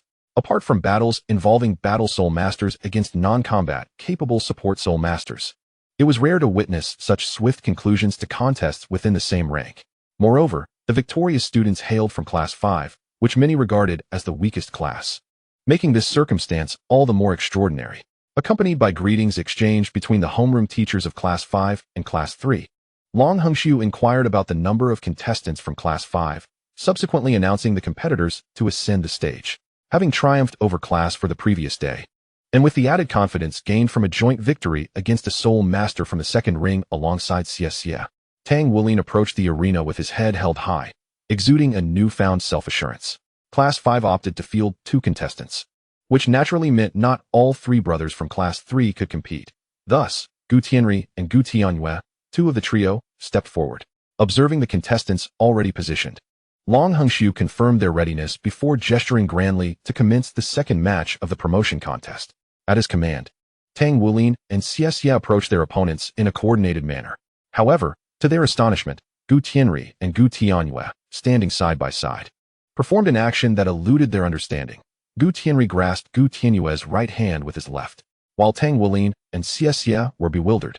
Wu Changkong watched from the sidelines with a slight furrow in his brow. An unsettling premonition crept in, that these two might possess a martial soul fusion technique. Yet, Wu Changkong remained puzzled. If his suspicion were true, the brothers' actions were indeed peculiar, as it was uncommon to reveal one's trump card without any prior probing. Unbeknownst to Wu Changkong, Gu Tianri and Gu Tianyue had opted to unveil their secret technique after observing Tang Wulin and Xie's match. They believed they could not match Xie's speed nor Tang Wulin's strength. Taking to the air would be futile, serving only to waste soul power and prolong the encounter. Faced with such a dilemma, and after consulting their homeroom teacher, they resolved to employ their martial soul fusion technique as their surprise element. In the eyes of Tang Wulin, Xie, and numerous spectators who were left in confusion, a radiant aura of soul power enveloped Gu Tianri and Gu Tianyue, merging at remarkable speed to form an enormous skyward battle eagle. Even Long Hungshu, serving as the referee, was momentarily taken aback. He had never anticipated that a first-year student from Class 3 would possess a martial soul fusion technique. If he was not mistaken, the technique was executed by 2 of the triplets, suggesting that all 3 might possess the legendary Trinity martial soul fusion technique. Should this be the case, although they might not rival the legendary founders of Shrek Academy, they would undoubtedly be regarded as prodigies within Donghai Academy. However, a more perplexing spectacle soon unfolded. As the colossal skyward battle eagle surged toward Tang Wulin and Xie, the latter did not evade. Instead, after a brief exchange, Xie directed his dagger towards Tang Wulin. Observing their actions, Wu Changkong understood their intentions, yet still furrowed his brow slightly. Believing such a trump card should ideally be reserved for their confrontation with Li Luo and Gu Yuna. However, it was not long before Tang Wulin found solace. For it is generally acknowledged that the potency of martial soul fusion techniques far surpasses the cultivation level of soul masters. Given that he and Xie lacked the combat experience of their opponent, their choice was not entirely erroneous. As Xie's dagger grazed Tang Wulin's arm, a series of radiant golden diamond scales emerged from beneath his school uniform, swiftly enveloping his arm. Accompanying the appearance of these scales, his right hand underwent a transformation. What was once a human hand sprouted golden claws at the fingertips, resembling the alterations seen in soul masters after the manifestation of their martial souls. Naturally, this metamorphosis did not go unnoticed by Long Hongxiu, who was left in a state of perplexity. How could someone with a martial soul as humble as Blue Silvergrass possess such capabilities? Although he had entertained the notion of dual martial souls, Tang Wulin's innate soul power was alarmingly low, and he had never heard of a dual martial soul with a mere third-level innate soul power. For a moment, Long Hongxiu found himself at a loss for words. These individuals appeared unremarkable in the records, yet suddenly exhibited remarkable prowess during the promotion tournament. However, this revelation was not entirely disadvantageous for him, as discovering such potential in the tournament indicated room for improvement, preventing the senior department's director from seizing upon any weaknesses. At the moment Tang Wulin's arm underwent its transformation, the colossal sky-piercing eagle was already approaching swiftly. He instinctively pulled Xie behind him and boldly swung his right arm to meet the impending threat. Opinions on Tang Wulin's actions varied. Some deemed him overconfident. Others admired his bravery, while some viewed his actions as reckless. Yet, they were soon left in awe, for with a resounding boom, the enormous sky-piercing eagle erupted in midair, shattering into two streaks of light that returned to the bodies of Gu Tianri and Gu Tianyue, as their martial souls sustained injury. The two brothers appeared on the verge of collapse, subsequently spewing blood onto the arena floor. The spectacle left everyone dumbfounded, even Long Hongxiu, who had been poised to intervene and rescue Tang Wulin, momentarily paused before announcing the outcome of the match. Having secured his victory, Tang Wulin, to prevent the risk of fainting from exhaustion, promptly retracted the golden scales and claws from his arm. Casting a glance at the faltering Gu Tianri and Gu Tianyue, he then turned his attention to the audience below. Observing their astonished expressions, a thought crossed his mind. Henceforth, no one would mock him for his martial soul. The class teacher and Gu Tianming ascended the stage to support the swaying brothers, and after exchanging a brief glance with the somewhat proud Tang Wulin and Xie, they escorted the two brothers off the platform. Noticing their defiant gazes, Tang Wulin paid them little heed, instead making his way towards Wuchang Kong, while attempting to locate familiar faces in the crowd, eager to discern the expressions of former classmates. To his surprise, he could not find Li Luo and Gu Yuna, who had been among the crowd prior to the match. Subconsciously, I cast a glance towards the entrance of the playground, just in time to catch sight of two figures approaching the gate. The once spirited Tang Wulin immediately realized, upon seeing the retreating silhouettes of Li Luo and Gu Yuna, that these two individuals had not taken his earlier performance to heart. Were it not for the classmates surrounding him, Tang Wulin would have inquired whether there was anything that could genuinely astonish them. Xie, following Tang Wulin's gaze, observed Li Luo and Gu Yuna exiting the playground, and presumed he understood why Tang Wulin's spirits had dampened. He patted Tang Wulin on the shoulder and remarked, "Wulin, I'm not criticizing you, but it's evident to anyone that Gu Yuna's eyes are solely fixed on Li Luo. Setting aside the validity of that inexplicable feeling, even if you truly possess a martial soul fusion technique, it becomes futile if she is unwilling. Have you forgotten what Teacher Wu mentioned? The potency of the martial soul fusion technique is contingent upon the compatibility between the two individuals. If one party harbors rejection, no matter how harmonious your martial souls are, it will bear no fruit. Honestly, rather than fixating on the martial soul fusion technique, you would be better served by diligently honing your skills and striving to surpass them in cultivation." As Xie continued his relentless discourse, Tang Wulin hastily interjected, his tone tinged with irritation, "You're overthinking it. I believe they are merely curious about our match as they are our opponents tomorrow." At this juncture, concern seeped into Tang Wulin's voice. Judging by their current demeanor, they likely did not regard them with any seriousness. This could stem from either their overwhelming confidence or the undeniable superiority of their strength. Upon hearing Tang Wulin's words, Xie was reminded of the occasional sight of Cui Shuyin conducting rigorous training sessions with Li Luo and Gu Yuna. He could not deny that either of those two would easily surpass him in a contest. Although Tang Wulin had acquired greater power, the toll of such strength was significant. rendering it unsustainable for prolonged periods. Li Luo and Gu Yuna were not the same as Gu Tianri and Gu Tianyu from today, who would engage in a head-on confrontation. In such a scenario, they would likely exhaust themselves beyond their limits. From this perspective, the forthcoming competition appeared quite daunting. As the class mentor, Wu Zhongkong naturally noticed the situation between Tang Wulin and Xie. With a scoff, he coldly stated, "Have you forgotten everything I taught you through 2 battles? Is hard confrontation all you know?" The two had grown accustomed to Wu Zhongkong's demeanor and were not taken aback. They recognized he was reminding them that against Li Luo and Gu Yuna, they could not rely on the same brute force tactics as in their previous matches, and thus began earnestly deliberating strategies. However, their time for discussion was short-lived. For just as they had finished dinner and were preparing to return to their dormitory to continue strategizing, their dorm mates informed them that someone was at the school gate seeking them with photographs in hand. Without needing further explanation, Tang Wulin and Xie understood the reason. It was likely the individual whom Tang Wulin had injured previously, accompanied by others seeking retribution. Due to a previous injury inflicted upon him, it was only with the assistance of the second class's head teacher, Cui Shuyan, that he was able to attend the competition alongside Tang Wulin today. It was evident that the individual causing trouble was likely far more formidable than the one who had previously harmed Tang Wulin, and Xie refrained from suggesting any retaliation. After a moment of contemplation, Xie proposed, "How about this? Since I instigated this matter, I shall contact my family to handle it. The worst that could happen is a scolding." Without a moment's hesitation, Tang Wulin shook his head and replied, "They are already at the school gates. It may be too late. Let us seek out Teacher Wu. I believe he can certainly resolve this issue." Fortunately, Wu Changkong was not as elusive as other teachers, who often secluded themselves in their offices to focus on their cultivation. Upon hearing the circumstances relayed by Xie and Tang Wulin, Wu Changkong did not hesitate and promptly led them toward the school entrance. Upon their arrival, they found a crowd gathered, comprising both students from the academy and passers-by.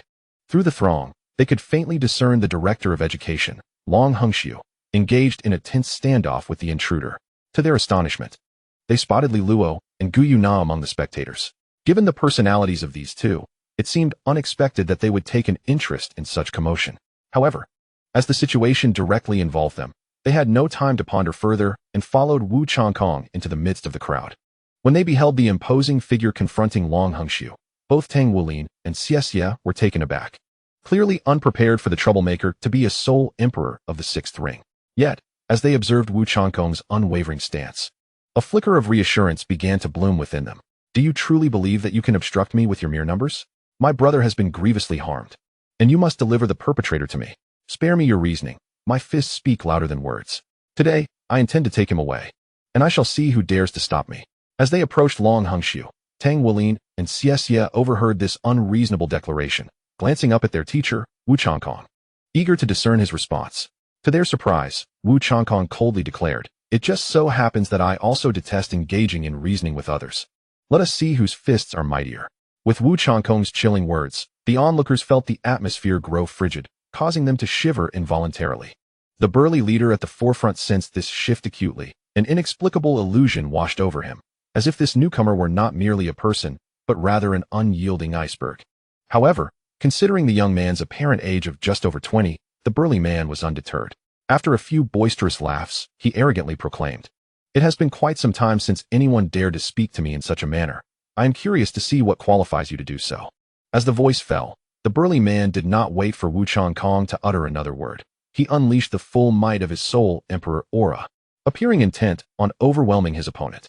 However, to everyone's astonishment, a faint blue radiance enveloped the scene, sending a chill down the spines of all present, causing the imposing aura of the burly man to dissipate entirely. It was then that the crowd noticed, to their bewilderment, that Wu Changkong had inexplicably acquired a slender blue longsword. Even more shocking was the revelation that Wu Changkong possessed 6 soul rings, signifying that he, too, was a soul emperor. What left everyone in awe was the distinct contrast in their soul rings. While the burly man boasted 2 yellow and 4 purple rings, Wu Changkong's configuration was 2 yellow, 2 purple, and 2 black. In an era where spirit beasts had nearly vanished, such a millennium-old soul ring was a true emblem of power. Had he been alone, the burly man might have retreated upon witnessing Wu Changkong's formidable rings. However, accompanied by a band of brothers, he roared defiantly to save face and charged at Wu Changkong. While others were fixated on the number and color of Wu Changkong's soul rings, Li Luo focused intently on his movements. keenly attuned to every subtle shift since the awakening of his martial spirit, hoping to uncover the key to merging his martial spirit with elemental forces. Li Luo could distinctly sense that as the burly man's first soul ring ignited, Wu Changkong's aura grew increasingly restrained and concentrated, creating the illusion that he was a blade poised to unsheathe at any moment. As a soul emperor-level expert, the burly man's speed was astonishing, given their proximity. He reached Wu Changkong in the blink of an eye after his furious roar. Many young admirers of Wu Changkong could hardly bear to witness the impending clash as the dragon-scaled fist descended upon him. Conversely, while Li Luo could not clearly discern Wu Changkong's actions, he sensed a sudden shift in the energy Wu Changkong had been accumulating, now directed towards the burly man. With a series of metallic clangs resonating through the air, the burly man's seemingly unstoppable form was not only halted but began to retreat, clearly thwarted by Wu Changkong's defense. The absence of any cries of pain prompted the young girls who had closed their eyes to open them again, witnessing the burly man being forced back, and they erupted in cheers. Yet, unlike the spectators, Li Luo's perception ran deeper. He vaguely grasped Wu Changkong's understanding of the sword, which seemed to embody the principle of transcending all techniques with a single stroke. Chapter 79. The Way of Nature. Li Luo's intuition proved accurate. Realizing he was no match for Wu Changkong, the burly man expanded his serpent-like spirit and commanded it to strike with its massive tail. In response to this counterattack, Wu Changkong did not flinch or evade. Instead, he radiated a brilliant blue light, which swiftly coalesced into a longsword resembling his martial spirit. As the tail of the colossal serpent spirit made contact with the ethereal blade, a piercing shriek echoed through the air as it was severed in an instant. Observing this, Li Luo felt no desire to continue watching and turned to Gu Yuna, suggesting, "Let us return, there is nothing more to behold." Although she understood Li Luo's curiosity regarding the battle, Gu Yuna refrained from probing further, merely responding with a soft affirmation before following him away from the throng of onlookers. It was not until they reached a secluded area that Gu Yuna, her curiosity piqued, inquired, after witnessing the battle, "Have you found the opportunity you spoke of?" Upon hearing her question, Li Luo sighed softly and replied, "No, if anything. It has provided me with no insights whatsoever. For reasons I cannot quite fathom, I feel that Teacher Wu's path is not suited for me. It is, in fact, a stark contrast." "Stark contrast?" Gu Yuna echoed, somewhat puzzled. "Isn't it all just swordplay? How could it be so different? Perhaps your intuition is misguided?" To this, Li Luo found himself at a loss for words. He shook his head slightly, expressing his helplessness as he said, "It is merely an inexplicable feeling.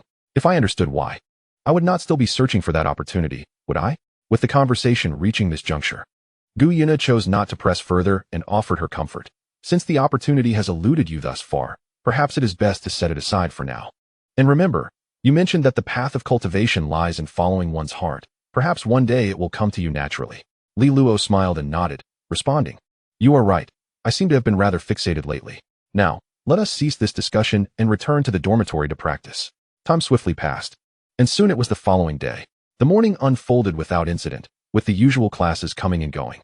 However, while Li Luo and Gu Yuna were enjoying lunch in the cafeteria, the campus broadcast crackled to life. "Attention, teachers and students. We have an urgent announcement.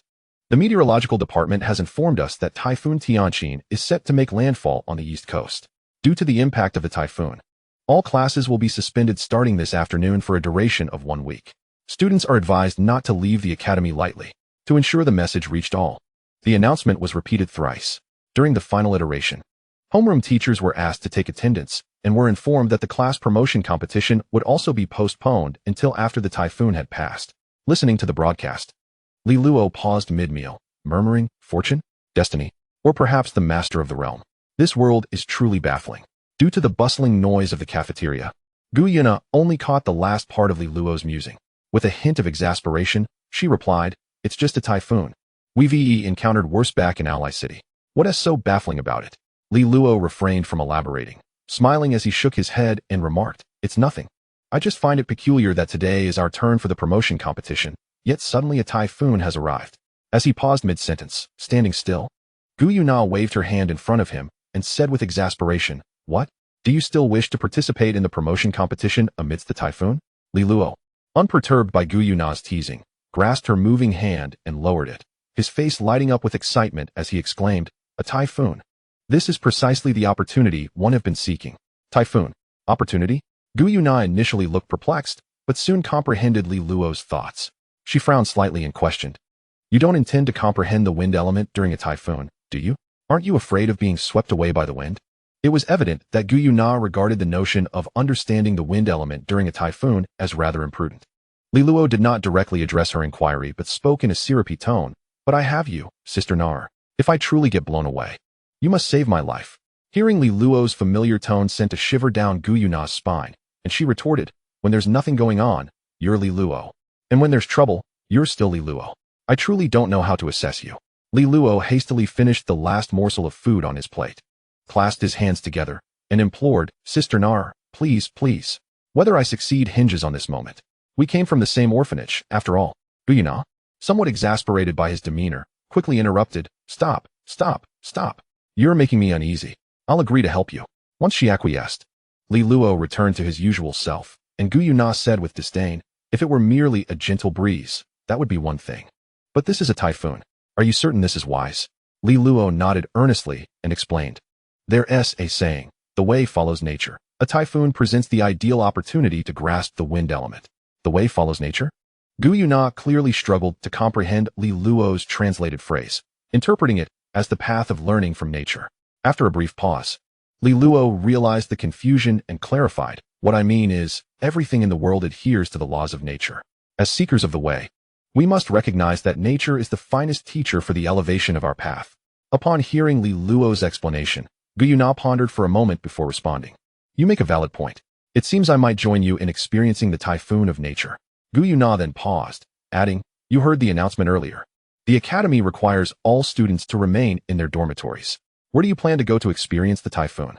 This matter was indeed troublesome, as the announcement indicated that each class would undergo routine checks by the class monitors at intervals to prevent any incidents among students. After a moment of contemplation, Li Luo spoke, let us meet on the rooftop of the dormitory. The rooftops of the male and female dormitories are quite close to each other, and your spatial flicker should easily allow for such a leap.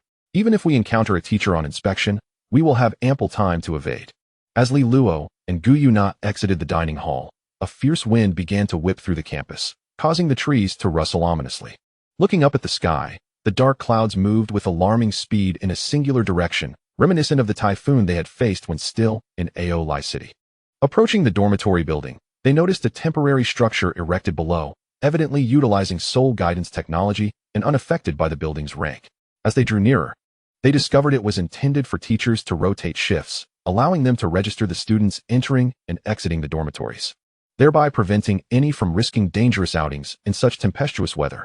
After registering their personal information and confirming with their class teacher that there would be no scheduled room checks, Li Luo felt a wave of relief wash over him.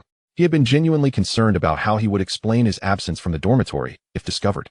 With no inspections looming, Li Luo returned to his dorm, exchanged a few words with his roommate, and then ascended the stairs to the rooftop access door. Upon seeing the old lock hanging from the door, he found himself momentarily speechless. The simplest solution would have been to summon his martial spirit and cleave the lock in two. However, such an action would undoubtedly cause trouble. The door was made of iron, and with the wind howling outside, striking it would result in a cacophony as it banged against the wall, drawing the attention of nearby students. As Li Luo hesitated with his sword raised, he suddenly felt a light tap on his shoulder. Before he could turn to see, a familiar voice rang out, Li Luo, dear brother, you seem to be in a predicament. Do you require your sister's assistance to cross this threshold? If so, I trust you know how to proceed. Without needing to turn around, Li Luo recognized Gu Yuna's voice. He promptly sheathed his martial spirit and spoke earnestly, Sister Nar, I would greatly appreciate your help. Thank you in advance. How dull. This is hardly as entertaining as our initial encounters, she teased. Yet she still conjured the spatial elements to envelop them both, and in a flash of silver light, they found themselves atop the rooftop. Though Li Luo had sensed the intensified wind through the door's crack, the moment he stood on the rooftop, the sheer force of the gust nearly knocked him off balance. Even sheltered in the corner, without wasting any time, Li Luo first utilized his spiritual energy to create a temporary space devoid of wind, then spoke, Sister Nar, I entrust my life to you for the time being. Please ensure that I am not swept away by the typhoon. Gu Yuna offered him a reassuring glance and replied, Rest assured, I have made ample preparations. I will certainly not allow you to be blown away by the storm. Otherwise, it would be quite a hassle to find you. As she spoke, she extended a hand from behind her back, revealing a neatly coiled rope, seemingly around 10 meters in length. Li Luo couldn't help but shiver. Voicing his uncertainty, "You don't intend to tie me up in the sky and head back to the dormitory alone, do you?" Winking at Li Luo, Gu Yuna smiled and said, "That is certainly out of the question. Did I not mention that I wish to try this method as well?" Pausing momentarily, she continued, "Fear not, we will not be bound together. I plan to secure the middle of the rope to the railing, with both ends tied around our waists, to prevent any unnecessary mishaps." Imagining the scene where they might be lifted like kites by the raging wind, Li Luo shivered again and hastily suggested, "Are you certain this is safe? I think it would be better if we took turns." But before he could finish his sentence, he realized his words were futile, as Gu Yuna had already secured the rope to the railing and was in the process of tying one end around her own waist. Since Gu Yuna was determined to proceed, Li Luo ceased to resist. At worst, they would put on a performance of aerial acrobats. Given the tempestuous weather, it was unlikely anyone would recognize them. Allowing Gu Yuna to fasten the rope around his waist, Li Luo released his perception while dispersing the wind barrier, letting the gusts envelop him. His intention was to discern the differences between the natural winds and those he conjured through direct contact and spiritual awareness. Due to his status as a soul master, and given that the typhoon's winds were still in their initial phase, Li Luo felt a slight swaying, but managed to maintain a rough equilibrium. To describe the sensation, it was akin to traversing a suspension bridge swayed by the wind. Although he had been in this world for 6 years, when it came to the concept of wind, Li Luo's immediate thought remained that wind is a natural phenomenon caused by the movement of air. Reflecting on the essence of wind, he naturally considered the reasons behind air movement. Uneven solar radiation across the Earth's surface leads to temperature disparities between regions. However, these explanations were merely grounded in pure physics. In a world teeming with elemental energies, understanding it solely from a physical standpoint was evidently inadequate. Within Li Luo's perception, the elemental energy factors of wind in the air far exceeded normal levels. They mirrored the usual wind elements in their flowing state, albeit at a significantly greater velocity. This flowing state manifests as unidirectional. When encountering obstacles, it naturally navigates around them and continues along its original path.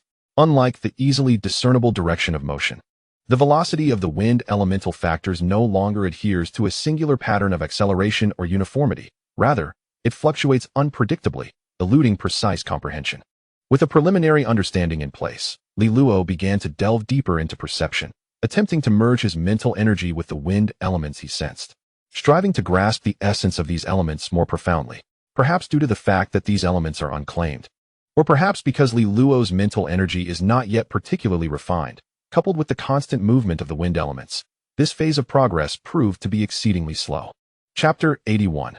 Crisis. Fortunately, despite the sluggish pace, progress was indeed being made. Through Li Luo's relentless efforts, he was able to integrate his mental energy into a portion of the wind elemental factors without exerting true control over them.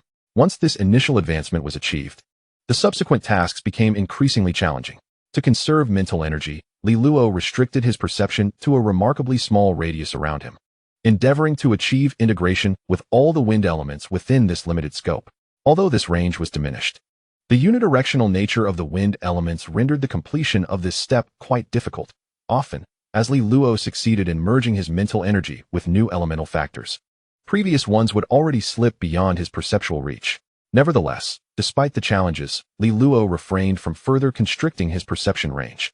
Instead, he sought to enhance the speed of this integration process through continuous practice. As time passed, he became wholly immersed in this endeavor, oblivious to the external changes around him. Eventually, in a fleeting moment, Li Luo successfully completed the integration of all wind elements within his perception.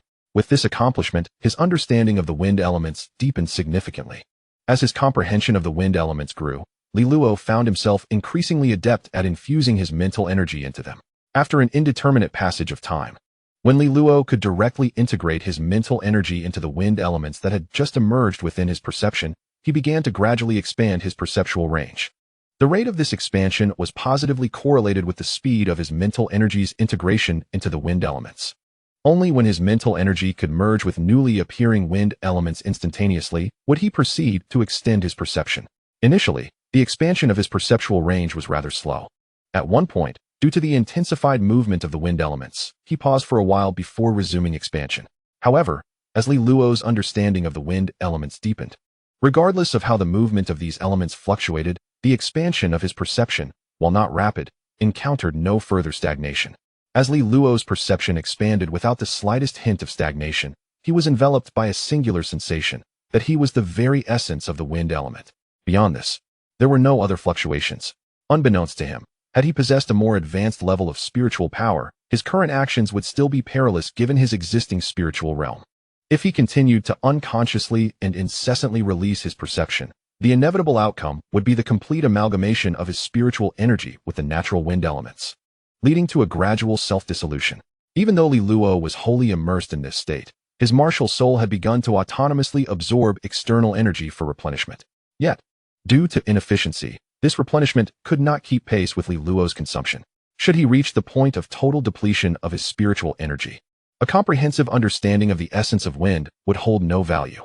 To illustrate this more vividly, it could be likened to a process of becoming one with the Dao, a state of assimilation into the way. Unfortunately, for Li Luo, the relentless expansion of his perception and the subsequent merging of his spiritual energy with all the wind elements within his awareness had become almost an instinctual behavior. His conscious mind was entirely devoted to grasping the essence of the wind element, leaving no room for contemplation of the potential consequences of his actions. This was compounded by the fact that it was his first attempt at such a venture, bereft of experience. He could hardly foresee that attaining enlightenment could be fraught with peril. Meanwhile, Gu Yuna, who had completed her own cultivation unbeknownst to the passage of time, waited idly for Li Luo to finish his practice. Initially, she perceived nothing amiss, even as the rain above seemed to avoid a certain radius around Li Luo. She merely regarded this as a transformation in his cultivation. However, as time wore on and Li Luo remained ensconced in his training, Gu Yuna began to suspect that he might have entered a state of deep meditation, pondering whether he could achieve level 20 through this profound introspection.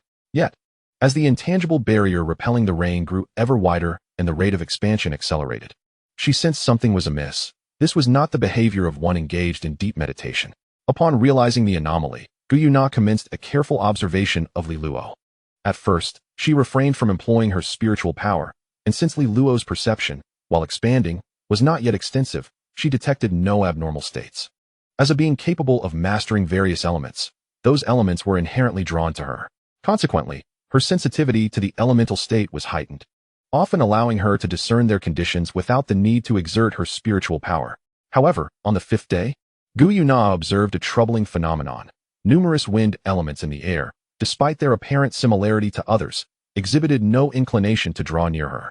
If it were placed upon others, they might scarcely perceive anything amiss.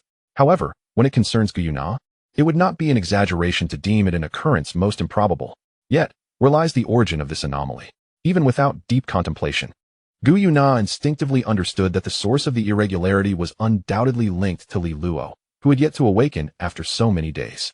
Rather than rousing Li Luo immediately, she refrained from even stepping into his perceptual sphere, opting instead to employ her mental energy to discern the peculiar nature of the wind elements that seemed indifferent to her presence. Merely allowing her mental energy to brush against these wind elements, Gu Yuna swiftly discerned the cause. The reason these wind elements shunned her was that they had already absorbed the spiritual will of another. As for the origin of this spiritual will, Gu Yuna, having coexisted with Li Luo for several years, could ascertain it without hesitation. Moreover, within the entire dormitory building, there were only the two of them on the rooftop. Having identified the source of the anomaly, Gu Yuna, without a moment's pause, stepped boldly into Li Luo's perceptual range. This singular action caused her to momentarily freeze in astonishment. To her surprise, the wind elements that had previously gravitated towards her suddenly turned aloof, as if their temperament had drastically shifted. At that moment, it became unequivocally clear to her what Li Luo was engaged in. Chapter 82. Awakening. Upon confirming Li Luo's current state, a singular thought consumed Gu Yuna's mind. Could it be that Li Luo had succumbed to madness, incessantly dispersing his mental energy and allowing it to merge with the wind elements, relinquishing control? While this method undeniably facilitated a deeper understanding of the essence of the elements, for Li Luo, in his present condition, it bore a striking resemblance to self-destruction. Gu Yuna could scarcely fathom how Li Luo, typically so cautious, could act so recklessly. With a resigned sigh, she gazed at Li Luo, who remained unchanged even as she entered his range, muttering to herself in exasperation, "Am I somehow indebted to you? You truly excel at creating trouble for me. I initially thought your casual remark about entrusting your life to me merely meant I should ensure you weren't swept away by the typhoon. Who could have anticipated that your offhand words would manifest into reality? It's truly perplexing what to make of you. As Gu Yuna continued to murmur softly, she placed her delicate right hand upon Li Luo's shoulder. Accompanied by a soft silver glow, the figures of Gu Yuna and Li Luo vanished without a trace. When they reappeared, it was behind the door that Li Luo had hesitated to force open, to distance themselves from the overwhelming wind elements. Gu Yuna had even taken Li Luo to the corner of the stairwell. With this change in location, Li Luo did not awaken. Rather, in a mere instant, he completed the integration of his mental energy with the wind elements within his perceptual range. Here, the scarcity of wind elements compared to the rooftop had significantly accelerated the expansion of Li Luo's perceptual reach. Upon discovering the situation, Gu Yuna felt a sense of helplessness.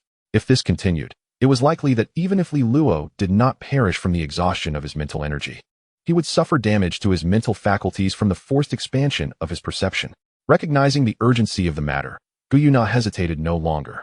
She stepped forward, pressing her forehead against Li Luo's, and cautiously attempted to enter the sea of his consciousness. Due to her familiarity with the process, she found it relatively uncomplicated. However, when Gu Yuna truly entered Li Luo's mental realm, she was taken aback.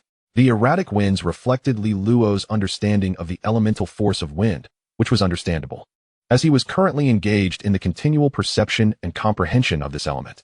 Yet, as Gu Yuna surveyed her surroundings, she was met with a fantastical spectacle, a myriad of buildings, some tilted and others suspended in midair, completely devoid of any sense of direction or orientation. The paths twisted and turned in ways that defied normality, distorting in accordance with the states of the structures, and morphing into corresponding styles based on the architectural designs. Take, for instance, the road beneath Gu Yuna's feet. Following her line of sight, she noticed that, despite the short distance, it twisted upward in several places and showcased 4 distinct architectural styles. The stretch of asphalt she stood upon appeared relatively normal, yet within a mere few dozen meters, it abruptly transitioned into a cobblestone path at one of the curves. This cobblestone segment was not extensive, only about 100 meters long, before giving way to an aged concrete road, followed by a pebble-strewn pathway, and subsequently a rural dirt road. The buildings flanking these roads echoed the styles of the paths themselves. Towering skyscrapers bordered the asphalt, while quaint eateries lined the cobblestone streets. The concrete road was flanked by a modest school and a small convenience store, the pebble path by houses with little courtyards, and the dirt road by golden rice fields. What was truly remarkable was that, despite the bizarre twists of the paths and the haphazard nature of the buildings, there was an inexplicable sense of harmony among them. Observing this surreal scene, Gu Yuna would have doubted her reality had she not known she was within Li Luo's mental ocean. With no time to ponder the peculiarities of Li Luo's consciousness, Gu Yuna's immediate priority was to locate his awareness. After a moment of contemplation, she proceeded in the direction from which the wind emanated. Fortunately, her instincts proved accurate. After traversing the winding path for a while and encountering several bewildering turns, Gu Yuna finally discovered the location of Li Luo's consciousness. The twists and turns she encountered were disorienting, not only varying in angle, but also in the nature of their curvature. If it were not for Li Luo's consciousness still being in a dormant state, Gu Yuna would have been tempted to suspend him and give him a thorough scolding merely for the act of searching for him within his spiritual sea. Observing Li Luo's consciousness, which was seated cross-legged on a patch of grass within that ethereal realm, Gu Yuna silently lamented his misfortune. She positioned herself directly opposite him, extending her hands to grasp his. Since actions are often dictated by the nature of consciousness, her sensitivity surpassed that of the physical body. The moment Gu Yuna clasped Li Luo's hands, a subtle response stirred within his previously tranquil mind. Noticing the shift in Li Luo's consciousness, Gu Yuna promptly proceeded to the next step, establishing a connection between her consciousness and his, aiming to awaken him from his slumber. Fortunately, as Li Luo was attuned to the wind element, characterized by its omnipresence, timelessness, and fluidity, his consciousness was imbued with an extraordinary expansiveness, allowing Gu Yuna to easily achieve this connection. However, she soon discerned an unsettling aspect. Li Luo's consciousness not only evoked a feeling of ethereal detachment, but also exhibited the wind element's pervasive infiltration. If this continued for too long, rather than awakening Li Luo, her consciousness might be assimilated instead, an outcome she certainly wished to avoid. Fortunately, Gu Yuna was no ordinary individual, and the process of assimilation was exceedingly slow. Severing the connection would suffice to halt it.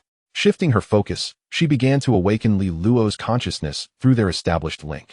To the outside world, nothing appeared amiss. However, as Gu Yuna called upon Li Luo, her voice echoed throughout his entire spiritual sea. Gradually, the scattered winds within that realm began to dissipate, indicating that her efforts were indeed effective. Chapter 83. Communication after awakening. Simultaneously, Li Luo, fully immersed in his analysis of the wind element, inexplicably recalled Gu Yuna's voice. Due to its faintness, he instinctively dismissed the call. Thankfully, Gu Yuna's efforts to awaken him were persistent. After an indeterminate amount of time, the exhaustion of his mental energy rendered him unable to ignore the resonant call emanating from deep within his heart, pulling him from his state of dissolution. Upon emerging from that formlessness, Li Luo immediately sensed something amiss. Opening his eyes, he was not greeted by the familiar sights of the rooftop, but rather a bizarre, dreamlike world. However, he had no time to ponder the nature of this realm. His gaze turned to Gu Yuna, who sat across from him. He felt an inexplicable strangeness about her presence, yet he could not articulate why. To his surprise, before he could voice his inquiries, Gu Yuna erupted in frustration. My dear younger brother Li Luo, how should I address you? Do you believe you have become a title Douluo? Or do you think your mental prowess has reached the spiritual abyss realm? Before Li Luo could voice his confusion, Gu Yuna, seated opposite him, remarked, You've certainly grown in capability. With a mere first-tier cultivation and your spiritual power not yet reaching the Lingyuan realm, you dare to engage in such reckless pursuits?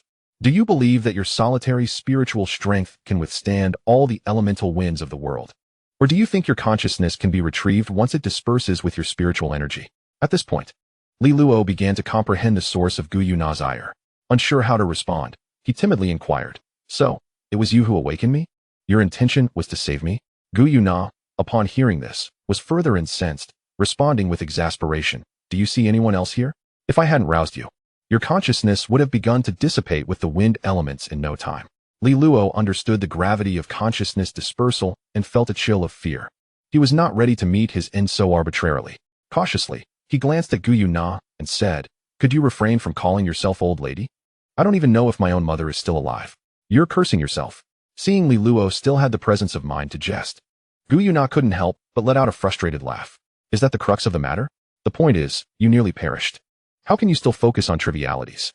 Well, I'm not dead now, he muttered under his breath, and then quickly added, Thank you, Sister Nar, for saving my life. I can only repay you in my next life by becoming your servant. Gu Yuna, uninterested in the notion of a next life, replied, Enough of this. I have no desire to engage further. If there is nothing else, I shall take my leave and settle accounts with you tomorrow. As Gu Yuna prepared to depart, Li Luo hastily reached out to grasp her arm, asking, Wait, could you tell me where this place is? If you leave, can you take me with you? Gu Yuna regarded him with a bemused gaze, contemplating that this was indeed his spiritual sea, yet he was questioning her about its nature. Was something amiss? However, she soon realized that since Li Luo had only just attained the Linghai realm, it was understandable he had never ventured into his spiritual sea before. Once she grasped the situation, Gu Yuna stated, This is your spiritual sea. As for how to exit, you should be asking yourself, not me. Without allowing Li Luo further opportunity to speak, she abruptly exited his spiritual sea, eager to vacate the premises. Understanding he was indeed in the spiritual sea, Li Luo found it straightforward to devise a target for departure within his mind, allowing his consciousness to reclaim control over his body. Upon opening his eyes, he was startled to find a pair of eyes mere inches from his own. Reacting instinctively, he recoiled, only to collide headfirst against the wall with a resounding thud. Gu Yuna swiftly covered Li Luo's mouth with her hand, momentarily stifling the sound with her soul power before speaking. Be cautious, it is the dead of night. And you wouldn't want to disturb anyone, would you? Li Luo nodded slightly and replied, Dead of night, you say? I had lost track of time and was concerned it might have been ages. However, it seems. Before he could finish his thought, Gu Yuna interjected, Somewhat exasperated, your worries are not unfounded. It indeed is the dead of night, but it is already 5 days later. The typhoon's impact is nearly over, and barring any unforeseen circumstances, classes should resume in the next couple of days. Upon realizing that 5 days had passed, Li Luo instinctively responded, It has already been 5 days? It's quite miraculous that I haven't perished from thirst or hunger. Gu Yuna shot him a disapproving glance and said, Although your consciousness fell into dormancy, your body, when unable to endure, naturally absorbs energy from the surroundings for sustenance. If all goes well, you should now be at the 20th level. After sensing the state of his soul power, Li Luo gently nodded and remarked with a smile, Indeed. Not only has my soul power reached the 20th level, but my mental acuity has also improved significantly. It appears I have gained fortune from misfortune. However, it wasn't long before Li Luo seemed to recall something and quickly asked, With our prolonged absence, do you think the teacher has noticed? Seeing that Li Luo was still preoccupied with this concern, Gu Yuna retorted, I truly do not know what to say to you. Our absence has certainly been noted long ago, but rest assured, I have informed the teacher that you were engrossed in your training and were unable to respond to communications. Now, hurry back to rest. If all goes as expected, the typhoon's effects will lessen tomorrow, and we can visit the spirit tower to procure your soul spirit. If you find it difficult to sleep, you can ponder over what type of second soul spirit you desire. With that, Gu Yuna wasted no time and, in a flash of silver light, vanished from the spot, reappearing on the rooftop. After a few more instances of this, she returned to her dormitory.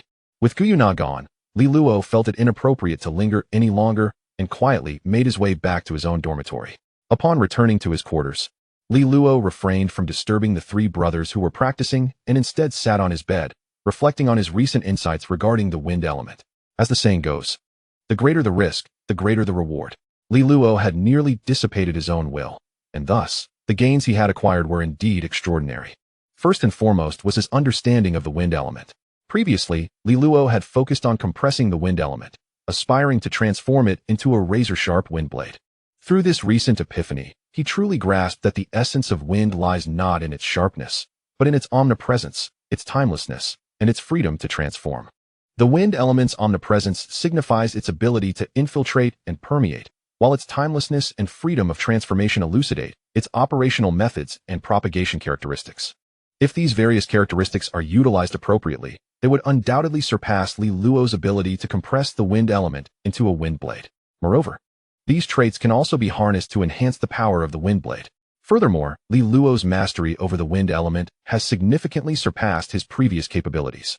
Now, he can effortlessly control all the unclaimed wind elements within his perceptive range the moment his awareness unfolds. This implies that within Li Luo's perceptive domain, unless another's mental prowess vastly exceeds his own, they are utterly incapable of manipulating the unclaimed wind elements of nature. It is noteworthy that although Li Luo nearly perished during his enlightenment, he fortuitously advanced his mental strength to the realm of the spiritual sea. Though he has only just broken through, it is unlikely that any student in the Eastern Sea Academy, except for Gu Yuna, possesses greater mental prowess than Li Luo. Preventing others from utilizing the wind element is merely a minor feat. The crux lies in Li Luo's ability to command these wind elements to launch attacks against those within his perceptive range. Furthermore, whether for interference or assault, the potency of his control will escalate alongside Li Luo's own advancement, akin to possessing an evolving domain of wind elements that matures with him. This is merely in the absence of unleashing his first soul skill, should he activate it to augment himself. The mental energy required for others to disrupt his control over the wind elements would increase significantly. Should Li Luo truly employ his first soul skill, it would not only be the students of the academy who would struggle against him. Even some of the instructors might find themselves outmatched.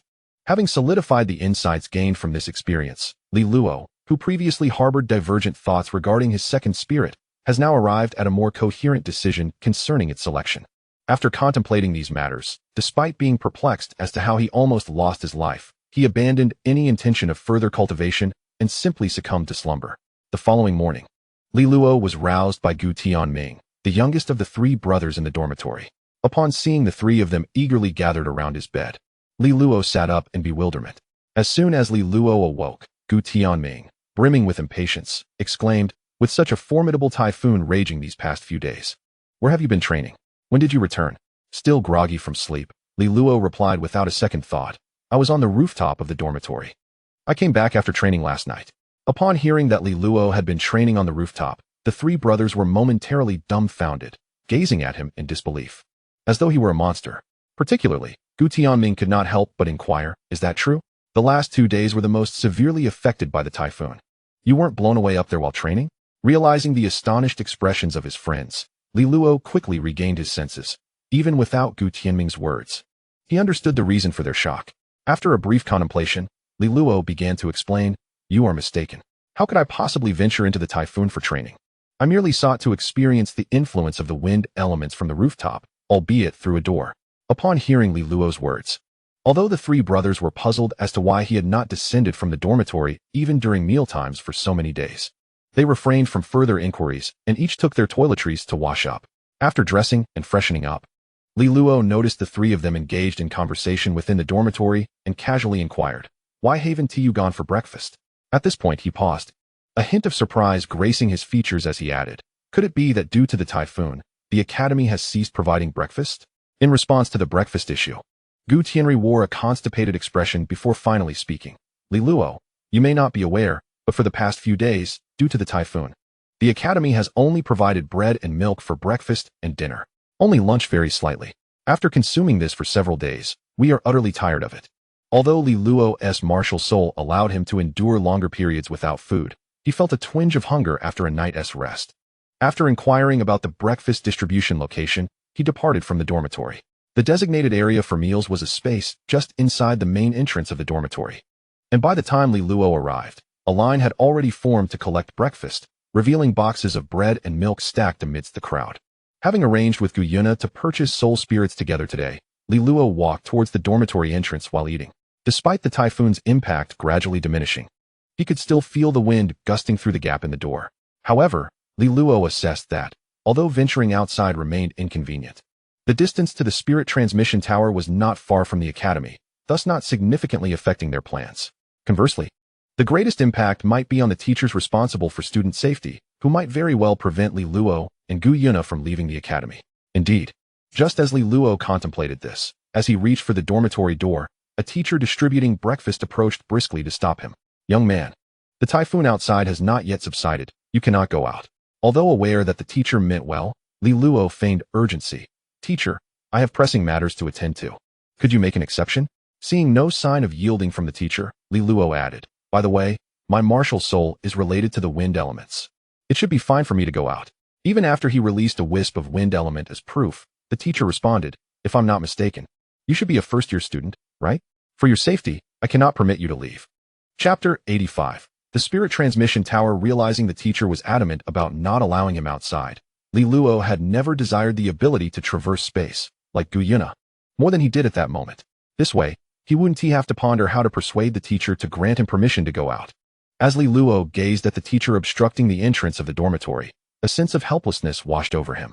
If only he possessed the ability to traverse dimensions, he would have long sought refuge in an unoccupied place, thus sparing himself the current predicament. Just as he contemplated whether to contact his homeroom teacher, his communicator rang.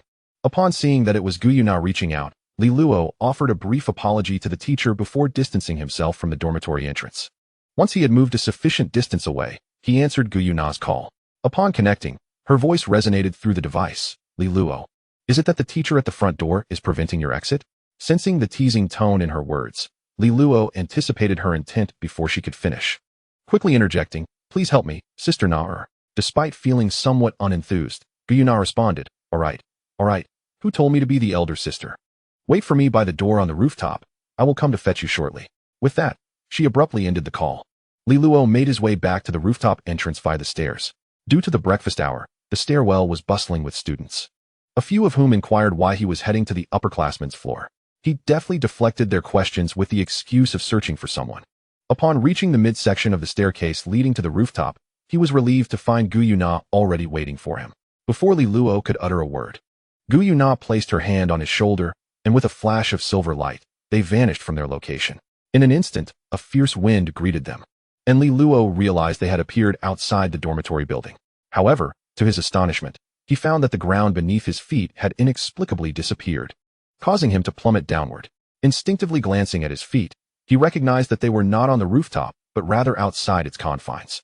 Quickly, he summoned the power of the wind element to halt their descent, turning to Gu Yuna as he spoke. I say, Gu Yuna, your control over the elements cannot be this poor, can it? How did we end up? Mid-sentence, he noticed the mischievous smile on her face. Realizing she had done this intentionally, as he moderated their fall, he chided, I haven't provoked you, have I? Why this sudden turn of events? Upon hearing his words, Gu Yuna's smile faded, replaced by a serious expression as she replied, Li Luo, perhaps you should reflect on this matter. Here is a hint. Last night. Understanding the implication, Li Luo no longer fixated on the incident and shifted the topic, saying, all right. Weren't we supposed to go purchase a soul spirit? Let us hurry. With this weather, who knows if the spirit tower is open? Noting his change of subject, Gu Yuna retorted, given my magnanimity, I won't hold it against you. However, since I'm assisting you in acquiring a soul spirit, the journey to the spirit tower will be rather arduous for you. Since he had only briefly grasped the insights previously, This journey would provide an excellent opportunity for practice. Without hesitation, Luo activated his domain, enveloping both of them within its protective embrace. Due to the circumstances of the domain, despite the tempest and the accumulation of water on the ground, neither Luo nor Guyuna was affected in the slightest, to prevent any mishaps among the academy's students. In addition to the vigilant teachers stationed at the dormitory entrance, the school also dispatched several instructors to intermittently patrol the academy alongside some advanced students. In order to evade detection by these patrolling teachers and students, Guyuna utilized her spatial traversal abilities a few more times, allowing them to finally slip through the academy's walls and emerge outside. Fortunately, the transmission spirit tower was not too far from the EC Academy, and with Luo expending minimal soul and mental energy, the pair eventually arrived at the entrance of the tower. Thanks to the soul-guiding array atop the tower, all winds and rains were kept at bay. Once they stepped into the array's confines, Luo retracted his domain. Although the transmission spirit tower remained open despite the typhoon, the interior was notably sparse of visitors. Peering inside from the entrance, Luo noticed only a few staff members clad in the tower's uniforms, seemingly devoid of any clientele. Upon entering the first floor of the transmission spirit tower, Luo found it far more splendid than the branch in Aolai City. The ground was adorned with dark golden stone, embellished with dazzling natural patterns, while massive stone columns supported a soaring dome reaching several dozen meters high.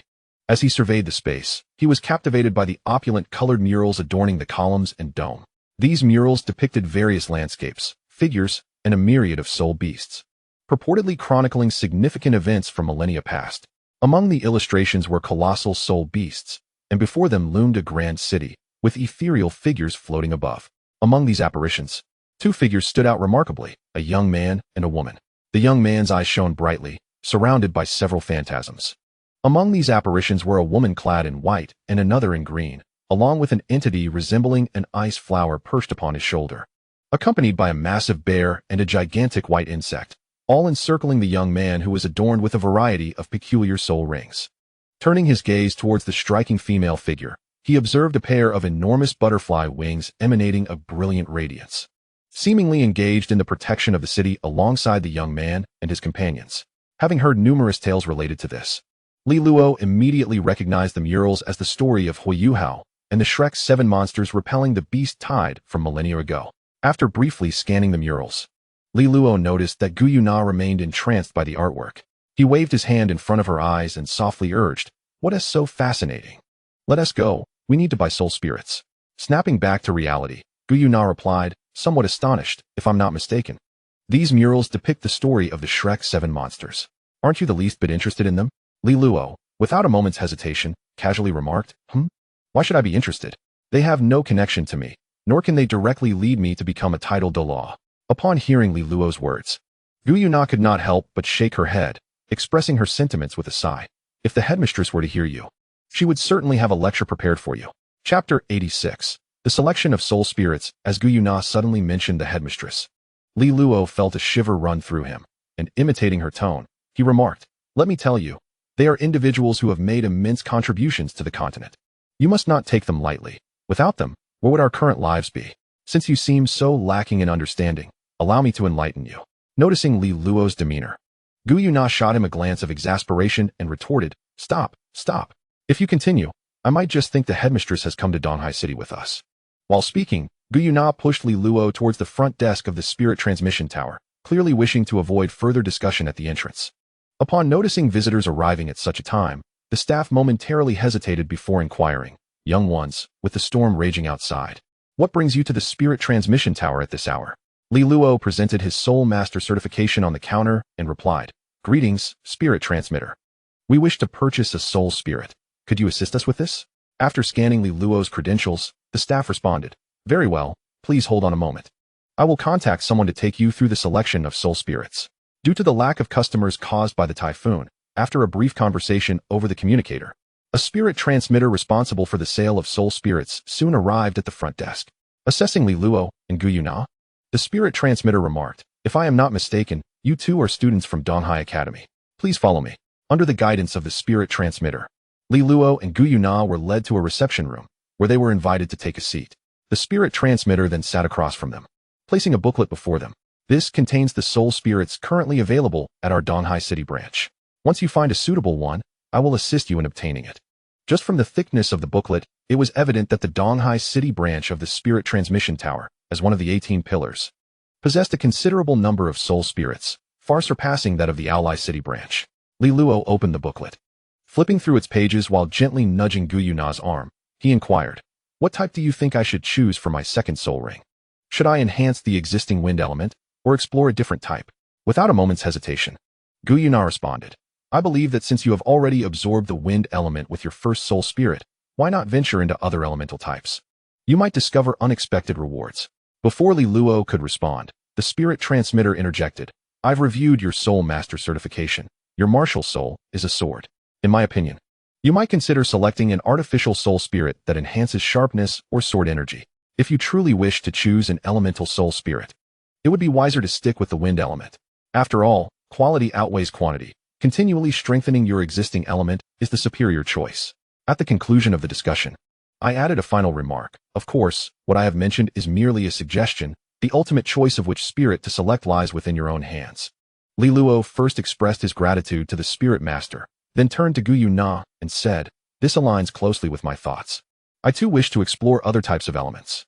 Let us search together, ideally for a water element." Li Luo's decision was made with careful consideration. While the adage quality over quantity holds true, given Li Luo's current circumstances, he deemed it more beneficial to attempt acquiring a different elemental spirit rather than continue seeking minor enhancements through wind elemental spirits. As for the sword-type artificial spirits, their abilities primarily consist of skills that could be executed without reliance on a spirit, thus Li Luo had no inclination to select such a type. Consequently, the viable option was to seek a spirit that could imbue his longsword with a different elemental type. The choice of water element stemmed from Li Luo's inability to fully master it. However, due to the persistent rain, he had gained some insights into the water element while previously comprehending the wind element. Although he could not create a domain as with the wind element, he had managed to exert a slight control over the water element without the aid of his martial spirit, making this the most prudent choice. With a target in mind, the next steps became more straightforward. Li Luo and Gu Yuna leaned together to peruse the catalog.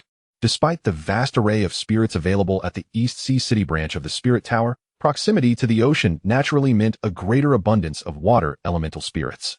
As they scanned the catalog filled with numerous water elemental spirits, they bypassed the myriad of decade-long spirits and the scarce millennium spirits, focusing instead on the century spirits. Since their objective was solely water elemental spirits, the distinction of age or spirit strength held no significance for Li Luo. They deliberated briefly before examining the prices of these spirits. The primary concern was, of course, their financial constraints. With just over 1 million in their possession, they had no room to consider age or strength in their selection. The actions of Li Luo and Gu Yuna left the spirit master astounded. He had never anticipated the existence of such peculiar individuals in this realm. However, as it was his duty, he refrained from further comment. After a considerable period of searching, Li Luo and Gu Yuna finally discovered a suitable spirit. Although its strength was not particularly formidable, it boasted an impressive age of over 600 years. Most importantly, its price was a mere 1 million, an unusually low figure for a spirit of such age. This affordability stemmed from its exceptional control over water elements. Yet it lacked distinction in other aspects of its abilities. Having settled on the spirit to purchase, Li Luo presented the catalog before the spirit master and stated, "Hello. We wish to proceed with the purchase of this one. Please assist us with the transaction." Observing the spirit Li Luo had indicated, the spirit master, taken aback, inquired, "Are you certain you want this one? This soul spirit is unremarkable in every aspect. It has been at our branch for many years, and no one has ever expressed an interest in purchasing it. You must consider this carefully. A soul spirit is not like other commodities. Once chosen, it cannot be altered, and there is no opportunity for regret. I will ask you once more, are you truly certain? For others, there may indeed be better options. However, for Li Luo, the most significant consideration is the price." Chapter 87. Fusion completed. Those who are familiar with their own matters understand their circumstances. Without a moment's hesitation, Li Luo responded, "Thank you for your reminder. If possible, we would prefer to select a superior soul spirit. Regrettably, our financial means are limited. This is already the best option available to me." Seeing that the other party seemed inclined to say more, Li Luo feigned sorrow and stated, "We shall choose this soul spirit. You may not be aware, but we are both orphans, and the money we have to purchase this soul spirit is the result of our arduous savings. If we were to choose another, we would simply not be able to afford it. Having reached this point in the conversation, the Soul Master, familiar with such individuals, recognized that further persuasion would be futile. Thus, he replied, "Very well, I will prepare the invoice for you. Take it to the front desk to settle the payment. And then you can accompany me to collect your chosen soul spirit." As the Soul Master spoke, he deftly retrieved an invoice from the spatial soul guide device. Filling in the spirit's designation and the amount due before handing the completed document to Douluo. Upon glancing at the invoice, which indeed indicated a sum of 1 million, Douluo took it and stood to proceed to the front desk for payment. However, just as he was nearing the doorway, he suddenly recalled an important matter and returned. The Soul Master looked at Douluo, who had unexpectedly turned back, with a puzzled expression, exclaiming, "What brings you back? Is there an issue with the invoice? Or do you wish to select a different soul spirit?" Douluo gently shook his head and replied, "The invoice is fine.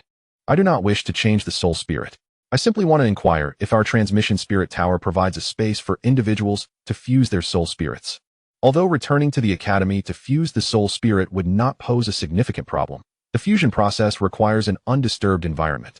Currently, the only available space at the academy is the rooftop.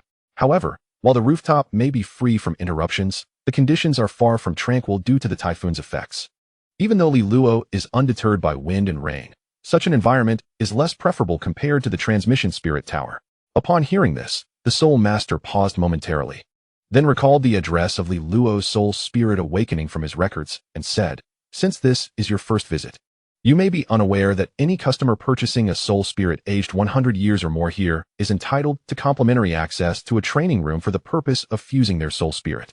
Having confirmed that the transmission spirit tower offers complimentary use of the training room, Douluo proceeded to pay the required fee and returned to the reception area to present the receipt to the Soul Master.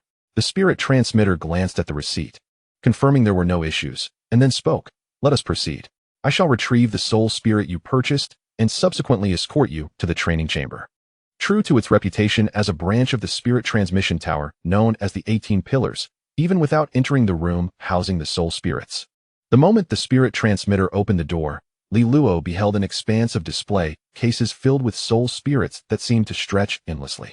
Having worked as a spirit transmitter for countless years, it took but a few minutes for him to emerge from the room, holding a soul spirit orb. As Douluo gazed at the orb, he observed a fish species he had never encountered before, gracefully swimming within. As it moved, it stirred delicate azure ripples in the void surrounding it. After closing the door to the soul spirit repository, the spirit transmitter handed the orb to Douluo while stating, "This is the soul spirit you sought. Now, let us proceed to the training chamber." Under the guidance of the spirit transmitter, the trio ascended to a new floor via the elevator. This level differed from the previous ones, featuring only a series of corridors lined with identical doors. Coming to a halt before one of the doors, the spirit transmitter produced a card and swiped it across the door, which then swung open. Peering inside, Douluo noticed an array of intricate runes etched within, and at the convergence of these runes lay a cushion. As Douluo examined the runes within the chamber, the spirit transmitter remarked, "This is the primary training chamber. The formations created by these runes, once activated, simulate an immersive training environment, though it pales in comparison to a genuine simulated setting." Shaking his head, he added, "Why am I even explaining this? Quickly, go inside and fuse with the soul spirit. We shall wait for you in the lounge." Though somewhat intrigued by the formation, Douluo recognized that the immediate priority was to fuse with the soul spirit. He nodded slightly, clutching the orb as he entered the training chamber. Once the door closed behind him, Douluo noticed that, if nothing else, the room excelled in soundproofing. It could be said that one could hear a pin drop. Situated in the center of the chamber, he felt the formation within activate autonomously. Soon after, he sensed a shift in the energy concentration of the room. However, while the energy fluctuations benefited other sword-type martial souls, this environment presented little advantage for Douluo. Nevertheless, it mattered not, as his purpose was not to train in this setting. He first meditated to adjust his state, and then began the process of fusing with the soul spirit. Douluo's conjecture proved accurate. Akin to his experience with the first soul spirit, once the soul ring manifested, the soul spirit was promptly absorbed by his martial soul, the long sword. Due to the fact that this soul spirit was several centuries older than the first, Douluo distinctly felt a marked enhancement in both his soul power and mental strength. Although he had not tested his mental strength, thus lacking precise data on its increase, the boost in soul power was indeed surprising, elevating him directly to level 22, rather than the expected level 21. In addition to the enhancement of soul power and mental strength, It is expected that the soul skill of the second soul ring is similar to that of the first, with the sole distinction being that the first soul ring amplifies the wind element, while the second one amplifies the water element, which Li Luo desired. After confirming that there were no issues, Li Luo rose and approached the door of the training room, swinging it open to reveal a spirit communicator with a look of astonishment on their face. Li Luo, puzzled by their reaction, glanced down at his unaltered clothing and murmured, "It seems there is nothing amiss. Could it be that I have a blemish on my face?" The spirit communicator, possessing considerable prowess, naturally overheard Li Luo's mutterings and explained, "This young lady, Gu Yuna, mentioned that you need not go to the rest area, as you will be emerging shortly." I initially thought she was jesting, yet it appears to be true. At this juncture, the spirit communicator's tone shifted, and they inquired with curiosity, "Are you certain that you have completed the fusion with your soul spirit? Or is she merely playing a prank on me?" Li Luo, of course, could not disclose the characteristics of his martial soul, and replied, "It might be due to the high compatibility of this soul spirit with my martial soul. You may not be aware, but the moment I laid eyes on the soul spirit, I felt an overwhelming sense of familiarity." These words were a fabrication on Li Luo's part. However, the spirit communicator found this to be quite reasonable and remarked, "If that is the case, it makes sense. Since you have completed the fusion with the soul spirit, allow me to escort you both out." As Li Luo's fusion with the soul spirit was swifter than during his initial attempt, he and Gu Yuna returned to the academy before noon. The two engaged in casual conversation on the rooftop for a while before heading back to their respective dormitories. Although the typhoon had arrived unexpectedly and lingered for a considerable duration, all things must eventually pass. By the seventh day, the typhoon's impact on Donghai City had entirely dissipated. With the abatement of the typhoon, various industries in Donghai City began to revive, and Donghai Academy returned to normalcy, which also indicated that the promotion competition would soon recommence. Following the typhoon, the air in Donghai City appeared particularly refreshing, imbued with a slight moisture, as sunlight bathed the earth, and occasionally, a rainbow could even be glimpsed on the horizon. On the very first day of resumed classes at noon, Xie rushed into Class 2's classroom, directly seeking out Li Luo and Gu Yuna, and without preamble, inquired, "You two were once classmates with Tang Wulin. Do you know where he is now?" Observing Xie's agitated demeanor, akin to ants on a hot pan, Li Luo responded with a bemused tone, "If my memory serves me right, Tang Wulin should be in the same dormitory as you. Why are you asking us about his whereabouts now?" Xie was evidently dissatisfied with Li Luo's response. Leaning against Li Luo's desk with an impatient expression, he retorted, "Today is the match between our Class 5 and your Class 2. Are you reluctant to inform me? Fearing that you might lose to us? Just you?" Gu Yuna cast a disdainful glance at Xie and remarked, "I wonder if you are unwell. What does Tang Wulin's disappearance have to do with us? Instead of questioning us here, you might as well seek out your dear teacher Wu. Perhaps he can assist you in the search." Upon hearing Gu Yuna mention Wu Changkong, Xie's eyes brightened, and without a moment's hesitation, he dashed out of Class 2, evidently in search of their beloved teacher Wu. Observing Xie's departing figure, Li Luo murmured softly, "Is this what they call fate or fortune? Just in time for the upcoming competition, could it be that Tang Wulin's appearance is also coinciding with the imminent class advancement?" Noticing Li Luo lost in thought, Gu Yuna gently patted his shoulder and inquired, "What are you muttering about? I could have sworn I heard Tang Wulin's name. Do you happen to know where he is?" Li Luo felt a sudden tightness in his chest and quickly replied, "How could I possibly know where Tang Wulin is gone? Wouldn't he share that with me?" Gu Yuna stared at him with a peculiar expression, and after a prolonged moment, she asked, "If you don't know, then why the fuss? Let us not dwell on Tang Wulin. He can do as he pleases. Shall we go for a meal?" With that, Gu Yuna wasted no time in pulling Li Luo from his seat and leading him out of the classroom. Given that Li Luo and Gu Yuna's strength far surpassed that of their classmates, Cui Shuyan had enlisted their assistance a month prior to supervise and guide the students during practice battles.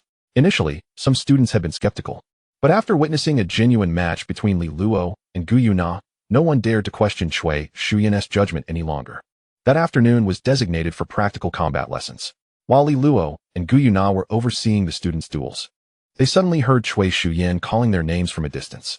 They instructed the two battling teams to pause momentarily and turn to face Cui Shuyan. Upon noticing Xie and Wu Changkong beside her, Li Luo and Gu Yuna exchanged knowing glances, both speculating that the matter at hand was likely concerning Tang Wulin. As they had anticipated, before Li Luo and Gu Yuna could fully compose themselves, Wu Changkong coldly stated, "I am aware that you two have some discord with Tang Wulin. However, you were once classmates." He was interrupted mid-sentence by Gu Yuna. who cheerfully interjected, Teacher Wu, one mustn't speak carelessly. When have we ever had a conflict with Tang Wuling? Xie, unable to contain his frustration, retorted. How could there be no conflict? As classmates, every time Wuling seeks you out, you both act completely indifferent. Do you truly believe there is no issue between you? Gu Yuna shot a glance at Xie and replied curtly, Are you out of your mind? Yes, we are classmates, but Tang Wuling is not some currency. Is it necessary for everyone to fawn over him? Xie, pointing a finger at Gu Yuna, stammered, You. Struggling to find a counter to her words. Wu Changkong patted Xie on the shoulder, urging him to calm down, and then coldly regarded Gu Yuna, stating, Let us set aside whether or not there is any discord between you. Are you aware of where Tang Wuling's Master's studio is located? Preventing Gu Yuna from continuing her discourse, Li Luo smiled and shook his head, saying, Teacher Wu, as Xie mentioned earlier, we have consistently disregarded Tang Wuling. How could we possibly know the whereabouts of his master's studio? At this juncture, Li Luo feigned contemplation before continuing. If Teacher Wu truly desires this information, rather than inquiring of us two uninformed individuals, it would be far more prudent to consult the Forge Master Association. Wu Changkong had certainly contemplated this approach. His reason for seeking out Li Luo and Gu Yuna was precisely because he had already inquired at the Forge Master Association, where they had outright refused to disclose any information regarding registered Forge Masters. For the sake of uncovering details about Tang Wuling, Wu Changkong suppressed the urge to act and coldly stated, Let us set aside the matter of the studio. Do you know the name of Tang Wuling's master? Li Luo nodded slightly and replied, I recall hearing him mention it in conversation with his classmates. If memory serves, the name should be Mang Tian. Observing Wu Changkong without hesitation turned to leave with Xie, Li Luo understood without a doubt what their intentions were. Simultaneously, he held no doubt that, armed with this name, they would effortlessly ascertain the address of Mang Tian's studio. After all, Wu Changkong was a member of the Tang sect, and Mang Tian's studio was indeed open to the public. It was inconceivable that knowing the name would prevent them from locating the studio. The reason Li Luo chose to divulge this name to Wu Changkong, even while Gu Yuna was pinching him, was that he deemed it unnecessary to offend the other party at this juncture. Setting aside other considerations, Wu Changkong was the homeroom teacher of Class 0. Who could predict how Li Luo and Gu Yuna might be treated should they end up in that class? Chapter 89. The battle commences after sending Xie back to his class. Wu Changkong departed the playground alone, evidently in search of Tang Wuling. As Li Luo had surmised, before the afternoon classes had even reached their midpoint, Wu Changkong returned to the academy with Tang Wuling. Rather than arriving as Li Luo had recalled, just before the promotion matches were set to commence, the time swiftly arrived for the promotion matches. Due to Class 5's consecutive victories over Classes 4 and 3, coupled with Wu Changkong's earlier display of prowess at the academy's entrance, the audience for the promotion match between Class 2 and Class 5 far exceeded that of the previous two contests. It could be said that nearly all the faculty and students of the intermediate department had gathered to witness the event. Were it not for the simultaneous promotion matches occurring in the advanced department, it was likely that many students from that level would have attended as well. Given Wu Changkong's current popularity, as he gazed upon the members of Class 5 and Class 2 standing at either side of the competition platform, Long Hongxiu found his emotions in a state of turmoil. He was simultaneously concerned about Class 5 continuing their winning streak, while also wishing for them to maintain their momentum. His anxiety over their ongoing success stemmed from the fear of accusations that he had been unfair in class assignments, which could lead to questions regarding his competence and adversely affect his future career. Conversely, his hope for Class 5's continued victories was largely attributed to Wu Changkong himself. On the day when Wu Changkong demonstrated his formidable prowess, it was indeed a significant boon for the entire EC Academy to have such a powerhouse in their midst.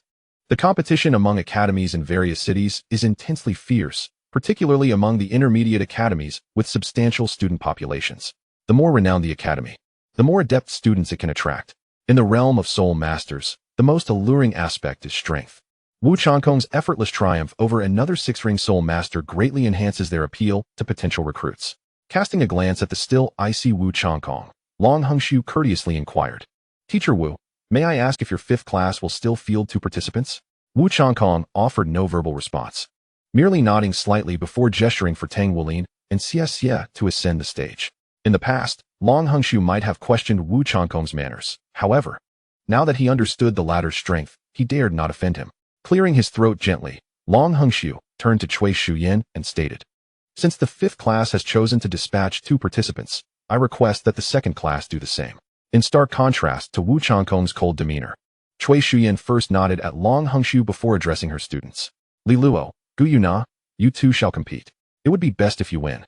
But even if you do not, I shall not hold it against you. Glancing at Tang Wulin and Xie Xie, who stood proudly on the stage. Gu Yuna nodded slightly and assured, rest assured, teacher, we will not be outmatched by them. With Gu Yuna expressing such confidence, Li Luo naturally refrained from uttering any phrases about merely trying their best, affirming with a nod that they would indeed not be defeated. Once Gu Yuna and Li Luo took their positions, Long Hongshu announced, due to the typhoon, the promotion matches have been postponed. Today marks the third round of the promotion matches, featuring first-year Class 5 against first-year Class 2. Competitors, please prepare yourselves. As Long Hongshu's words echoed, a stark contrast was evident between the two teams on the stage. Tang Wulin and Xie Xie appeared poised for battle, while Li Luo and Gu Yuna maintained a serene demeanor. Although uncertain why Li Luo and Gu Yuna seemed indifferent to the outcome, Long Hongshu felt compelled to remind them, the promotion matches pertain to the honor of your respective classes. I hope everyone takes this seriously. Should you lose due to carelessness, do not harbor regrets. With Long Hongshu's admonition, Li Luo and Gu Yuna exchanged glances and subsequently adopted a more serious posture. Observing that both sides were prepared, Long Hongshu raised his right arm high before bringing it down forcefully, exclaiming, begin. With that command, the promotion match between first-year Class 5 and Class 2 officially commenced, and the four contestants on the stage simultaneously unleashed their martial souls and soul rings. Even before the match truly began, gasps of astonishment arose from the audience below. This reaction was prompted by Gu Yuna, Li Luo, and Xie Xie's soul rings. Clearly, no one had anticipated that, before first-year Class 1 had even made an appearance. 3 soul masters with 2 rings each would already be present on the promotion match stage. Even the usually composed Wu Changkong furrowed his brow slightly, as he found it incomprehensible that with only 7th level innate soul power, Li Luo and Gu Yuna could achieve the same 2-ring level as Xie Xie, who had undergone his rigorous training. Similarly, upon witnessing the soul rings of Li Luo and Gu Yuna, Tang Wulin and Xie Xie paused momentarily, clearly astonished by the rapid advancement of the duo. After exchanging a quick glance, Tang Wulin charged towards Gu Yuna while whispering, let us proceed as planned. The plan was straightforward. He would use blue silver grass to restrain Gu Yuna, while the swift Xie Xie would entangle Li Luo and seek an opportunity for a decisive strike against Gu Yuna. Although the strategy was sound, Li Luo and Gu Yuna had no intention of complying with their expectations. Suddenly, a silver glow enveloped Gu Yuna as she appeared at the edge of the arena. Just as the onlookers were left perplexed, Gu Yuna cheerfully exclaimed, Li Luo, I leave those two to you. Do not falter. Witnessing Gu Yuna's demeanor, Tang Wulin and Xie Xie were visibly incensed, clearly displeased with Gu Yuna and Li Luo's apparent disregard for them. To their further annoyance, Li Luo nodded nonchalantly in response. Despite Gu Yuna's claim of remaining passive, Tang Wulin and Xie Xie remained cautious, carefully observing her while approaching the sword-wielding Li Luo. As they closed the distance, Tang Wulin unleashed his blue-silver grass towards Li Luo, attempting to restrict his mobility. However, to his astonishment, Li Luo did not even draw his sword. Instead, a flash of azure light swept through, reducing Tang Wulin's controlling blue-silver grass to mere fragments that dissipated into the air. As Tang Wulin grappled with confusion, Wu Changkong below the stage was momentarily stunned, intently gazing at Li Luo, clearly eager to ascertain whether he had misinterpreted something. Yet the reality proved he had not erred, for just as Tang Wulin sought to regain control over Li Luo, the scattered blue-silver grass was once again eradicated by the azure radiance before it could even approach him. Chapter 90. Victory a Domain. How is that possible? As a graduate of Shrek Academy, with a master who was a formidable title de law, Wu Changkong was certainly capable of recognizing what a domain was. However, he never anticipated encountering someone with a domain in a place like EC Academy, especially not in a student who had only recently enrolled. Aside from the sheer surprise at witnessing someone possessing a domain, Wu Changkong was utterly perplexed regarding the origin of Li Luo's domain. Generally, there are several ways a domain can manifest. Either the martial soul inherently possesses a domain, or a soul ring skill is a domain ability, or a soul master comprehends a domain independently, or it is bestowed through divine trials. Wu Changkong had reviewed Li Luo's records. His martial soul was an unremarkable longsword, and his innate soul power was merely at the 7th level. In the eyes of an ordinary person, this data might be deemed commendable. However, to him, it merely signifies potential, far from being classified as genius. He could not fathom the specific domain of Li Luo. initially considering the most likely scenario to be a martial soul endowed with an inherent territory. Any martial soul possessing such a domain would undoubtedly exhibit exceptional quality, and it is inconceivable for one to possess merely a 7th-level innate soul power. Furthermore, the most rudimentary method of obtaining divine recognition appears utterly impossible, according to the information gleaned by Wu Changkong during his time at Shrek Academy. Since the ascension of the spirit ice Douluo Yuhao and the dragon butterfly Douluo Tang Wudong a millennium ago, no entities associated with the divine have emerged on Douluo Star. As for the remaining possibilities, self-comprehension and soul ring skills, the former necessitates an extraordinary level of understanding, and Wu Changkong does not believe Li Luo possesses such prowess. The latter requires not only high-level soul rings, but also a unique affinity with the martial soul. While Wu Changkong grappled with existential uncertainties, Tang Wulin, realizing that his control skills were entirely ineffective, ceased to expend his soul power. Instead, he retrieved his forging hammer from his storage soul guide. Although he had not engaged in actual combat, he felt a significant surge in power after breaking the first seal within him. With the hammer in hand, he brimmed with confidence. Xie seized the opportunity. Approaching Li Luo, Tang Wulin first bellowed at Xie before launching a series of relentless attacks with his hammer, the two mighty hammers slicing through the air with vigor.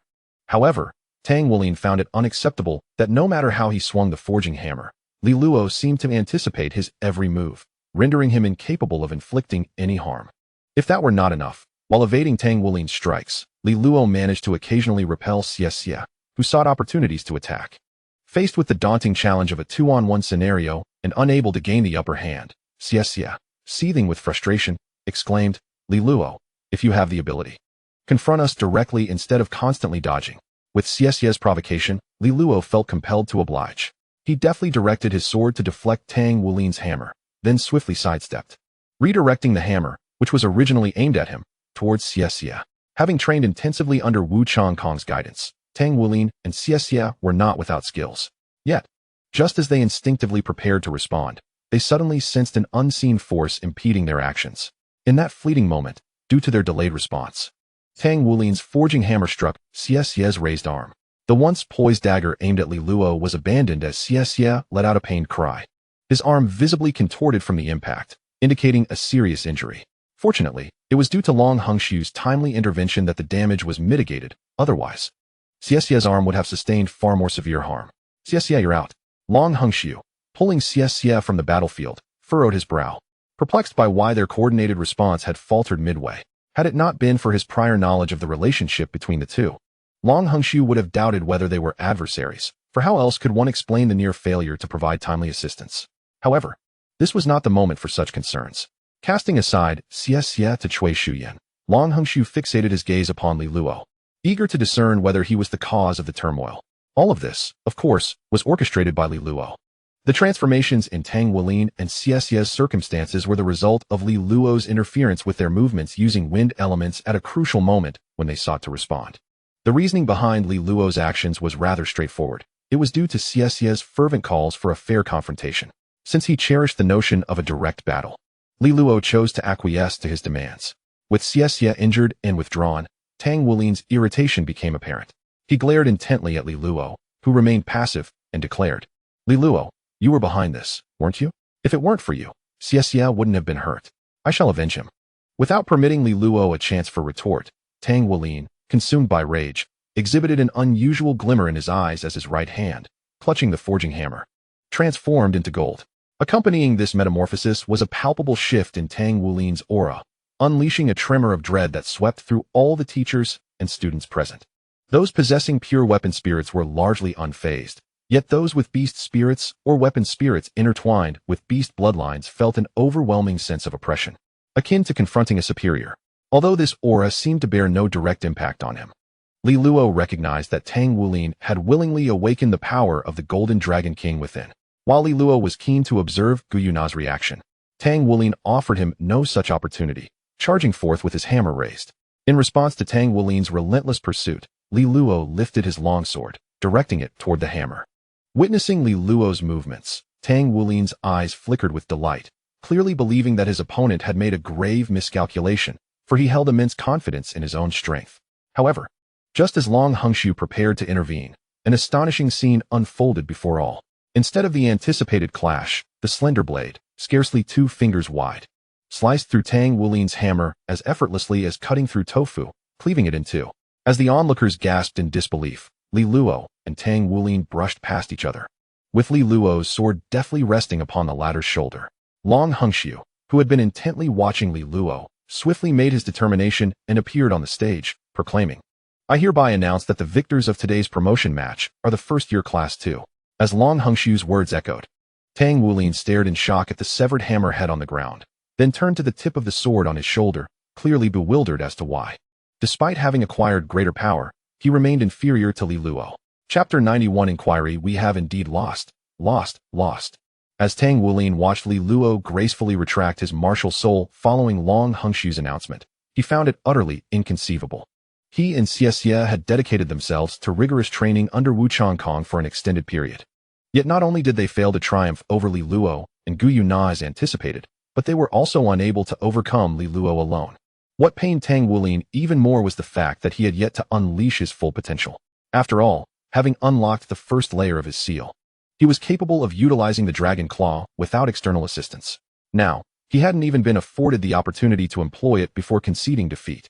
Of course, if there was one thing that truly tormented Tang Wulin's heart, it was the forging hammer that Li Luo had severed in two. A hammer that could withstand even Xie's martial soul had proven so vulnerable against Li Luo's sword. To the casual observer, it might merely appear as an ordinary hammer. Yet as its creator and overseer, Tang Wulin understood the immense value and power his hammer possessed. To see it destroyed in a single battle was a source of profound anguish for him. Xie, who was currently receiving treatment from Cui Shuyan, shared similar sentiments. Upon witnessing the transformation of Tang Wulin's right hand, he had anticipated a display of immense prowess leading to victory. Instead, he was shocked by the rapid defeat. Moreover, much like Tang Wulin, he had reached the second ring and had intended to use the second soul ring's ability as a trump card, only to find himself humiliated without even deploying it. Cui Shuyan paused her treatment and addressed Wu Changkong, who was inspecting Xie's condition. Her tone gentle as she inquired, "Teacher Wu, I hope you are satisfied with this outcome?" Wu Changkong, fully aware of her implications, assisted Xie to his feet while responding coldly, "I accept the outcome. I shall never again suggest that Li Luo and Gu Yuna be transferred to our class." In truth, Wu Changkong had realized his aspirations were likely unattainable the moment he witnessed Li Luo employ his domain ability thrice. Such a domain was something even many titled Douluos lacked, and those who possessed it were invariably among the elite of their rank, underscoring its formidable nature. Given the current capabilities of Tang Wulin and Xie, their only hope of defeating the domain-wielding Li Luo would be through his considerable leniency. Meanwhile, Li Luo, having achieved victory, felt a sense of relief wash over him. Despite his previously relaxed demeanor, he had been apprehensive about the consciousness left within Tang Wulin by Tang San. Since this consciousness had not manifested during the match, Li Luo chose not to dwell on the matter any longer. After expressing his gratitude to Long Hengxiu, he turned to approach Gu Yuna. Clapping her hands, Gu Yuna beamed at him. "Li Luo, you truly are remarkable. To defeat 2 opponents single-handedly is impressive. For the upcoming promotion match against Class 1, would you be willing to take on the challenge alone?"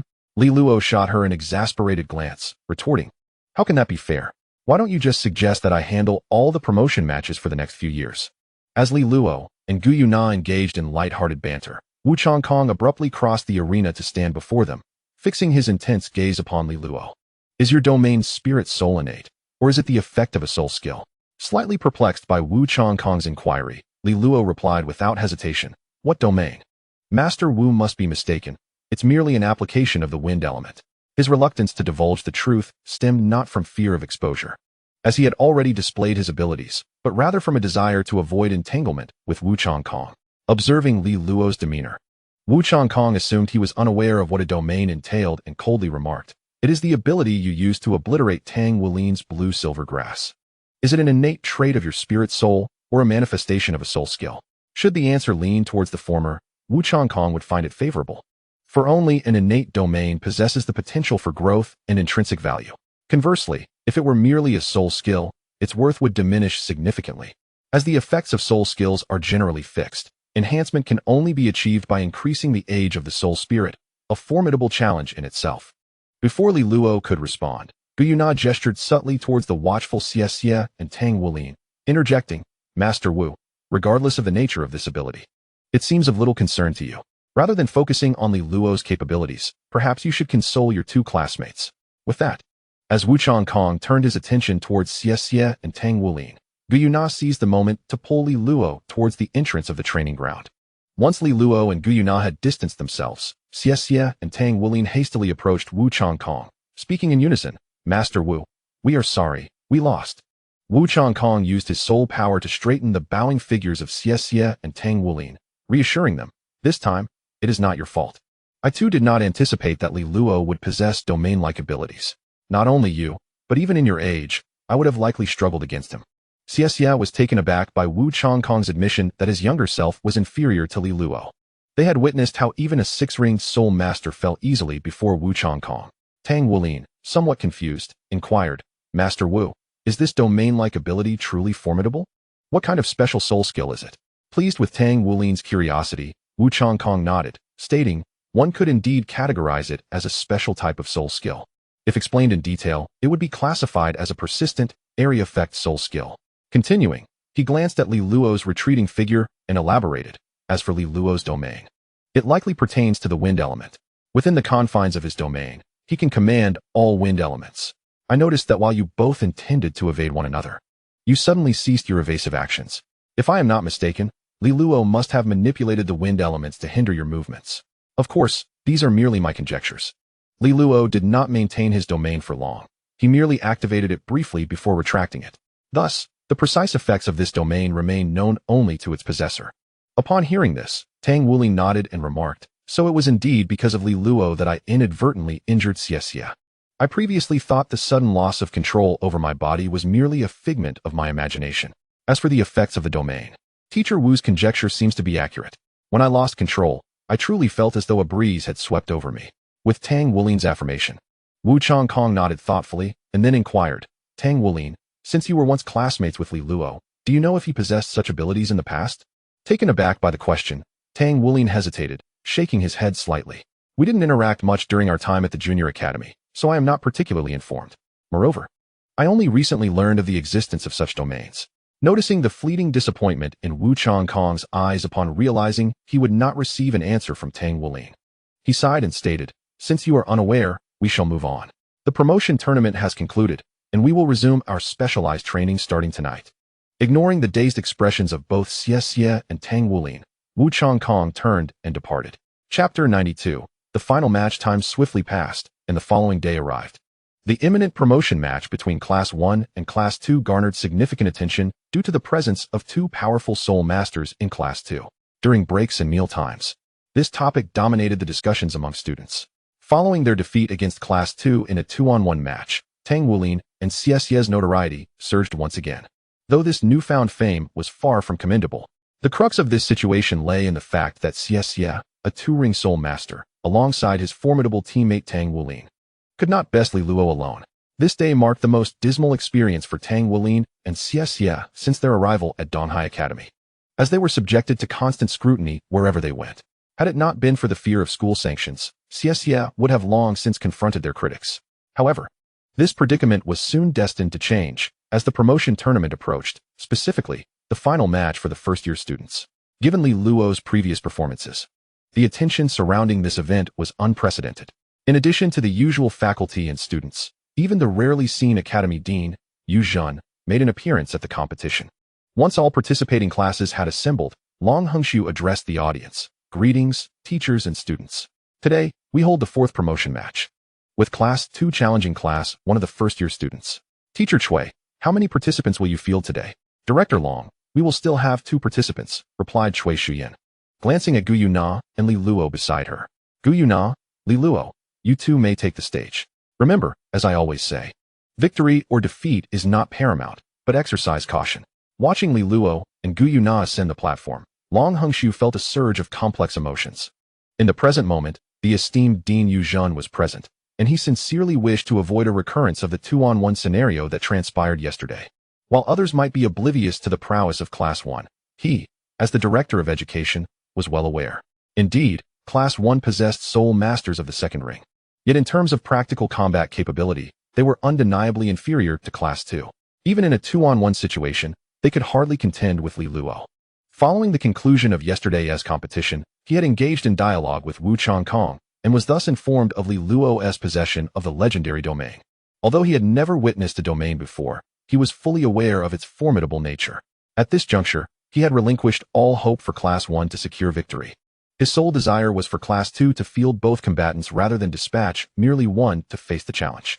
Long Hongxiu took a deep breath and proclaimed, "In that case, I request that Class 1 of the first year also sends forth 2 participants. Competitors, please ascend the stage." The representatives from Class 1 were 2 young men. One exuded a calm demeanor, while the other appeared quite gaunt. They ascended the ring in perfect synchrony. "I am Zhang Yangzi. I am Wang Jinxia." In harmony with their displayed rapport, the 2 competitors from Class 1 announced their names in unison. In stark contrast to the teamwork exhibited by Class 1, Li Luo glanced at Gu Yuna beside him, quickly retreated a step, and drew her before him, stating, "This is Gu Yuna, your opponent for today. I shall take my leave." To the astonishment of Zhang Yangzi and Wang Jinxia, Li Luo turned and leaped off the stage, eliciting gasps from the onlooking faculty and students. As the head of the year, Long Hongxiu furrowed his brow at the unfolding scene and admonished, "Li Luo, Gu Yuna, I must remind you, this is a promotion match. Are you certain you wish to proceed in this manner?" Gu Yuna, left on the stage, glanced back at Li Luo, who was gesturing encouragingly towards her, and with a hint of exasperation, replied, "Director, there is no rule against this in the promotion match, so you might as well consider him eliminated." At her words, Long Hongxiu was left quite vexed. However, just as he was about to respond, he noticed Dean Yuzhen shaking his head, signaling that he need not intervene for the time being. With the dean indicating there was no issue, Long Hongxiu had little recourse but to acquiesce, stating resignedly, "Very well. Let both sides prepare. 3, 2, 1, commence." With Long Hongxiu's command, the promotion match between Class 1 and Class 2 officially commenced. To everyone's astonishment, just as both sides summoned their soul rings and had not yet engaged in combat, Li Luo cupped his hands around his mouth and called out, "Gu Yuna, go for it. Hurry and finish, we still need to grab a bite." Gu Yuna paused, her right hand suspended midair, and retorted with annoyance, "Li Luo, how did I never realize you were such an attention seeker? Just wait and see how I deal with you afterward."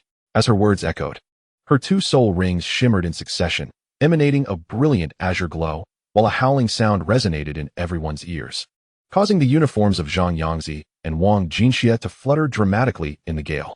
As Zhang Yangzi and Wang Jinxia prepared to charge towards Gu Yuna, a diminutive tornado began to form not far from her. Accompanying the emergence of the tornado, a streak of crimson light appeared amidst the flickering azure glow surrounding Gu Yuna. With the advent of this red luminescence, the tornado too was suffused with a scarlet hue. Beyond the mere alteration in color, all present felt an intense heat wash over them, an unmistakable consequence of the overwhelming presence of fire elements. As the saying goes, fire borrows strength from the wind, and the wind augments the fire's might. When the fiery tornado had fully materialized, both Zhang Yangzi and Wang Jinxia experienced a jolt of surprise, clearly taken aback by the formidable prowess of the seemingly frail girl before them. However, the most discomfort was not felt by Zhang Yangzi and Wang Jinxia on the stage, but rather by the referee, Long Hongxiu. If it could be argued that Xie being placed in Class 5 was a deliberate choice on his part, he had no such defense for Li Luo and Gu Yuna not being assigned to Class 1. It was an undeniable oversight on his part, one for which he could not even fabricate an excuse. Gu Yuna's strength was indeed unexpected, while such soul techniques were not particularly potent in his estimation. They were formidable enough that most 3-ring soul masters would find them challenging to replicate. Had he foreseen this eventuality, he would have assigned Zhang Yangzi and Wang Jinxia to Class 2, ensuring that Li Luo and Gu Yuna were placed appropriately as well. Yet, the events had unfolded, and Long Hongxiu could ponder no further. He was left to remain vigilant, prepared to intervene should Zhang Yangzi and Wang Jinxia find themselves in dire straits. As the searing crimson tornado approached, Zhang Yangzi and Wang Jinxia retreated while simultaneously channeling their soul power to form a protective barrier. However, the confines of the arena were limited, and it seemed as though the very currents of air were under the dominion of this wind column, pulling them inexorably closer to its center, leaving them with no means of escape. Recognizing the futility of evasion, the duo resolved to stand their ground, resisting the tornado's pull while drawing nearer to one another. In a sudden moment of resolve, the slender Wang Jinxia straightened his posture, emanating a potent black aura. Zhang Yangzi, with a swift flap of his wings, leaped behind Wang Jinxia, wrapping his arms around his waist. As their inexplicable actions unfolded, their forms darkened, transforming into an inky blackness. Then, a most extraordinary phenomenon occurred. Their bodies began to meld as one. Zhang Yangzi's essence flowed into Wang Jinxia's being, causing the wings on his back to expand dramatically, merging into Wang Jinxia's own. With this fusion, Wang Jinxia's physique began to swell. A colossal tail emerging rapidly from his lower back, while his arms morphed into formidable dragon claws. Witnessing this spectacle, Gu Yuna murmured the term martial soul fusion technique, her visage betraying no sign of concern. Yet, the fiery tornado under her control surged forward with increased velocity, relentlessly approaching the two. As the tornado approached ominously, Wang Jinxiu fiercely flapped his wings, propelling his body skyward, ascending beyond the height of the whirlwind. He quickly located Gu Yuna's position and, with another powerful flap of his wings, surged forth towards her, unbeknownst to everyone. Just as Wang Jinxiu was about to cross over the tornado, a resounding explosion erupted, the fiery vortex bursting forth like a firework. Predictably, the explosion was directed towards the airborne Wang Jinxiu. A pained scream escaped his lips as he plummeted from the sky. With a heavy thud, Zhang Yangzi fell to the ground, and in an instant, a dark current swept past, forcibly separating him from Wang Jinxiu, whose previously immaculate uniform was now tattered and torn. The spectators gasped in astonishment at the sight of Zhang Yangzi and Wang Jinxiu writhing in agony on the stage, clearly astonished that such an intense confrontation could unfold during a promotion match. Just as the homeroom teacher was about to rush onto the stage, Gu Yuna's disdainful voice rang out. "What are you howling about? I have already controlled the explosion's impact. It is not as severe as it appears." Upon hearing her words, both Zhang Yangzi and Wang Jinxiu awkwardly rose to their feet, realizing that, as Gu Yuna had stated, their injuries were not as dire as they seemed. Witnessing Zhang Yangzi and Wang Jinxiu getting up, Ying Luo, the homeroom teacher, felt an uncomfortable pang of embarrassment and exclaimed in exasperation, "Zhang Yangzi, Wang Jinxiu, go back and change your clothes." Standing on the competition stage, Long Hengxiu also felt a tinge of awkwardness. As a referee, he had failed to intervene in time. Had Gu Yuna not held back, he would have been at a loss as to how to explain the situation to Dean Yuzhan. Seeing Zhang Yangzi and Wang Jinxiu bow their heads and depart the stage, Long Hengxiu cleared his throat and announced, "I hereby declare that Class 2 of the first year has emerged victorious in this promotion match. From today onward, Class 1 will be demoted to Class 2, and Class 2 shall ascend to Class 1. With the announcement of the results, the students of the former Class 2 erupted in enthusiastic cheers, celebrating their triumph. Once the jubilations of Class 2 had subsided, Long Hengxiu turned to Cui Shuyin and continued, "Congratulations, Teacher Cui. You are now Class 1. Do you wish to challenge higher grade students?" According to tradition, the ultimate victors of the promotion match were permitted to issue challenges to higher grades. Although such challenges would not result in immediate class upgrades or additional rewards, they could capture the attention of the school's administration. If possible, Long Hengxiu hoped that Cui Shuyin would decline, for he had witnessed the prowess of Li Luo and Gu Yuna, and it was likely that only students from the 5th or 6th grade could pose a challenge to them, should they continue to issue challenges. He feared for his reputation as the director. Any missteps in class assignments could be magnified. In response to the question, Cui Shuyin did not answer directly, but instead looked at Li Luo and Gu Yuna, asking, "What about you two? Do you wish to spar with the higher grade students? If one does not wish to participate, they may simply decline." "I do not wish to," came the synchronized response from Li Luo and Gu Yuna, prompting a slight sigh of relief from Long Hengxiu, who felt both surprised and fortunate. Nodding slightly, Long Hengxiu decisively announced, "In that case, I hereby declare the first-year promotion competition officially concluded.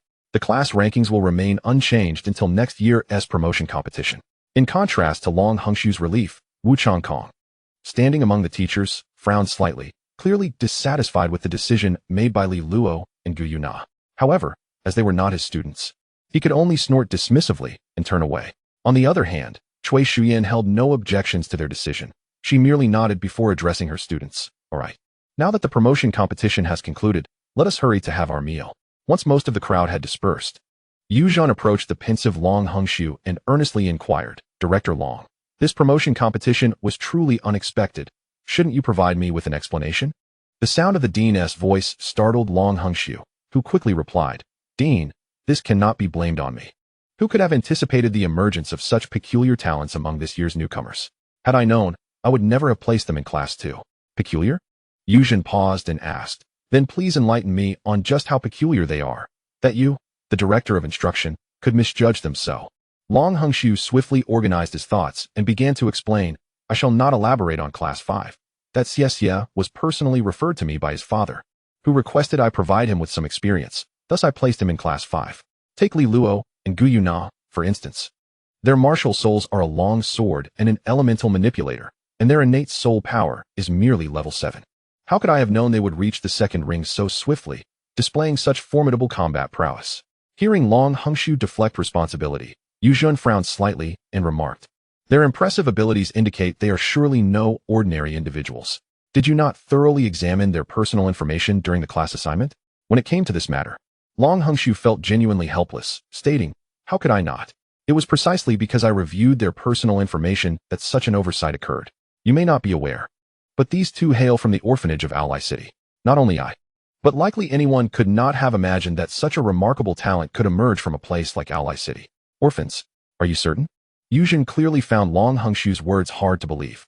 Though these two had only participated in one promotion competition, they achieved a dominating victory in a 1 versus 2 scenario. What kind of orphanage could cultivate such geniuses? As for the Ally City Junior Soul Master Academy, Yuzhen found that even harder to accept. Setting aside other considerations, it was unlikely that even the best Junior Soul Master Academy in Donghai City could produce students of such caliber, let alone one from a remote town like Ally City. Given that these scenarios seemed implausible, Yuzhen immediately formed a thought and asked, "If I recall correctly, the homeroom teacher for Class 2 is Cui Shuyan, is it not? I recall her teaching prowess being quite commendable. Could it possibly be attributed to her?" Upon mentioning Cui Shuyan, Long Hongshu was momentarily taken aback. This was due to the recent addition of Wu Changkong, an outstanding student from Shrek Academy, to the junior department, which had diverted his attention away from the status of Cui Shuyan's class. However, since Yuzhen had brought it up, Long Hongshu was compelled to meticulously consider the pertinent details regarding Cui Shuyan's class and juxtapose them with those of Wu Changkong's. After considerable reflection, Long Hongshu unearthed an astonishing reality. The students in Cui Shuyan's class had, over the past 2 months, made progress that eclipsed that of Wu Changkong's students. What was most difficult for Long Hongshu to accept was that while Wu Changkong had focused primarily on practical training for Tang Weilin and Xiexia, he had neglected the practical training of other students, only attending to their physical fitness and soul power cultivation. Conversely, Cui Shuyan, while providing ample attention to Li Luo and Gu Yuna, had not overlooked the other students, engaging them in regular classes and even enlisting Li Luo and Gu Yuna to assist in teaching. Setting aside the disparity in their individual strengths, Long Hongshu had to concede that, in every respect, Cui Shuyan was a far more capable instructor than Wu Changkong. After a considerable internal struggle, driven by a sense of responsibility towards the students, Long Hongshu resolved to candidly relay the facts to Yuzhen, rather than allowing his preference for Wu Changkong to cloud his judgment. Upon hearing Long Hongshu's account, Yuzhen nodded thoughtfully and remarked, "Given this perspective, it seems that Li Luo and Gu Yuna's exceptional abilities are indeed linked to Cui Shuyan. In that case, please monitor her teaching progress during your free time. If she proves to be a more qualified teacher than Wu Changkong, we should escalate our investment in Class 1. Upon hearing Yuzhen's intention to increase the investment in Class 1, an idea suddenly struck Long Hongshu. He spoke up, "Dean, there are currently 6 second-ring soul masters in the first-year class. If we continue to group them with other students, it may discourage those who are not particularly gifted. Especially with Li Luo and Gu Yuna, their displayed abilities are rather extraordinary. Rather than allowing them to undermine the confidence of their peers, we might consider providing special accommodations for these talented students." "Special accommodations? What do you mean?" Yuzhen queried, shaking his head. "You're not suggesting we move them all to Class 1, are you? That would certainly contravene regulations."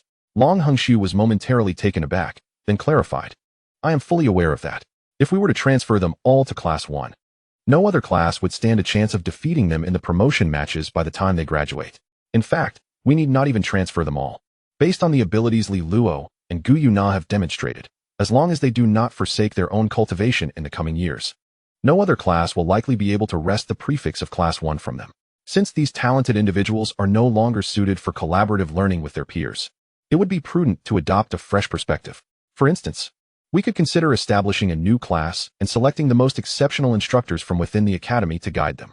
Noticing Yuzhen's gesture to continue, Long Hongshu proceeded, "Naturally, this alone is insufficient. We must also invest significantly in these students to ensure their rapid development.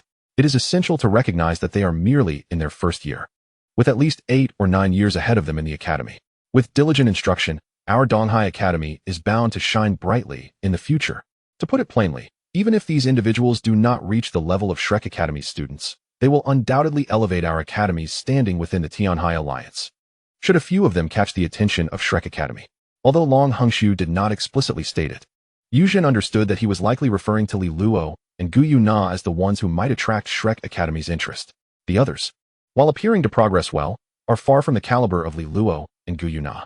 Nevertheless, Yu Zhen found himself genuinely intrigued. He deeply envied those top-tier academies. If Long Hongxiu's vision were to come to fruition, it would only be a matter of time before Donghai Academy ascended to such esteemed ranks. However, there were still some concerns. Yu Zhen inquired, regarding the hardware, that can be managed easily, but in terms of instructors, do you believe Cui Shuyan would be preferable? Or would Wu Changkong, hailing from Shrek Academy, be a better choice? Without hesitation, Long Hongxiu replied, how about this, Dean? Let Cui Shuyan and Wu Changkong jointly instruct them.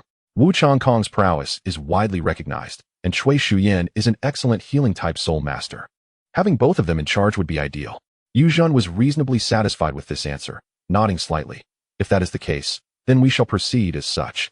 I will propose this at the next board meeting. As for you, please compile the information on the prospective students and instructors and ensure I receive it before the board convenes. The members of the board are seasoned strategists. Without detailed information, mere words will not suffice. Even with the documentation, I fear there will be those who conduct thorough investigations before making a final decision. Though Yu Zhen did not elaborate, Long Hongxiu was aware of the underlying intricacies. He nodded earnestly and assured, rest assured, Dean, I will organize the information on these individuals and will not delay in delivering it to you. Excellent. You must execute this task well. If there is nothing further, I shall take my leave. With a pat on Long Hongxiu's shoulder, Yu Zhen turned and departed. Watching Yu Zhen's retreating figure, Long Hongxiu let out a subtle sigh of relief. Given his years of understanding Yu Zhen, he felt confident that as long as he fulfilled the assignment entrusted to him, this matter would likely pass without repercussions. Chapter 95 Discussion. In order to effectively address the tasks assigned by Dean Yu Zhen, Long Hongxiu, after organizing a portion of the materials, found that the records of the academy appeared rather simplistic. After careful contemplation, he resolved to conduct a comprehensive evaluation of the pre-selected candidates. With the next board meeting fast approaching, Long Hongxiu summoned the homeroom teachers of the 5 first-year classes the following day, sharing with them the matters he had discussed with Dean Yu Zhen. The first to respond was Wu Changquang, who asserted, I have 2 points to make. First, Tang Wulin from our class must be included in this special class. Second, having just one homeroom teacher for this special class is sufficient. Long Hongxiu frowned, expressing his discontent. Teacher Wu, I'm afraid neither of these requests can be accommodated. Regarding the first point, I have also encountered Tang Wulin. His martial spirit, the blue-silver grass, is utterly useless and not worthy of the Academy's resources. As for your second point, could you reflect on how you differentiate between your own students? Beyond Xie and Tang Wulin, have you truly paid attention to the other students in your class? As soon as Long Hongxiu finished speaking, Ying Luo glanced at the somewhat unfavorable Wu Changquang and concurred. Director Long is correct. With such a worthless martial spirit, any investment would be a waste of resources and utterly meaningless. As Ying Luo's younger sister, Yi Yingrong naturally sided with her sister, stating, Indeed, I have observed your training sessions, and your focus on Xie and Tang Wulin is markedly greater than that on the other students. Who knows if you will similarly show favoritism once you take over the special class? Wu Changquang scanned the 3 with a cold gaze, his voice icy as he replied. Allow me to clarify my stance. First, Tang Wulin is not simply a blue-silver grass martial spirit.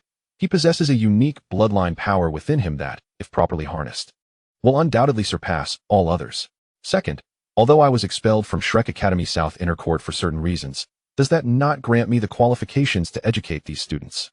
Having once been part of Shrek Academy, upon hearing the name of Shrek Academy, Yingrong, Ying Luo, and several other teachers were taken aback.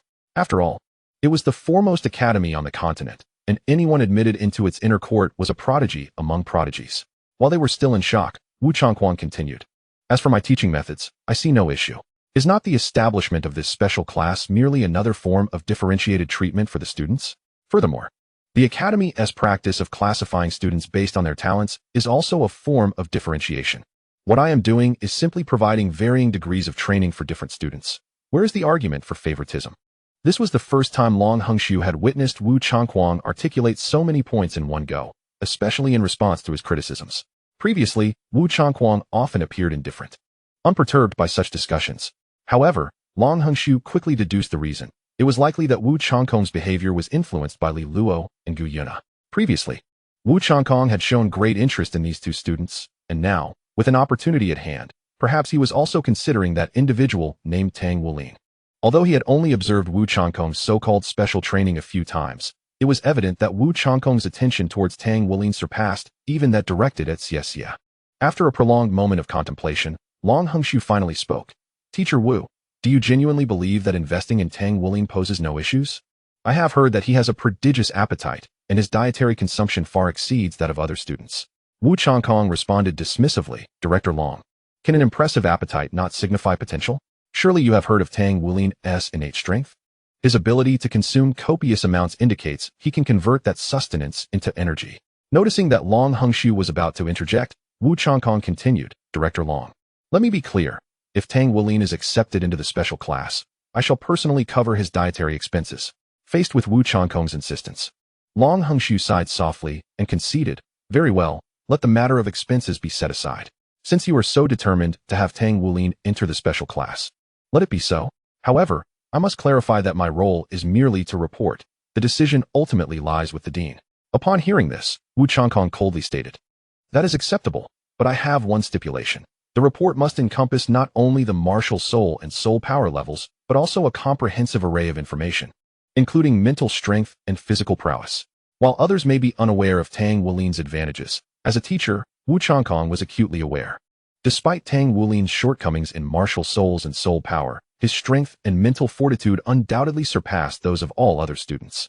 Wu Changkong considered that, although Tang Wulin might not excel in overall capability, in terms of strength and mental acuity, he would likely outshine even Li Luo and Gu Yuna. To Wu Changkong's surprise, Long Hongshu readily agreed, Very well. I will conduct a thorough evaluation of all pre-selected students, and the results will be submitted directly to Dean Yu for review. At this juncture, Long Hongshu cast a significant glance at Wu Changkong before surveying the other class heads, stating, I trust there are no further questions? If not, let us finalize this matter, and you may present your class's pre-selection roster. At that moment, Cui Shuyan interjected, Director Long. May I inquire who will be primarily responsible for the selection process, myself or Teacher Wu?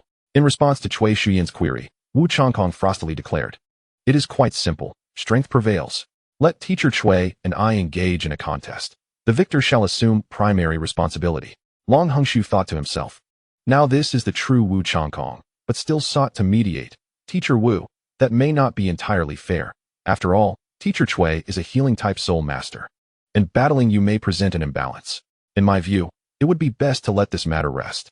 The primary responsibility of a teacher lies in guiding students. Thus, the most crucial aspect is their teaching capability rather than their personal prowess. Furthermore, it is essential that this issue be determined by the higher authorities of the institution. My opinion alone holds little weight.